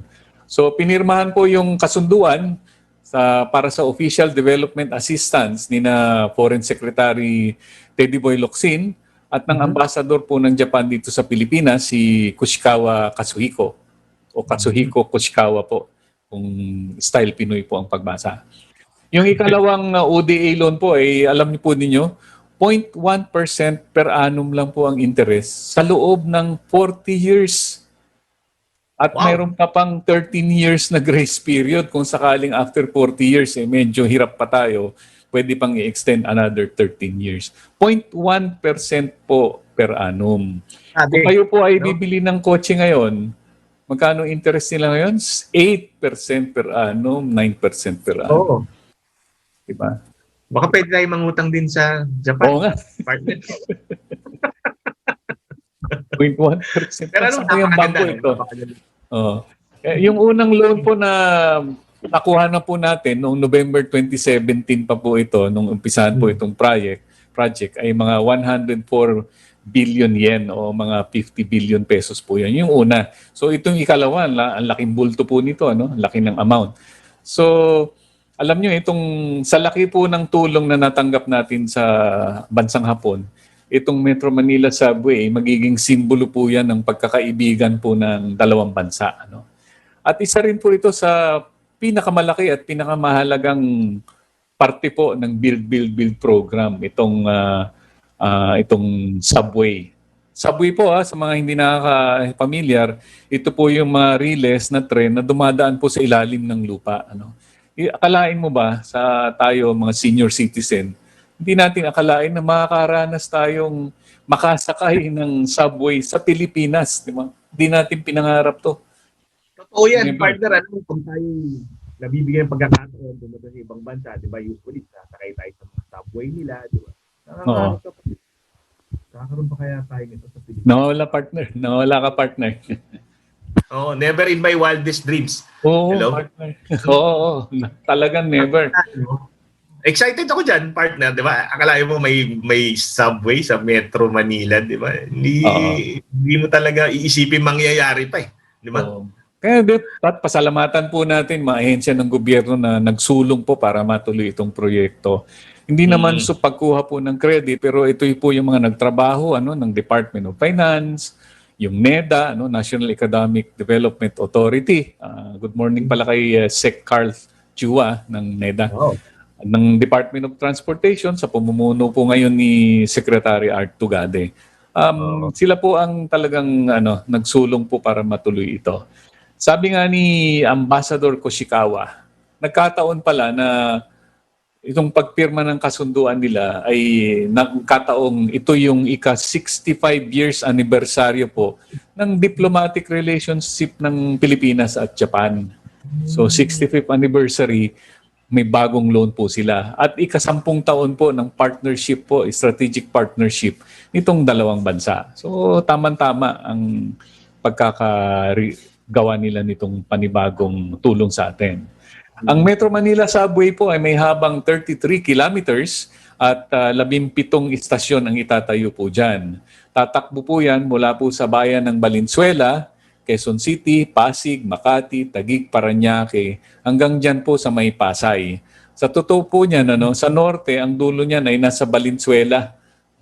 At ang sa kabilang dulo naman yan ay hanggang sa Manila Airport, sa bandang Pasay. Ganun kahaba po yan. Sa ngayon po, nandito na po yung dalawa sa 25 na tunnel boring machine na gagamitin po nila sa paghukay po ng tunnel. Mula Valenzuela hanggang Pasay, gagawa po sila ng tunnel dyan. Dadaan po yung sa mga binanggit po nating bayan. At partner, balita ko pa, pag natapos na raw itong subway, actually, parang balak nila dito, 2022, yung unang 3 stasyon, tumakbo na At matatapos yung buong project ng 2024-2025. Itong mga tunnel boring machine po, pinag-iisipan na pwede rin palang gamitin yan para po sa konstruksyon doon sa sinasabi nilang Parañaque Spillway. Kung alam po ninyo, madalas pong magbaha dito sa Metro Manila dahil nga po napupuno ang Laguna Lake at ang Pasig River, napupuno po yan. Meron pong ginawang mga spillway yan, nauna na po itong Manggahan Floodgate, floodway, na pag malalim po ang tubig, pwede po nang buksan yan at bawasan ng tubig at itapon kaagad sa Manila Bay. Meron pong pangalawa yung Parañaque Spillway na dapat sana itayo yan after matapos yung Manggahan pero hindi na po natuloy na-cancel na po yan. At ngayon nga may mga pag-aaral na ginagawa na sa halip na gumawa ng katulad nung ginawa sa Manggahan, gagawing underground tunnel, partner. So hindi na magkakaproblema ng right of way. Hindi na po sila mananagasa ng mga bahay diyan po sa Parañaque. Alam mo naman, medyo mamahalin ang lupa sa Parañaque at mahal po ang right of way diyan. So kung gagawin ng tunnel, right of way, partner, di ba? So kung sa underground na nga, dire-diretso lang, Ganda niyan, no? Dami talagang mga infrastructure projects no, na ginagawa ngayon sabay-sabay. And speaking of infrastructure project, partner, itong sa pinaka-iintay din ng mga kababayan natin diyan na dumadaan sa sa Mandaluyong patungo ng Makati. Kumakilan lang, in-inaugurate na yung Estrella Pantaleon Bridge project diyan sa Makati, no? Noong July 29. Nung Huwebes, partner. Ang ganda nito, no? Kasi ito yung 4-lane bridge project na nagkokonekta sa Makati at Mandaluyong. At dahil dito, no, malamang mga 10 minutes na lang ang pagbiyahe mo niya mula Makati. And in-expect nila no, na malaki ang maitutulong nito sa pag-decongest dyan sa EDSA kasi around 50,000 motorists araw-araw ang dumadaan dito. No? Napakaganda niyan. Ito kung familiar yung mga listeners natin, ito yung dyan sa may Rockwell. Ano? Yan yung parang naging shortcut natin noon para hindi na tayo makadagdag dito sa volume sa EDSA. No? Napakaganda. No? So congratulations again kay Sec Mark no? Sa pag-push ng proyekto na ito. No? Isa lang naman dito sa mga no, sa one of the 25 infrastructure projects no under the EDSA decongestion program. So asahan natin na sa pagbubawas nito in the coming days mararamdaman na natin epekto kasi marami na tayong mga kababayan na andyan na dadaan instead na makihalo pa sa EDSA. So again, DPWH, congratulations. Job Congratulations din siyempre sa chairperson po ng Build, ano? Si Miss Ana May Lamantillo. Kaibigan natin. Di ba? Ana May, kumusta na kaya mga kritiko nitong EDSA Estrella Pantaleon Bridge? Ano? Kasi nung isinara po nila yan para itayo itong bago, talagang inabot po sila ng katakot-takot na patikos yan eh. Bakit nga daw nila isasara yung isang tulay na maraming gumagamit between mga business area, maraming gumagamit, hindi naman daw sira yun. Paliwanag po ni Ana May, temporary po yung bridge na yon, dinisign siya for 30,000 vehicles per day. Nung binabasa po nila at pinag-aaralan, umabot na raw ng almost 50,000 per day dumadaan eh. So ano na siya, under specs at kahit saan mo tingnan, medyo delikado. Anytime pwede bumigay yun eh. Kaya nga po inalis po nila yun. Actually, hindi nila sinira. Inilipat lang po yung tulay sa Pangasinan. Nagamit po yun. Ni-recycle po nila yun. Pinakinabangan po ng isang bayan, tumawid po ng ilog. At nagtayo sila nitong bago na ang rated capacity niyan hanggang 60, 70 kaya po niyan. Medyo mas matibay ngayon. 4 lanes na partner, di ba? Unlike yung dati, napakaliit lang yung makitid. Ito talaga na bakal-bakal lang yung nakaraan eh. Actually, nakakatakot. Nakakatakot nga dumaan dati doon. Di ba? Parang, ano ba to? Bibigay ba to anytime? So, ngayon, ganda. Kita ko, partner, no? World class. Kaya naman, itong build, marami rin talagang na-accomplish. So, sana, despite the batikos, di ba, sa mga bashers, tuloy lang nila. Kasi makikita naman din in the end kung ano yung epekto ng mga proyekto nila. Alam mo, wala tayong pakialam sino yung nagpagawa niya, yung credit. Alam mo, ang credit ang magdi-decide dyan, history, hindi tayo. So wala, basta mayroong infrastructure, may proyektong napapakinabangan po tayo para po isulong ang ekonomiya, ang ating yung pamamahay dito sa kalunsuran. Maganda po yan, kahit na sino na po nagtayo niyan, ano? Kahit di po natin kasundo nagtayo niyan, pag tinayuan po tayo ng tulay na yan, salamat po. Diba? Salamat. At least, partner, tayo mga taxpayer, nakikita mo kung saan ginagastos yung hard-earned money mo no, na binibigay sa gobyerno. At least pag nakakita ka ng mga concrete projects na ganito, alam mo na may pinagpupuntahan yung pera mo. Hindi yun sa kung ano-anong mga soft projects lang. Diba? Alam mo, sa daloy ng trapiko, sa daloy ng sasakyan, sa daloy ng mga industriya, laking tulong itong mga tulay na to. No? Huwag na nating banggitin pa na yung ginastos po dyan na pera, napunta po sa ekonomiya yan eh. Makatulong yan sa pump priming, di ba? May dinagdag na pera na umiikot po sa ating ekonomiya at yun po yung ginastos sa pagtayo ng tulay. Additional benefit po yun. Pero ang pinaka-direct benefit po niyan ay yung biyahe po natin. Pero 10 minuto na lang nasa kabilang side ka na ng Mandaluyong. Dati-rati, iikot ka pa sa EDSA.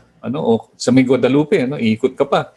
O kaya dyan sa may Santa Ana, Lambingan Bridge para makatawid sa Makati. Mahina isang oras doon, partner. Alright. Punta naman tayo sa auto industry. Mga kaibigan po natin na nasa auto industry, yung mga sikat na brand po dyan. ay matutuwa po kayo dito sa balitang nasagap po natin. Ano? At sa mga nakikinig po natin, naalala nyo pa po yung tinatawag nilang safeguard duty. Ito po yung buwis na binabayaran ngayon para po sa mga imported na kotse at mga light commercial vehicles.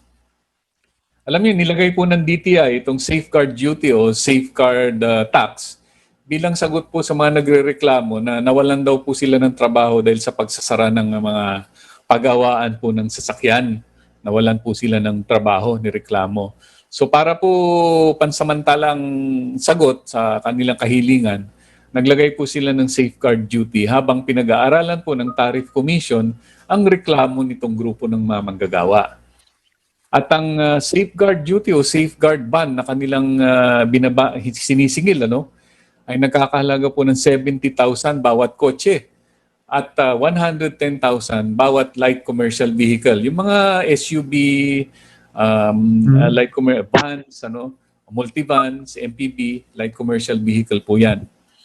So lumabas po yung balita nitong isang linggo na pagkatapos ng mahabang investigasyon at pag-aaral, sinabi po ng Tariff Commission na hindi po sila pabor sa pagpapataw po ng sinasabing safeguard duty o safeguard tax na binubuwis po nila.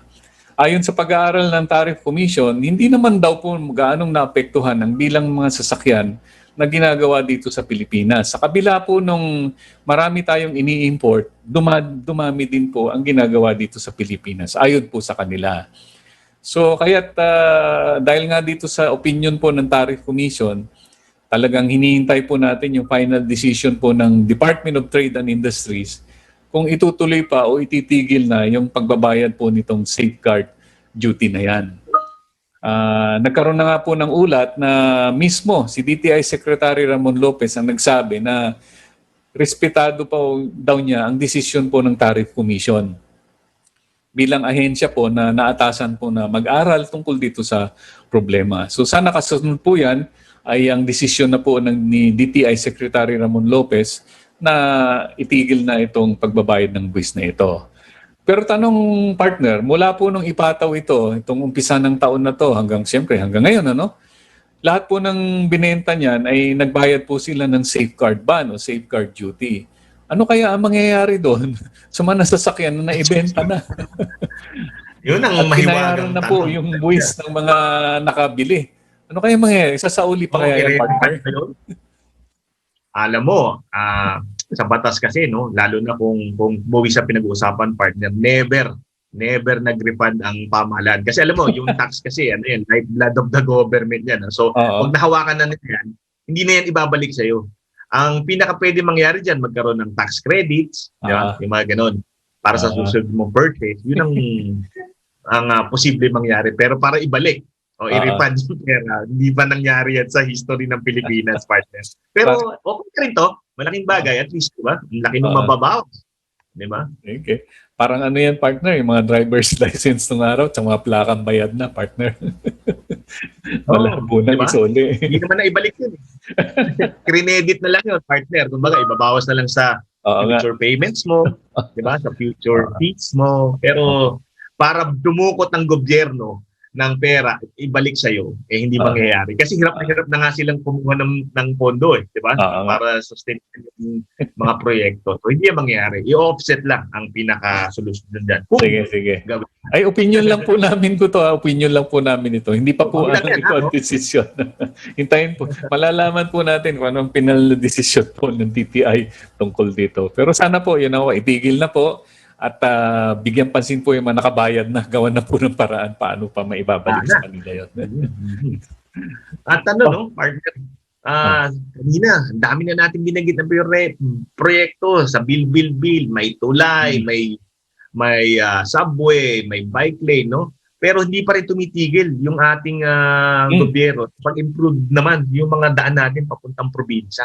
Alam mo yung binabanggit natin dito, yung Luzon Spine Expressway Network Program, Ito yung nagsasabi na magmula La Union hanggang sa dulo ng pwede ka nang biyahe dire-diretso, Hanggang Bicol, Oo, di ba napakaganda, Imaginein mo, hindi ka na bababa, puro expressway ito, Kasi dahil sa pagbubukas ng Skyway nga, no, yung stage 3 natin, no, pwede ka na magbiyahe dyan. Kunyari, nagmula ka ng La Union, gamit ka ng T-Flex, dadaan ka ng SCTEX, tas NLEX, tas Skyway, di ba? Tapos paglabas mo ng Skyway, SLEX ka na.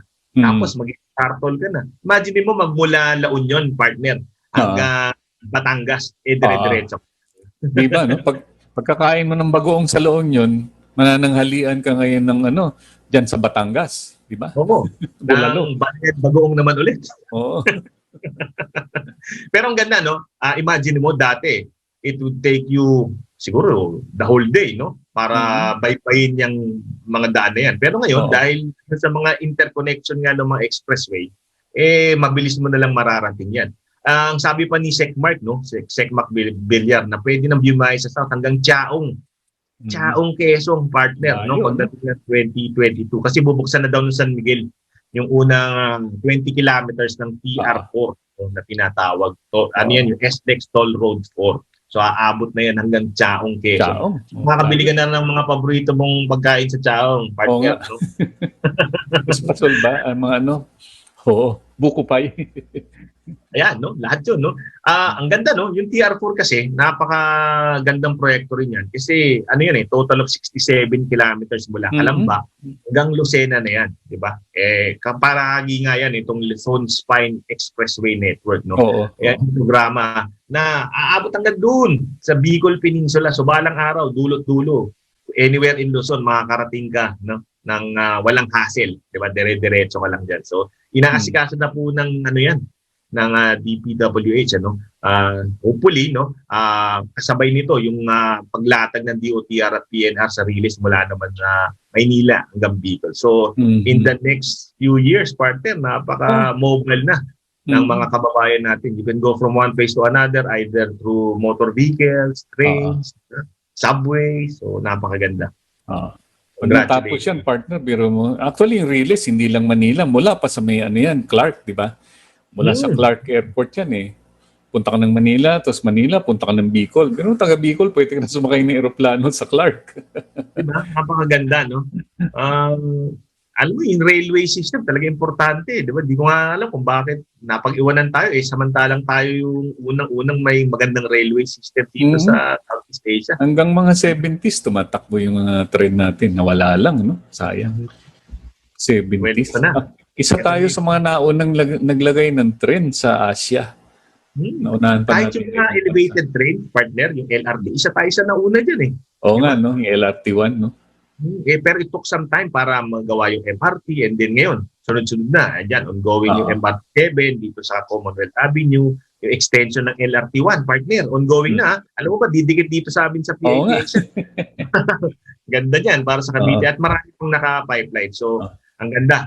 Ano lang natin, kasi election year next year, kung sino man po yung mga papalit, sana wag na nilang galawin yung plano, idiretso na lang. Kasi yung nakaraang taon kasi, pag hindi nila project, itinitigil Sana naman dito, kilalanin yung kagandahang benepisyo sa mga mamamayan.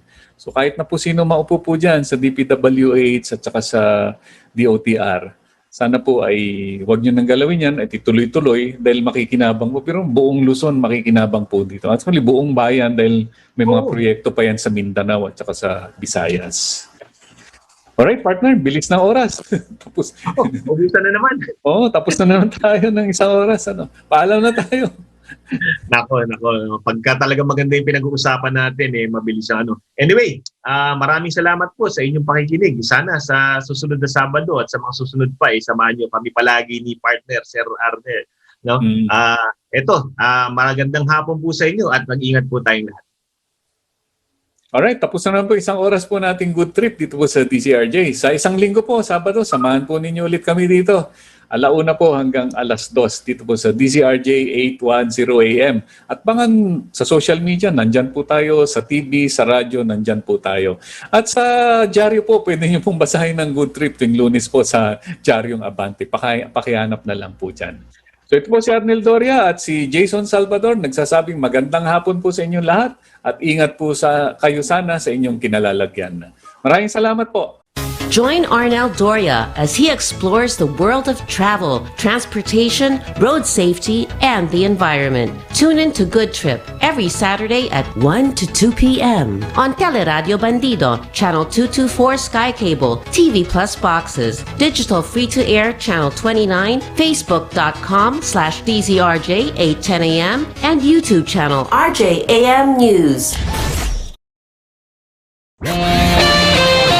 The views and comments of the hosts and guests are not necessarily those of the station.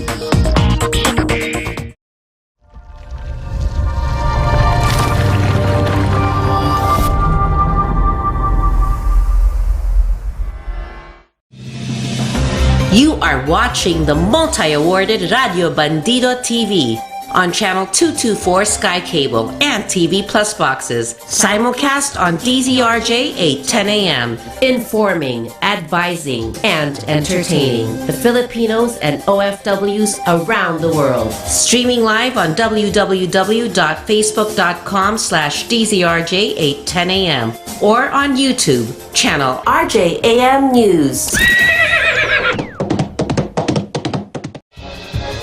To all Teleradyo Bandido viewers and listeners, you can now watch Teleradyo Bandido on our new YouTube channel, RJAM News. Hit the subscribe button and like the video. Don't forget to click the bell icon so you get notified when a new video gets uploaded. Don't miss out on our dynamite lineup.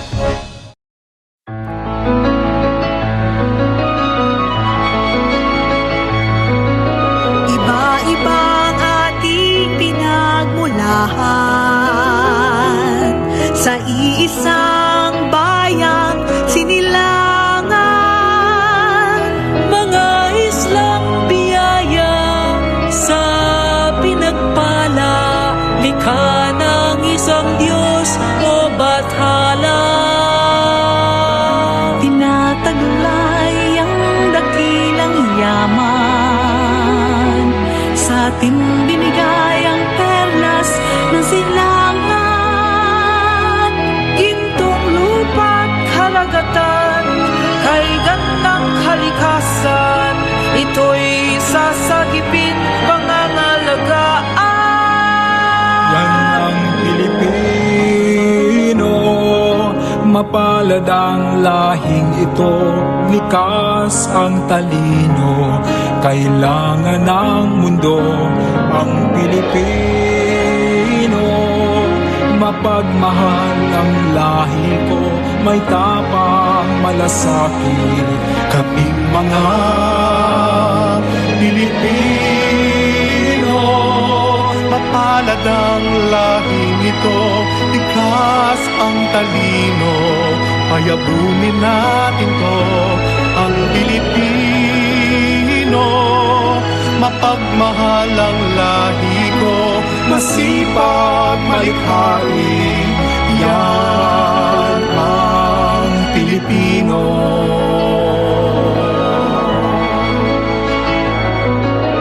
Halo-halo man ang ating ibig, iisa pa rin ang ating lahi. Katotohanan ng kalooban, ating isabuhay. Ako, ikaw, tayo'y magmahalan.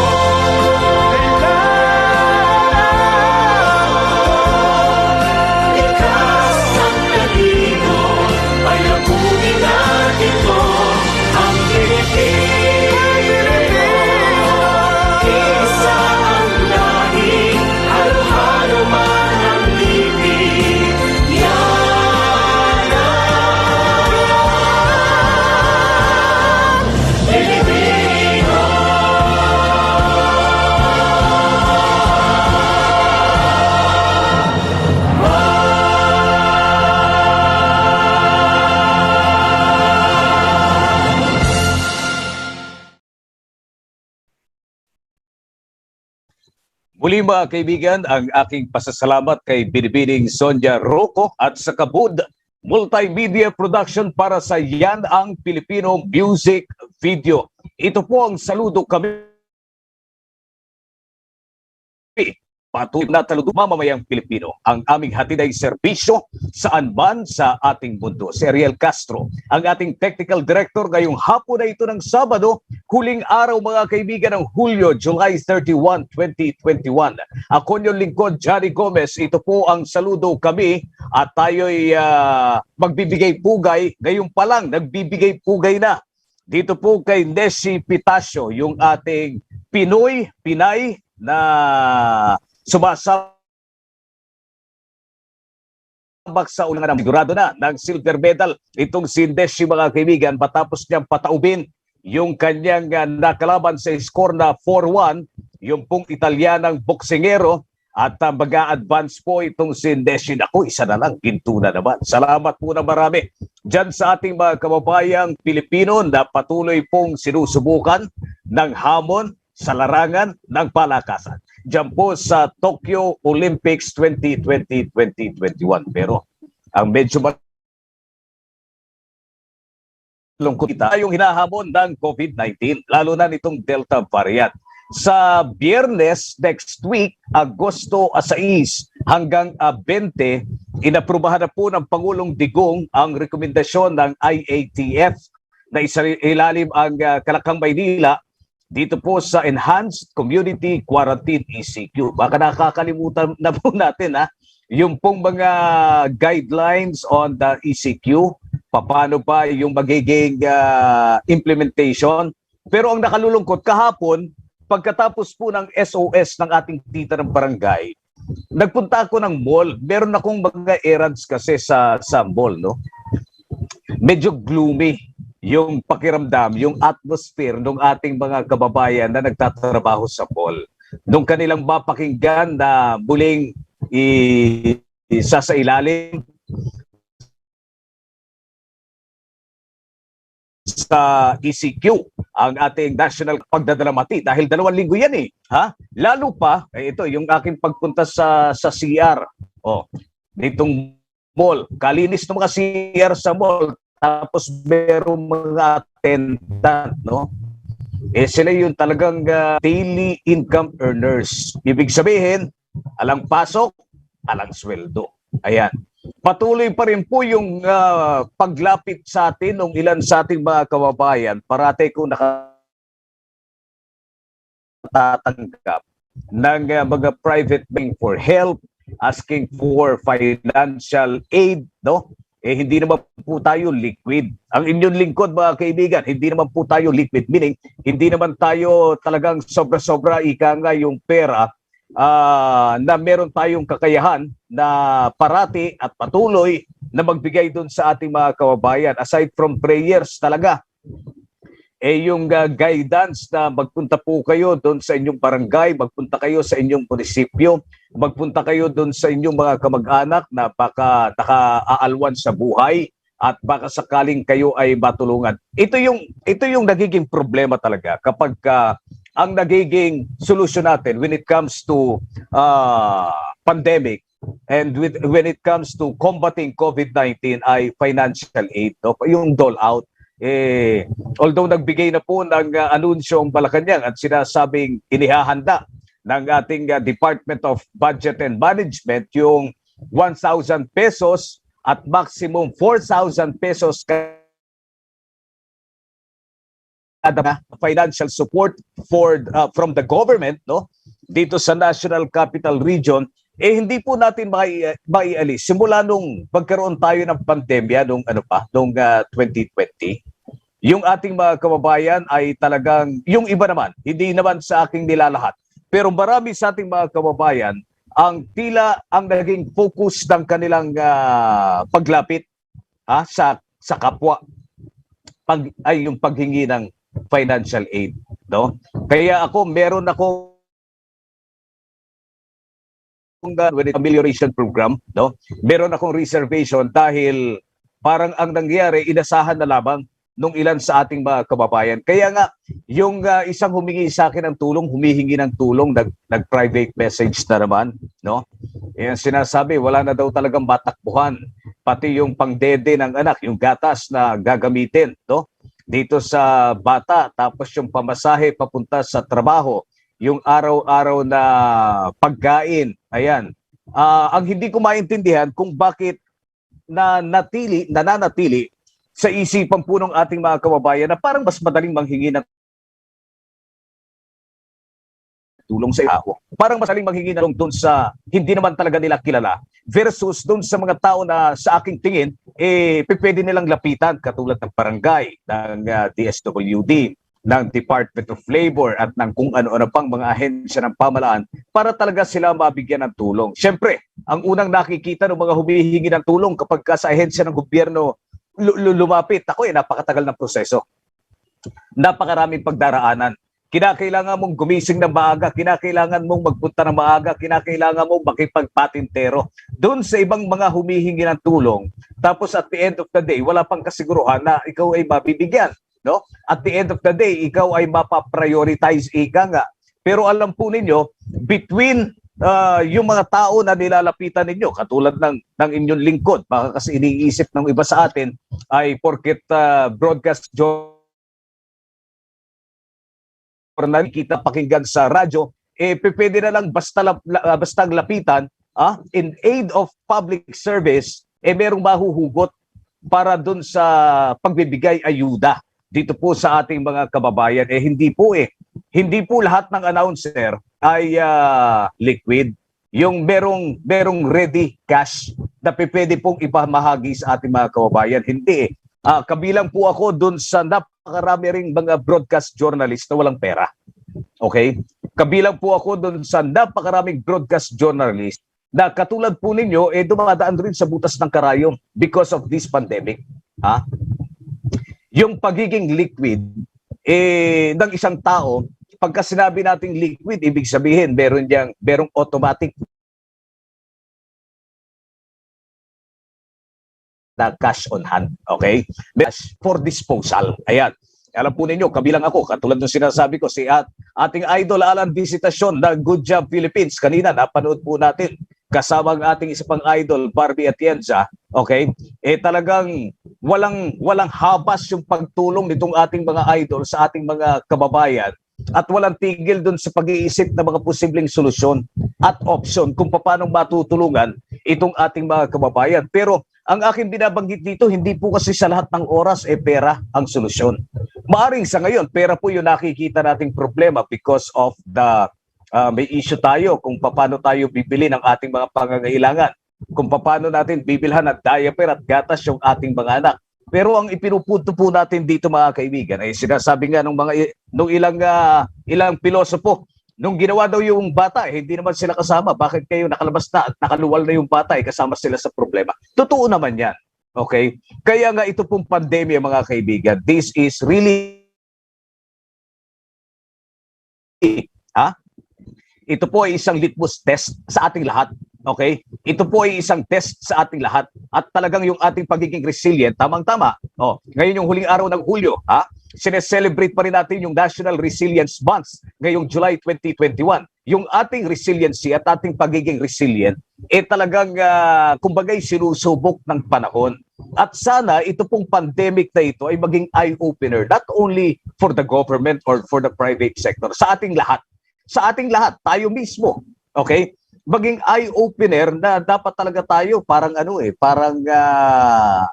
nagsusubi, nagsusubi for the rainy days, okay? Nag-iimpok sa bangko, o kung wala mang bangko, wag waldas, katulad yan, meron na namang ayuda na ilalabas, 1,000 pesos para sa individual qualifier, tapos sa maximum 4,000 na doon sa pamilya. Pero ang tanong ko parati rito, sino na naman yung tatanggap? Baka at this point in time, pwede yung hindi nakatanggap ng first and second tranche ang sila namang i-prioritize dito. Kasi nga yung sinasabi ko, pagpunta ko ng mall kahapon, talagang ramdam na ramdam mo yung problematic aura ng ating mga kababayan especially those na mga daily income earners. Ayan, ala na namang pasok 2 linggo. Saan kukuha ng pera itong mga ito? Okay? Hindi ba yung mga biblical learnings natin, ang kailangan daw po natin ay hindi mabigay ng isda, kundi gawing banging isda itong ating mga kababayan.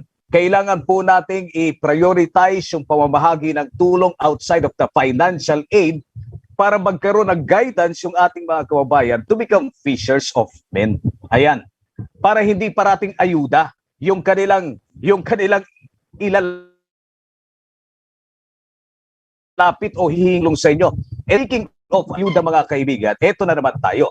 Dahil August 6 to 20 ay isa sa ilalim sa Enhanced Community Quarantine. So, hindi natin pwedeng tawaran yung pag-iisip ng ilan sa ating mga kababayan na sino na naman ang tatanggap.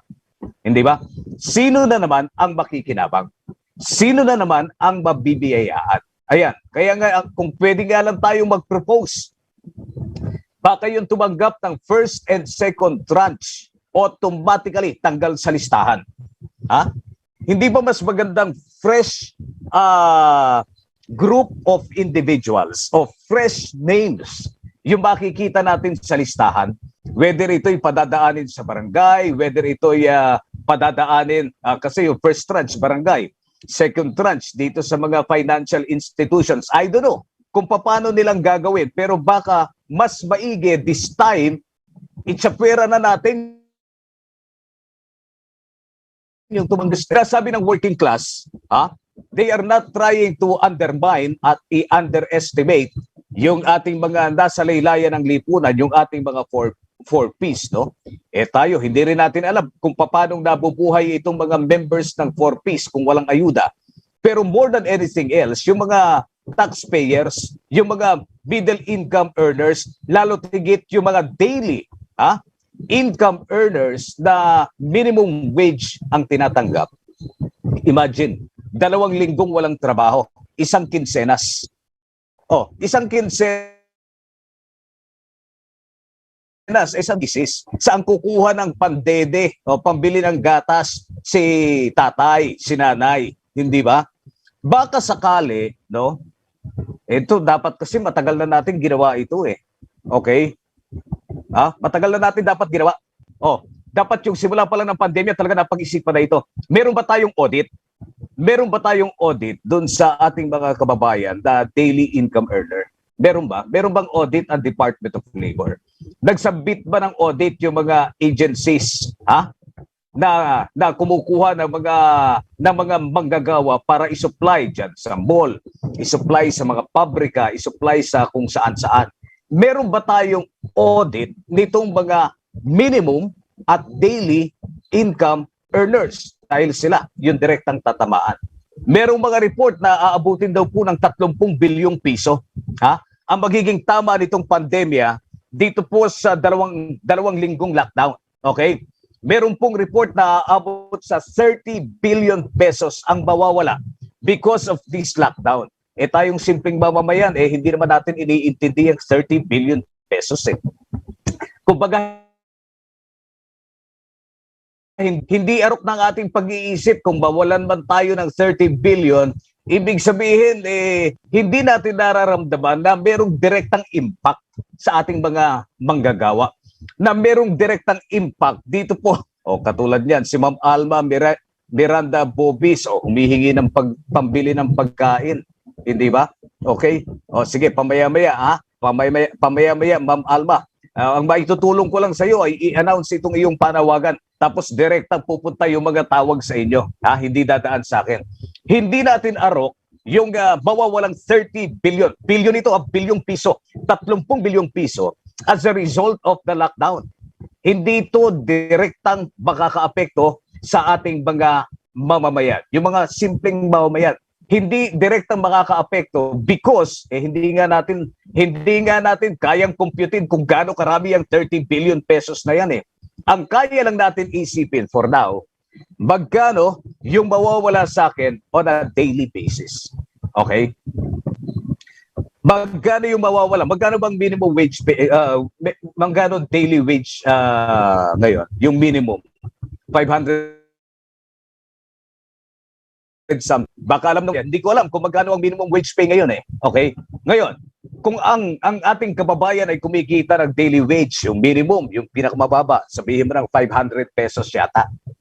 More or less. O 550, 560, 570. Naguhula lang ako, hindi ko alam. Ngayon, sa loob ng isang linggo, sa 6 na araw na pagtatrabaho, yung 500 piso, that's about 3,000 pesos. Okay? Sa 2 linggong lockdown, multiply it by 2, yung 3,000 mo, 6,000 piso. Budget for 2 weeks. Ngayon, saan kukunin ni Juan de la Cruz yung 6,000 piso para may pangtustos doon sa araw-araw na pangangailangan ng kanyang pamilya kung hindi siya sa sweldo? Ang magyayari dyan, lalapit na naman kay Bombay, mangungutang na naman kay Bombay, lalapit na naman doon sa mga loan shark, lalapit na naman doon sa 5-6 because hindi nga handa eh. Okay? At yung paghahanda na aking binabanggit ay hindi talaga kayang gawin overnight.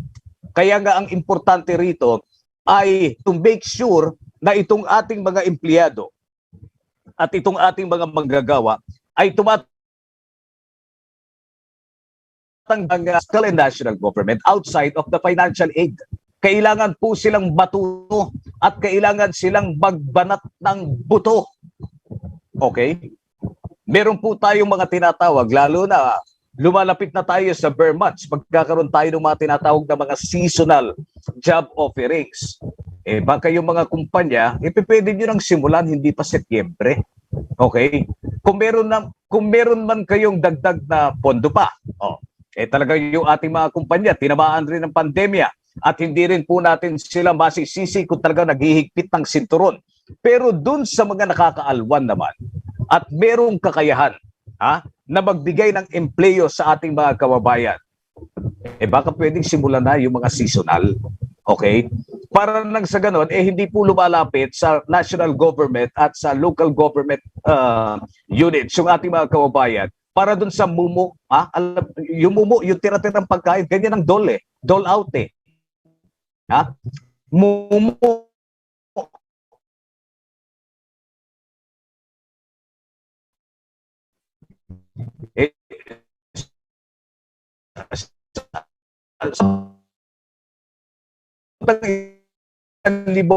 piso ang 1,000 unless na hindi mo baryahan, unless na hindi mo gastusin yung 1,000 pesos mo, mananatiling 1,000 pesos yan. Pero kung wala gastusin mo, hanggang kailan mo pwedeng pakinabangan itong ating pamalaan? With all due respect, tayo po'y nagpapasalamat because of the many initiatives na ginagawa ng ating gobyerno. Kaya lang, kung financial aid ang parati nating focus, no? Tinuturuan po nating maging tamad yung ating mga kababayan. Kaya pansinin po ninyo yung mga 4-piece patuloy na dumarami. Bakit ikanyo? Yung dating hindi 4-piece, nangangarap ng maging 4P. Nangangarap ng mapabilang doon sa 4-piece. Sarap daw ng buhay eh. Kapag ka nag-declare ng pagkaroon ng problema ang kanilang local government units, nagkaroon ng kung ano-anong mga problema, pangkalikasan, may ayuda. Hindi katulad ng mga nagtatrabaho, wala kang trabaho, wala kang pera, ala kang sweldo, ala kang ipakakain dun sa iyong pamilya. Kaya nga, we really need to be guided dito po sa mga inilalabas ng Palasyo ng Malacanang na mga instructions, mga kaibigan. Katulad yan, yung pong general community quarantine subject to heightened restrictions ay mula kahapon, July 30, 2021 up to August 5, 2021. Pero marami ang nataranta dahil biglang naglabas bahagi ng heightened restriction. Walang dine-in, puro take-out. Ayan, anong epekto nito? Hindi po ang epekto nito doon sa mga mahilig magpunta ng mall at kumain sa labas. At yung may kakayahang bumili ng pagkain sa labas, may kakayahang dine-in. ang malaking epekto nito ay baka, no, hindi ko sa pinangungunahan itong mga kumpanya, baka magsara na lang muna temporarily. At wag na lang magpapasok ng kanilang mga empleyado. Total, maliit yung papasok na pera sa kanila. Alam, dine-in Nakikita po natin yung domino effect nito. Hindi lamang dun sa mga may kakayahang bumili ng pagkain. More importantly, dun sa ating mga kababayang obrero, yung mga nagtatrabaho. Kapag ka naisip ni Ma'am o ni Sir, nako, magsasara muna tayo, ha? Dahil walang dine-in, wala namang papasok na pera. So magsasara muna tayo. Idagdag na natin yung ECQ na 2 linggo plus another 1 week ngayon. 3 linggo na mangangapa sa kung saan yung ating mga maliliit na obrero. Ganyan po kalaki yung impact, mga kaibigan. No? It's not just about the implementation and the announcement. No? Si Secretary Harry Roque na una yung announcement pero wala pa pong guidance. Ha? Wala pa pong maibigay na guidance. Pero doon sa sektor ng transportasyon, nagsabi na po sila na tuloy-tuloy. Ha? Tuloy-tuloy yung ating mga public transportation, ang wala na lang mananakay. ECQ Ha? Tuloy-tuloy yung transportation. Merong bus, may train, may jeep, etc. etc. Basta 50% capacity. Ang problema na lang, ang wala ay mananakay. Hindi ka nga lalabas Hindi ba? Hindi ka nga lalabas. Bakit hindi ka lalabas? Wala ka namang pupuntahan. Kung hindi necessity yung iyong agenda ng paglabas ng bahay, you might as well stay in the house. Okay? Manatili ka na lang doon sa loob ng bahay kasi wala ka namang mapupuntahan. Ito ang problema. Yung ibang sinasabi, maigi raw na nagkaroon tayo ng enhanced community quarantine para hindi mo na mapalabas yung ating mga kababayan at concentrate dito sa vaccination program ng ating gobyerno. On the one hand, maganda, hindi ba? Pero mind you, dadagsa rin ang taong bayan. Dahil yung unang mga ayaw magpabakuna, ito yung nakikita lang opportunity, no? Para sila ay malibre dun sa Delta variant. Hindi man malibre ng totally, pero meron kang dagdag na pagpapalakas ng iyong katawan dahil bakunado ka, ha? Versus the Delta variant. Ito ang problema dyan. Yung mga magpapaturok ng mga bakuna outside Johnson & Johnson. Ha? Ano pa ba? Meron pa tayong mga bakuna na isang turok lang hindi ba? Pero yung mga bakuna na kailangan ng first and second dose, kailangan mong 2 beses lumabas ng bahay. Okay? Now, ang problema riyan ay ganito. Since na kukunti ang inaasahan nating lalabas, okay? Magdaragsaan ngayon dun sa mga vaccine centers, ha? Vaccine sites, mga vaccine itong ating mabayan para nang sa ganun ay masiguro na sila ay mababakunahan. Pero meron pala tayong hindi nakikitang problema dito sa vaccine program. Okay? Meron tayong hindi nakikitang problema. Marami daw po sa ating mga kababayan na sumusunod sa patakaran and yet nakararamdam na teka muna, bakit yung aking kapitbahay, ha? Halos sabay lang kaming sabay lang kaming nagparehistro. Pero after 1, 2, 3 days na baka na samantalang ako na naghihintay doon po sa anunsyo at tawag at text sa akin dahil ako ay nagpunta sa barangay, inabot na ako ng inabot na ako ng napakatagal na panahon hanggang ngayon hindi ko pa rin nararamdaman yung pong pagpaparamdam ng ating mga taong barangay. Ito po yung problema riyan. Kapag kayo ay nagpunta ng barangay at doon, ito kasi yung protocol, okay? Ito po yung totoong protocol. Punta ka sa barangay, as announced by the President during his State of the Nation address, punta ka sa barangay para masiguro na ikaw ay babakunahan. Okay, punta ka sa barangay, magparehistro, mag-fill out ka ng information, and let the barangay contact you. Ang problema ay ganire. Nagpunta si Juan de la Cruz kay barangay. Barangay so-and-so, magpapabakuna po ako. Pwede po bang makahingi sa inyo ng form para aking i-fill out? Okay, binigyan ng form. Ito na sir, yung form o bayad para doon sa iyong schedule. Ngayon, ang gagawin niyang barangay, syempre iipunin muna. Kulang sa manpower. Hindi naman pwedeng, uy, meron tayong isang form na hawak, takbo ka sa City Hall. Ha? Takbo ka sa City Hall at ibigay mo na para nang sa ganon ay makagawa na sila ng pre-qualifying initiative, etc. Hindi. Iipunin ng barangay yan. Hanggang sa dumating yung time na makaipon sila as to, I don't know, ilang forms yung kailangang bitbitin. Kasi pag nagpunta si barangay staff hall, masahe. Okay? Baka yung staff na nabigyan ng form, kailangang kumain on the side. So, ang mangyayari dyan, paggagalap ng pondo para merong mabibitbit itong si staff. Pamasahe man yan.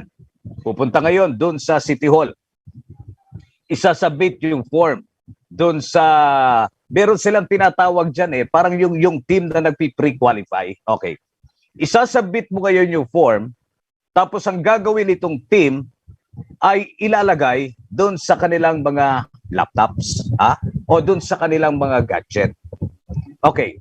Kapag nilagay nila sa gadget na yan, doon pa lang mag-i-start ang day 1.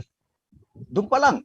Kasi doon pa lang nila tinanggap Doon pa lang mag-i-start yung day 1, meaning doon pa lang magsisimula yung pagpapa-schedule kung kailan ka tatawagan, kung kailan ka qualify at kung kailan na vaccination program. Nakita po natin yung naging issue. Nakita natin yung problema. Kaya nga yung ating mga kababayan, Paranaque daw meron daw po tayong mga barangay dyan sa Paranaque na ito yung problema. Kaya yung ibang style, ang kanilang ginagawa, nagpaparehistro sa barangay. Nagpaparehistro online. Pero pagdating ng 1, 2, 3 araw na wala silang nakuhang information, at wala silang nakuhang tawag o text, sila na mismo yung nagpupunta sa City Hall. Sila na mismo yung nagpupunta dun sa mga gumagawa ng nag-i-input ng inyong mga records. So, nagkaroon ba rito ng switching? Nagkaroon ba ng overtaking? O baka diskarte yung nangyayari? Meron tayong mga kwentong binanggit na yung ating mga kababayan umaasa doon sa schedule ng barangay. Meaning, talagang on the dot, no? Yung pong procedure na kanilang tinanggap, talagang kanilang temporarily sinunod. Pero nung walang makuhang update, direkta nagpunta ng City Hall. Okay?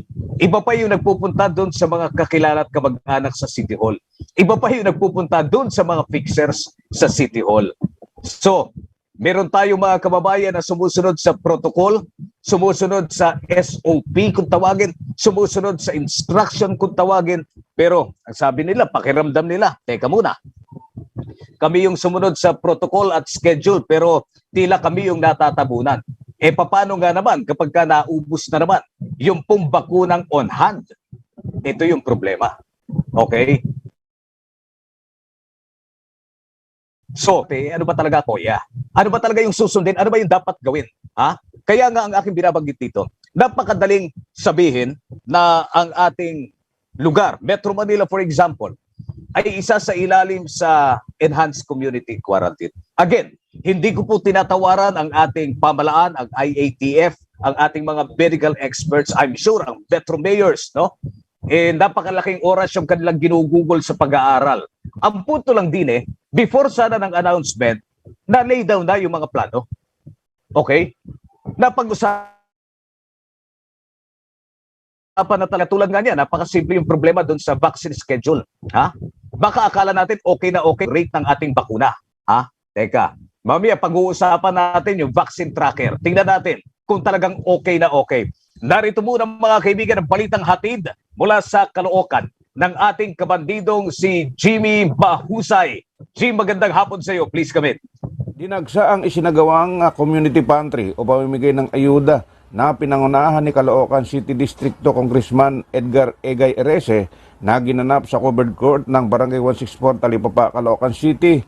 Umabot sa 1,200 tickets ang naipamahagi ni Kapitana Milaoy ng Barangay 164 sa mga residente nito na naglalaman ng bigas, dilata, energin, mga gulay tulad ng talong at kalabasa. Kasama ni Congressman Egay sina City Councilor Christopher PG Malonzo ng District 1, Councilor Alo Nobla, Kapitana Milaoy ng Barangay 164, Kapitan Enar Trinidad ng Barangay 176, Kapitan Ning Biagtas ng Barangay 142, Kapitan Sinon Mayor ng Barangay 163 at Kapitan Nick Ripolyo ng Barangay 164. Ayon kay Konsilor PJ Malonzo, ay ang kanilang pagtulong. Sa ngayon po, kung mapapansin niyo po, kadalasan po ay umiikot tayo kasama ang ating liting Congressman Egay.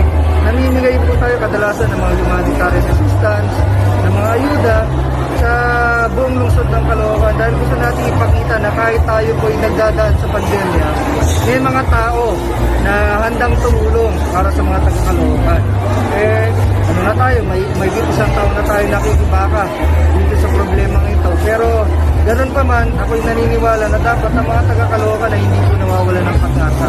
May kasabihan nga tayo na habang buhay, may pag-asa. Paipin po natin yung kalidad ng ating edukasyon.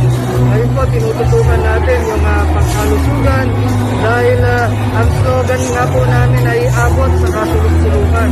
Ang gusto natin, mas maramdaman ng mga kasamahan natin dito sa Caloocan na yung serbisyo ng lokal na pamahalaan ay dapat umaabot hanggang sa lahat ng laylayan ng ating lugar.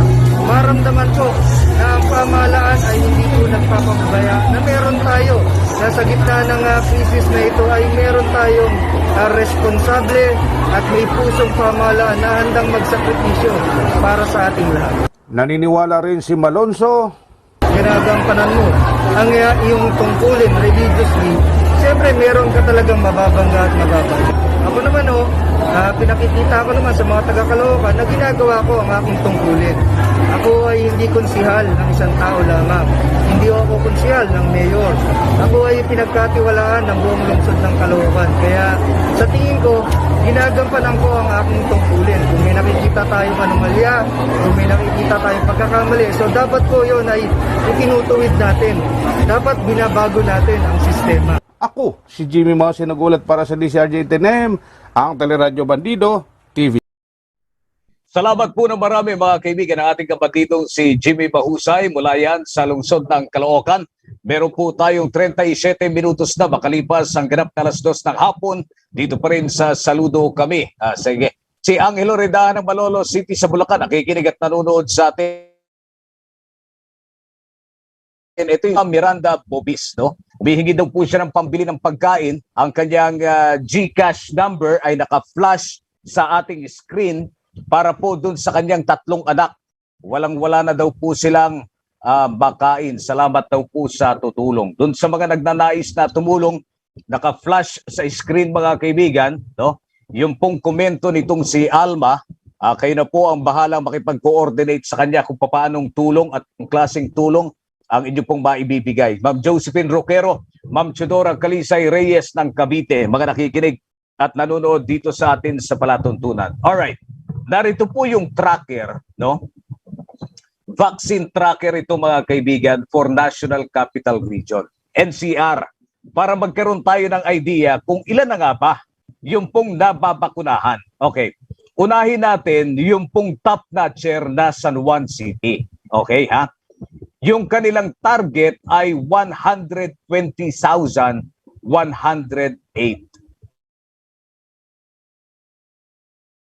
Alright, 1,000. O itong 120,000, ito yata yung nabakunahan na. Oo, ito yung nabakunahan na. 120,108 individuals. Yung kanilang percentage ng first dose ay nasa 139.5%. Mas mataas yung pong kanilang nabakunahan versus dun sa kanilang target. Okay. Pagdating sa second dose ng San Juan, 86,122. Ang kanilang nabakunahan na para sa second dose, 59,900 31. Meron na po silang 69.6% as of July 27. Okay, next is Marikina. Ang Marikina ay nakapagpabakuna na ng 207,509 para po ito sa first dose, mga kaibigan. Meron siyang porsyento na 93%. 93% ng natatapos ng Marikina City yung kanyang target. Pag second dose, so na siyang nabakunahan na 135,021. 60.5%. Dahil ang kanyang target for second dose ay nasa 223,111. Pateros, biglang bumulusok ang Pateros, okay? Although maliit yung populasyon ng Pateros, ang kanyang first dose na bakunahan 39,717, 81.1%. Pagdating sa kanyang second dose ay 26,509 o 54%. Pong kaibigan, between July 26 to 28, so recent rin ito, between July 26 to 28, ito pong hango ng mga numero na inilabas ng National Capital Region. Maynila, ang nabakunahan na ay 819,220. Pero kung ikukumpara po natin, napakarami ng bilang 819,220. Kung ikukumpara po natin ito dun sa target sa first dose, ang lungsod ng Maynila ay meron pa lamang 76.9%. Okay? At yung kanyang second dose na nabakunahan na, 453,759. So, ito po ay pumapaloob sa 42.6% ng 1,065,149 target para sa second dose. So, first cent, pagdating dun sa kanyang second dose, 42.6%. Ito, Mandaluyong, 244,528 na bakunahan. First dose, 75.2% po ito. Pagdating dun sa kanyang second dose, meron pong nabakunahan sa Mandaluyong na 176,378. 54% naman pagdating dun sa second dose. Sino pa? Navotas, 104,709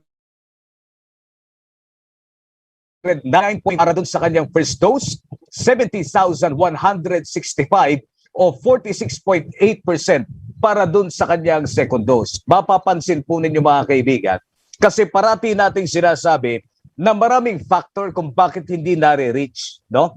ng LGU yung 100% ng kanyang target. Marami talagang factors kung bakit hindi nare-reach. Isama mo na riyan yung kakulangan ng bakuna.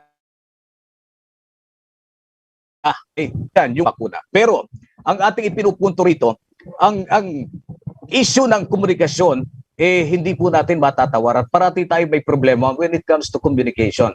When it comes to reaching out dun sa ating mga target. Okay? When it comes to planning, baka talagang meron tayong issue pagdating dun sa communication. Baka meron tayong issue pagdating dun sa pagpaplano. Tandaan po natin, ito yung pong numero na aking binanggit, meron tayong 120,108 mula sa 207,509 para sa Marikina, etc., etc. Hindi po lahat ng mga taong nabakunahan na kabilang dito sa numero na ito ay lehitimong taga San Juan. Hindi lehitimong taga Maynila. Hindi lehitimong taga Marikina. Bakit? Yan yung gusto natin munang tanungin Okay? So yung sinasabi ng iba, dito kasi nagtatrabaho sa amin We might as well, hindi ba? Kaysa naman magkaroon po tayo ng problema dito sa partikular na lungsod at makahawa kahit hindi dito nakatira. Tandaan po natin, lahat ng local government units ay merong mga vaccine program. Ang ipinagtataka ko kung bakit kailangan kang mag-ibang bakod para mabakunahan. Yun talaga yung pinagtataka ko. Bakit kailangan mong mangibang bakod para mabakunahan? Ibig sabihin, kung ikaw na residente ng isang area, okay, ng isang particular na LGU, ay hindi ka makakuha ng tamang schedule at hindi ka punta ka talaga dun sa mga areas na pwede kang papakunahan. Okay? Bakit? Survival of the fittest tayo eh. Gagawa ka ng paraan para ikaw ay babakunahan. Pero ang tanong dyan ay bakit? Bakit kailangan gumawa ng paraan ng ating mga kababayan? Well, in fact, itong mga local government units, meron silang budget para sa vaccination ng kanilang mga constituents. Bakit ka kailangan magpunta? Ako, personally, meron akong kilalang mga taga Rizal. Ha? Taga Rizal ito, ha? Mantakin nyo, sa San Juan pa nagpabakuna. Mga taga Rizal, pero sa San Juan nagpabakuna. Kalayo hindi ba? Bakit pagdating sa San Juan ako, bakit hindi sila makalapit dun sa kanilang LGU? Ngayon, ito yung follow-up na tanong. Kapag itong mga taga Rizal, for example, in-accommodate sa San Juan, ibig bang sabihin, sobra-sobrang allocation ng San Juan for them to be able to entertain residents outside San Juan? Diba? Napakaraming tanong na dapat sagutin pagdating dito sa vaccination program. Mapapansin nyo ngayon, hindi national government because the implementing arm of this program ay ang local government units. Napakasimple nung aking tanong eh. Bakit mo kailangang pumunta sa ibang lugar para magpabakuna samantalang kung press release ng sarili mong bayan o sarili mong syudad ang ating pagtutuunan ng pansin, parang wala namang problema. Pero ngayon nakikita natin yung problema because marami po ang magmamadali. Marami po ang magkakanda kumahog na magpabakuna. Big offset ng Delta variant. Okay? Magandang masagot ito ng LGU. Bakit yung inyong mga kababayan hindi po makakuha ng schedule samantalang yung ating mga kababayan outside of these particular cities na nauna na nating napag-usapan napagbibigyan ng pagkakataon. Ha? Parang ano ito parang simple mathematics 1:1. Kunwari, 1:1. Ang isang constituent na pwedeng babakunahan, qualified para dun sa vaccination program. Meron kang Juan de la Cruz, is equivalent to doses ng Sinovac. Okay, now, Johnson & Johnson. Ayan, dapat ganyan kasimple. Ngayon, kung sobra-sobra yung iyong bakuna, dapat pa rin tayong magtaka. Bakit itong si Area A, sobra-sobra yung bakuna? Kayo ba yung bumili niyan? Yung bumili? Tapos sa istorya. Alright? Kung ito ay bakit yung ibang mga LGUs ay namumroblema? Okay. So, nakikita natin yung iba't ibang mukha ng problema dito sa vaccination program. Again, ang 1:1. Isang constituent equivalent to 2 doses or isang constituent equivalent to 1 dose ng Johnson & Johnson. Ang tanong, kung ganyan kasimple yung mathematical explanation, how come city or municipality hanggang sa ngayon ay naghihintay pa samantalang merong mga outside of these particular cities na na-accommodate na? Paano naging 1:1? Hindi ba? Magtataka, magkakaroon ka ngayon, gusto mo ngayong humanap ng paglilinaw. Sinong magbibigay explanation? Dahil kapag pinakinggan natin yung mga sinasabi ng ating mga Metro Manila mayors at ng kanilang mga anong tawag dito, yung mga medical personnel, parang walang problema dun sa vaccination program. Okay? May mga glitches somewhere. Pero yung yung sabihin nating implementation per se, wala namang aamin talaga eh. Okay? So, iiwanan natin yung tanong na yan ha. Bakit yung constituent nitong partikular na syudad hanggang sa ngayon ay naghihintay pa ng kanilang schedule? Samantalang merong ibang mga outside of this city na na-entertain. Babalikan natin yan. Ito pa. Navotas. At tapos na tayo sa Navotas. Paranaque. Idol Alan. Meron tayo yatang problema sa Paranaque. Yung ating mga kababayan naghihintay pa raw nung kanilang schedule. Paranaque. Meron daw pong 230,684 na nabakunahan. 51.6% pa lang versus target ng first dose. Pagdating sa second dose, meron silang 147,839 o 33.1%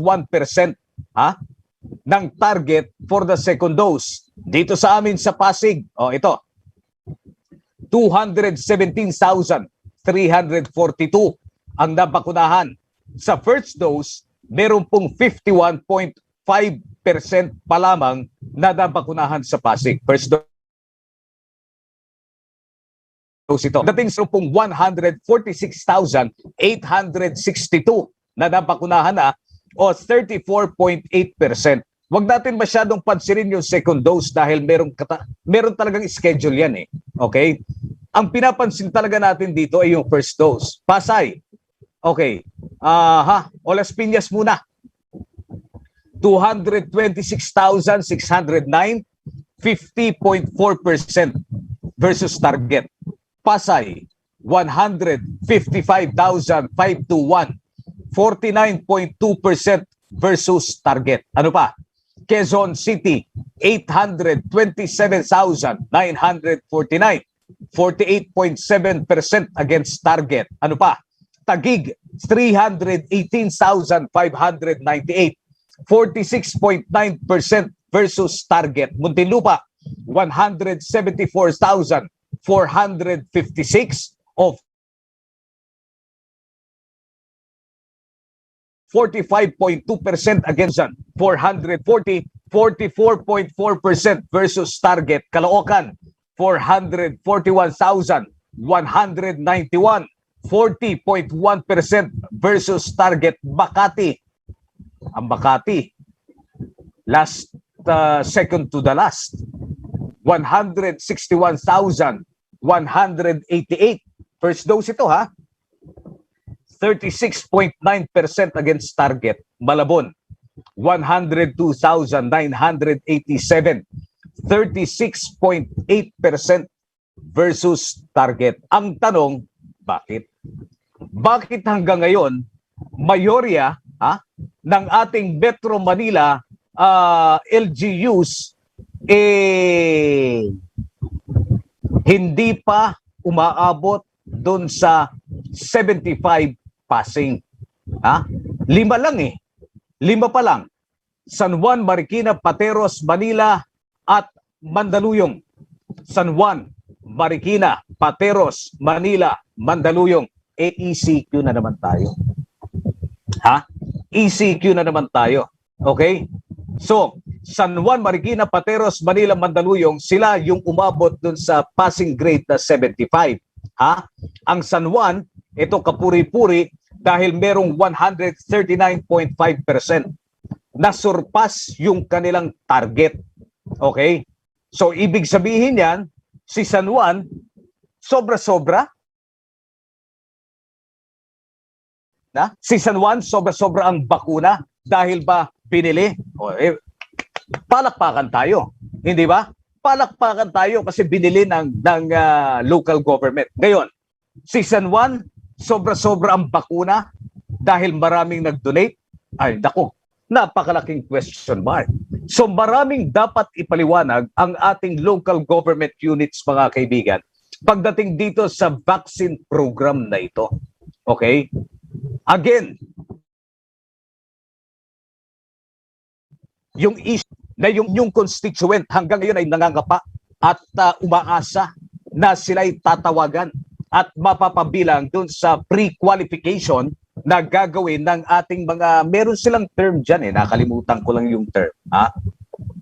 yung grupo ng mga nagpi-pre-qualify, kung talagang ikaw ba ay qualified na magpapakuna. Ngayon, kung ang sasabihin natin sa atin ng mga local government units, yung bilang na yan, ay kabilang yung iba't ibang category mula A1 hanggang A5. Ayan. Ito yung magiging depensa, no? With all due respect, dito sa ating mga local government units, pwede talaga nilang gawing depensa yan. Yung ating A1, A2, A3, A4, A5. Ang pinakahuli ay itong A5. Alright? Very recent A4 at ang A5. Yung A1, A2, A3, matagal na kayong gustong unahin pero hindi naman kayo nagpupunta sa pila. Ayan. Yan yung magiging yan yung magiging depensa. Matagal na kayong gustong unahin pero hindi naman talaga kayo nagpupunta sa pila. Merong expiration date. Ayan units para hindi niyo naman sabihin na hindi ko kayo tinuturuan. Mga local government units, para hindi sabihin, Idol Alan, na hindi natin tinuturuan, hindi ba? Yan yung inyong magiging depensa. Mag-e-expire na yung bakuna Ibigay na nga lang natin doon sa kaibigan kong taga Rizal. Ibigay na nga lang natin doon sa mga ibang lumalapit sa atin at merong mga importanteng kamag-anak. Hindi ba? Ayan. Talaga naman, pwede nga naman gawing rason na kaya napunta sa iba yung slot dahil kayo, A1, A2, A3, hindi kayo nagpapakuna nung meron kayong slot. At 4 kasi ito yung mga curse, Kaya medyo na-delay talaga yung kanilang pagpapabakuna. A5, ito yung ating nasa laylayan ng lipunan. Pero tingnan nyo, kayo pa masisisi. A1, A2, A3. Ayaw nyo magpabakuna, tapos ngayon ngangalngal at ngangawa kayo sa social media, pero ang tanong dito ay nung panahon na meron kayong schedule, hindi kayo nagpa-schedule. Ano yung magiging domino effect nito? Domino effect, pagdating ng ECQ, sasambulat mga kaibigan yung dami ng gustong magpabakuna dahil meron silang time. Sasambulat yung mga dami ng gustong magpabakuna dahil sasabihin, ngayon, may panahon na. Ang problema, ala na pong bakuna.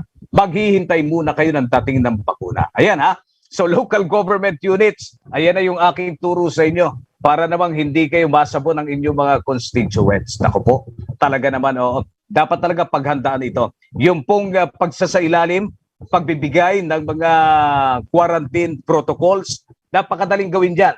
Pero yung guidance, yung underlying initiative, dapat po sana, bago nyo i-announce, meron na. Bago nyo i-announce, meron na po tayong mga guidance na maibibigay para nang sa ganon, hindi po nanghuhula yung ating mga kababayan. Again, starting today, ala pong dine-in, so isama po natin sa ating mga prayers yung ating mga manggagawang Pilipino, yung pong working class natin na patuloy na lumalaban ng parehas sa kanilang mga buhay. Lalo tigit, yung mga tumatanggap lamang ng minimum wage, lalo tigit, yung mga tumatanggap ng daily wage na tatamaan. Siguradong tatamaan. Dito pong 2 linggong lockdown, na 2 linggong enhanced community quarantine. At isama rin natin sa ating panalangin yung transport sector na hindi daw po maapekto ng ECQ. Ang problema, wala naman daw pong sasakay dito sa ating mga pampublikong sasakyan. Salamat po ng marami sa mga nag-antabay at sumabaybay sa palatuntunan. Si Ariel Castro, ang ating technical director. Ako yung lingkod, Johnny G. In just a very short while, PACC Hour. Kasama po ang ating idol, Sunny Illustre. Johnny Gomez, pansamantala. Bye-bye. The views and comments of the hosts and guests are not necessarily those of the station.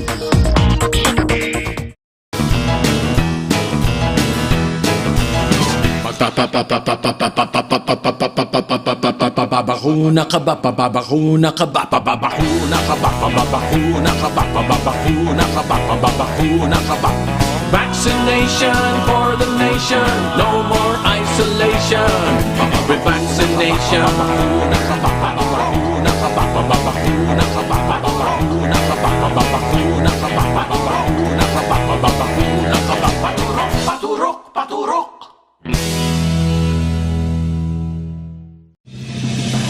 You are watching the multi-awarded Radio Bandido TV on Channel 224 Sky Cable and TV Plus boxes. Simulcast on DZRJ 8:10 a.m. Informing, advising, and entertaining the Filipinos and OFWs around the world. Streaming live on www.facebook.com/DZRJ 8:10 a.m. or on YouTube, channel RJAM News.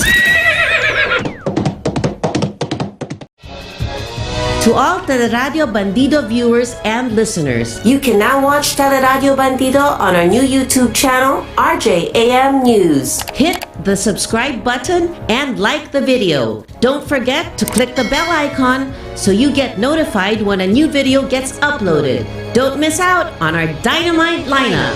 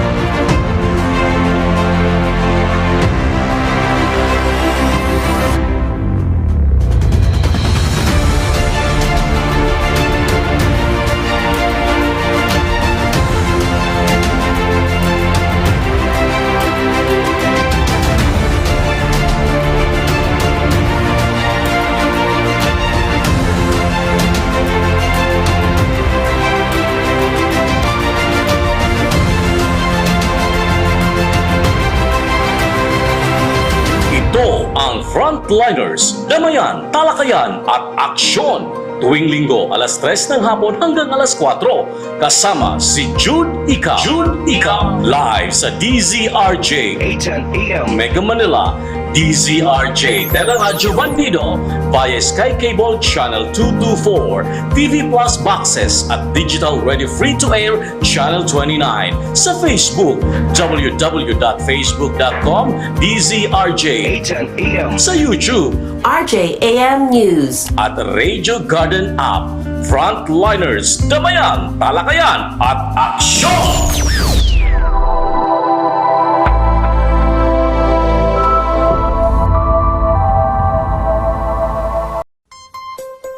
Double R is now at Be enlightened with inspiring stories. Interesting biblical features. And insightful interviews with the pillars of our Catholic faith.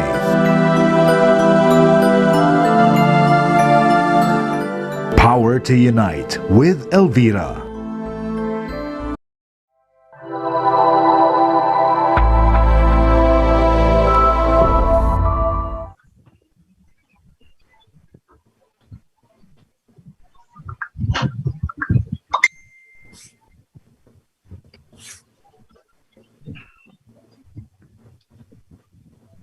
Okay. Magandang hapon mga kaibigan.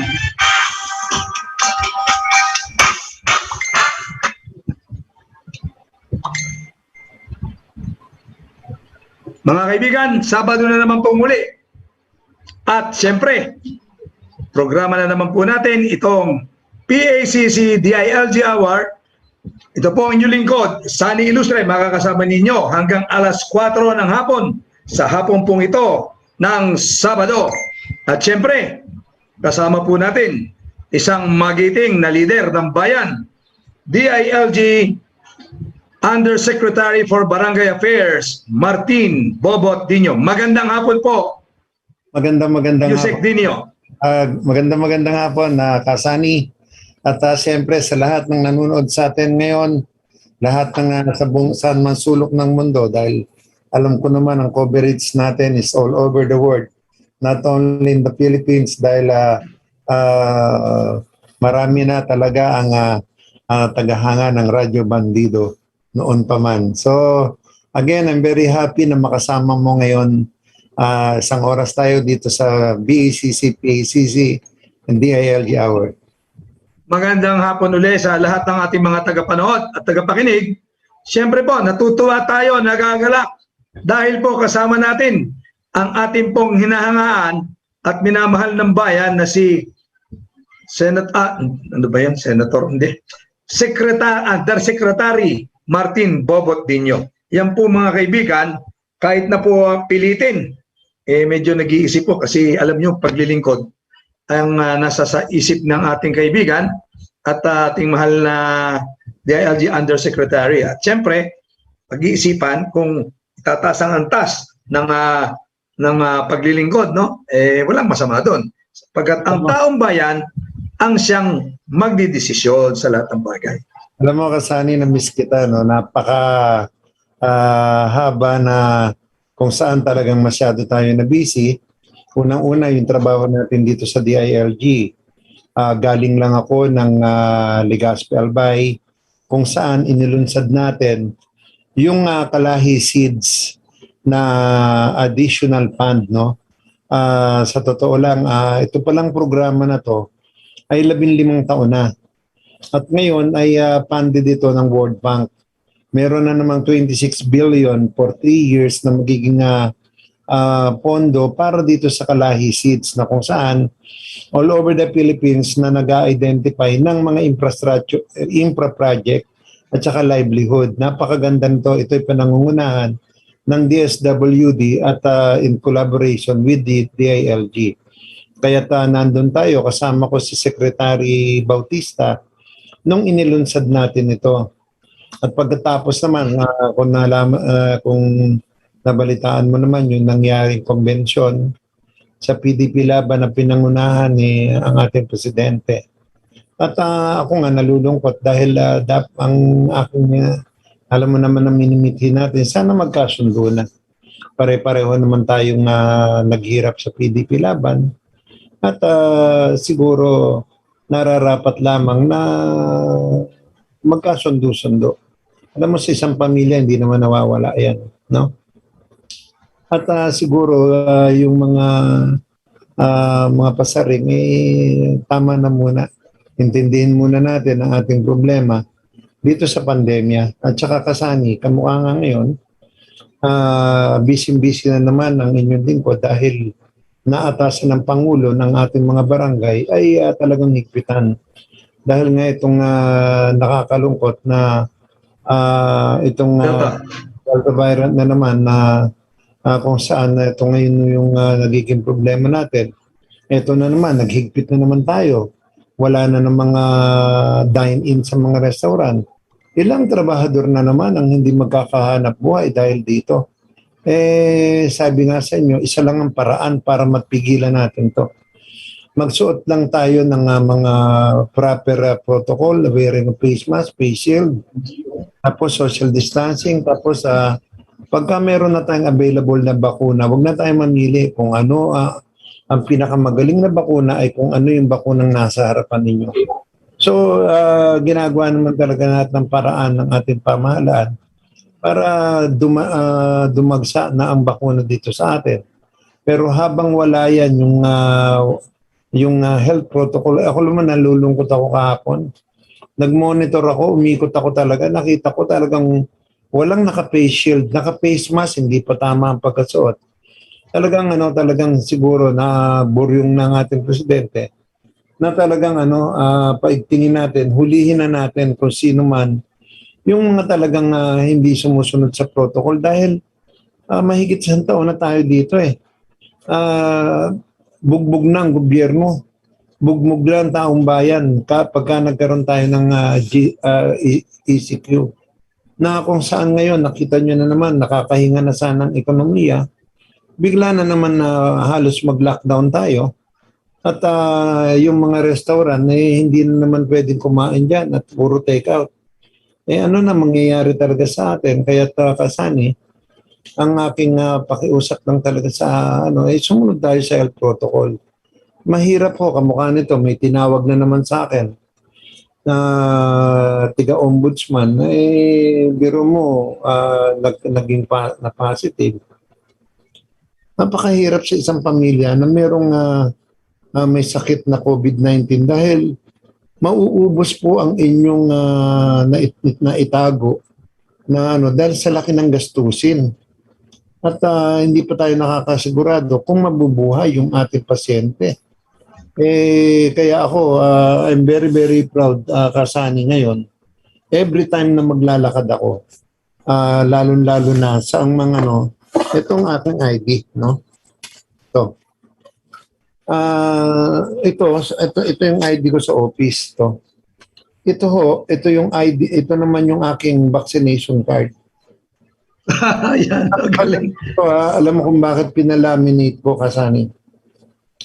Sa airport, lahat ng mga katabi ko, alam niyo sabi sa akin, naku Yusek, dapat pala ganyan ang gawin ko. Kasi yung pagtabi niya sa akin, feeling niya daw safe na safe siya. Dahil bakunado na ako. Ito lang yung hinihiling natin, sana lahat ng mga nakapagpabakuna na, ipalaminate nyo po yung inyong vaccination card. Tapos ngayon, isuot nyo na. Kahit saan kayo magpunta, isuot nyo dahil pag dumating yung panahon na kung saan kami sa barangay, check namin kung bakunado ka na. Tapos kung ikaw ay na first dose, kasi kung first dose, meron din ID. Tapos kung ikaw ay nagpa-reserve na o ikaw ay sabi na sa inyong barangay o sa inyong syudad, para nagpa-schedule ka na ng bakuna. Para makita natin na talagang ikaw interesado na magpabakuna, hindi maging pasaway. Kaya ako, yan ang aking ID na. Ganito lang gawin natin. Hindi naman siguro masamang sakripisyo yan. Kung halimbawang magsakripisyo na tayo at ipakita natin na sumusunod tayo sa pamahalaan. At pagka may ganito ka na, biro mo, ligtas na yung aking pamilya. I know. Alam ko ngayon na ako ay hindi na manghahawa. At yung family member ko na nagpabakuna na ay pinalaminate ko din. Para ngayon, kahit saan sulok ako magpunta, kahit sino makatabi ko, kahit na nagbababahing ako, na hindi na matatakot dahil alam nilang bakunado na ako. So, ayan na Kasani, no? Definitely, baka yan ang maging kalakaran o yung maging utos namin. Kung natatandaan mo noon, meron tayong tinatawag na APOR, yung mga authorized na lumabas ng bahay. Ngayon, kung natatandaan mo, nung nag-ECQ tayo, meron kami tinatawag na quarantine pass, na ito lang mga tao na to ang pwedeng lumabas ng bahay. Baka umabot tayo sa ganon. Pero mas maganda na kung naka-ID ka at bakunado ka, medyo meron kang pribileyo na lumabas ng iyong tahanan dahil hindi ka na masyadong nagbabadya ng makapanghawa dahil nakapagbakuna ka na. So, yun natin, Kasani, na ngayon nakikipag-meeting ako almost every week kaya Yusek Berhere. Dahil ngayon, ang inaasinta na namin para matapos namin ang pagpabakuna sa mga senior citizen. Ngayon, tinitingnan nga namin na kung maaari, pati sa bahay nila, pag hindi na talaga kaya maglakad, doon na sa bahay i-injectionan. Ganon kapursigido ang ating pamahalaan para matapos natin ang pagbabakuna sa mga senior citizen. Yan Kasani ang ating pinagtutuunan ng pansin ngayon. Yan. So mga kaibigan, mga tagapakinig, mga tagapanood, this is an example of leadership by example. Sapagkat siya mismo nagpabakuna at i-display yung kanyang proof that he has been already vaccinated. So that is what you call leadership by example. Mahirap naman yung sasabihin natin na magpabakuna na kayo tapos yung mismong mga nag-uutos o nagsasabi na magpabakuna na, nag-encourage, sila naman yung hindi bakunado. So magandang congratulations po sa inyo, Yusek Martindino. You are really a leader by example. You are doing what you teach. Yun nga sila sa Kasani, natutuwa din ako, no? Dahil may mga barangay captain tayo. Ngayon, alam mong ginagawa nila, pagka nagpabakuna sila, sinabi ko sa kanila, magpakuha kayo tapos ilagay nyo sa tarpaulin. Ilagay nyo sa lahat ng mga entrada sa inyong barangay hall para makita nila na si Kapitan ang nanguna sa pagbabakuna. Tapos kumari buong council, lahat ng mga tanod, pakita nyo sa mamamayan na huwag silang matakot dahil na-injection na kayo. Dahil yan, alam nyo, parang domino principle yan eh. Pagka nakita ng constituent nila na nauna si Kapitan na nagpabakuna, nauna si Kagawad, nauna ang mga tanod natin, barangay health worker, parang domino principle yan. Magsusunod-sunod na yan at lahat na halos yan magpapabakuna. Na lalo na ngayon, araw-araw may dumadating na bakuna sa atin. At magiging, I hope na within this din na umabot na tayo ng kahit 50%, no? Itong Agosto. Kung maka 50% na tayo, medyo magaang-gaang na yan. Pero yun na nga, umaasa tayo sa mga padala nitong malalaking bansa, kamukha ng China, ng US, yung Pfizer sa China, Sinovac ako eh. Wala akong naramdaman, wala akong adverse effect. Kaya umasa kayo na hindi naman i-inject yan kung yan ay makakasama sa inyong kalusugan. So yan. Maganda yung ginagawa natin. Yung nga po nakita ko sa pamahalaan, no, that under the leadership of the President, ito pong ating mga different offices ay gumagawa po ng kung anong nararapat na gawin upang sa ayos, no, upang labanan nga po itong COVID na ito, lalong-lalo na po itong bagong Delta variant na ito na sinasabing napaka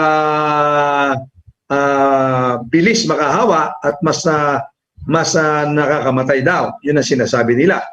So, we have to magpasalamat din tayo, bagamat ito nga ay sinasabi, trabaho nga nila ito. So, balit, they are exercising extra diligence, no, in order to assess itong citizenry para sa kanilang kaligtasan. Yan po ay isang magandang pamantayan na ginagawa ng ating pamahalaan po ngayon. Lalong-lalo na po yung nasa sakupan nyo, yung sa DILG po, na very active po. Alam mo Kasani na nalulungkot ako. No? Meron akong 3 kaibigan. Talagang very close sa akin. Alam mo to, mayroong mga may kaya eh. Tapos ngayon, nag-intay ng bakuna, Kasani. Nakaschedule na sila pero hindi nila gusto yung i-inject sa kanila. Alam mo Kasani, sa totoo lang, naunahan sila ng COVID. Ibig sabihin, nahawa sila ng hindi nila alam. Pero kung nakabakunahan agad sila, malamang yun buhay pa hanggang ngayon. Mamatay din. Mamatay. Ang bilis kung dahil siyempre, pagka yung medyo may edad ka na, pag nakapitan ka niyan, lalo na kung may mga diabetes ka, may mga high blood, talagang napaka-delikado niyan. Ngayon, nag-intay pa eh. Biro mo, kung hindi na nag-intay yun at nagpa-inject agad, just imagine, ngayon, pagka halimbawa kung nahawa ka, uubuhin ka lang, lalagnatin ka lang.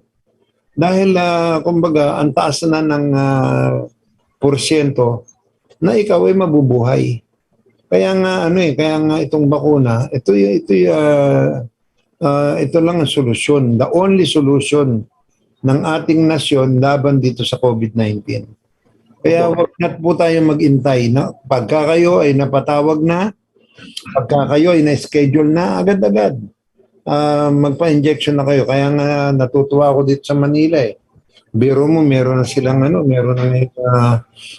drive-thru. Para lang matapos natin yung ako nga, ang pakiusap ko, lalong-lalo na dun sa mga nagsasalita pa dyan against dito sa ating bakuna, wag naman. Gagawin natin ang lahat para makalampas tayo sa bangungot ng COVID-19. Ayan Kasani talaga. Nakita ko. Tsaka ngayon, nalulungkot ako. Again, tinatawagan ko mga kapitan sa buong Pilipinas. Mga boss, wag nyo nang intayin na padalan pa namin kayo ng subpoena, no? Checkin nyo yung mga constituent nyo, lalo-lalo na sa bandang palengke, main thoroughfares. Tignan nyo kung anong kung naka-face mask, naka-face shield. Dahil definitely, tatamaan kayo dahil ang gusto ng Presidente na pangunahan ng barangay itong ating health protocol. Habang walang bakuna, health protocol tayo. Yan dapat ang ating sundin. Yan, Kasani, ang aking pakiusap sa lahat ng ating mga barangay ngayon dahil talagang nadinig nyo naman ng ating Pangulo, talagang sinabi niya na e-escorta ng barangay captain pauwi yung mga hindi na bakunahan. Paano namin malalaman? Kung nakabakuna ka na, di siyempre ito, paggawa ko naman, paglabas mo ng bahay, meron kang vaccination card. Hindi ka na maabala. Diba? At yun nga po ang paalala rin po, kahit na sa mga bakunado na, gaya po ni Yusek Bobot, konti pa rin daw ingat sapagkat ito pong COVID na to, hindi maintindihan yung kamandag nito, no? Hindi natin malaman kung bakit ganito siya katindi. At siguro po, Yusek, no, makuha ko itong pagkakataon na yung pong meron po sinabi dati si Senator Tito Soto na sa palagay ko, this should also be given importance ng ating pong pamahalaan. Bagaman po, at tayo po yung umaayon, tama po yung ginagawa natin, tayo po yung nag-encourage sa mga pagbabakuna, pero sana rin po naman, maipasok din po natin sa ating pong program, yung pong cure, yung sinasabi po ni Senator, Speaker Tito Soto, no, na let us also concentrate on the cure. Kasi kapag po meron na pong cure, para pong yung TB, nung una po walang cure, namatay nga po yung isang pangulo ng ating bansa dahil wala pong cure pa nung una. Subalit ngayon yung TB po, parang sipon na lang, no, 6 months, kapag ininom mo at sinunod mo yung doktor mo, ay tsak nagagaling ka. So what we are looking forward po siguro dito po this time na Yusek, no, is sana po magkaroon din po tayo ng move, no, for to encourage also itong mga drug companies na siguro dapat sila mag-invento rin, no, yung mga scientists natin ng yung gamot mismo, hindi lang po yung last year pa actually nag-offer si Presidente, nagbibigay siya ng nung una 30 million, 50 million or ano, na kung sino yung makakapag-invento agad ng bakuna. Na kasi ang unang-una talaga, yung bakuna talaga, kaya nga ngayon, sabi nga early stage, kumbaga, tinitesting niya kung sino yung pinakamagaling, pati nga yung booster eh. Pero siyempre, ito yung naipasa na ng ating itong Bureau of Drugs, no, na Food and Drugs. Kaya nga, ito muna ang concentrate natin, no. Pero tama ka, no, sabi ng Tito Sen, kaya yung paggamot dito, no. Kaya natutuwa ako every time na mag-uumpisa itong programa natin. Yung kanta ni Boss RJ, yung paturok, paturok, paturok. Ang galing, magpa-injection eh. Yung mga nagdududa pa talagang mawala na yung pagdududa. Sinabi pa niya, wag nang mamili, kahit na ano pa yan, basta wag lang peke.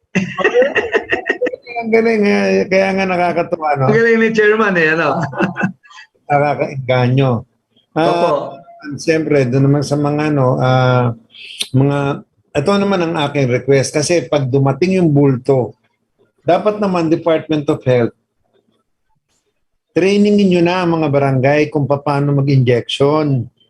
Dahil siyempre, pag dumating yung bulto-bulto natin para injection na ang majority ng ating mamamayan, kukulangin tayo sa vaccination center. Kamukha ng Maynila, kita mo nyo ngayon, meron na silang drive-thru. Pero ganun pa man, there are 900 barangay sa Manila. Kaya lang meron din tayong 900 na zona. Di kung halimbawa doon sa zona na lang injection, hindi tayo magkakaroon ng mass gathering na kung saan ito yung magiging super spreader. Yan sinasabi ng Pangulo. Kung pwede, wag nang mass gathering. Dahil dyan nagkakahawahan. Yun lang ang nakakalungkot na naman ngayon. nakaka-recover ng konti yung ating industriya, lalo na yung mga restaurant. Ngayon, sa totoo lang, lumabas ako, bumili na lang kami ng yung may restaurant akong gustong kainan ng tapa, wala, sarado. Bili na lang. So, ayan po ang ating ginagawa ngayon, lalo na baka mamaya meron na namang ayuda na dadating sa atin, para dito in the event na magla-lockdown tayo. So, I hope mga kapitan, wala nang reklamo, wala nang makakarating dito sa atin dahil we will not hesitate to file case against you. So, ayan, ayan. At Yusek, ipagpaumanin ninyo, ipahintulot ninyo, sapagkat dito po sa gitna po ng ating tinatanggap na mga kung ano-anong nangyayari, bagyo, putok ng bulkan, COVID, bagong variant, kung kailan maayos na, meron po namang nagbigay sa atin ng sa ating bansa na binuhat yung bansa natin. Baka pwede natin pong bigyan siya ng pagkakataon na i-congratulate na natin po itong si Heidi Lin. At ito pong sa gitna po ng ating mga dinaranas po na ito, ay mayroon po tayong mga katulad niya na nagbibigay po ng karangalan sa ating bayan. At meron pa pong isa, babanggitin natin mamaya. Meron po tayong picture na ni Heidi Lin dito na kung paari po sana ay bigyan natin ng pagkakataon sapagkat ang ating po mismong Pangulo ay siya po mismo na nagbigay po ng maraming malaking pasalamat at natuwa po ako, Yusek, na yung ating Pangulo tumayo at sumaludo doon sa kanyang subordinate na isa pong nasa military din, at nakita ko yung humility ng ating Pangulo at yung kanya pong galak, katuwaan na ipinakita po yung pasasalamat kay Heidi Lin na talaga po namang nagbigay sa atin ng kanyang pagbuhat. Yung naalala ko tuloy si Rico Puno binuhat niya na sa gitna po ng ating mga pandemya na yan, ang ating meron po tayong parang ipagmalaki naman na dito sa Pilipinas, marunong tayong makipaglaban din sa ibang bansa at hindi kaya basta-bastahin ang mga Pilipino. So, nasa kaya yung picture natin, tinetext ko itong si Idol picture ni Heidi Lin at ng ating mapasalamatan ng pati yung sa boxing natin, napapasalamatan din natin po, Yusek, So, yung ating mga nasa nakatatapos na yung talk, kamukha ni Heidi Lin, it takes 4 years, Kasi noon nag-silver lang siya Pero talagang pinaghandaan niya. Kaya tuwan-tuwa ako sa bata na yan. Alam mo kung bakit? Alam mo ba kung saan nag-training yan? Sa garahe. Sa isang garahe sa Thailand. Kaya sa Philippine government, lalo-lalo na sa Philippine Sport Commission, malapit ako dyan Kasi unang-una ang tatay ko nagtitrain ng mga shooter. Ako naging shooter ako, kapatid ko naging shooter. Alagaan nyo ang ating mga atleta. Dahil kamukha ng accomplishment na ginawa ni Heidi Lin. Just imagine, more or less 100 years tayo dyan, 90 plus years ng pagsali natin dito sa Olympic. Ngayon lang nagkaroon ng medalyang ginto at ang nagdala pa sa atin ay babae. Sa totoo lang, hindi tayo kilala sa weightlifting. Ngayon lang.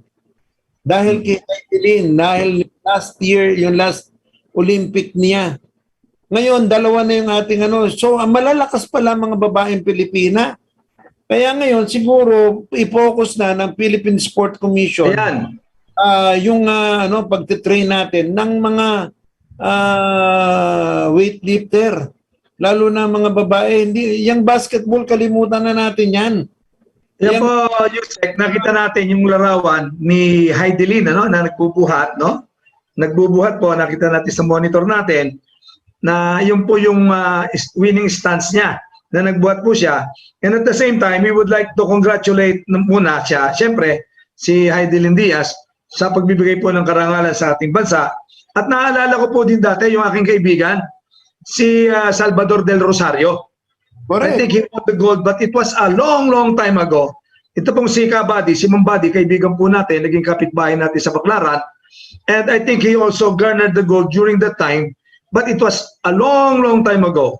And ito po binuhay muli ni Heidelin Diaz, na isang Navy rin po yun si Salvador del Rosario. At ngayon po, nais din natin pong, with your permission po, Yusek, nais ko pong i-congratulate din si Nesty Petesio. Parang babae din ba ito? Babae din ba? Oo. Isa na another gold in the Philippines. Tingnan nyo, kinikilabutan po ako. Kinikilabutan ako habang binabasa ko ito. Tinalo ni Nesty ang kalaban niyang Italiana. Score 4-1, split decision. Sa ngayon, sigurado na siya, at least sigurado na sa silver medal, pero ipagdasal natin na manalo siya sa finals para isa pang gintong medalya. So hindi pa pala gold, another pwedeng maging gold. So yun po, congratulations kay Nesty Petesio na maaari na naman makasungkit, no? Pero parang balita dito, another gold na. Isa na lang, another gold na for the Philippines. So yun po mga kaibigan, nagpapasalamat tayo, Yusek Dinyo, na meron po tayo mga Pilipino na sabi nga, Pilipino palaban Hindi basta-basta nagpapatalo ng walang laban. Matalo man tayo, may magandang labang ibinigay ang ating mga kababayan. Alam mo, at ating mga atleta. Ang tagal na noong panahon pa, tatay ko talaga sa sports. Matagal na yan. Talagang dapat ang pinagtuunan natin ng pansin, yung sport na hindi kailangan na height. Kailangan yung weight category, kamukha niyan, boxing, weightlifting, shooting, yung sa baril. Hindi kailangan. Kahit na 4'11 ka dyan, pwede. Pero yung mga swimming, yung mga hindi na tayo pwede dyan. Pwede yan kung halimbawa pilam. Pero kasi paglundag pa lang, pag malaki yan, kamukha ni Michael Phelps, birin mo yan, napakahaba, parang albatros yung na yan. Paano mo lalabanan niya kung ikaw ay 5'5", matangkad na yon. Tapos ngayon, pati yung nakita ko ngayon rowing. Nakita ko kung ang galing ng tao natin, ngayon lang tayo nakapasok diyan. Pero alam nyo kung gaano kalaki yung kalaban niya, 6'8". 6'8". Biro mo yung pag niya nung kamay niya gano'n, at saka pag-stretch. Biro pakaba nun. 8 yung kalaban niya, yung yata 5'11". Grabe yung may lamang din ang mga matatangka doon.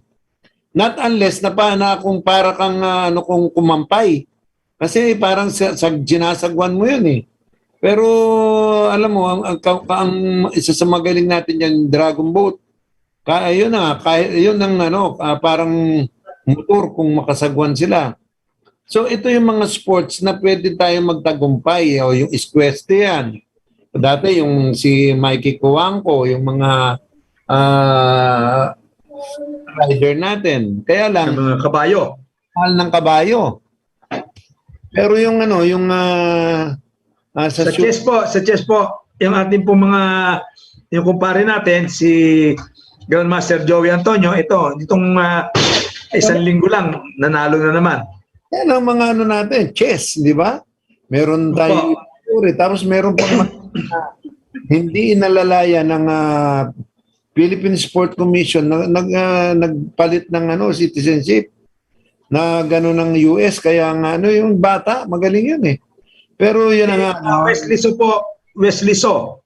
Oo, dapat master maging na to, magreso na kasi po naman kasi po Yusek, ang nangyari po doon, kumbaga dito po sa Philippines, hindi natin masisi minsan yung mga tao kasi ang honorarium po ibinibigay halimbawa, although hindi naman pera pinag-uusapan dito, kundi yung karangalan at saka yung pagiging maka-Pilipino. Pero minsan po talaga, dala rin po ng pangangailangan katulad ng isang Wesley So. Pagka ang honorarium sa Philippines 50,000 pesos, Pagdating po sa Amerika, $50,000. So, $5 million yata. Basta ganon. Something which is very much, kaya po, ang dami pong mga kababayan natin na gusto pong lumipat, no, ng citizenship. Dahil lang po, siyempre, hindi rin natin masisi. Pero ito pong ating kaibigan, kumpare natin si GM Joey Antonio, ay talaga pong hindi makakumbinse na iwanan yung kanyang citizenship sapagkat umiiral talaga yung kanyang pagka-Pilipino at kaya nga po sana yung ating pong Philippine Sports Commission, no, magbigay-bigay din naman ng konting mas malaki-laki naman, hindi man matapatan yung binibigay ng Russia. Sa Russia po kasi, kaya magagaling yung mga Ruso, mga world champion, libre bahayan. Meron silang mga honorarium sweldo. Ang iisipin mo na lang, hindi mo naisipin yung pambayad mo sa bahay na wala pa, kuryente, baka maputulan kayo. Ang iisipin mo na lang, maglaro ng chess. Tama yan. Kaya dapat po ganun din sana ang ibigay sa ating mga kababayang Pilipino, katulad ni Eugene Torre. Ngayon po, patuloy pa rin po silang kanila pong talagang sinusuportahan ang larong chess. Na sabi nga ng gaya na sinabi po ninyo, Yusek, ay wasto lang, tamang-tama sa mga hindi katangkada ng mga Pilipino. At yan po ang dahilan why we also excel, no? Kasi larong ng may utak yan. At ang mga Pilipino, may mga utak talaga. Maraming may utak sa Pilipino. Oo nga ng billiard, di ba? Ayun, no, sa atin. Sa billiard, yung isang tao na halos hindi yata masyadong, with all due respect, kay Efren Bata Reyes, na hindi yata masyadong nakapag-aral din, no, dahil sa bilyar. Pero ang dinala niyang karangalan, hindi kayang dali ng mga iba na matataas ang pinag-aralan. Dinala ng karangalan sa Pilipinas. Sobrang karangalan ang binigay sa atin yan. Talaga pong nakita natin. Isipin mo, buong mundo, tawagin kang the magician, yung pinakamagagaling sa buong mundo, binamagic mo lang, na ikaw ay isang Pilipino. Nakakatuwa, Kasani. Inikala tayo, no, sa larangan ng mga sports na kung saan talagang hindi kailangan ng height. Kaya nga ngayon, dapat ang focus ng Philippine government, doon tayo mag-concentrate. Doon natin ibigay lahat ng mga tulong na pwede nating ibigay. Kung ASEAN, okay lang yan. Kasi halos pantay-pantay lang tayo. Yung height ng mga Incheck, yung mga Cambodian. Pero pagdating ng Olympic, iba na usapan yan. So, ako noon, ang tatay ko noon, talagang nakakuha naman ng mga sponsor. At ang pinopromote namin, yung shooting sport na air rifle, air pistol. Dahil mura lang yung pellet niyan tsaka yung Pero siyempre, pagka yung may mga sponsor naman tayo, kamukha ng malalaking kumpanya. So, yun lang ang ko. Panahon para kamukha ng panahon ni Pinoy, wala sigurong sa sport yung katawan niya. Kaya hindi nila binigyan pansin yung sport. At least ngayon, nakita natin na talagang nag-i-excel yung ating mga atleta. So, yun kasi. Sa boxing po kasi, ang maganda, bagaman at ang Pilipino hindi katangkadan, ang batayan din po nila ay yung weight. So kung ang weight mo, kung hindi ka masyadong matangkad, kagaya ni Manny Pacquiao, for example, ang mga nakakalaban niya mas matangkad sa kanya, pero yung weight, pareho lang, medyo nakakaparehas. At kung ikaw ay talagang mabilis at magaling, ay ang Pilipino, mananalo diyan sa buong kahit na mga kalaban niya mga dayuhan, wala namang masasabi na mas malaking lamang, lalo sa boxing, sa chess, yung sinasabi po ninyo, at sa iba pong sports na siguro archery, kahit na hindi masyadong matangkad ka dyan, basta magaling kang pumana. Heidelin, meron siyang weight category. Yun po yun. Kalaban niya, katimbang niya. Kaya nga medyo bumigat siya ng konti, kaya nag-reduce ng konti. Kasi lalampas siya dun sa weight category niya. Opo. Yan tayo, tama ka. Diyan tayo dapat mag-excel, yung walang height, walang tapos yung pantay ang laban. Kasi pag ang laban pantay, delikado sila sa Pilipino. Delikado talaga. In fact, yung pong aking sinasabi ko po sa inyo, binanggit ko na parang nag-gold yan din yata po yan sa Olympics. Hindi ko po matanda kung gold o kung ano man. Itong si Salvador del Rosario, na kaibigan po natin, he can, bubuhat po niya? Double his weight. And si De Rosario, nag-champion siya. I think Asian or kasi sa Olympic, si Heidi Lin pa lang ang kaisa-isang kauna-unahan talaga ang Pilipino na nakuha ng gold after 90 years plus.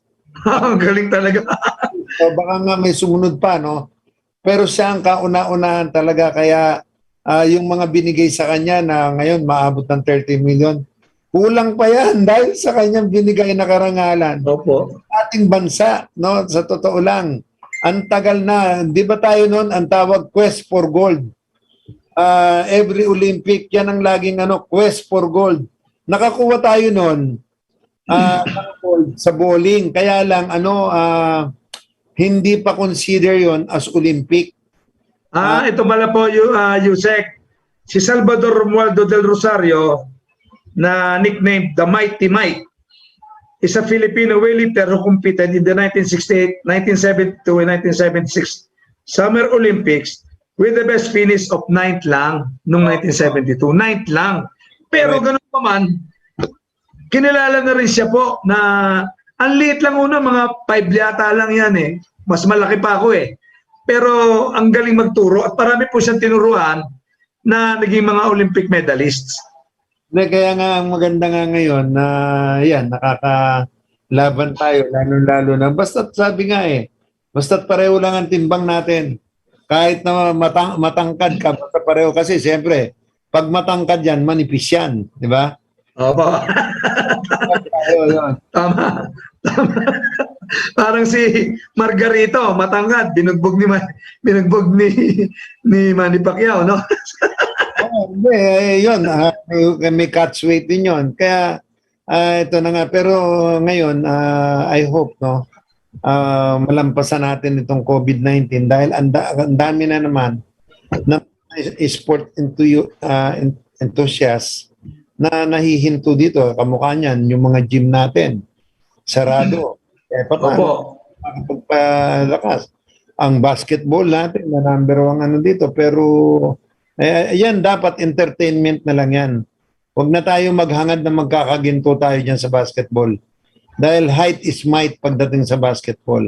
Muntik na yata po noong time ni Kaloyloy Saga na medyo maganda-ganda yung pinakita natin. Pero bihira po yung ganun eh. Kailangan parang Superman kasi itong si Kaloyloy Saga eh. Kaya nangyari yung ganun eh. Hindi pa ganun kalupit ang basketball. Kaya tsaka magugulang yung mga Pilipino noon. Pero ngayon, talagang height is might. Ang Amerika nga, talo na ngayon eh. Ngayon, palakihan na lang ng laban. Kita mo yung isang player natin, yung Soto, sa 7'3" yun. Dapat marami tayong ganong kalaki. Ayan. Akasani ako din, no? Sa DILG naman ngayon, yung LCAC, kung saan nagbigay tayo ng 20 million bawat isang barangay, nasa 99% na tayo ng ng accomplishment diyan. Opo.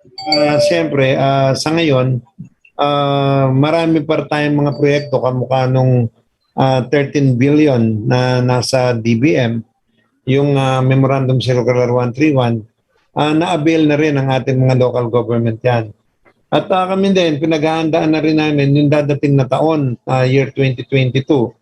Dahil magkakaroon na ng Mandanas Law, ano ibig sabihin yan? Madadagdagan ng pondo ang ating mga local government from governor, mayor, municipal mayor, down to barangay level. Sa barangay, mga 27% ang madadagdag. Pero siyempre, kailangan magtrabaho tayo. Kamukha nga na sinasabi ko, naghihigpit na tayo ngayon dahil unang-una, ang utos ng presidente ay yung fight against corruption. Kaya ngayon, patitignan na namin, baka mamaya revoke na natin o yung mapabago na natin sa COA, yung kanilang memorandum circular noong 2012 na kung saan just a simple certification ng kapitan, ang treasurer na withdraw niya ang pera sa bangko ng ganun-ganun lang. Kahit na gano'ng kalaking pera. Kaya ang dami po ngayong treasurer at saka kapitan ang may kaso. Ang daming may disallowance. Hindi nila maliquidate yung mga piniperang kinuha nila sa barangay. Kaya ngayon, ang ano namin dyan, Kasani, kakasuhan na namin ang malversation of public funds. Tapos kung halimbawa sa application ay ginamitan nila ng mokus-pokus, falsification of public documents, at may kulong ito. May kulong ito sa kapitan at saka sa treasurer at yung mga kasabwat na kagawad na mga pumirma kahit alam nila na ghost delivery, ghost employee, tapos yung mga project ay ghost employee, ghost project, tapos over. Itong natitirang taon ni Presidente, babantayan namin ng gusto yan dito sa DILG. Kasani at yan po kasi ang pinakamadaling magnakaw eh. Yan po sa ghost employee, yan po mga purchases na magkaroon ng ghost deliveries. Correct. Na pagka may multo talaga, kumikita yung itong mga balasubas na mga leader dyan sa ating pumbayan na hindi naaawa. Alam nyo, sa bawat nakawin nila, hindi nila alam, o alam naman nila yan, pero sa bawat nakawin nilang pondo, ang nawawalan yung mga constituents nila na yun ay dapat napupunta sa mga mahihirap natin mga kababayan na nangangailangan ng tulong, pero ang ginagawa nila, binubulsa nila. Kaya talagang walang kapatawaran itong mga ganyang mga pagkakasala. Ito yung Kasani, alam mo ba ngayon na meron kami iniimbestigahan ng mga barangay na kung saan, pati ba naman yung pera ng pandemya, pati yung pera ng barangay, kasi may mga barangay na malalaki ang pondo nila. Pero alam mong ginawa Kasani, pero mo yung pera na dapat ipamigay nila sa kanilang constituent para dito yung tinatawag na food pack. Kasi yung mga barangay yan bibili ng bigas, overpricing. Bibili ng dilata, overpricing. Bibili ng noodles, overpricing. Bibili ng asukal, overpricing. Pagkatapos, pagka nagpamigay, pipiliin pa kung sino yung bibigyan. Yung mga kamag-anak nila, yung mga leader. Yan. Pagkatapos nito, yung bahay, yung second floor o yung bodega ng barangay, doon nakatago yung mga relief good. Pagka nagbigay si Mayor, itatago pa doon, hindi pa mimigay. Antitid nila mga mukha nito na dapat siguro ito dapat na COVID. Dapat itong mga itong unang-unang na COVID, biro mo, pati pera ba naman ng barangay? Kakatpungin nyo pa, dapat ipamimigay nyo sa taong bayan. Meron na po tayong mga ebidensya dito na kung saan.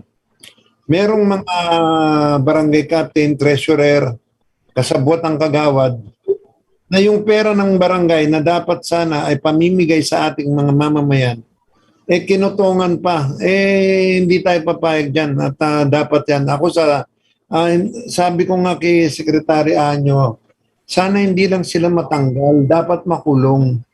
Dapat makulong sila pag ninakaw nilang pera ng bayan, lalo-lalo na kung para sa pandemya. Well, hindi dapat natin patawarin yung mga yan. Dapat makulong yan sila. Lalo-lalo na yung mga naglulustay ng pera ng barangay. Ang dami dyan, ang lalaking barangay. Kutsa, magugulat ka, yung mga kapitan na yan, meron ng apartment, merong katakot-takot na sasakyan, may resort, merong mga, may mga rest house. Sabi ko nga lumiling. Siguro, tamaan ng kidlat ng mga to yung kawalanghyan nila dapat siguro kumbaga sa kung gumuho sana mga nito pagka talagang may pagdasal mo talaga ng hindi maganda. Dapat siguro talagang kunin na sila ni Lord, di ba? Kung gambling Lord o yung drug Lord. Ako nga po, magtataka po kayo. Ako mismo nasa media. Pero yung, di ba, sabi nyo noon, bawat pamilya, 4,000. Di po ba? Yung huling binigay, Kung 10 sila, 4,000 pa rin. Kung dalawa, 2,000. Tama. Eh kami po dito, 6. Ang binigay pa rin, ang binigay 2,000. Yung dalawang anak ko. Mayaman daw kasi ako. May mayaman ba ngayon? At may mahirap, pare-pareho naman kayo ginukulong sa bahay. Hindi, di ba? Ang sabi ko po, ang mayaman, si Gokong Wei, si Ayala, yung mga ganong apelido, pero yung mga ilustre, hindi yan mayaman, mga parehas na media yan, hindi gumagawa ng kalokohan yan. Medyo mapagtiis lang, at saka makapalang muka. Pagka tuition yung mga anak, pumipirma lang muna ng promissory note. Ganun lang. Pero yung sasabihin nilang, nagtaka nga ako, mayaman daw ako, sabi ko. Hindi ka bro yung apelido mo, illustrate. Hindi, anyway, nagpapasalamat din ako na doon sa mga barangay captain, na mga barangay official, lalo-lalo na yung mga barangay health worker, barangay tanod, barangay health emergency response team, yung mga matino, mahusay, maasahan, may malasakit at tapang. Mabuhay kayo dahil 1 taon na tayo sa pandemya na to. Pero sabi ko nga, yung ilan lang naman, out of 42,047 barangay, ilan lang itong mga tulisan. Ilan lang itong mga magnanakaw talaga. Isasalin pala yan eh. Ako alam mo sa barangay ko, yung barangay San Antonio, yung kapitan doon, pinababalik sa kanya yung 26 million. Alam mo, sa totoo lang, namatay. Naibalik yung 26 million. Ano yun inutos ng COA. Ngayon, yung anak pinagpapatuloy, ganun din, ang daming disallowance. Kawawa naman ang barangay San Antonio ng Quezon City. Biro mo, ang nawawalang pera sa amin na kung saan. Ang nagkakaalaman lang, yung kontraktor, at saka yung barangay captain, at saka yung ilang kagawad. Kaya nga dapat yan, i-audit yan, dapat ma-audit. Tapos ngayon, yung audit nga, dapat yan, ilathala sa buong barangay. Para malaman nila kung saan dinalang pera ng barangay. For the past, yung tatay, siguro mga 9 years or more.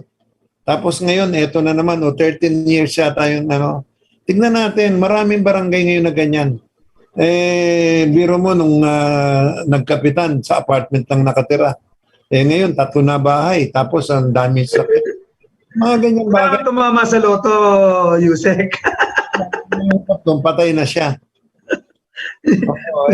Namatay ngayon na hindi na ibalik yung pera ng yung iutos ng COA na ibalik niya yung pera. At I hope yung treasurer wag din mamatay agad.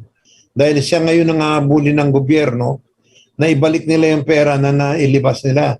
Tapos ngayon, nga pala panawagan ko lang to doon sa DILG ngayon. Meron kami tinatawag na Seal of Good Governance sa barangay. Ako talaga makikipaglaban ako diyan pagka meron akong nalaman na isang kandidato para sa Seal of Good Governance sa barangay. Tandaan nyo Seal of Good Governance. Governance, ibig sabihin, matino ka na sa pagpapalakad ng barangay mo, lalo-lalo na sa pananalapi. Kung may disallowance ka, kung meron kang mga kinuwang pera sa barangay o sa gobyerno, withdraw ng treasurer at pinawithdraw ni may disallowance, dapat hindi kayo kasali sa Seal of Good Governance. Dapat kayo iniimbestigahan na at dinidemanda na. Dahil dapat yan i-liquidate nyo. Meron tayong tinatawag na accountability. Dapat i-liquidate nyo yan hanggang maaga. Hindi kayo kuha ng pera ng barangay, tapos ayaw nyo i-liquidate. Tapos ito naman COA, nagbigay na ng disallowance sa itong City Hall o yung Municipal Hall, tuloy pa rin ang pag-release, pinapayagang mag-release ng pera ang barangay. Samantalang milyon-milyon na ang kanyang disallowance. Kailan pa natin patituloyin ito? Kaya pinararating ko kay Presidente to. O kung nakikinig ang si Senator Bongo, yung mga congressman at saka mga senador, magpaimbestiga kayo, paimbestigahan nyo ito, na kung saan ang pera ng barangay ay naiwi-withdraw ng barangay treasurer just a simple certification ni Kapitan. Kung talagang gusto nyo talaga yung graft and corruption, laban sa graft and corruption, dito tayo. Alam na ni Secretary Anyo to, sinabi ko na sa kanya nung ano pa lang, na dapat baguhin na yung sistema na yan. Just imagine, pirma lang ni Kapitan na may withdraw ang pera, samantalang kami noon, nung panahon ko, bago mo withdraw ang pera ng barangay, lalo na pag project, kailangan kumpleto ka dokumento.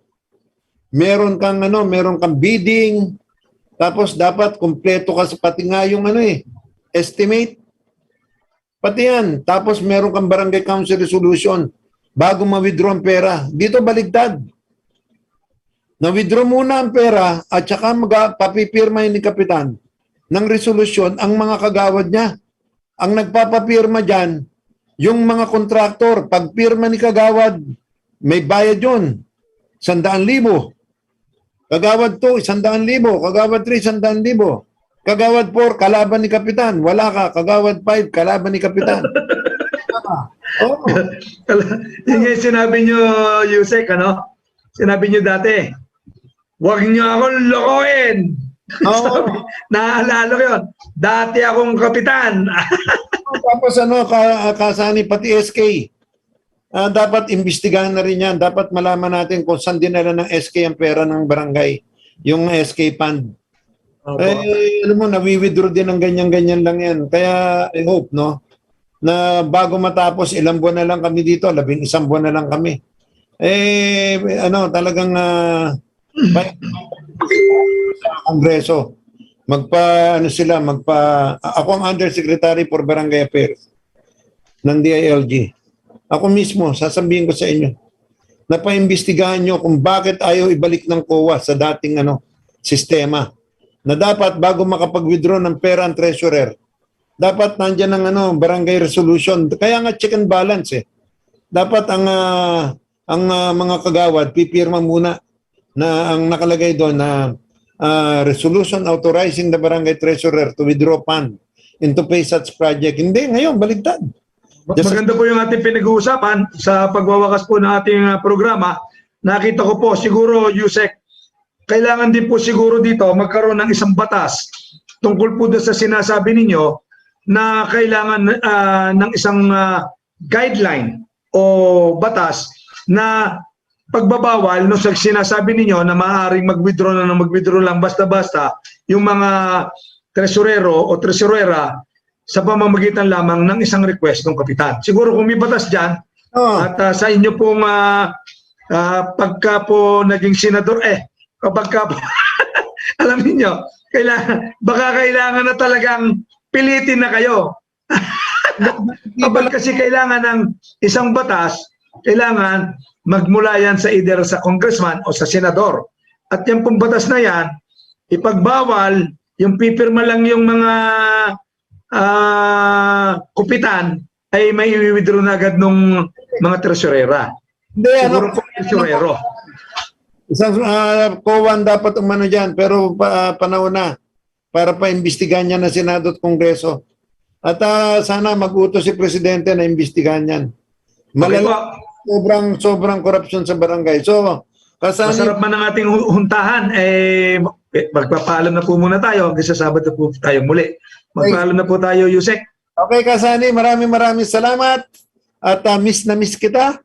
Ako rin po, miss ko na kayo. Okay. At asahan nyo sa susunod na Sabado, nandito naman ako para magkasama-sama tayo sa ilang oras na talakayan sa DILG, Volunteer Against Corruption, at sa lahat ng sangay ng ating pamahalaan. Maraming salamat. Mabuhay, Kasani, mabuhay si Boss RJ, mabuhay ang ating chairman na ang ating RJ Jacinto. Hindi, yung anak niya na si Mama Miss Bea Jacinto. Okay, mabuhay. Next time. Maraming salamat. Isang malaking karangalan ng ating programa na nakasama ko po kayo, Yusek Dino. Iba talaga pagkakasama ko kayo. Talagang Namimiss ko kayo pag wala po kayo. Kakaiba talaga ang programa natin sapagkat sa inyo mismo nang gagaling yung mga talagang nais ng pamahalaan na gawin upang mapasaayos itong pamamahala lalo na po dyan sa barangay. So maraming salamat po DILG USEC Martin Bobotdinho at ito po naman ang inyong lingkod, Sunny Ilustre, nagsasabing God is with you, who is against you. Thank you. Bye-bye. Mabuhay. Mabuhay po kayo. The views and comments of the hosts and guests are not necessarily those of the station.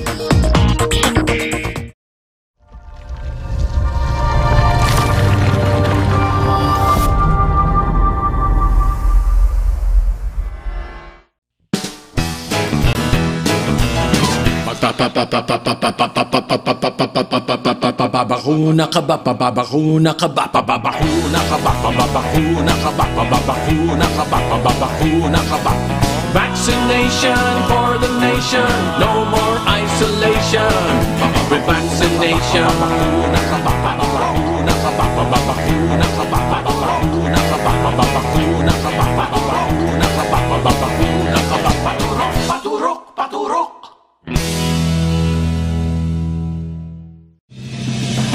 You are watching the multi-awarded Radio Bandido TV on Channel 224 Sky Cable and TV Plus boxes. Simulcast on DZRJ 8:10 a.m. Informing, advising, and entertaining the Filipinos and OFWs around the world. Streaming live on www.facebook.com/DZRJ 8:10 a.m. or on YouTube, channel RJAM News.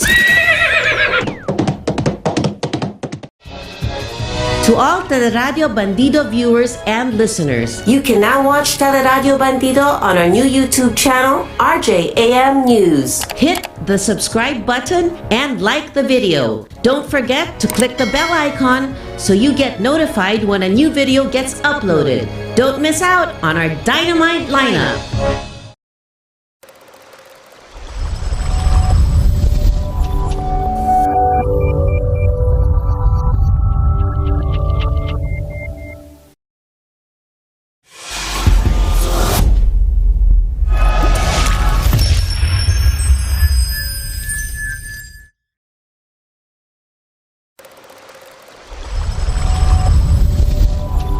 UGM, Ugnayang Gobyerno at Mamamayan, ang programang humuhugot sa mga isyong may kinalaman sa pang-araw-araw nating buhay at tumatalakay sa halo-halong usapin na may kabuluhan sa ating lahat at may pake sa bawat isang mamamayan. Ginagawa ang pagtatalakay sa estilong umpukan at masayang kwentuhan.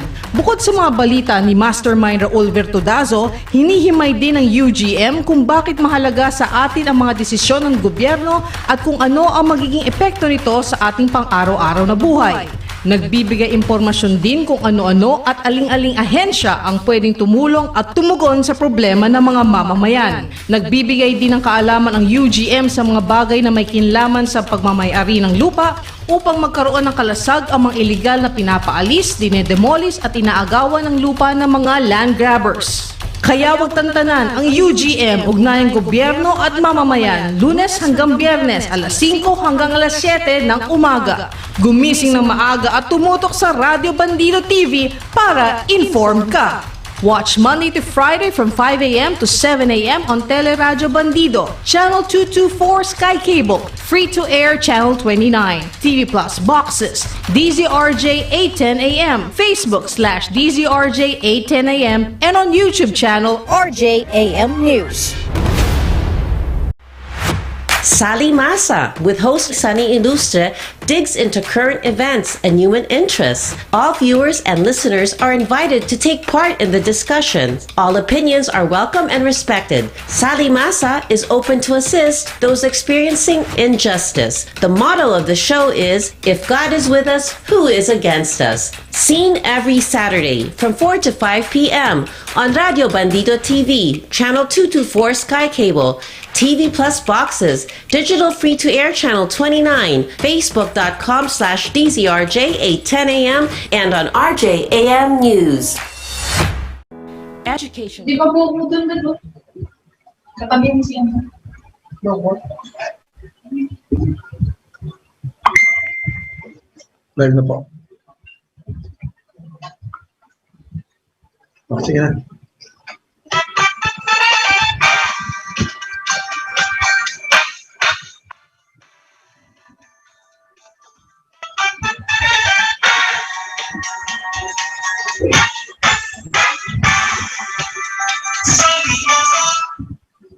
Okay, magandang hapon po muli mga kaibigan.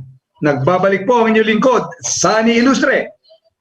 Sa ating po namang programang Sali Masa. Siyempre, kasali po ang Masa dito po sa ating programa na matutunghayan ninyo, matutunghayan nating lahat. Dito po naman sa YouTube, RJAM News, at sa Facebook, DZRJ 810 AM Live. At siyempre po, sa Sky Cable, Channel 224, sa Signal Channel 29, at siyempre po sa TV Plus Boxes. Hanapin nyo lang po ang DZRJ Radio Bandido TV. At matutunghayan po natin ang programang Sali Masa, kasali po ang ating masa siyempre. At sa pambungad po naman natin, siyempre, hindi natin po pwedeng isnabin yung panawagan ng ating pong si Secretary Harry Roque, no, na huwag magpapanik buying sapagkat darating po itong ECQ dahil po sa tigas din naman ang ulo ng iba nating mga kababayan, wag nang walang sisihan, pero yan po ang katotohanan. Nangyayari po yan sa nga po, yung nga sinasabi po kanina ng ating magiting na DILG USEC na nalulungkot siya dahil may nakikita siyang mga kasamahan natin, mga kababayan natin na matitigas ang bungo na yung pong kanilang mga face mask hindi po sinusuot. Kung meron mang suot, nagiging chin mask na sa baba. At yung po naman face shield, nandoon po naman nagiging head shield. So yan po mga kaibigan, ang maganda po talaga mga kaibigan. Maganda po magpabakuna na po ang mga mamamayan. Huwag po tayo matakot. Magpabakuna na po tayo. Yung although we are also giving due respect doon po naman sa may mga dahilan, no? Kung bakit it is also of course kayo may katawan, inyo po yung desisyon.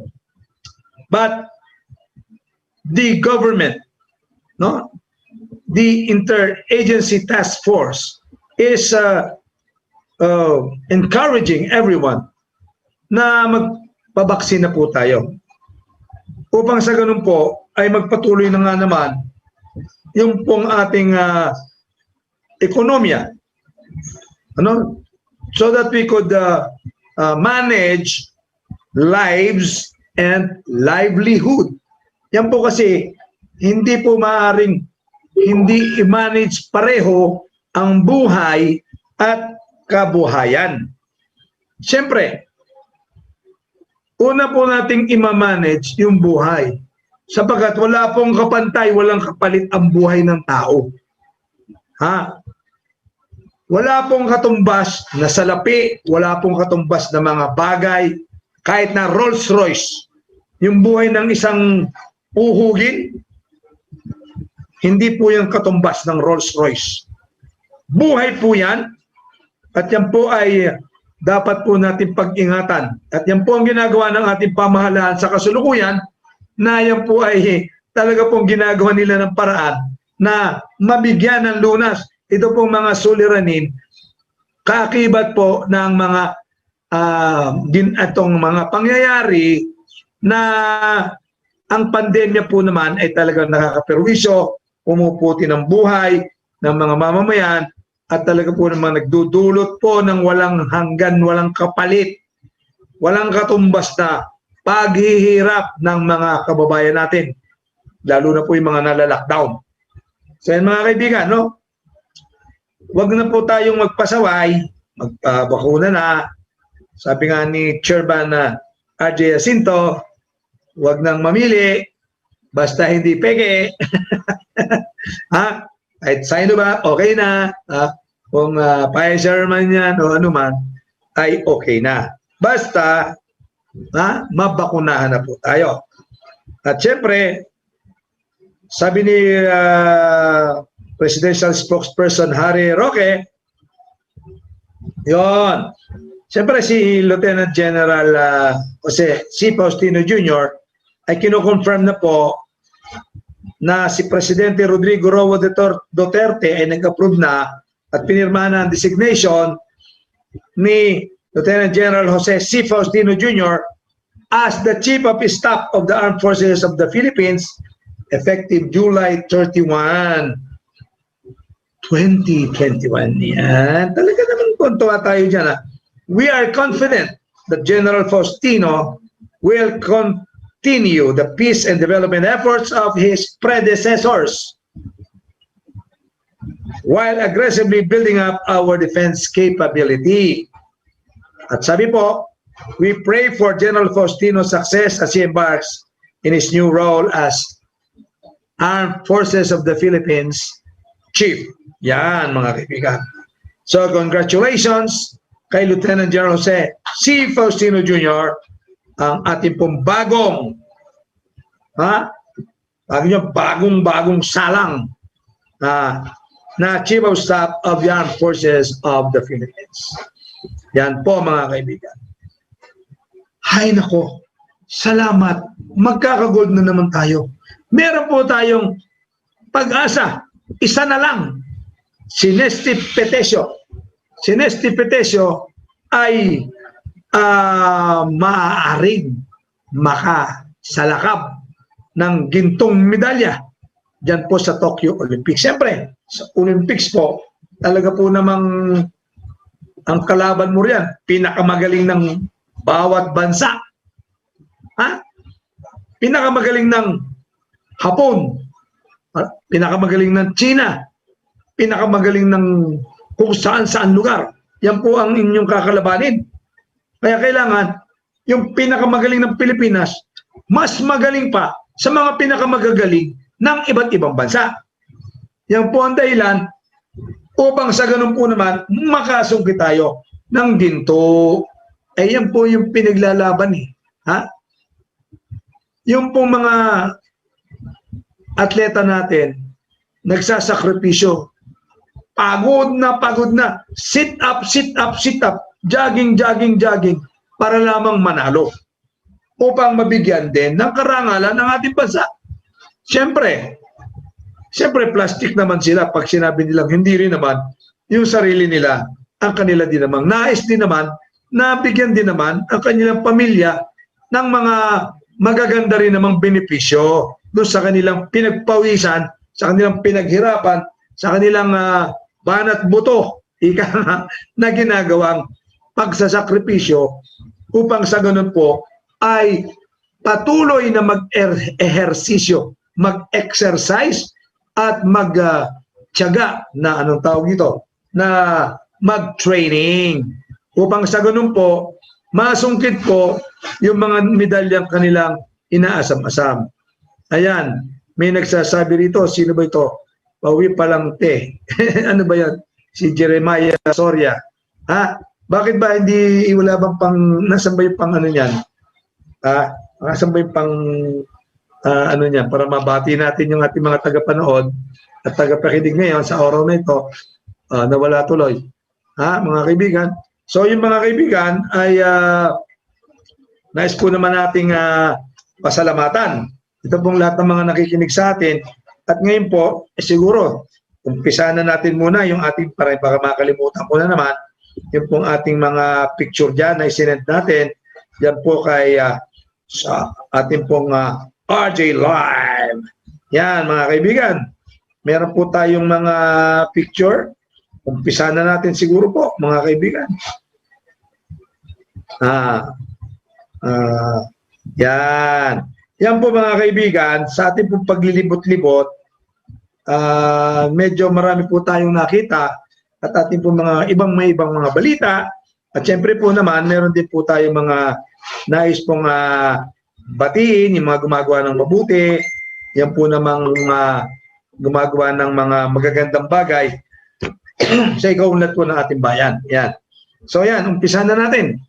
Umpisa na natin po dito sa gumawi po tayo diyan po sa Parañaque, diyan po sa bayan ng ating pong Metro Manila Commission Chairman. Yan po, medyo nakatalikod, yung po naka-white sa right, si Mayor Edwin Olivares, at kasama po si Engineer Oka Fernandez yung nasa left. At syempre, si Kuya Ding, kung tawagin, si Administrator Ding Soriano. Yan po, Fernando Ding Soriano. At syempre, pinag-uusapan po nila ang mga bagay na makakatulong po sa ating mga kababayan, yan naman po sa Parañaque. Yung po nag-uusap sila dyan, kasalukuyan pong bumabagyo niyan, at malakas po ang ulan niyan, at pinag-uusapan po nila kung paano natin matutulungan, magagawa ng remedyo, yung po namang ating mga dapat solusyonan para ang ating mga kababayan ay ating matulungan. So, ang susunod po naman, congratulations po kay Mayor Edwin Olivares at dyan po kay City Administrator Fernando Ding Soriano. Yan, mga kaibigan. Yun. Siyempre, mga kaibigan, meron din po naman tayong makikita dyan, yung po namang budget officer ng Parañaque City na si Ronnie Depano. Yan po, no? At ayun, nawala pa. Yan, nawala. Yung susunod na picture, yan po, si Ronnie Depano, yan po ang budget officer po ng Parañaque na kahit po meron pong COVID, bumabagyo, pumapasok po yan at masipag po yan, no? Hindi nga po niya alam na nakunan ko po siya ng picture eh. Hindi naman bawal yon kasi nagtatrabaho po siya, busy po siya at meron yata pong inaasikaso doon sa kanyang computer. So, magandang hapon po sa inyo. Parañaque City Budget Officer Ronnie Depano. So yan po mga kaibigan. At siyempre, meron po tayong next na picture. Mga kaibigan, yan po naman ay siyempre delayed yung ating pagdating yata dito sa TV natin. Medyo nadidelay na eh. Ayan, sige, yung susunod na po. Ayan, sino ba susunod? Yan, siyempre. Yan, matagal kasi nadidelay, no? Yung pong ating pong ano tawag dito, may delay po doon sa ating monitor. Yan, si Andrew Ponce, yan po mga kaibigan, mas matulin ngayon dito sa monitor kaysa sa television, no? Si Andrew Ponce, yan po nasa gitna, medyo tumutulong po yan sa mga sa kanya pong boss, no? Yung kanya pong mabait na administrator, Fernando Ding Soriano, siya po ay tumutulong po dyan sa mga kalulutas po ng mga konti pong mga troubleshooting po dyan sa Parañaque City. Lalo po yan, medyo bumabagyo po nung panahon yan eh. Medyo katitila lang ng bagyo. Medyo marami po siyang lang ginagawa. At siyempre, yung mga nag-aasikaso po ng parking, yung dalawa pong nasa tabi niya, no? Ay talaga po namang masisipag din. At sana, magpatuloy nyo, mababait kayo patuloy kayong maging mababait at umaalalay niya sa mga nagpapark dyan sa Parañaque City. Nanonood po sila ngayon sa ating pong programa. Maligaya pong panonood. At siyempre, yung po namang susunod na picture natin ay yan, si Mayor Dino Reyes Chua, yan po naman sa Nobeleta, Cavite.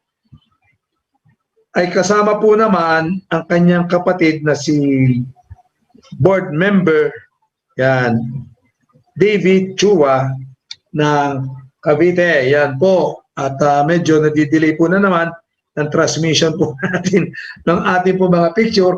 Ay nako, ano ba naman yan mga kaibigan? Yan pong ating sinasabi, yan pong mga internet na yan, ayusin nyo na. At syempre, yan po si Mayor Dino Chuba, yan po ang ating partner sa November 6 po, sa Saturday. Partner po natin yan sa ating pong programang Salimasa. Kasama po niya, syempre, si board member David Chua, kapatid po niya, na pag pinalad ang mga tao magdidesisyon, ay malamang maging congressman dyan po naman sa Cavite. At syempre kasama si Edsel Sayaman. Ay sayaman naman ang taong yan kabait eh. At yan po mga kaibigan ay kasama po ni Mayor Dino Reyes Chua at ni David Chua po sa pagbibigay ng nitong serbisyo. Yan po sa mga nasasakop po nila dyan po naman sa Novelera, Cavite. Yan po mga kaibigan. At syempre mga kaibigan, yan po naman, namimigay, isipin nyo ito sa traffic po ito. Ito po ang chief ng traffic. No. Pero siya po yung namimigay, si Ricky Sarya. Yan po, no? Namimigay po ng mga goods. Yan, si Ricky Sarya, namimigay po ng mga goods. Siya po yung chief ng Noveleta Traffic Management NEMO. Yan po. At siya po ay nakita na namimigay po siya ng mga parang may bigas dito tsaka kung ano, no? Sana yung mga mahirap nating mga kababayan ay mabigyan nating lahat, no, ng ating po mga tulong na yan. At yan po ay pinamimigay ni Ginoong Ricky Sarya ng NTMO. At siyempre, yan pong magandang lalaking yan na nagtetelepono po ay si Alvin Espinelli ng Meralco. Diyan po naman sa ang office po nila ay nandiyan po sa Rosario, Cavite. Malapit po dyan sa SM. Yan po. At siyempre, congratulations po kay Alvin Espinelli, pagkat siya po naman ay isa pong lingkod bayan din, no, na frontliner, na yan po naman ay talaga po namang napakasipag din.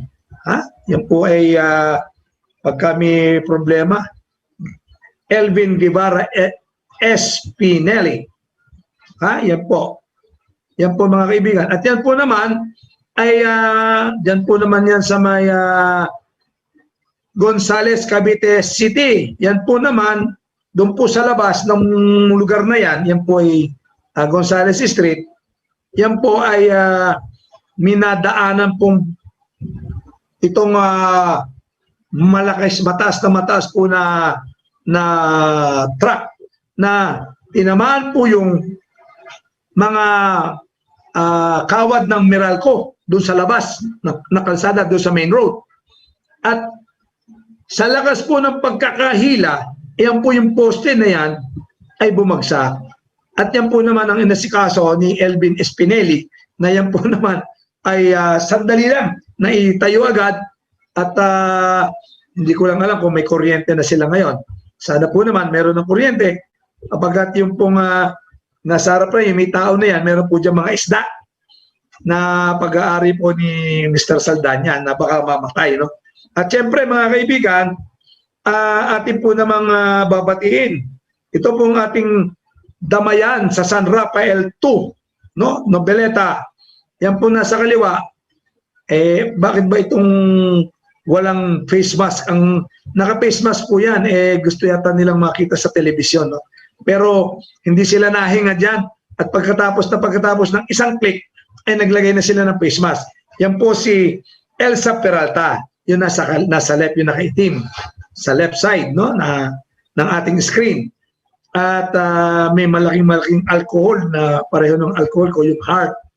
Yan po, no? Nag-iingat po sila at may hawak po nila yung dyaryo natin, yung Neo Star Bulletin. May hawak po yun nasa gitna, no? So, Damayan, San Rafael 2, congratulations sa inyo. At yung ikaw, yung nasa right side na naka-black, kung makapamewang ka, inam ka. Maligayang panonood sa inyo lahat. Yung isa medyo inaantok na yata. Na-check po lang na nakapikit nung nakunan ng picture. So, mabuhay po ang Damayan. Yan po sa San Rafael to sa Noveleta. Yan po naman sa Cavite. At happy birthday kay Sin Cahiles. Happy birthday, and may you have more birthdays to come. Sin Cahiles, happy birthday. Sige. At siyempre, marami pa tayong mga picture eh. Marami pang pictures eh. Ano pa ba yung mga picture natin dyan? Sa RJ Line. Yan. Meron pa ba? Meron pa eh. Yun. Yan. Siyempre. Yun po na naman, siyempre yung masipag kasing mayor na yan eh. Mayor Dino Reyes Chua, partner po natin yan. Sa Sabado po, makakapartner po natin. Kasama niya po yung nasa kanan na naka-green, blue na mask. Si Osi ng Chivalries, Fraternal Order of the Chevaliers, GOC pala. At yan po ang, siya po yung publisher ng Cavite Expose newspaper. Yan po si Doy Nava. Si Doy Nava po, na isa po ring mga kilalang personalidad dyan po sa Cavite City, ay siyempre kasama yung si Edsel Sayaman at may isang magandang babaeng nakamask, no? Hindi ko mamukha niya, nakamaskara. So anyway, so congratulations sa inyo, Mayor Dino Reyes Chua, sa inyong pamamahala dyan sa Noveleta, Cavite, at napaunlad ninyo yung bayan ninyo, isang pinakamaliit na bayan sa buong Cavite. Pero dalawa ang pure gold dyan sa bayan na yan. Marami po, meron po mga ibang establishmento na siya po namang nagbibigay din po naman ng income dyan po sa Noveleta, Cavite, sa pamumuno po ni Mayor Dino Reyes Chua, yung ating partner po sa ating programang Salimasa. So yan mga kaibigan. Ang susunod po naman ay makikita nyo, magandang lalaki po ito. Naku, sabi ng mama niya, magandang lalaki siya. Yan po.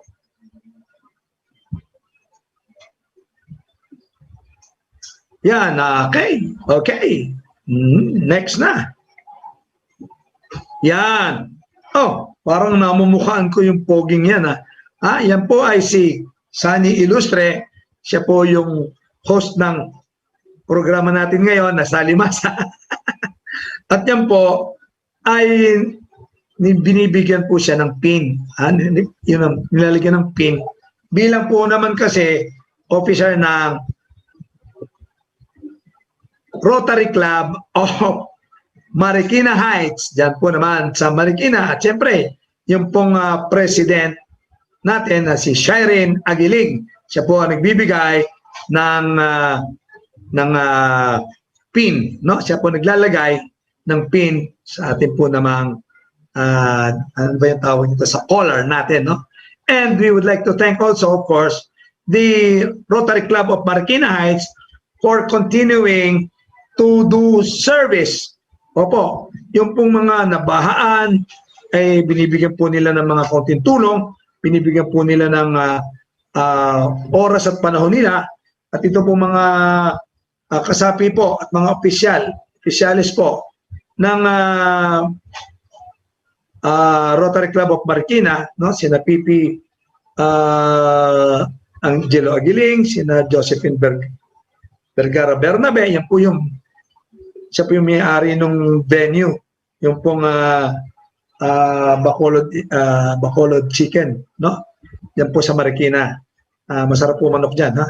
So ngayon mga kaibigan, ay tinapos na po natin itong mga picture natin, no? Si Bisan, there was a time that I forgot, no? Nakalimutan natin. Pati nga po yung graduation ng aking bunso. Hindi ko nabati. Aking bunso na nag-graduate. Si John Jacob Ilustreha. Yan po ay na magaling na bata din yan. Matalino rin yan. Siyempre, mana sa nanay. So mga kaibigan, batiin na rin natin po mga kaibigan. Total, si Barangay Chairman ng Cavite City, dyan po sa may former Barangay Chairman, dyan po sa may Kabuko, dyan po sa may ano tawag dito, Caridad, Cavite City, na si Barangay Chairman Jimmy Chua. Siyempre, ang aking kumpare, si Gugu Reyes. Gugu Reyes. At siyempre, kamag-anak po yan ni Dino Reyes Chua. At sa kanyang ama na si Alex Reyes po. Magandang hapon po sa inyo. At kay Ricky Sarya. At saka kay Totoy. Naku, bakit nawala yung picture ni Totoy? Hindi ko na ilagay yata yun. Mayroong picture yun eh. Teka, baka maihabol natin. Bakit nawawala? Bakit nawawala siya? Ay, meron yun. Ayun, hindi ko na ilagay. So mga kaibigan, si Totoy po, yung po yung isa pong masipag na mechanic po yan. Sabi nga yan, the mechanic. Yan po kasi ay ano tawag dito? Siya po ang mechanic ng mga empleyado po ng munisipyo dyan po sa Noveleta, Cavite. At yan po ay nanonood po sa atin ngayon sa kasalukuyan. At syempre po, yan po ay sinend na natin sa RJ Live, no? Yan po mga tauhan niya na yan po ay siguro, ano pa yan, mamaya na natin ipa-flash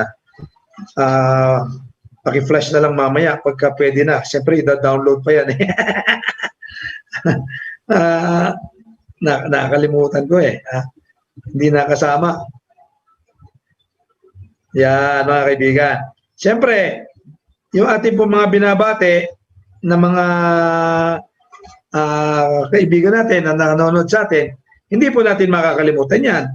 Ayun doon po sa WJB Car Aircon, si Joel Notorio Darel Coniet Corriento, si Joel Notorio at si Darel Corriento sa ayan, siyempre Damayan, nabati na natin kanina, si Tonet Pangilinan, Marcones ba yan? Aileen Espedilla, siyempre si Jinky Ferrer Cat de Leon, yan po sa Ibaan, Batangas, yan po ay nasa SM na po ngayon sa Las Piñas, yan po ay dyan po sa HR.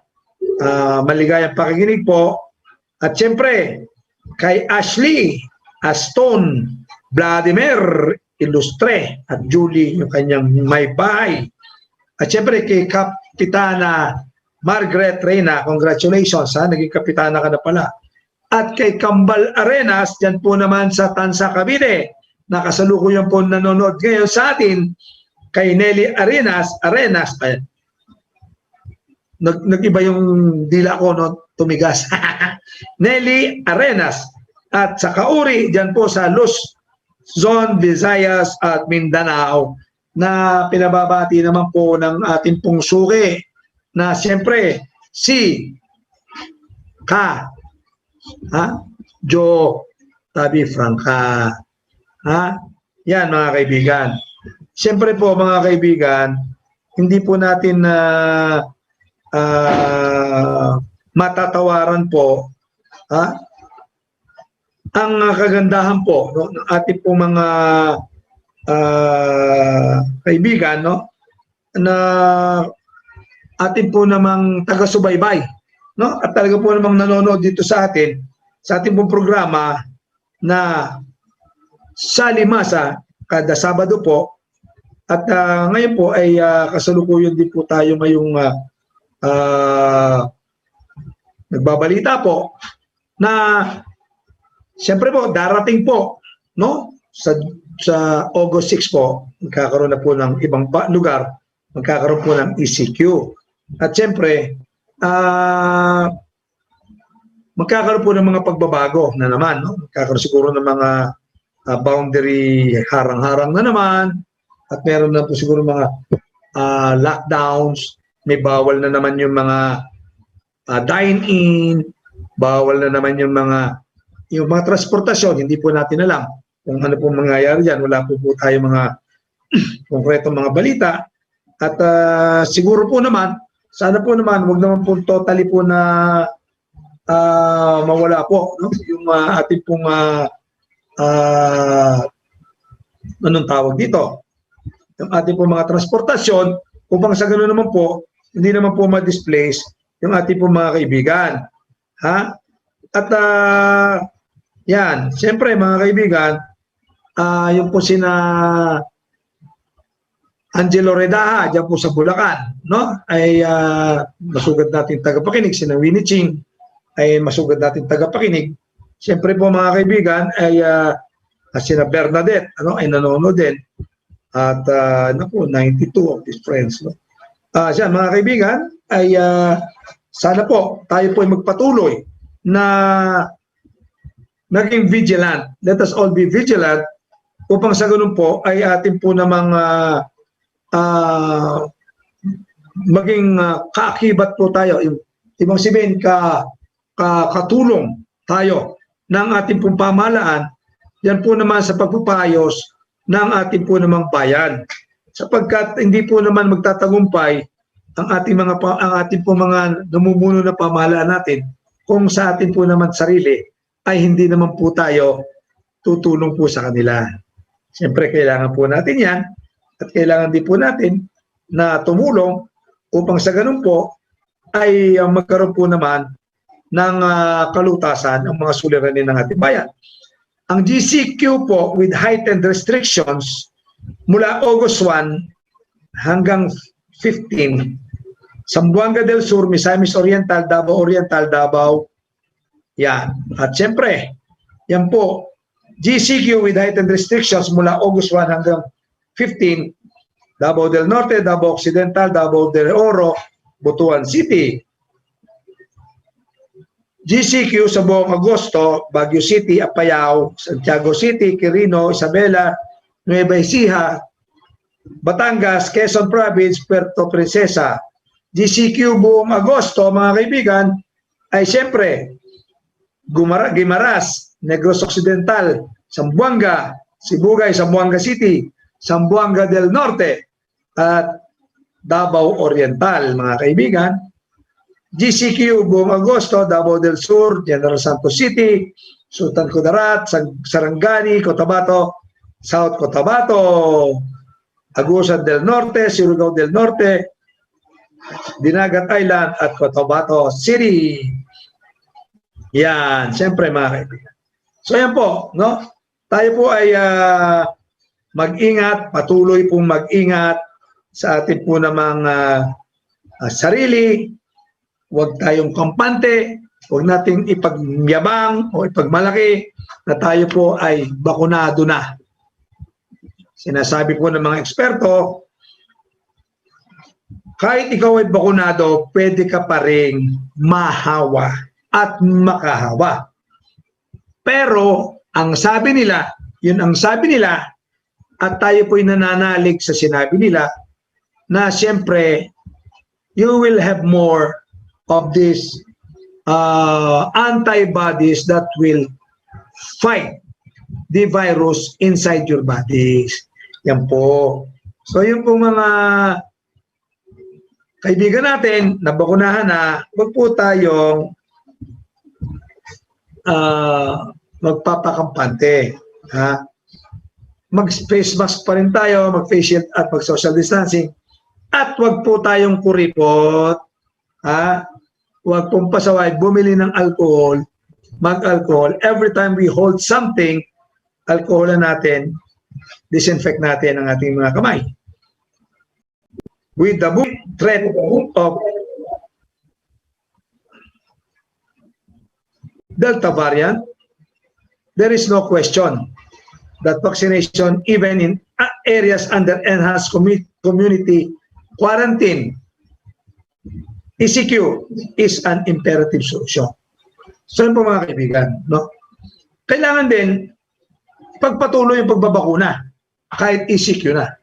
So yung po mga movement ng mga may pinagbabawal na movements, siguro po ito pong ating pong mga taga-pangasiwa ng peace and order ay siguro po may be more lenient to those who will go to vaccination places, so that they should be inoculated in due time and be of help to the government's trust to also open na po natin muli itong ating po mga establishmento, livelihood po ang importante din. Siyempre, lives is more important. The lives of ito pong mga kababayan natin, pinangangalagaan na pamahalaan, subalit kailangan din po naman na pangalagaan din po yung livelihood, yung buhay, pinangangalagaan, pero kailangan din po yung kabuhayan, wag din pong mapabayaan. Yung po Section 2 of the Guidelines for Areas Placed under ECQ of the Omnibus Guidelines, yan po mga kaibigan, on implementation of the community quarantine in the Philippines, it states that gatherings are essential for the provision of health services are allowed. For the provision of health services. Sige. So yung bakuna, gathering yan. For the provision of health services, that is allowed. Vaccinations are crucial to build a wall of defense against the Delta variant and to protect the population. So ang sabi, vaccinating individuals in this trying time is an essential health activity. Yan po sinasabi po ni Secretary Spokes Secretary Harry Roque. So yan po, no? Our mass vaccination program will therefore continue and intensify for first and second dose, with notwithstanding next week's ECQ classification of Metro Manila and other areas. So yun, no? So yung financial assistance extended to individuals that would be affected by ECQ imposition, the President's marching order is for concerned agencies to source for funds to aid those who would be adversely affected. Wala na po yung 400 million, wala na po yung 200 million na magdadagdag, magbabaw lang sa utang ng ating bayan. So yun po, yung mga apektuhan ay sinasabi naman ng pamahalaan na hindi sila pababayaan at inatasan ng ating Pangulo ang mga perspective na mga ahensya na bigyan ng financial assistance ang mga taong mga ngailangan nito. So wag po kayo mag-alala mga kababayan at yan po naman ay sigurado na hindi naman kayo pababayaan ng pamahalaan. Ngayon, kung meron po mga kupitan o kaya mga taga-DSWD na kupitera at kupitero, isumbong nyo sa akin. Hindi ko naman mumurahin dito sa programa. Pakikiusapan lang natin yung kanilang mga boss na pagsisibakin na yung mga yan. Nakailan ng ayuda. Ang inaayudahan nila yung kanilang mga sariling tiyan lamang. So anong kailangan dati? Anong kailangan dito? Gawin natin ang nararapat. Ano ba yung hingay na yan? Doon po may sumisigaw doon. So mga kaibigan, ang financial assistance ay asahan po natin na ito ba ibamimigay naman ng pamahalaan. Dahil nga po sa instruction ni Pangulong Rodrigo Roa Duterte doon po sa mga agencies, no? Mga concerned agencies na bigyan naman ng ayuda, yung po maapektuhan dito pong ECQ. Siyempre, pag ECQ, walang ESQ, bawal. Siyempre, bawal ang alak. At siyempre, maraming bawal eh. Ito nga, yung sinasabing mga precautionary measures na ginagawa po ng ating mga with heightened yung mabigat na pagpapatupad, no? Na ibig sabihin mahigpit na pagpapatupad doon po sa mga health protocols. So yun po mga kaibigan ay upang iwasan ito pong paglaganap na naman at pagkakaawa-hawa na lumataas na naman dahilan nga po sa ating po mga kababayan na magpasabay naman po tayo ho. Ha? Doon po sa hindi maiwasang lumabas po tayo. Doon po sa hindi na kailangan lumabas, steady lang muna tayo. May mga television naman tayo, manood tayo, may kakwentuhan tayo mga mahal natin sa buhay sa ating bahay. Yung pong lumalabas, mag-ingat na lang, mag-wear ng face masks, let's wear also our face shields, and observe social distancing. Paulit-ulit po nating sinasabi. Yan po nating mga sinasabing yan, no? Na sana po ay tayo po ay matauhan na, no? At tingnan po natin, no, ang ating pong mga pamilya, ating pong mga sarili, bigyan po natin sila ng assurance that they will be safe, no? Because we are also experiencing ito pong minsan anxiety, minsan po nagkakaroon din po ng mga alalahanin, no? Hindi nakakalabas. Subalit atin po din alalahanin na isa lamang ang tamaan sa pamilya natin, sa pool tayo lahat. Yung isang kaibigan ko na tamaan, no? At sawa ng Panginoon, after 2 days, matapos siya uminom ng mga supplement, no? Malupit na supplements, after 2 days nawala ang lagnat nila, nawala yung ubo. At ngayon ay kasulukuyan nagpapagaling na lamang. Nananalangin natin ang kanilang pamilya, no? Na sana po ay gumaling na po sila totally at mag-recover na po silang lahat. At ang lahat po naman ng ating mga kababayan sa mga ospital ay sana po naman magsipag-galingan ng lahat.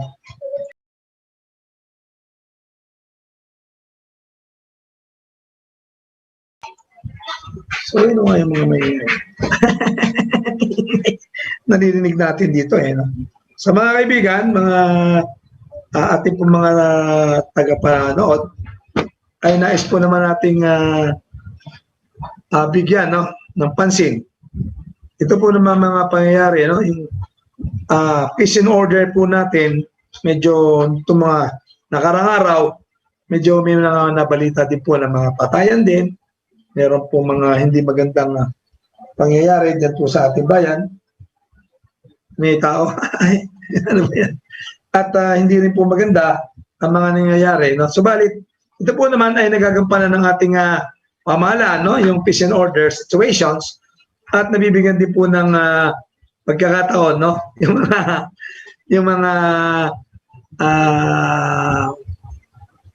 kasapi ng pulisya na magampanan ng kanilang mga tungkulin. At yan po naman ay nahuhuli naman nila itong mga perpetrators of this crime na sa kasalukuyan po naman ay naghihimas na rin ng malamig na bakal, malamig na rehas. Ano po? So yan po, meron po tayong yung sinasabi ko nga po kanina, yung kaibigan natin, no, yung si Salvador del Rosario, the mighty might kung tawagin, nakilala ang ating bansa dahil sa kanya diyan po sa Olympics, no? Although hindi niya po nakamit yung gaya ng nakamit po naman ni Heidelin Diaz. So congratulations pa rin po muli sa kanya. At syempre mga kaibigan, sa pagwawakas po ng ating programa, nais ko po lang pong linawin minsan yung ating po namang sa ating pong paniniwala, pananampalataya, sapagkat tayo po minsan ay nagiging biktima po itong ating simbahan, no, ng iba pong mga aral na ipinupukol po sa atin, although we respect those people na nagpupukol po sa atin, upang sa ganun po naman ay tayo po rin ay magising, no? Baka nga mali ginagawa natin. Salamat sa mga pumupuna. Subalit, yung po nga patungkol po doon sa mga, for example, no? At ang bintang sa mga Catholic ay tayo daw po ay sumasamba sa mga rebulto, mga larawan, at ginagawa nating ibang Diyos, no? Ang binabanggit po nila, Exodus 20, Kabanata 4, pag kayong gagawa ng mga larawang inanyuan ng mga bagay na nasa lupa, nasa langit, o nasa ilalim ng lupa, huwag niyo siyang pagsisilbihan, ipaglilingkuran. So yun po, ang problema po, hindi nila binabasa yung Exodus 25:18 na sinabi po ng Panginoon na yung mismo nagsabi na huwag kayong gagawa, sinabi niya, gumawa ka, Moises, ng 2 kerubin na yari sa pamukpok na ginto. So merong ibinabawal, merong hindi ibinabawal. Kasi kung ibinabawal, bakit pinagagawa? At yun po naman sa Numbers 21:8 and 9. Lahat po ng mga pasaway na Israelita, yan po sila po, kinakagat ng ahas na mamatay. Kasi nga mo mga pasaway. Sinisisi po nila si Moises, bakit mo kami dinala rito sa ilang upang mamatay kami? At mas gusto pa nila uli na bumalik kay Paraon na kung saan sila yung mga alipin. Yan po mga kaisipan po ng mga Israelita. Matapos mailigtas, itong mga ito ay imbis na magpasalamat sa Panginoon at kay Moises na siyang ginamit ng Panginoon, tingnan mo, hinaras pa si Moises. Binas ng binas. Ano, Moises, dinala mo kami rito? Dinala mo ba kami rito sa ilang upang gutumin? So yan, sa inis ni Moises, merong time na pinukpok niya yung bato para magkatubig. Sabi ni Lord, isang beses lang, pukpukin mo yung bato. Sa konsumisyon ni Moises, ang hirap talagang pakisama ng mga Israelita, pinukpok niya 2 beses. O, nasermonan siya ngayon. Sinabi na sa iyo, isa lang eh. Kaya mga kaibigan, nakikita natin how the Lord works in the lives of these Israelites. So doon sa 21:9, 21:8, sinabi, Moises, yung Diyos na nagsabi, huwag kang gagawa ng larawan o rebulto. Gumawa ka ng ahas na yari sa tanso. At ilagay mo dyan sa tikin mo at doon mo, pag itinaas mo yan at may tumingin dyan, pag kinagat ng ahas, hindi mamamatay. Naging anting-anting pa yung hindi naman anting-anting.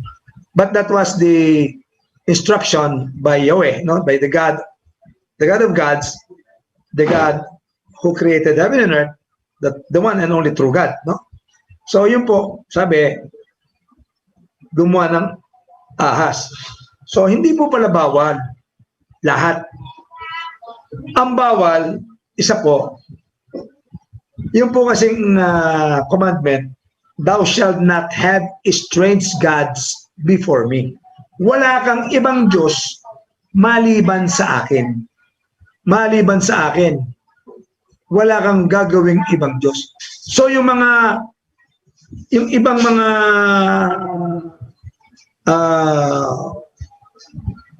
kababayan natin, mga kasama natin, ay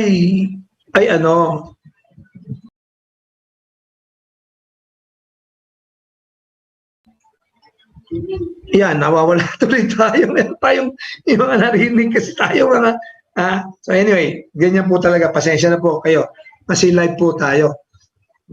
Baka kasi yung mga tao dyan sa labas magmurang bigla, marinig dito sa TV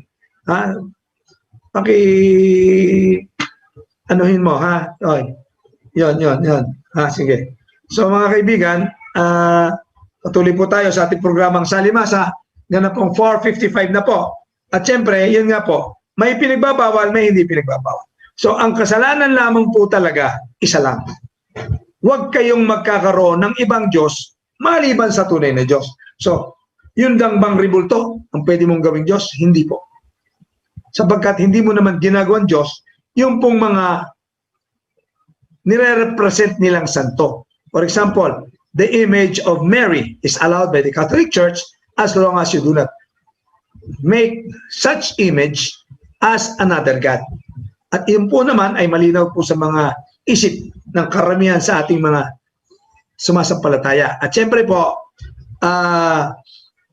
yung pong pwede natin gawing ibang Diyos, halimbawa, yung kotse mo, nagasgasan, binugbog mo ngayon yung gumasgas. Hindi na kailangang rebulto ang gawin mong Diyos. Kasi sabi ng Diyos, mahalin mo ang kapwa mo. Ginasgas yung kotse mo, binugbog mo.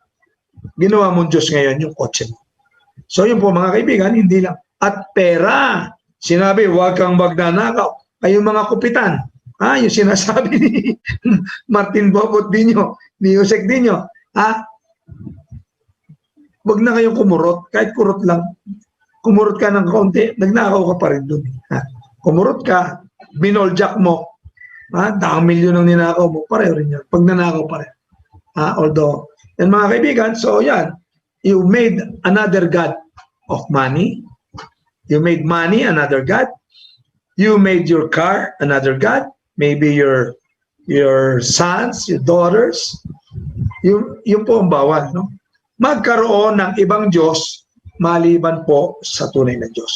So ngayon, anong gagawin natin? Manalangin po tayo na hindi po tayo mailigaw ng iba pong mga nangangaral na kung ano-ano pong pinangangaral. It should be the Spirit of God that should be in us in order to know what is being written, what is written in the Bible. The message, if you don't have the Spirit of the Lord, the Bible was written through the guidance of the Spirit, of the Holy Spirit, and if you don't have such a Spirit, then you cannot interpret the Bible. Otherwise, i-interpretin mo to sa sarili mo. No, no, no. That cannot happen because yan po mga kaibigan ay hindi po wasto. Ang sarili mong kaalaman, interpretasyon na lang ang ibibigay mo doon sa Biblia at marami pong maliligaw. So, sabi po ni Maximilian Kolbe, do not be afraid. Be not afraid to love Mary so much. You can never love her the way Jesus did. You can never love her more than Jesus did. At sa pagbabakas po ng ating pong programa, nais ko pong pasalamatan lahat po ng nanood sa atin, yung mga nag-text po sa atin, at yung pong ating pong mga kasamahan na siya po namang talaga po namang suki po natin. At sa po natin mga kaibigan, ito po ang inyong lingkod, Sunny Ilustre, nagsasabi hanggang sa Sabado po muli sa ating pong programang Salimasa. If God is with you, who is against you?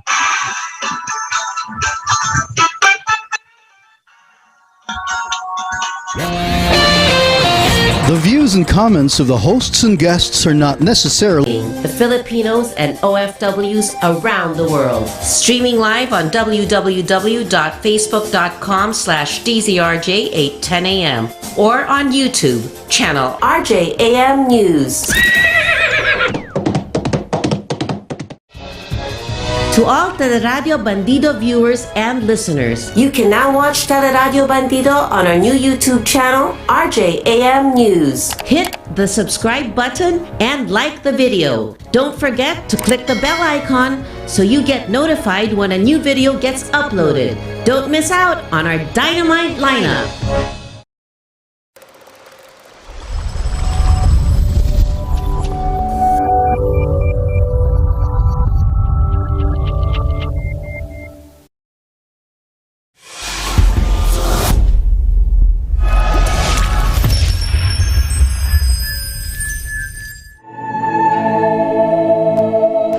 Enlightened with inspiring stories.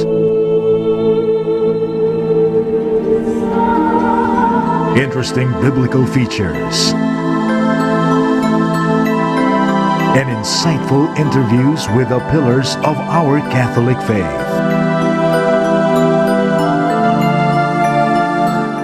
Power to Unite with Elvira. DZRJ 810 AM Radio Bandido now presents Power to Unite with Miss Elvira Go.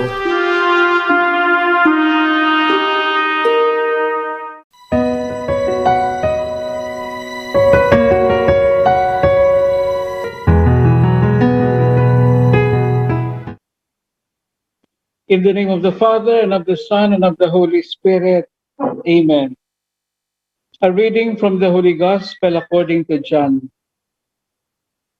When the crowd saw that neither Jesus nor his disciples were there, they themselves got into boats and came to Capernaum looking for Jesus.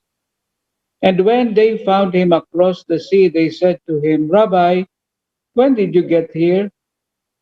Jesus answered them and said, Amen, amen, I say to you, you are looking for me not because you saw signs, but because you ate the loaves and were filled. Do not work for food that perishes, but for the food that endures for eternal life, which the Son of Man will give you. For on him the Father, God has set his seal. So they said to him, What can we do to accomplish the works of God?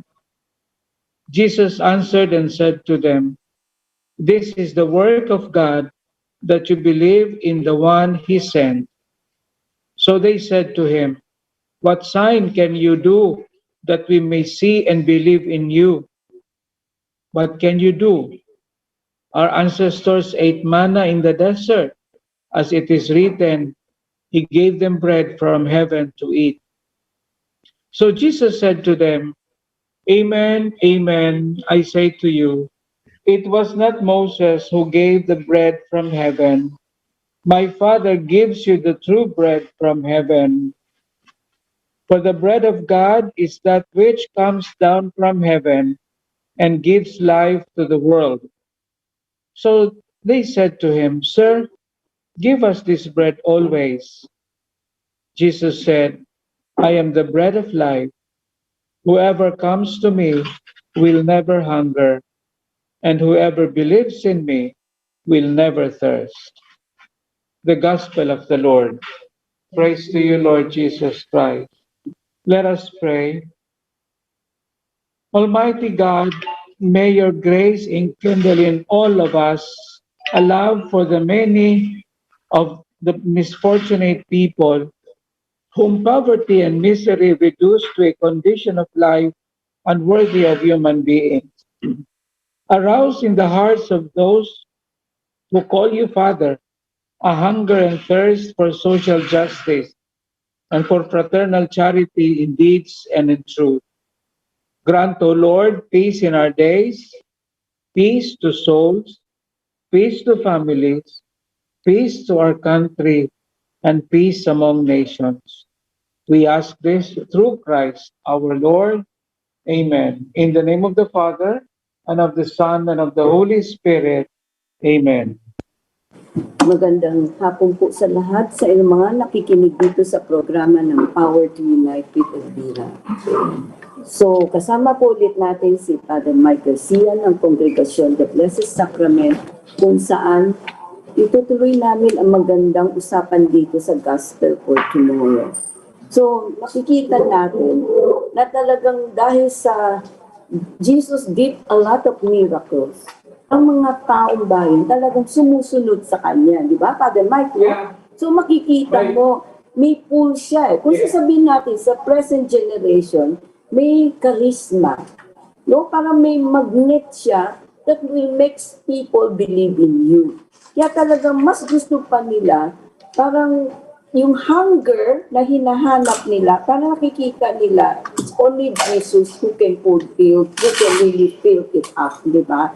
Kaya sa panahon ngayon ng pandemic, makikita mo, kahit anong gawin, maraming vaccine dyan, maraming mga ginagawa, ang buong mundo, no, para tulungan ang taong bayan na mag-cure tayo dito sa pandemic na ito, still non-stop. Hindi mo napansin, Father Mike, maraming restriction, maraming ginagawa, pero bakit nagmi-mutate yung sakit, parang walang katapusan.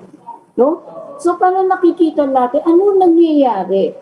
Di ba? Why is it this kind of pandemic, this kind of COVID-19 keep on mutating? Parang ang daming restriction, ang daming measure na ginagawa ang gobyerno, still makikita mo parang unending ang pag-spread nito. Pero kung kumapit ka sa Diyos at kung talagang nakikita mo, He can do something that sabihin natin, di man milagro o milagro man ito, we can do the impossible to be possible, di ba? And tignan mo yung mga tao, you remember last week, yung sa ano natin, sa gospel, di ba? 5,000 people with 5 loaves of bread, di ba? Oo, and 2 fish, pero yung hunger ng tao, nasatisfied niya pag they were told to lie on the grass, pag ano niya ng pag ano sabihin natin kahit na yung mga maliliit lang na butil ng bread, parang mga tao busog na mesmerize sila at gusto nila sundan kung saan si Jesus. Yan ang sinasabi natin. If you have faith, you can feel all the wonders that Jesus can do to help you. Kaya sa panahon natin ngayon, napaka-importante talaga sa maraming problema na nakikita natin sa ating bansa, sa ating pamilya, sa ating komunidad. There should always be hope. Dapat parati may hope. Kaya yung nangyari kay Fidelin, sabihin natin, yung nanalo sa gold medal, it's a very positive sign na amidst all this crisis, there is always something beautiful that will come out. Di ba, Father Mike? So doon mo nakikita, it's not the end of the world. Ay may Diyos na nag-aalaga pa rin sa atin. May Diyos na nagmamahal sa atin. And He answered us in a very different way. Kasi nakikita niya, maraming nararamdaman ang tao parang, ano ba nangyayari sa buhay natin? Wala na bang Diyos? Katapusan na ba natin ito? This is the things that is coming back in their minds. Pero anong ginawa ng Diyos? No. May positive sign because the government is doing everything they can to help you. Andiyan, nasasabihin mo, lahat ng measure, ginawa na nila, restriction, ginawa na nila. Pero ang pinakaganda, amidst all this crisis, lumitaw yung pagka-gold na ilang taon na inaasam ng Pilipinas, suddenly, biglang lumitaw. Ang daming kalaban, no? Pero nagawa na 127 kilos. Siguro ako nga, 5 kilo, hindi ko pa nga mabuhat-buhat. So you can see, if there's a will, there's a way, there's a will talagang nothing is impossible. At ang pinakamaganda yan, Father Mike, he said Our Lady, suot-suot niya yung miraculous medal, di ba? So yung faith ni Heidi, talaga makikita yung atleta, andun, yung pagka-Diyos dahil naniniwala siya, ang tumulong sa kanya, magbuhat, is really God. Jesus, God Himself. Which is nangyari doon sa 5,000 people who came to hear Him, to listen to Him, kahit walang makain, 5 bread of loaf, pero satisfied sila. That is what we call faith. Kaya napaka-importante itong gospel na ito sa panahon natin ngayon, that we should not lose hope, but we should continue to cling to His power and His wisdom. Di ba, Father Mike? So bukas po ay August 1 na tita. Simula na ng bagong buwan, August 1st, at ika-18 linggo sa pangkaraniwang panahon. So yung linggo din na malapit sa August 4 ay tinatawag itong St. John Marie Vianney Sunday. So bukas din ay St. John Marie Vianney Sunday.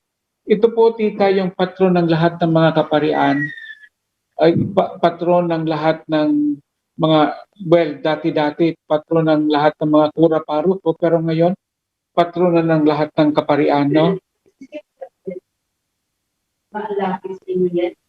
Yeah, si St. Vianney kasi kaibigan ni St. Peter Julian Neymar. So ang founder namin, ang feast day niya, August 2. So magkalapit sila. So ngayon, ang nagkaroon ng bagong perspektibo itong gospel reading. Kasi yung mga nakaraang linggo, tita, kung natatandaan mo, hanggang nung last Sunday, si Jesus yung parang nagre-reach out sa mga tao at tapos siya yung gumawa ng mga bagay para lumapit yung mga tao, no? Yung mga miracle, tapos lately nga, yung last Sunday, sinasabi natin pagpapakain doon sa 5,000 na mula sa 2 fish at saka 5 loaves of bread. At napakain niya yan ng ating Panginoon. Ngayon dito, tita, sa gospel reading bukas, change of perspective kasi hindi na si Jesus ang naghabol sa crowd, kundi it's the other way around. Yung crowd ang naghanap sa kanya. Kaya nang napansin nila na wala si Jesus doon sa lugar na kinaroroonan nila, hinanap nila siya, no? Kaya sila'y sumakay sa bangka at pumunta sa kabila. Doon nila nakita ang ating Panginoon. So, nung nakita nila si Jesus, sabi no, Rabbi or teacher, kailan ka pumunta dito? Hindi sinagot ni Jesus yung tanong nila. Kasi ang sabi ng ating Panginoon, mula naghahanap kayo hindi dahil sa nakakita kayo ng tanda o nakita ninyo, alam ninyo po ano yung kahulugan nung ginawa kong pagpapakain, kundi kaya kayo naghahanap kasi gusto niyo ulit makakain. Kasi nakakain kayo nabusog kayo nung pinakain niya yung 5,000. So ganun talaga yung, siyempre, alam mo tita, kahit sino, kapag may pangangailangan, talagang maghahanap ng solusyon, no? So, kaya ito ang pandemic na ito, alam natin kung ano yung kailangan natin, kaya yung mga tao talaga naghahanap din ng solusyon, no? Sa pangunguna ng ating gobyerno, talagang lahat ng medyos ay ginagawa para lang matugunan yung pangangailangan ng sambayanan. So, ganun ang tendency, ganun normal sa mga tao na kapag may pangangailangan, maghahanap talaga ng solusyon at talagang hahanapin yung taong magbibigay ng solusyon doon sa kanilang problema. Kaya dito nakita natin, no, so nagkaroon ng reverse, nagkaroon ng shift of perspective na this time hindi na si Jesus yung naghanap sa crowd, kundi yung mga crowd na naghanap sa kanya. Kaya, which is also very relevant sa ating panahon, lahat tayo naghahanap ng solusyon. Lahat tayo naghahanap tayo ng posibleng ng milagro, no, sa nangyayari ngayon. Yung tanong ni tita kanina, bakit lahat naman sumusunod sa protocol, bakit nag-mutate pa rin ang virus na ito? Sabi naman ng mga ibang doktor, yun daw talaga ang natural sa virus, mag-mutate. Kaya ang protocol, katulad ng lockdown, ginagawa para ma-lessen yung movements ng mga tao. Kasi ang gusto pala ng virus kapag may lalo na kapag may crowd, yung bang pag lumabas sa isang tao, kailangan meron din siyang malipatan. Kaya yun yung dahilan na palagi tayong pinapaalalahanan mag-social distancing, mag-avoid ng crowd, wear mask and wear face shield, at kung maaari, wala namang kailangan gawin sa labas, huwag na munang lumabas. Kasi yung pala yun, no? Kailangan walang madapuan para ma-stop, para mamatay na yung virus na kapag siya ay lumabas sa isang tao, hindi makapaghawa. So, yung social distancing talagang napakahalaga.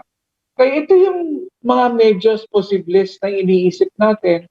Kaya tayo naman ay buong-buo ang ating pananalig sa Diyos na sana gumawa pa ng milagro para talagang tumigil na yung pag-spread nito. Pero sabi nga ng mga scientista, tayo rin namang mga tao ang makakagawa ng paraan para ma-stop ang pag-mutate, para matigil ang paglipat ng hawaan.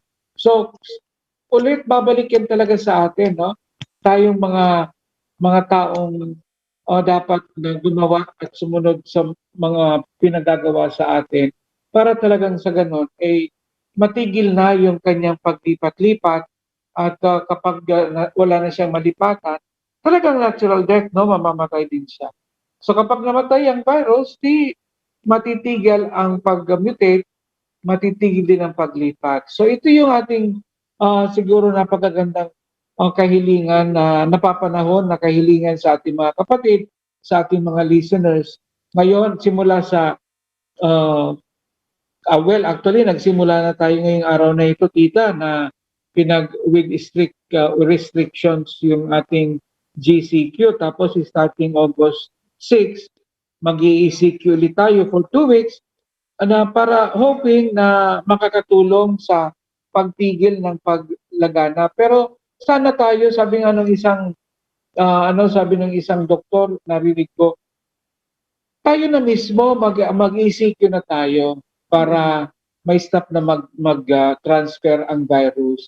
At meron din naman siyempre, lahat babalansehin, lahat talaga ay i-consider kasi hindi naman natin kayang i-sacrifice ng todo-todo talaga yung ating ekonomiya. Kasi kung hindi, mamamatay ang negosyo ng ating bansa, mas lalong maraming magugutom. Kaya itong gospel para bukas ay sabi nga natin, tita, napapanahon talaga yung mga mensahe ng gospel reading. Itong gospel na ito para bukas, pinapaalalahanan ulit tayo na let us be responsible. Let us do our part para maiwasan na natin yung pag-mutate, maiwasan natin yung pag-spread ng virus na ito. Nang sa gayon ay tuluyan na makabalik tayo sa normal na pre-pandemic, hindi yung new normal. Kasi hindi ko tinatanggap ang new normal na yan. Kasi gusto ko makabalik tayo doon sa pre-pandemic time na kung saan ay we can move around, we can go around, we can do things na makakabuti sa lahat, no? Na walang pag-atubili at walang kinatatakutan na isang bagay na hindi natin nakikita. Kasi pa doon, Mike, yung assurance na binibigay ni Jesus na sabi niya, I am the bread of life. Whoever comes to me will never hunger, and whoever believes in me will never thirst. Diba? Sa panahon ngayon, ang daming na naman pagbabago nangyayari na syempre hindi natin expected it's going to get worse or it's going to get better. So talagang we are facing another dilemma in our life. Pwede natin sabihin, I'm sure maraming na naman ano na naman yan? Wala na bang katapusan yan? I'm sure this is the echo of most of us. At mahirap, tama yung sabi mo, Father Mike, ang hirap i-balance, no? Because we have to think of the health of the people. At the same time, we have to think also of the stomach, no? Ang daming mawawalan ng trabaho kasi ang pinaka-worst ito, yung lockdown. Imagine, starting today hanggang August 20, nasa ECQ tayo. Ilan dyan ang mawawalan trabaho? Ilan negosyo ang mawawala? Pero, kahit na gano'n, amidst yung impossibility, makikita mo kung itong 5,000, nagawa niya ng paraan, i-appease yung kanilang hunger to the extent, yung sinabi mo kanina, Father Mike, na kung dati, Jesus has to do miracles, has to convince them to believe in Him. Ngayon, ang tao, hindi na. Sila na yung naghahanap, sila na yung lumalapit because why? Diba? Ganun ang tao eh. Kung saan mayroong makikita that will give them food, that will give them life, talagang susundan nila, di ba? Before this go, ilan years ago, ang dami dyan mga healing priest, di ba? Kung may narinig sila, makita mo ang tao, puntahan doon. No? But this is the nature of humankind. Kung saan yung pwede, sa tingin nila, nagbibigay ng pag-asa, doon ang pupuntahan nila. Pero, what Jesus is telling them, lahat ng biyaya, lahat ng blessing that will come your way, is really comes from God Himself. Parang lahat tayo messenger ng kagustuhan ng Diyos. Lahat tayo gagawin natin dahil ng utos ng Diyos. Di ba? Kaya sabi niya, kung kayo'y naniniwala sa akin, hindi kayo mawawala ng pagkain, hindi kayo mauuhaw because yan ang utos ng aking Ama na tulungan kayo at ipakita sa inyo because that is the will of the Father. Hindi niya pwede sabihin, ayaw ko. Di ba? Kasi doon niya nakikita, napakahalaga ang taong bayan sa kanyang Ama. Kaya yung kanyang mga miracle na pinaperform is really what God the Father is asking him to do. At yun din ang sinasabi ngayon sa panahon na ito, tayo taong bayan, kung anong kaya ninyo tulungan, magtulong-tulong tayo. Di ba? Kasi like yung mga nurse, mga doctor, mga frontliners, kahit gaanong kahirap, kahit gaanong ka-risky, but they have to do something to help people. Di ba? Kasi yun ang gusto ng Diyos. Kaya naging nurse ka, naging doktor ka, kasi may pinangakuan ka to heal people, to help people get well. At ang gobyerno is there to give everything to help. Hindi lang naman sa Pilipinas nangyayari ito, sa buong mundo. Pero tayong taong bayan dapat makipag-cooperate. Importante, magtulungan din tayo. Hindi lang po pwede one-sided. Ang kilos ng kilos, yung isa naman, kuha, tanggap ng tanggap. Hindi po ganon. Ang gusto ng Diyos, may kapalit lahat yan. Yung faith ninyo, ang tutulong sa inyo para yung uhaw nyo, yung gutom nyo, mawala lahat yan. Because why? God will do something to make you feel you are really fed and you are really being given the thirst. Diba? Kaya doon natin nakikita, mahal pa rin tayo ng Diyos. And I believe in due time, konting tiis na lang po, maiigsan natin itong COVID-19 na sabihin natin, COVID pandemic, Delta variant, kasi itong Delta variant ay talagang mabilis ang pagkahawa. So we want the people who are listening to us now, yes, we have the right to complain. Bakit ganito na naman? Pero it's because the Delta variant is so dangerous, napakabilis ang pagkahawa. And government has to do something na habang maaga pa, based on the experience of other countries like India, Indonesia, even Thailand now, we learn from them what to do.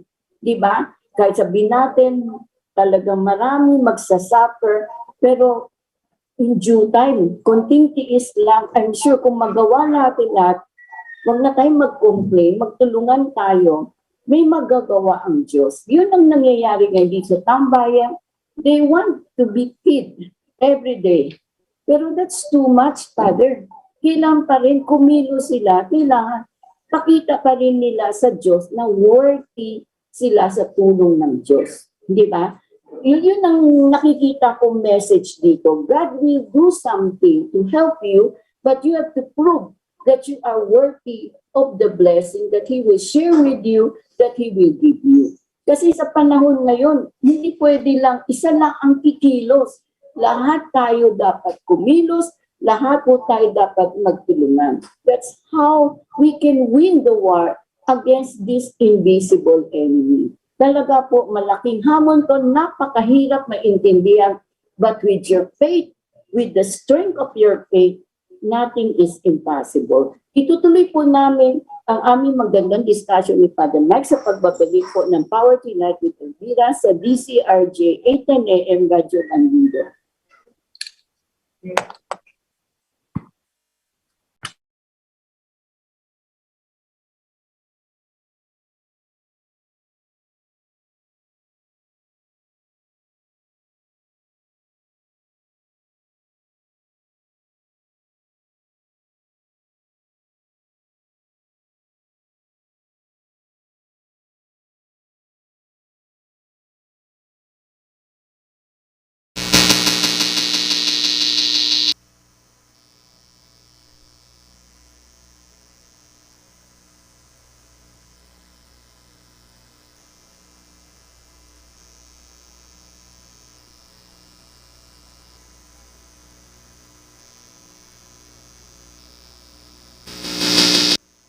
Jesus nasa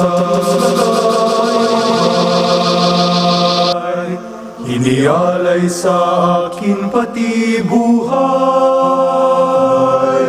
Ikaw ang sa akin maging gabay sa pagbubukas ng aking kamay.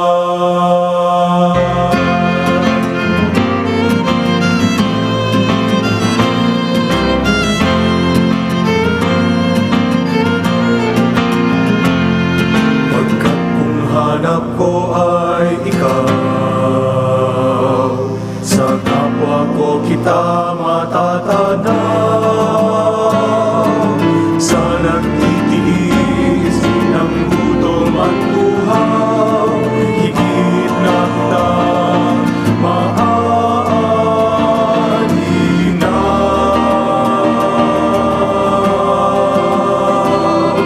Jesus nasa krus nakabayubay, inialay sa aking pati buhay. Ikaw ang sa akin maging gabay sa pagbubukas ng aking kamay. Bukas ang iyong duguang kamay, sa kaibigan man o kaaway. Gawing bukas din pati aking buhay, nang sa kapwa ko sarili maialay.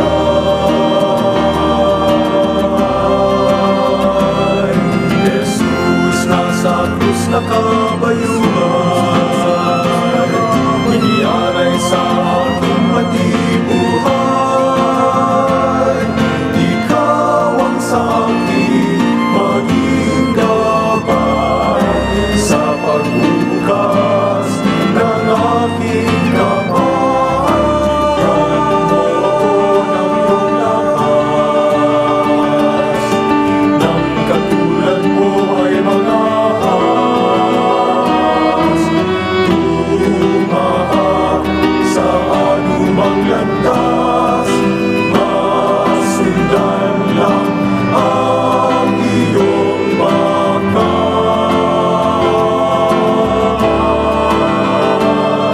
Jesus nasa krus nakabayubay, inialay sa aking pati buhay.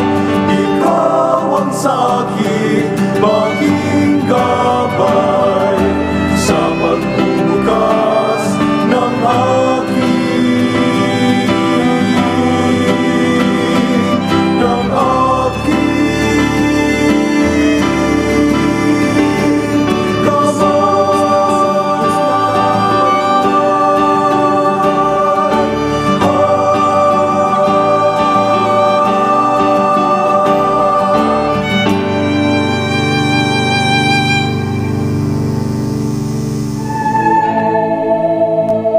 Be enlightened with inspiring stories. Interesting biblical features. And insightful interviews with the pillars of our Catholic faith.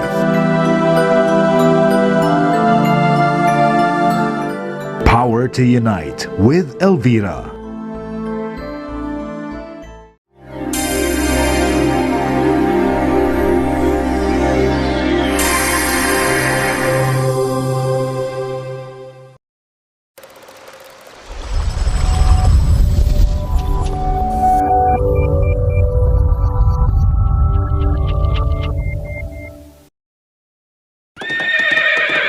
Radio Bandido, recognized and awarded as protector of your democracy in EDSA 1 and EDSA 2.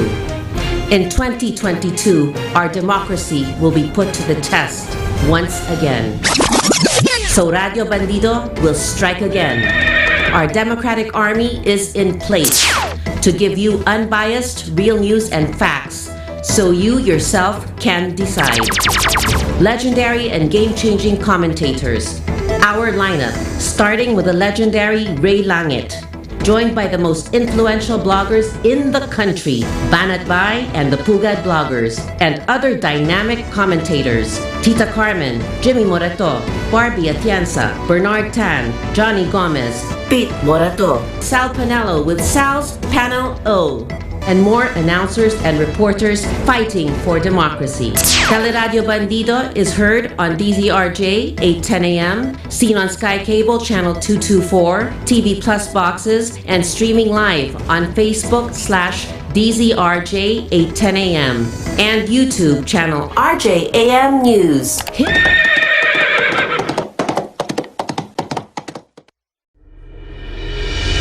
May problema ka ba sa asawa, kaibigan, katrabaho, boss o negosyo? Tanong mo, sagot nila attorney.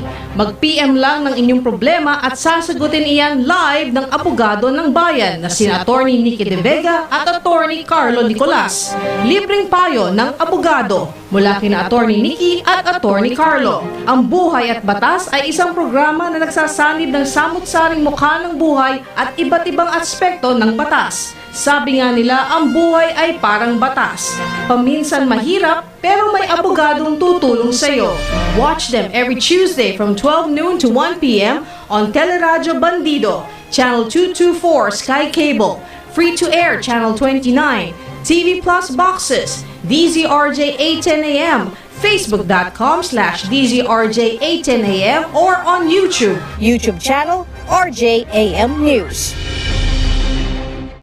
Join Arnel Doria as he explores the world of travel, transportation, road safety, and the environment. Tune in to Good Trip every Saturday at 1 to 2 p.m. on Teleradyo Bandido, Channel 224 Sky Cable, TV Plus boxes, digital free-to-air Channel 29, Facebook.com/DZRJ 8:10 a.m. and YouTube channel RJAM News.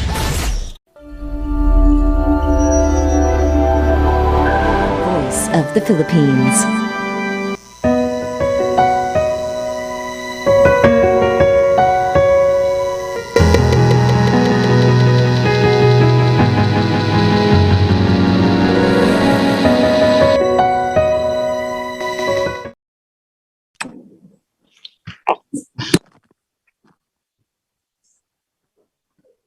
Magandang hapon po sa lahat ng mga nakikinig dito sa programa ng Power to Unite with Elvira sa DCRJ 8:10. So, kasama po ulit ng iyong lingkod si Father Mike Garcia ng Congregation of the Blessed Sacrament, kung saan itutuloy namin na aming magandang discussion for the gospel tomorrow. Mapapansin niyo, for the past few weeks, we are always talking about faith. Napakahalaga po. Pag may mga problema ang bawat isang tao, talagang kailangan talaga kakapit at kakapit tayo sa Diyos. Talaga ngayon, ang isang malungkot na challenge sa atin, hindi na naman ulit tayo makapagsimba. Di ba, Father Mike? Yeah. So for 3 weeks, wala na naman simbahan, virtual, online na naman ang pakikinig natin ng misa. Pero it doesn't matter. Kasi sabi naman ng Diyos, kahit saan, magdasal kayo, kausapin siya, He is everywhere with you. Yeah. Mararamdaman mo siya kasi depende sa faith mo na yan. Kung sa tingin mo, kausap mo siya, sa harap mo siya, sa likod mo siya, katabi mo siya, it will happen because this is how you believe, how you trust Him. At sa panahon ng pandemic, napakahalaga na sa Kanya tayo kakapit. Wala siyang pera may bigay sa atin, wala siyang sabihin mo na hindi siya makakaluwas dito para bigyan ka ng maraming pagkain. Pero bakit kaya? Kung iisipin niyo yung 5,000 na sumusunod sa Kanya, mabutit-butil ng kinakay, yung 5 loaves of bread, na satisfied sila, that's to show it can also happen to us. Kaya lang, hindi naman 5,000. Billion tayo, Father Mike. Ang mamayan sa buong mundo. At napakahalaga na itong bilyon tao ng mga Kristiyano o Katoliko should never give up Kahit anong mangyari, ipaglaban natin na we can survive this pandemic because this is what God has promised us. Hindi tayo iiwanan, hindi dapat tayo matakot, at pinakita din niya sa pandemic, lahat po tayo, no, pag we trust Him, He will give every blessing. He will give His protection. Tama, maraming vaccine, pero kung ano pa rin natin naririnig that vaccine is not effective, that vaccine is the best, nobody knows. But only God can do something to make you believe. Kasi important dito yung pananaw mo yung paniwala mo Pag was na naniniwala ka, God can do something. Amen. No? Talagang lalabas at may magagawa siya. Because yun ang nararamdaman natin, yun ang paniwala natin. Ang mahirap kasi pag walang ang Diyos sa buhay mo, kung ano ang negative aspect, ang mararamdaman mo, hopelessness, helplessness, ang feeling mo nag-iisa ka, ang feeling mo inabandon ka. No wonder marami dyan nagkakaroon ng mental depression, di ba? Nagkakaroon, iba gusto mag-suicide. Yung iba kung ano na nang ginagawa na wala na rin sa katwiran. Pero hindi po Sa ganitong hamon na binibigay sa atin, sa daming problema, hindi ba dapat mas kakapit tayo sa Diyos? Because He has proven, makes us see money is not the answer to the problem. Power is not the answer to the problem. Diba? Connection, fame, these are not the answer to the problem. Diba? With the gold medal of Evelyn, with her faith, with her belief that Our Lady Miraculous Medal helped her win, I think that's already a sign. Ganun po tayo na kailangan maniwala tayo sa isang power na nagbibigay ng lakas loob sa atin, nagbibigay ng strength sa atin, at nagsasabi na kaya natin to survive. Ilang linggo lang po ang konting hirap, konting tiis. Imagine since last year, nakaahon tayo na 1 taon. Ngayon, July na, so almost 7 months. Ibang tagal, 1 year and 7 months, we are still alive. We are still struggling. Why? Because God loves us. Hindi niya tayo pinapabayaan. Because marami pa rin nagdadasal sa bahay, marami pa rin may sabihin natin na hindi nawawala ng pagkapit sa Diyos. Diba, Father Mike? No? So, this is how I believe it. As long as we have God in our heart, in our mind, and we trust Him, we believe in Him. Not even anything, sabi natin, walang masamang mangyayari, kundi hold on, and be patient. Kasi, yan ang isang virtue binigay sa atin ng Holy Spirit. We have to learn to persevere, and we have learned to be patient. Ayan. Ito yung kahulugan ng kanyang sinabi na I am the bread of life. Yung in a lay language, ibinahagi mo sa amin, tita, yung content ng highly theological concept of Him as the bread of life, no? Kaya siguro, itugtugan ko lang, nung tinanong nung mga tao si Jesus, kailan ka pumunta dito? Ang sagot ng ating Panginoon sa kanila, ay hindi ninyo ako hinahanap dahil sa nakita ninyo yung sign, kundi dahil sa nabusog kayo. Yes. Tapos ang sabi niya, do not work for food that perishes, but for the food that endures for eternal life. Okay? And then he goes further hanggang sa sinabi niya, I am the bread of life. Ano yung intention ng ating Panginoon? Yung una, yung kanyang intention kung bakit gano'n ang kanyang mga pangungusap sa mga tao. Gusto niyang itaas sa higher level yung pag-intindi ng mga tao na hindi sila ma-stuck doon lamang sa mga material na bagay. Doon lamang sa mga bagay na makakabusog sa kanila physically. Kundi itinaas sila sa level ng spiritual. Yun yung sinasabi mo, tita, na yung lahat ng mga pangangailangan ng tao, hindi lang naman material. meron din emotional, may psychological, may economy, lahat ng aspeto ng buhay, no? So ngayon, si Jesus, kasi itong pangalan na ito na bread of life, siya ang gumamit eh. Walang ibang nagsabi na he is the bread of life, kundi siya mismo, I am the bread of life. So ibig sabihin, kung sino man ang kumakain sa kanya, kung sino man ang umiinom ng kanyang dugo, hindi na makakaranas ng pagkagutom, hindi na makakaranas ng pagkauhaw. So yung pagtanggap kay Jesus, ay yung paghanap sa kanya, hindi sapat na hanapin siya physically, kundi kilalanin din siya.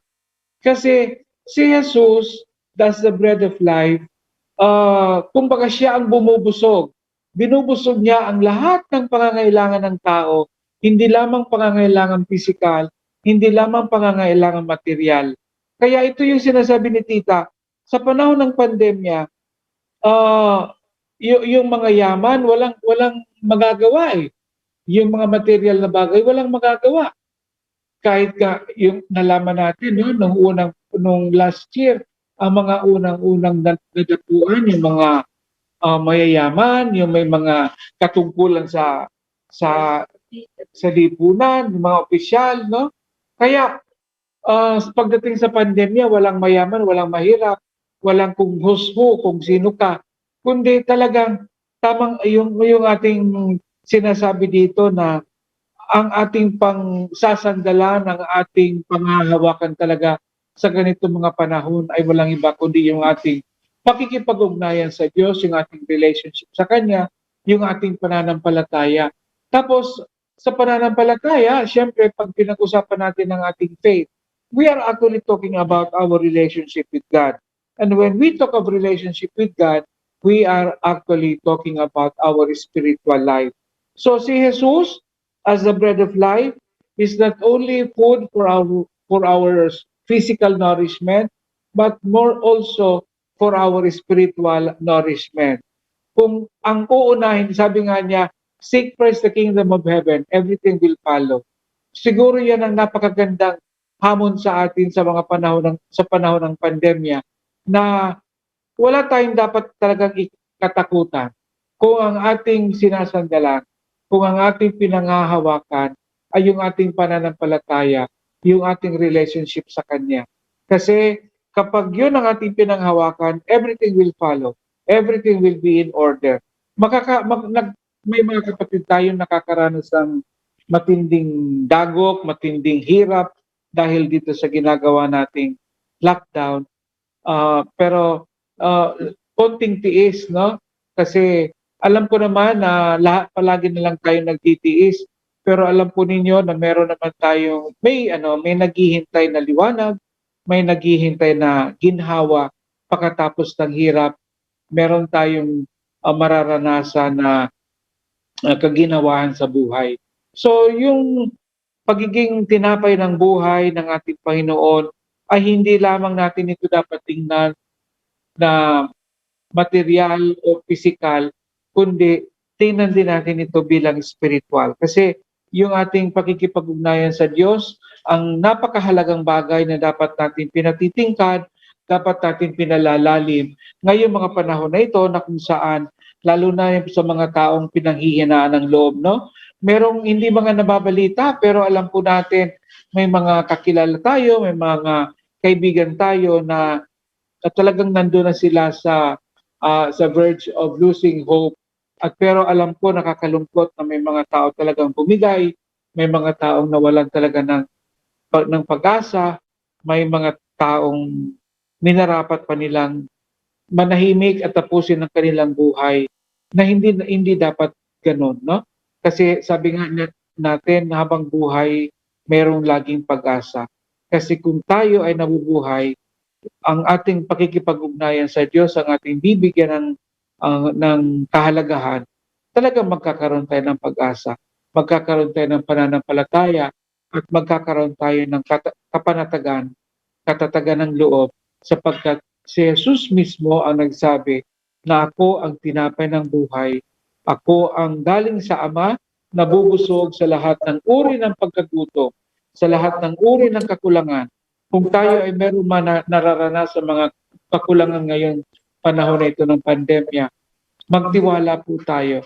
Yan ay tutugunan ng ating Panginoon at ibibigay yan sa tamang panahon at gagamit ang Panginoon ng mga instrumento ng mga tao upang maibigay niya ang lahat ng pangangailangan ng ating kapwa. So sana yung sinasabi nga dito na our ancestors ate manna in the desert, ngayon ang napakagandang bread of life na pinag-uusapan natin dito, walang iba kundi ang Eucharistia.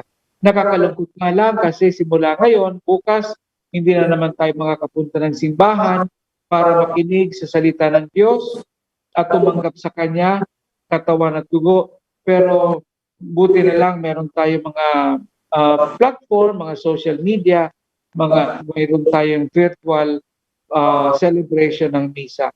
Yun ang talagang sabi nga ng mga nakatatanda, kulang pa rin, kulang ang virtual mass, hindi sila kumpleto kasi nga hindi nga naman nila natatanggap na aktual ang ating Panginoon na sa komunyon, na yun ang napakahalaga din na sa misa. Pero nevertheless, wag po tayong panghinaan ng loob, wag po tayong mawawala ng pag-asa sapagkat lilipas din yan, 3 linggo, ang bilis po ng panahon, hindi po natin yan mararamdaman. Tapos na naman tayo dyan sa 3 weeks na yan. So sana po itong ating ebanghelyo ay magbigay sa atin ng katatagan, kapanatagan at lakas ng ating buhay spiritual para tayo ay patuloy na magtiwala at manalig sa Diyos. Tama ka, Father Mike, no? Kailangan lalo natin yung how to increase the strength of our faith, no? Yeah. Yung ating spiritual aspect. Kasi sa panahon ngayon, talagang kung wala kang spirituality, talagang mag-give in ka. No? Talagang ang mararamdaman mo parang wala ka ng pag-asa, parang napakadilim ng mundo, parang napakadilim ng surrounding. Pero hindi ganun ang Diyos. Di ba? Ang sabi ng Diyos, kung kayo ay kumapit sa akin, I will do everything to protect you, to help you, diba? To feed you, no? Yung thirst mo, maiibsan mo din kasi ibig sabihin, the power, yung hinahanap natin, lahat nasa kay Jesus lang. Hindi sa pera, hindi sa fame, hindi sa power, hindi yan. Diba? It has proven, this pandemic has proven, hindi natin kailangan yan. Yeah. Tama ka, Father Mike, ang daming well-known personality hindi nakatakas dito sa pandemic. Hindi nakaiwas. So,